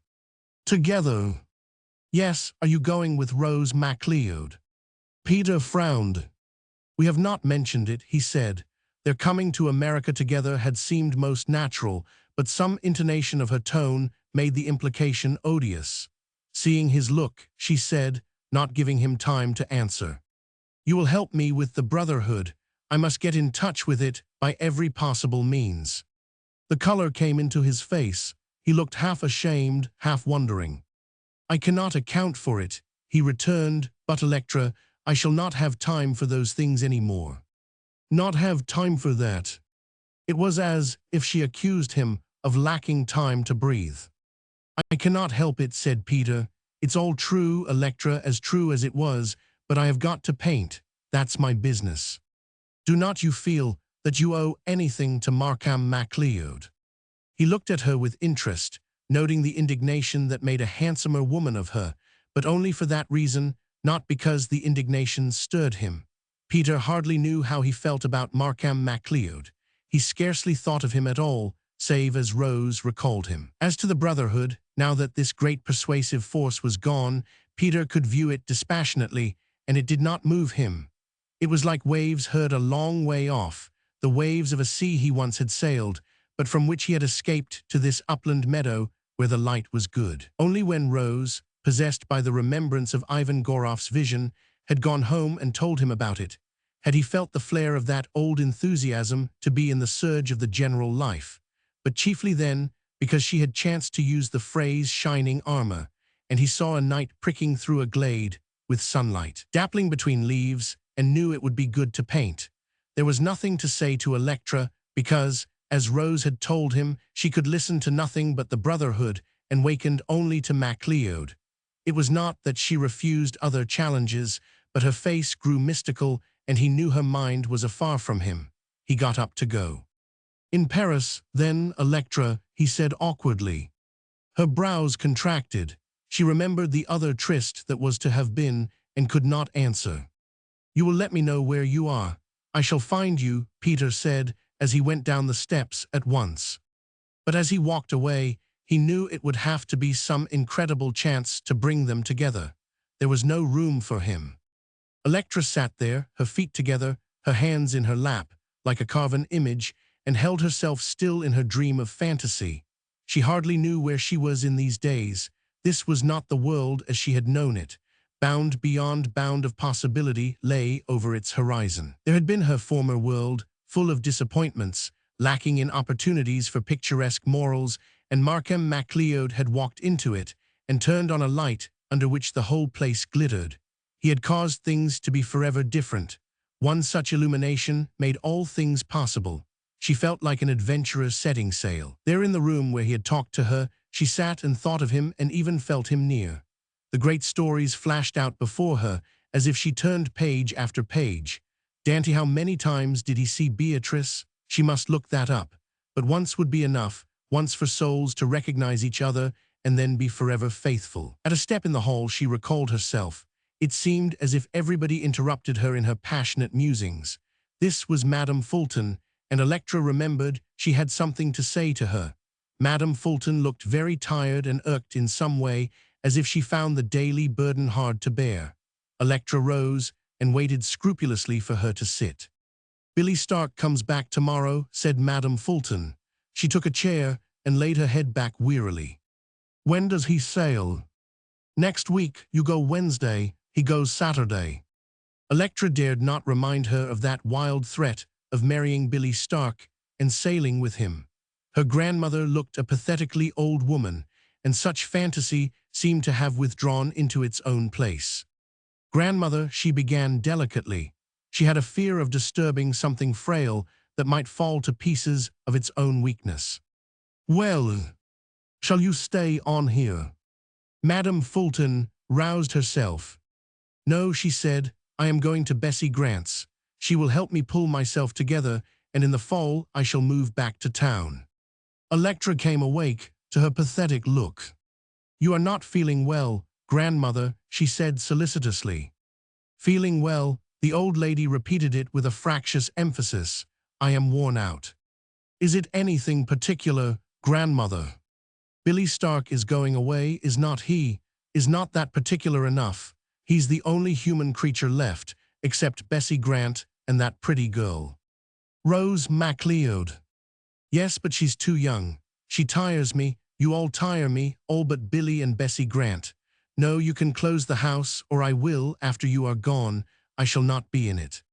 There was something inevitably foolish to Electra in the regret of an old woman at losing the company of an old man whom she had not married at the proper time. She found herself hoping, with some distaste, that grandmother would forget him as soon as possible and settle down into the decencies of age. But Madame Fulton seemed to have gathered herself and summoned energy for action. She sat upright now and composed her face into more cheerful lines. She looked at Electra, and a wicked smile flickered out. "I believe," said Madame Fulton, "if I have the strength, the day he sails, I believe I will marry Billy Stark and go along with him." Electra looked her pain and then her purpose to ignore it. "I have left everything in complete order, grandmother," she said. "It will be easy to close the house. I have made my will." "Bless me. I have given you half my property. The other half I leave to the Brotherhood."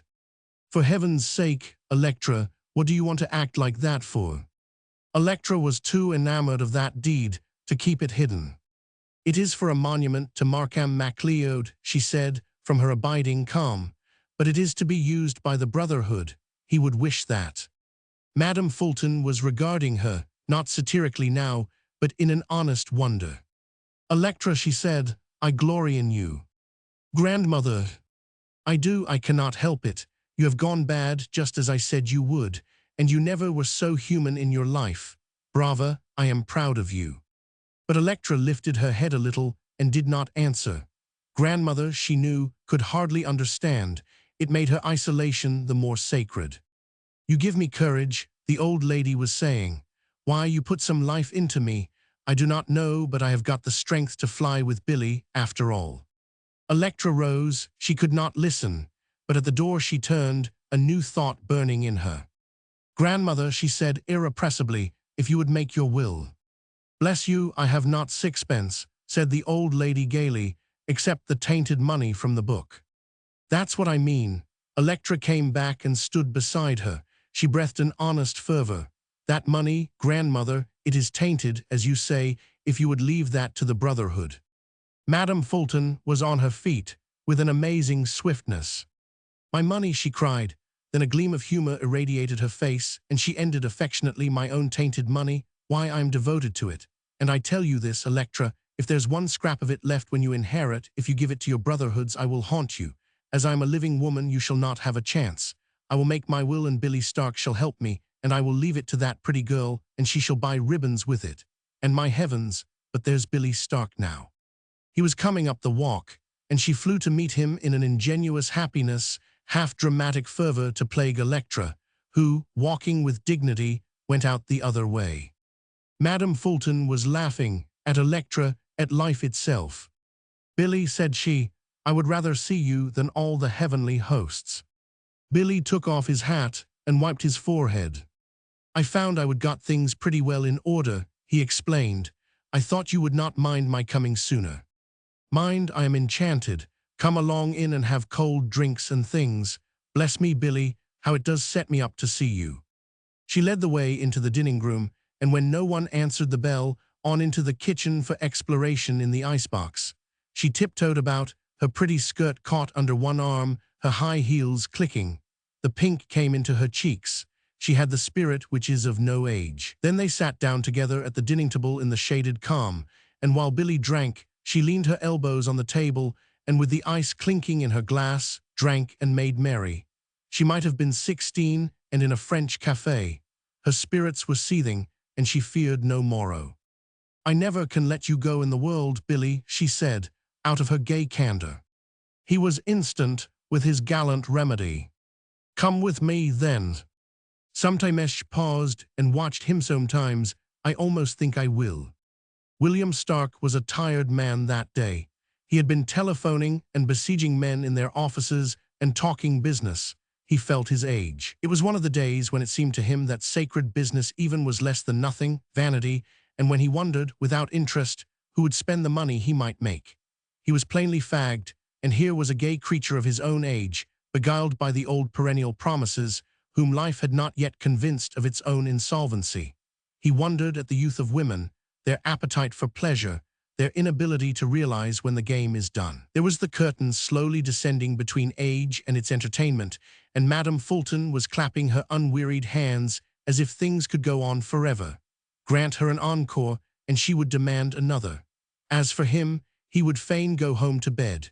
But Billy was a man of his word. His loyal heart could not allow itself to recognize the waywardness of his sad mind.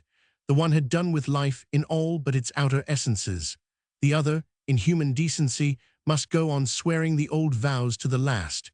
His face took on a resolution that made him more the man and sobered her. He put out his hand. "Will you come, Florrie?" he asked. "Yes, Billy," she answered, "I will come." "You honor me very much." He sat there holding the frail hand and wondering at himself, wondering at them both. If he had known he was to go back in this guise, he might not have had the courage to come, but it was well. It was a good thing, having missed many ventures, not to let this one pass. Madame Fulton was having one of her moments of a renewed grasp on life, a gay delight in it, which was a matter of nerves and quite distinct from memory or hope. She was discoursing gleefully. "We will not tell Electra. Not if you would rather not. She shall sail, and we will sail after her. We will send her cards from London. My stars, Billy, do you think we are mad?" "You may be," said Billy. "As for me, I am a great hand at a bargain." And while there were flutterings of wings before sailing, Osmond bent over his ground and delved and thought. His brows were knitted. He hardly saw the earth or his fellow workmen, but answered mechanically when men came for orders, and went on riving up the earth, as if it were his enemy, and then smoothing it in tenderest friendliness. XXX. Rose and Granny had been living in an atmosphere of calm. Something was not determined yet, and they had to wait for it. Osmond had not come to the house for his early calls on Granny, and Rose, awake in her room to hear his step, at least, listened for it with a miserable certainty of disappointment. Every morning she gave a quick look of inquiry as she and Granny met, and the old lady would say, "No, dear, no." She sickened mentally under the delay, and at last her heart began to ask her whether he would ever see her again. On the day she told Granny that she was going to Paris to settle MacLeod's estate, Granny said, That's right, but you will come back. I must come back, you must let me. It was a great cry out of a warring heart, but I must see him before I go. May I send for him to come? You must send for him, my dear, and have your talk, said Granny. So it was Granny who gave the message to Peter, and afterwards told him Rose was to see Osmond alone. Peter walked up and down the room. He did not altogether understand. What is it now, child? Asked Granny. I wondered if Rose needs to see him. This is all so painful for her. Why should she be bothered? She must see him, said Granny. It would not be possible for her to go away without. She demands too much of herself, said Peter, stopping in his stride. Granny was smiling at him in a way that indicated she was very old and Peter was young. A wave of knowledge swept upon him. What is it, Granny? He demanded. What is between them? You must let them find out. But what is it? I ought to know. Do not you see what I mean? I am going to marry her, Granny, when all this is over. Granny looked at him in quick concern. Oh no, Peter, she said. No, you cannot do that. Why cannot I? She does not love you, Peter. But she will. I can make her happy. I depend on showing her I can. That is not enough, Peter. What? To make her happy, you might make her miserable, and if she loved you, it would be all one to her. Tom Fulton made her miserable. Was that all one to her? She is not the girl Tom Fulton hurt. She's a woman now. Then what is it between her and Osmond? Granny looked at him a few moments seriously. She seemed to be considering what he should be told. At last she spoke. Peter, I believe it's love between them. Love? Yes, dear, she has a very strong feeling for Osmond. Osmond? Granny got up out of her chair. She was trembling. Peter could almost believe it was with indignation against him, her other boy, not so dear as Osmond, but still her boy. Her calm face flushed, and when she spoke her voice also trembled.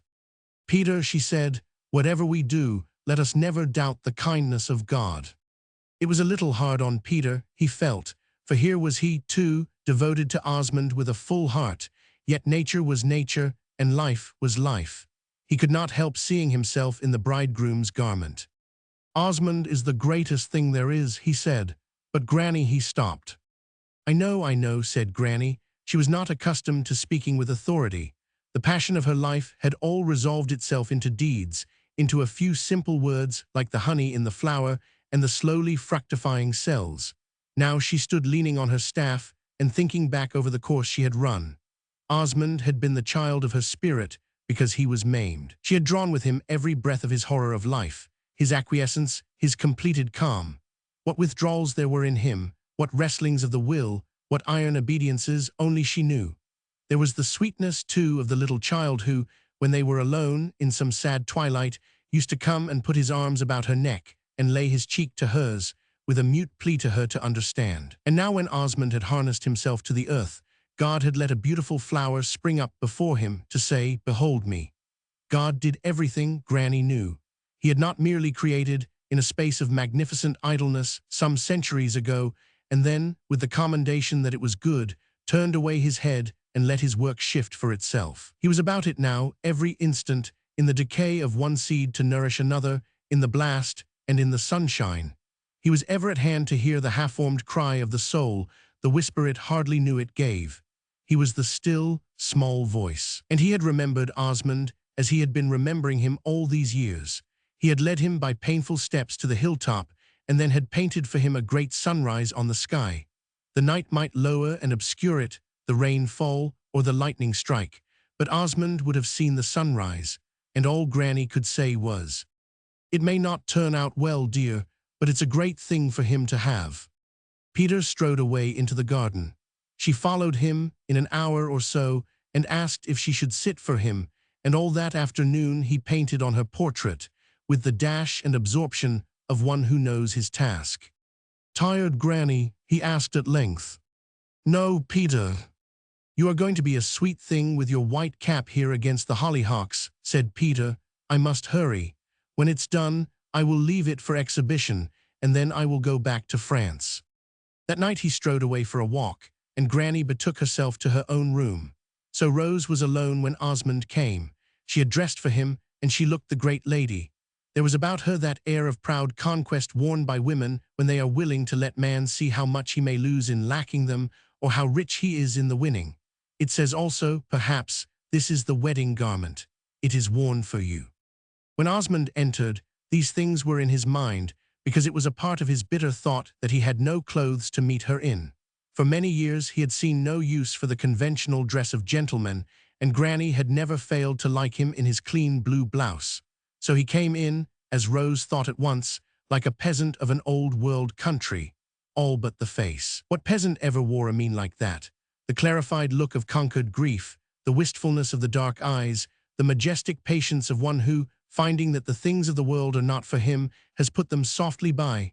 There were new lines in the face, Rose could well believe. In spite of those appealing softnesses of the eyes, it was a face cut in bronze. She held out her hand, and he took it briefly. "I had to see you," she said, rushing upon the subject of her fears. "I am going away." They were seated now, and Osmond was looking at her steadily. "But I am coming back," she smiled. "Please be glad to see me." "I cannot seem to talk to you," said Osmond abruptly, also smiling a little in his whimsical way. "You are such a fine lady." She glanced down at her dress and hated it. "I do not know why I put this on, except, perhaps, I did not want you to despise me for what I am going to say." "Despise you?" She choked a little and dared it. "You have not been to the playhouse lately?" "No." "Why? Have you been there yourself?" "No." "Why?" "Because I could not." "Well, I could not either." "Why?" cried the girl passionately. "Why has everything got to change? Why should you tell me you would be there always and then never come again? Why?" Osmond regarded her in what seemed a sad well-wishing. "Youth cannot last," he said. "That was youth. We are grown up now." Tears gathered in her eyes. The finality of his tone seemed to be consigning her to fruitless days without the joy of dreams. "Well," he added, "it does not matter. You are going away. You said once I should take the key of the playhouse with me." He smiled humorously, as at a child who must, if it is possible, be allowed some pleasure in the game. "Take it, playmate," he said. The color ran over her face. She sparkled at him. "Oh, now you have said it," she entreated. "You have called me by my name. Now we can go back." Osmond still smiled at her. He shook his head. "You are very willful," he remarked. "That's right, abuse me. I like it, playmate." But he could abuse her no more. Fancy in him was dead or dumb. He was tired of thinking, tired of his own life, with its special problems. A deep gravity came over her own face also. When she spoke, it was with a high dignity and seriousness. "Osmond," she said, "I sent for you because I want to give you something before I go away. I cannot bear to go. I cannot bear to leave this place and Granny and you. Sometimes I think I shall die of homesickness over there, even in the few weeks I stay, to think what may happen to you before I see you again. So I want to give it to you." She was under some stress he did not understand, yet speaking with a determined quiet. "What is it?" he asked gently.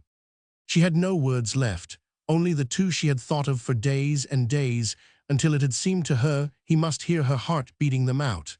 She held her hands together in her lap and spoke clearly, though it frightened her.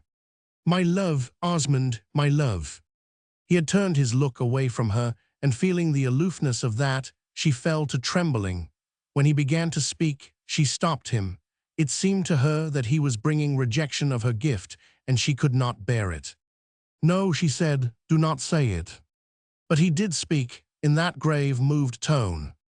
"That is dear of you. I shall always keep your present, just as Granny will keep your love for her. It's very precious." Hope and will went out of her. She put her clasped hands on the chair in front of her and bent her head upon them, trembling. "What is it?" she said at last. "What is it that has come between us? Is it what you told me once in the playhouse, that you were going to give your life away when you chose?" He laughed a little, sadly, to himself. "How long ago that seems," he mused. "No, it was a different thing I meant then." What was it? Tell me, Osmond. I can tell you now, for I shall never do it. It smells of madness to me, now I see what living demands of us. It was only, well, my body had not done me much service in the ways I should have liked. Tell me, Osmond. I meant to give it, living, to some scientist to experiment on. To a doctor, if I could find one that would meet me as I wanted to be met, to work on, with drugs, with germs, the things they do to dogs, you know. She forgot how he had held himself aloof from her, or that some grain of pride might well have met his coldness. She was kneeling beside him, her hands about his neck, her head upon his breast. No, Osmond, no, she sobbed. It would kill me. The man sat still, then he spoke, and his voice was hard as iron. It will never happen, I tell you. To have you tortured, she was sobbing. To have them hurt your hands, your dear hands. He lifted one of them in a dazed way and looked at it, all brown with work, and yet a wonder in its virile power. Then a flame passed over him and burned up what kept him from her. His arms were about her, and he bent his mouth to hers. For the first time since he could remember, he forgot what he had called his destiny, and after they had kissed, he said, "Now, sweetheart, now we can talk. It's better so, even if we say good-bye tomorrow." She drew apart from him and went back to her chair. But there she stretched out her hands to him, and Osmond took them, and so, holding them, they spoke out their true minds. Her eyes were brimming full. "I was not sure you would take my present," she said. "It's dear of you to take it, Osmond. Your love, your wonderful love. I selected it with great care, dear." She was laughing. "It's very shiny and nice and warranted to last. It's the strongest love I could find. I never saw one like it. Shall we live in the playhouse now, dear?" "You will live in my heart. Rose, I kissed you." She bent to him. "Kiss me again. Kisses are little blooms budding out of my love. You are a gardenerman. You know the faster flowers are picked, the sooner they bloom again." He was regarding her in wonder. "You must be crazy to think you like me," he said honestly. Again she laughed. "I am stark mad. I feel as if 1,000 birds were singing and all the lilies opening. You remember how they smelled that night, Osmond? You would not go with me to smell them.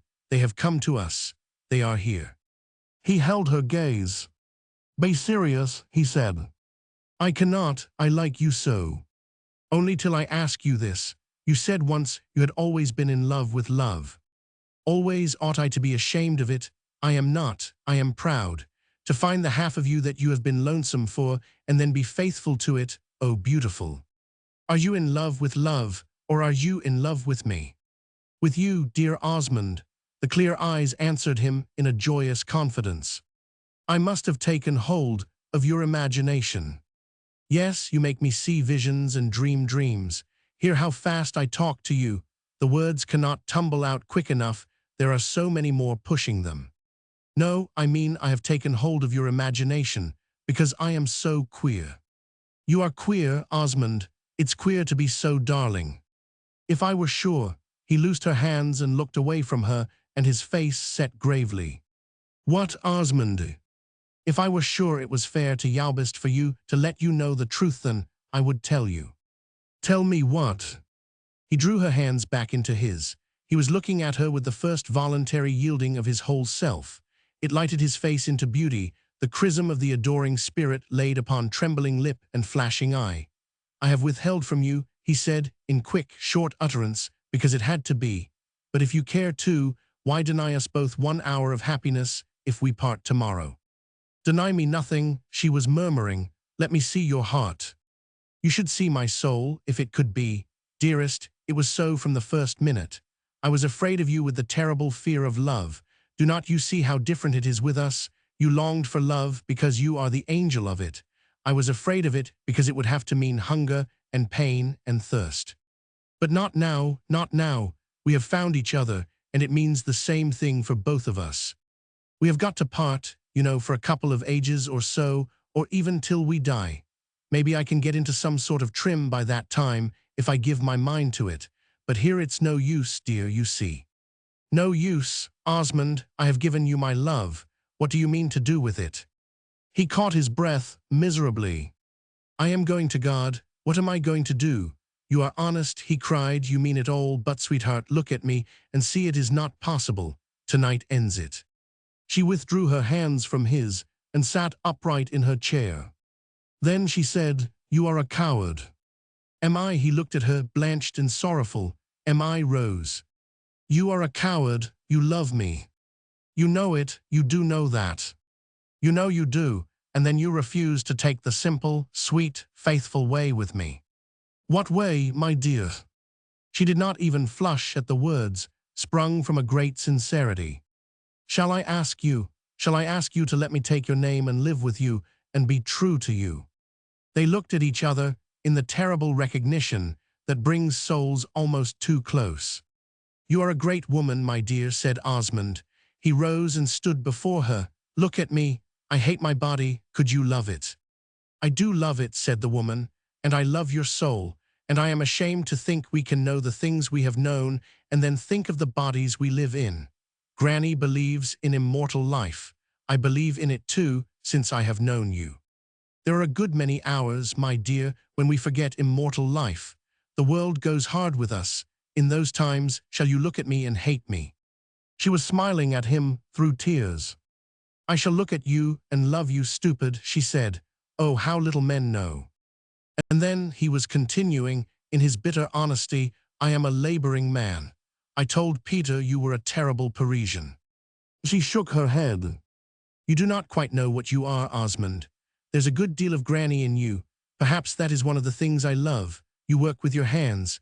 Everything is possible to you, every kind of splendid thing, because you have not been spoiled by artificial life, the ambitions of it, the poor, mean hypocrisies. Strange that I should be talking about labor." "Why strange?"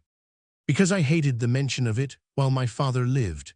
But now I seem to have gone back to my old feeling of a kind of pity for them all, the ones that work blindly out of the light. I see them as Ivan Goroff saw them, that great sea of the oppressed. But not every working man is oppressed. No, no, not here, but in other countries where they are surging and trying to have their ignorant way, and they are no more to be pitied than the rich. And I keep wishing for them, not money and power and leisure, such as the rich have, but something better, something I wish the rich had too. The heart that sees God, Granny would say. Maybe Granny would pray for it, Osmond. Maybe I could sing it. I hope to sing. No, maybe you could put it into the land and bring it out in flowers." "That's poetry," said Osmond. He was smiling at her unconscious way of showing him how lovely she was and how loving. "I am going now, dear. I am going to take your present home carefully and look at it alone." She knitted wistful brows a moment, then she too smiled. "You will see how valuable it is when you look at it," she said. "It will shine so." He had risen and stood before her, looking at her. "Rose," he said, "you are a darling." "Am I?" She was radiant. "I am going to think up the things lovers have said, and read Solomon's song, maybe. But now I am going back to the plantation to let the Almighty God and the under-gods have a chance to tell me how to give you up." "Ask them now, Osmond," she breathed. "Ask here while I am here to answer too." "No," said Osmond. He shook his head. "Not while we are together. I cannot listen to him." In the road he met Peter. They stopped, and Peter said at once, "I have got 3 orders from New York. When they are finished, I am going back to France." Osmond could not at once recall himself, even for his boy. Peter seemed only a figure of the night, familiarly dear, and yet unrelated to the great dream that swept across the sky with banners. Peter spoke again bluntly. "I shall paint again, all right. You needn't worry, it's got hold of me." Then they shook hands. Roman 31. Osmond went back to his little house, not to sleep, but to think. The old habit of his life was changed. Henceforward, whether he took a woman's love or left it, things would not be the same. Say she loved him with the enduring passion of a woman at her best. Could he let her undertake the half of his strange lot? Could he cut her off from 1,000 sources of happiness to be found in the world she knew, even though he forced her to go out into that world and sing, and lessened his claim on her to a swallow flight now and then back to his waiting heart? If her lot were to be a public one, she would have, in a measure, to make it herself. For here was he, with his plants and trees, almost one of them, and he could not give up his hardy life, lest he dwindle and fail utterly. Besides, this was his business, as music was hers. Whatever communion they had, it could never be a unison of pursuits, but rather an interchange of rich devotion. It looked, he concluded, very bad for her. As he thought that, the night grew chill, and the stars waned in their shining. These were the dull old ways of a world that had swung so long in one orbit that it could never be otherwise. He was bringing the woman to break bitter bread with him, and though she ate it cheerfully in the morning of her hope, it would seem intolerable in the evening, and at night she might refuse it utterly. What right had he to let her vow herself to such things and swell the list of proven failure, but say she loved him? And after all, what was love? Was it the ever-living germ of desire to create new life, that life might live? Was it the gift shut in the hand when life left the creating source, to be squandered or hoarded, to be used for honor or dishonor, but always ignorantly to serve the power behind creation itself? Was this beautiful creature the sport of her woman's blood, doing the will of the earth, and so most innocently walking into the lure of his arms because they longed for her? He wondered. And his side of it, the man's side, what did it mean for him to know he worshipped the divinity of her beauty, the sun of her good pleasure, the might of her yieldingness? When he thought of her, the body of things became mysteriously transmuted to what he had to call their soul, because it wore no other name. There was the flame of passion and the frost of awe. The mystical call of her spirit to his had become the most natural of all created impulses. Yet say that he, too, was in the grip of that greatest force, and nature was tricking the woman out with all the colors of the dawn to blind him into stumbling along nature's ways. Did nature want him to say, "This is paradise," until she was ready to let him know it was the unchanged earth? If it was all a gigantic phenomenon of a teeming universe, well, it was good. It was to be worshipped as the savage worships the sun, but not greatly. For clouds hide the sun, and in spite of it men die. Better not spill too much blood for a savage god that gives but savage recompense. And thinking so, he closed his eyes and lapsed into a dull recognition of the things of earth. How far his mind had rushed upon its track he did not know, but suddenly it came to a stop and jolted him awake. It was as if he had come to a great gulf, the darkness girdling the natural life, and across it were the colors of the dawn. They breathed and wavered in sheer beauty, and at that moment there began in him the fainting recognition of what love might be if men would have it so. First, there was the lure, the voice of the creature calling to its mate. Then there was the unveiling of the soul, the recognition, the sight of the soul as God sees it, so that the two creatures can only breathe, "How beautiful you are." And that must not continue, because the soul is a delicate though an indestructible thing, and cannot walk naked through the assaults of time. It would consume the beholder. It would even scorch under the flame of its own being. It withdraws only to appear again like the god from the break, when it is greatly summoned. But always it is there, and the two that hold high fealty remember what they have seen.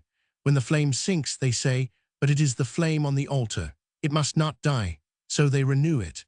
When the outer habit of life fails in one of them, to grow poor and mean, the other remembers that one glimpse of the soul and calls upon it tenderly. "Revive," says his patient love, "I stay you with the flagons of my hope, I comfort you with the apples of my great belief." And always it is an interchange of life, the one feeding the other with eternal succor. And now to come back to the old question, say a woman loved a man like this man. Osmond seemed not to be debating now, but hastening along the thread of a perfect certainty. Something had put a clue in his hand. Wherever it might lead him, he was running fast. It came upon him, like the lighting of a great fire, that this was a call for high emprise. He loved nothing so much as courage. Here was the summons to the world-old battle, where all but a few fail and none are said to succeed unless they die for passion, and so life drops a curtain on the after-fight. The great Loverskifli, they are those for whom the fight never was finished, who chose death rather than endure. He had bitten his teeth all his life on the despair of adventure, but now it came upon him that life itself is the great adventure, and love the crown of it. Say he, loving a woman, went out to fight the dragons of the way. He had no armor such as youth delights in. He was not a Prince Charming, who woos the eye even before he speaks. He had only the one treasure of. Say he crowned the woman with it, and then challenged God to give their hungers food, be the unseen combatant, and fight out the fight beside them. Say he vowed himself like a knight to her service, and their mutual worship scorned the body save as the instrument of life, and glorified the soul. I am the soul, something cried out in him. Do not deny me, or you blaspheme the God that also lives. Give me food, the large liberty to be faithful. Lay bonds upon me, patience and loyalty, and I shall rejoice in them and grow strong enough to break them and delight in perfect liberty. It all resolved itself, he found, into this question of the soul. Was the marvel true? Did it really exist? For if it did, it must have food and cherishing.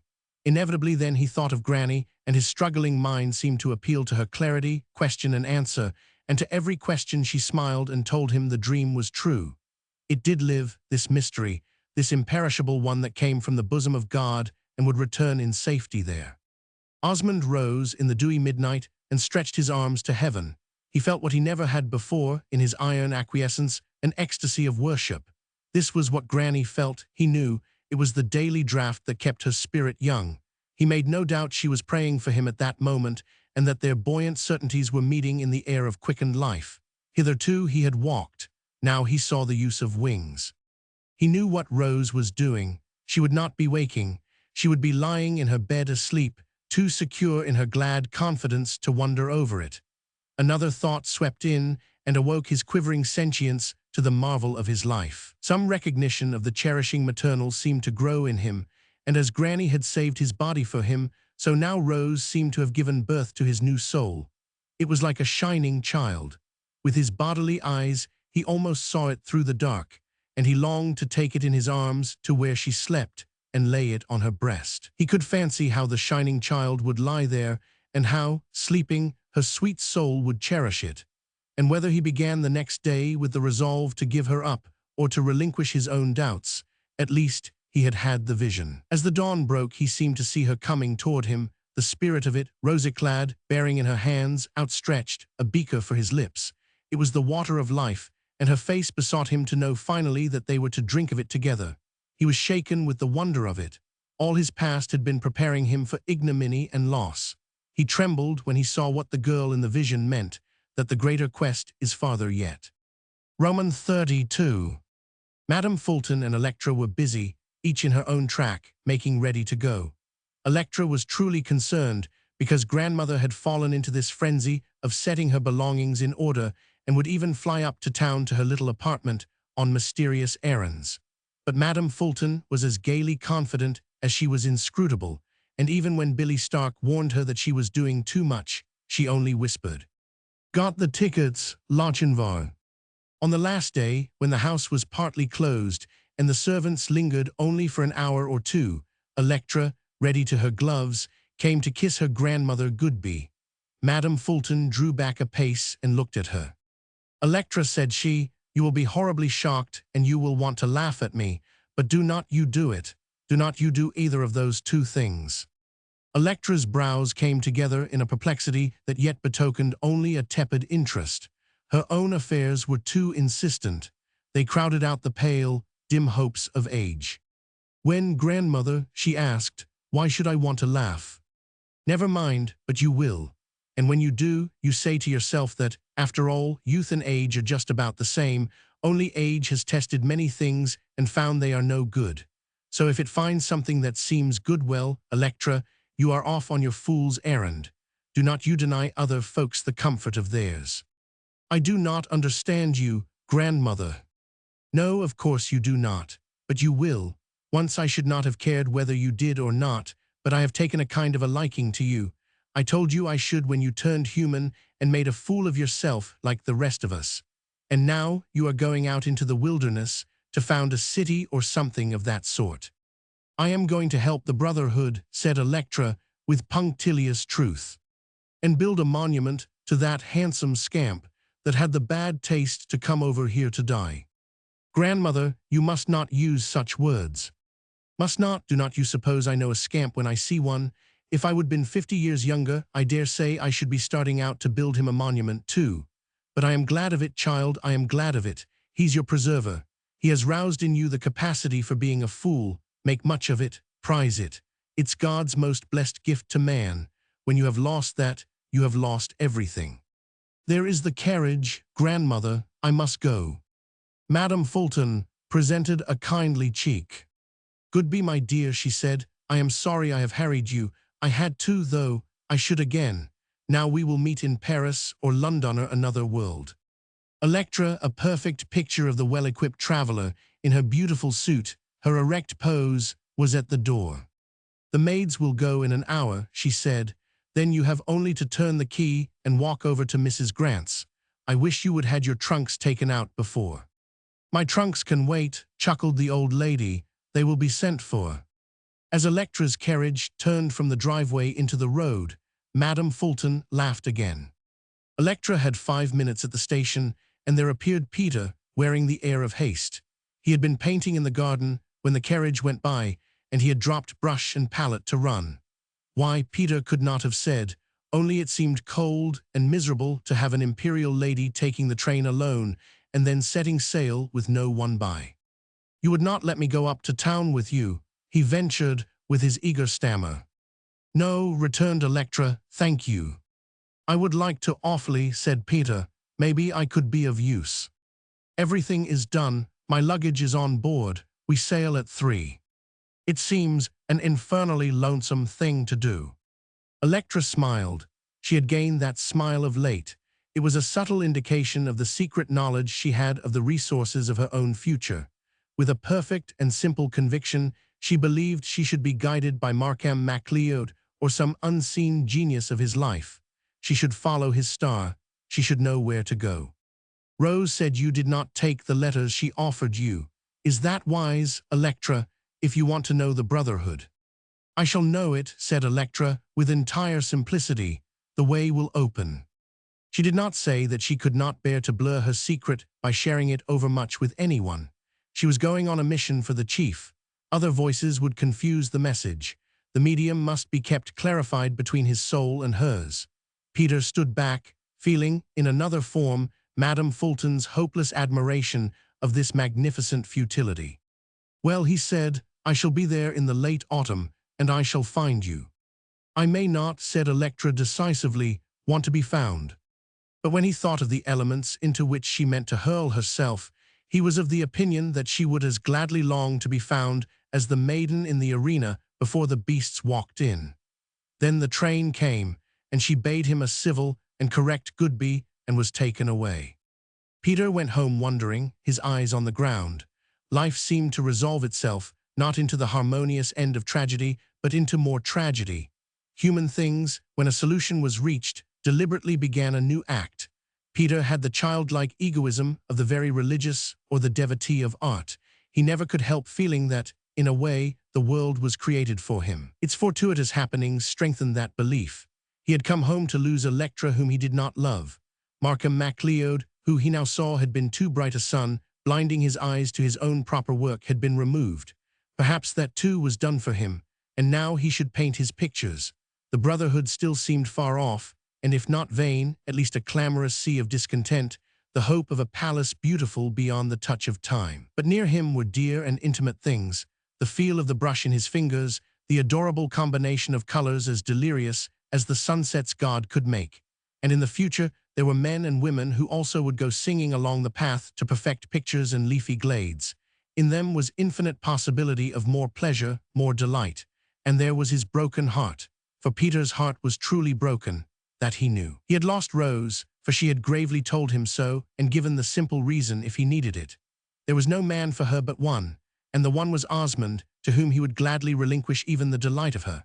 So, thinking of his brother who was the best thing born, of his broken heart, of his pictures and the general adorableness of the world, crammed full of things to paint, Peter threw his stick into the air, caught it, and burst into song. When the maids had left, after their goodbye to Madame Fulton, giving the keys into her hand, she sat a while in the silent house and took a comfortable nap. It was amazing, she thought, as she sank off, what a lessening of tension it was to have Electra gone. When she awoke, it was still quiet and Billy Stark had not come. He was to run down from town, his last preparations made. The country minister was to meet them at the Grant house, and there they would be married. Then they would take the late afternoon train and in due course sail for Liverpool. Even Bessie Grant did not guess they were to be married, but she, Madame Fulton, knew, was ready for the last trump and welcoming evangels, and that prepared her for all lesser things. It seemed a little chilly in the house, shut up as it was for the flitting, all except the room where Madame Fulton sat, and she took her chair out of doors, not pausing on the veranda, but going on to the garden beds. It would be pleasant, she thought, to sit there in the sun with the bees humming on their way and take her last look at the place. As well as she knew she was going to leave it, she knew she should return to it no more. It was not only that her age made it improbable, for she had no doubt of Billy's ability to run over a dozen times yet. It was some inward certainty that told her she was going for good. It pleased her in every way. She liked new peoples and untried lands. Yet as she sat there, old faces crowded upon her, and they were pleasant to behold.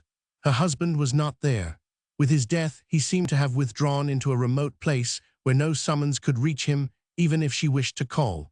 And she had never wished it.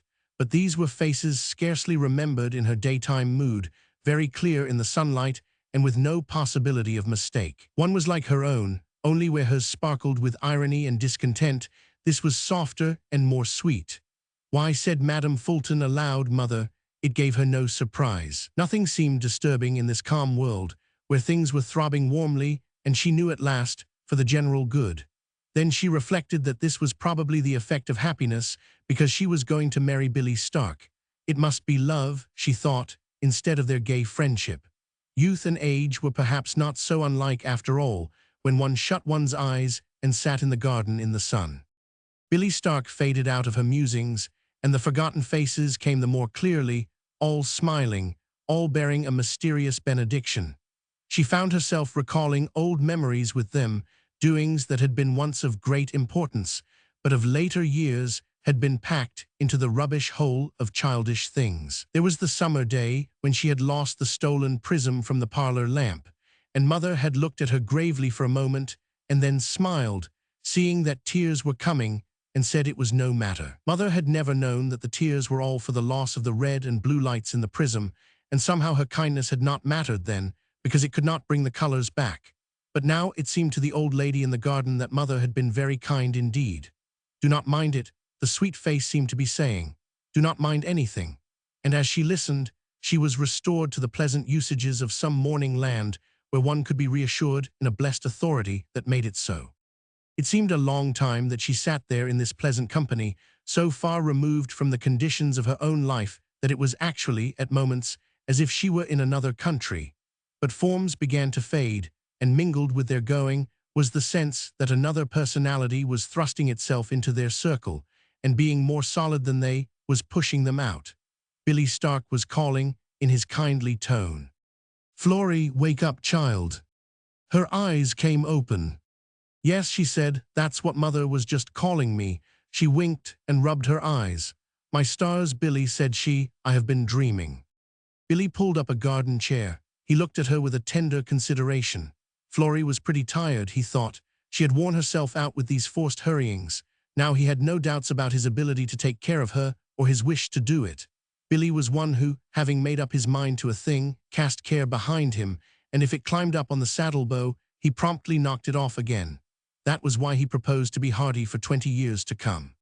Shall we turn the key in the door and be poking over to Bessie Grant's? He asked. We will call here for your trunks on the way to the train. By and by, Billy. She leaned her head on the chair back and regarded him with her friendly smile. I have not waked up yet. What time is it? 5 minutes before 3. No, Electra'll be sailing in 5 minutes. And in half an hour, the Reverend Parson will be waiting for us at Bessie Grant's. Yes, I know, but let me sit a minute, Billy. I had the most extraordinary dream. Last night. No, sitting here in the sun, and yet I did not think I would slept a wink. Billy, do you remember the day Mother stood me in the corner for going fishing with you, and then, when she found you would stood yourself in the other corner, she laughed and gave us cookies? Seems to me I do. I would forgotten though. So had one. I had not thought of it for years. Then there was the time Jeannie Lake was married, and they found out he would deceived that girl over in the next township, and Jeannie died of a broken heart. What makes you think of it now, Florrie? I remember so well how Jeannie looked through the weeks she was fading out before she died. I remember I thought I should not have taken it so. I would have struck him on his lying mouth and lived to love another man. But Jeannie looks exactly like herself now. You have been dreaming, Florrie, said the old man anxiously. "Did not I tell you I would been dreaming? I saw them in crowds. Do not you hurry me, Billy. Let's sit here a minute and talk about old times." She blinked her eyes awake again and looked at him reassuringly. "You must not think I do not want to go, Billy. I do. I am a little tired, but I am all keyed up to go. I am perfectly sure we shall have a lovely time, the loveliest time that ever was." "The voyage will do you good," he said, in the same affectionate concern. "The maid will meet us on the pier, and once in London, you will be the center of the crowd. Fancy and Electra shall come over from Paris, and you will make love to me to shock her. Billy, is not it queer I did not dream of Charlie Grant this morning?" "Why, Florrie, why should you?"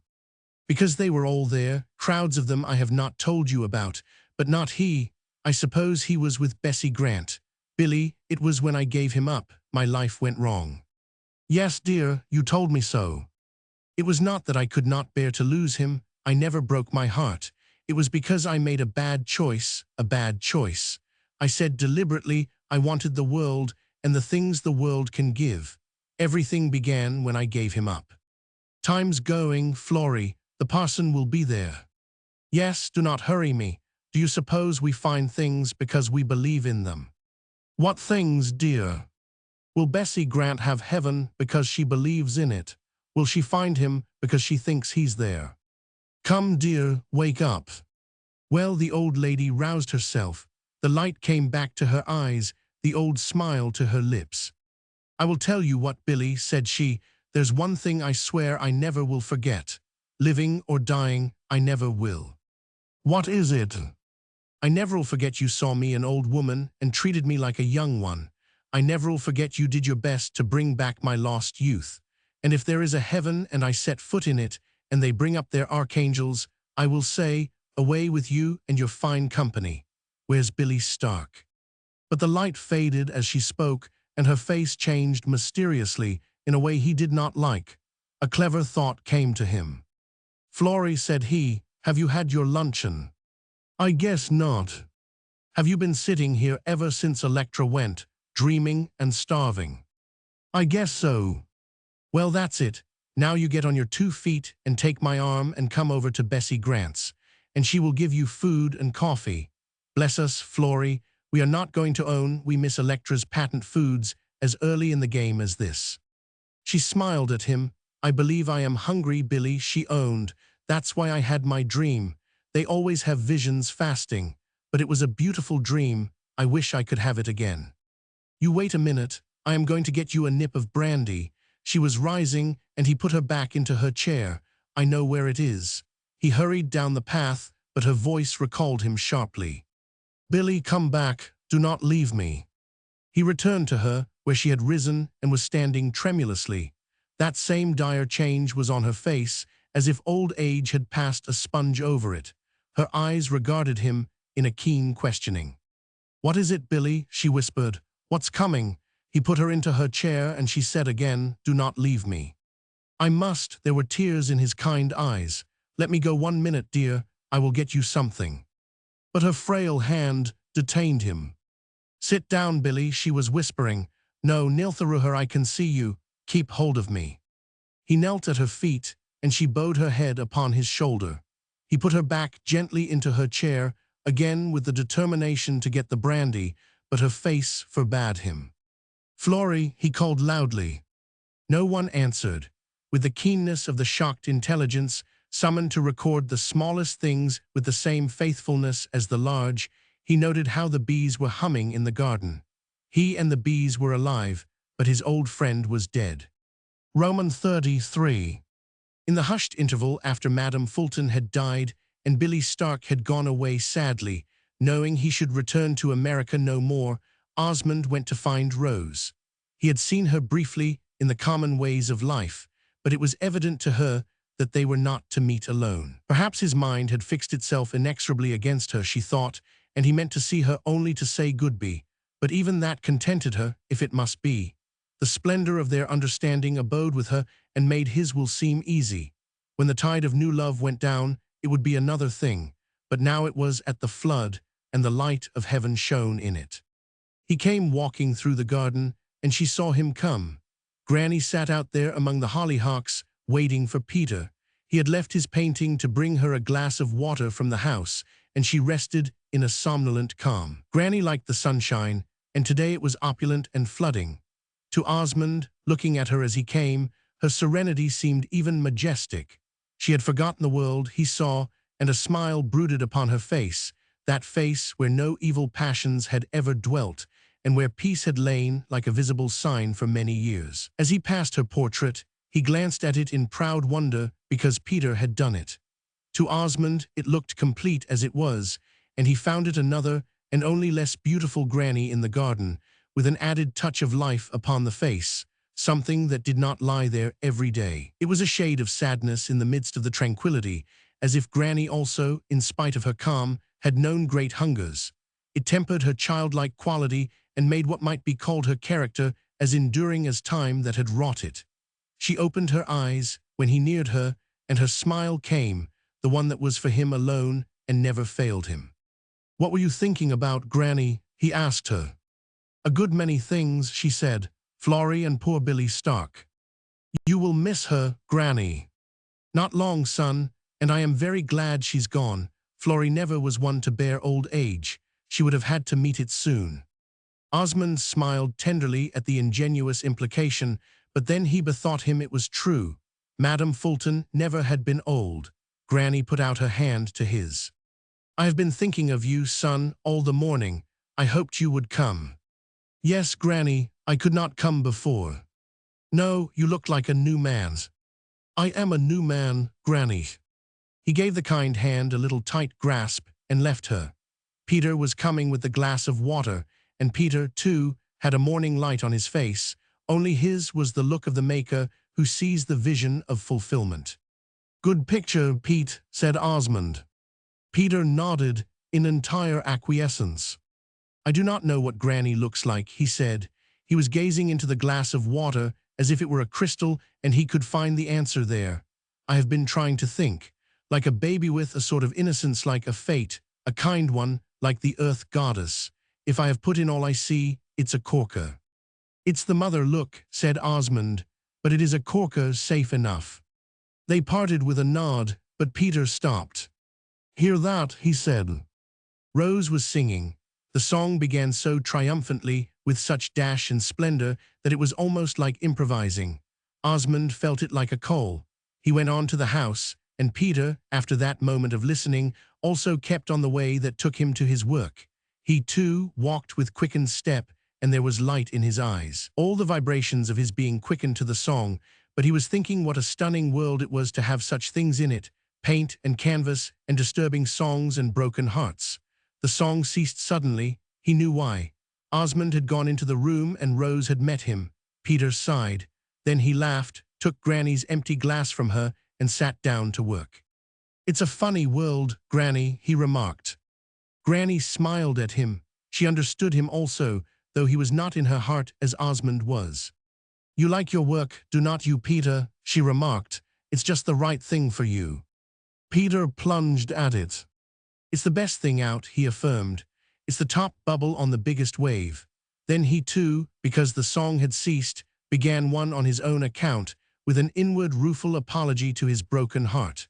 For the song should have been a sad one, but Peter could not paint when the vibrations lagged, and so he made it gay. Osmond followed the voice and met Rose in the sitting-room where she stood waiting for him. She wore a morning gown of demure dimity with a little ruffle about her singing throat. When she saw him, she laughed for no reason. Then she blushed, for Osmond was not the same. He came up to her and took her hands. "You do not look like a goddess," he said. They were smiling at each other out of an equal hope. "I am not a goddess, I am just girl. Not a terrible Parisian." She looked down at her dress that had wrought the simplicity. "I put it on for you," she said. "You did not like my chiffons that other night." "How did you know I should come?" "You knew it, why should not I know it? Are the wires down?" Then, by one impulse, they began to walk back and forth through the room, hand in hand, like children. "You go next week," he said, although he knew she 999. "Yes." "When do you come back?" "As soon as I can race through all the business there. In a month, I hope perhaps less. Shall you come straight here? I may stay a day or two in New York. I shall bring letters. I shall try to get a footing there.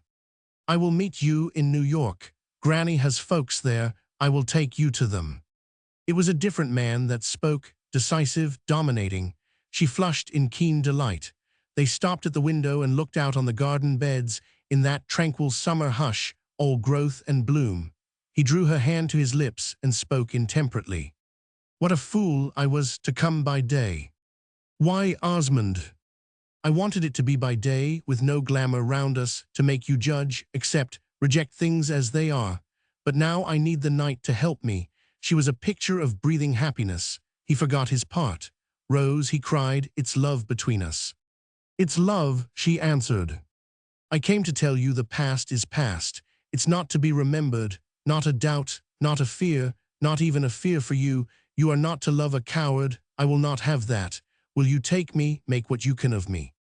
The light on their faces spoke without their will. I am not going to mark it down, he said. I am not going to say it is not worthy of you. It's going to be the sort the big lovers died for. I have looked the thing in the face. I adore it. I am going where it leads me. She calmed as he grew fervid.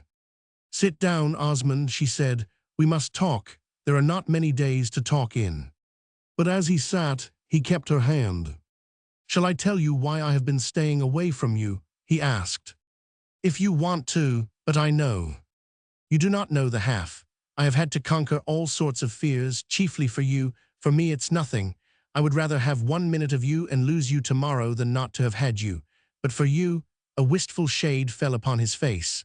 My own dear child, he mused, it must be well for you. It will be well. It shall. It's a great adventure, Rose. It's a big challenge, the biggest. I promise you. No, no. Yes, I promise you my undying faith, and I will not be a coward. She was looking at him, smiling. You are a darling lover, she said, such pretty words. Then they laughed. This is nothing to what I can do, said Osmond. I shall read the poets. He leaned to her and they kissed, like children. Tears came into his eyes. He foresaw strange beauties he had never dreamed of.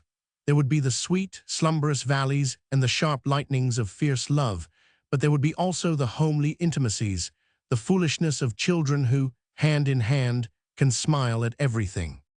Do you suppose you could tell what I am thinking? He wondered. The air of the playhouse seemed to be about her, and she knew. You are playing we are on a ship, she said. Yes, we two alone. We are just starting on the great adventure.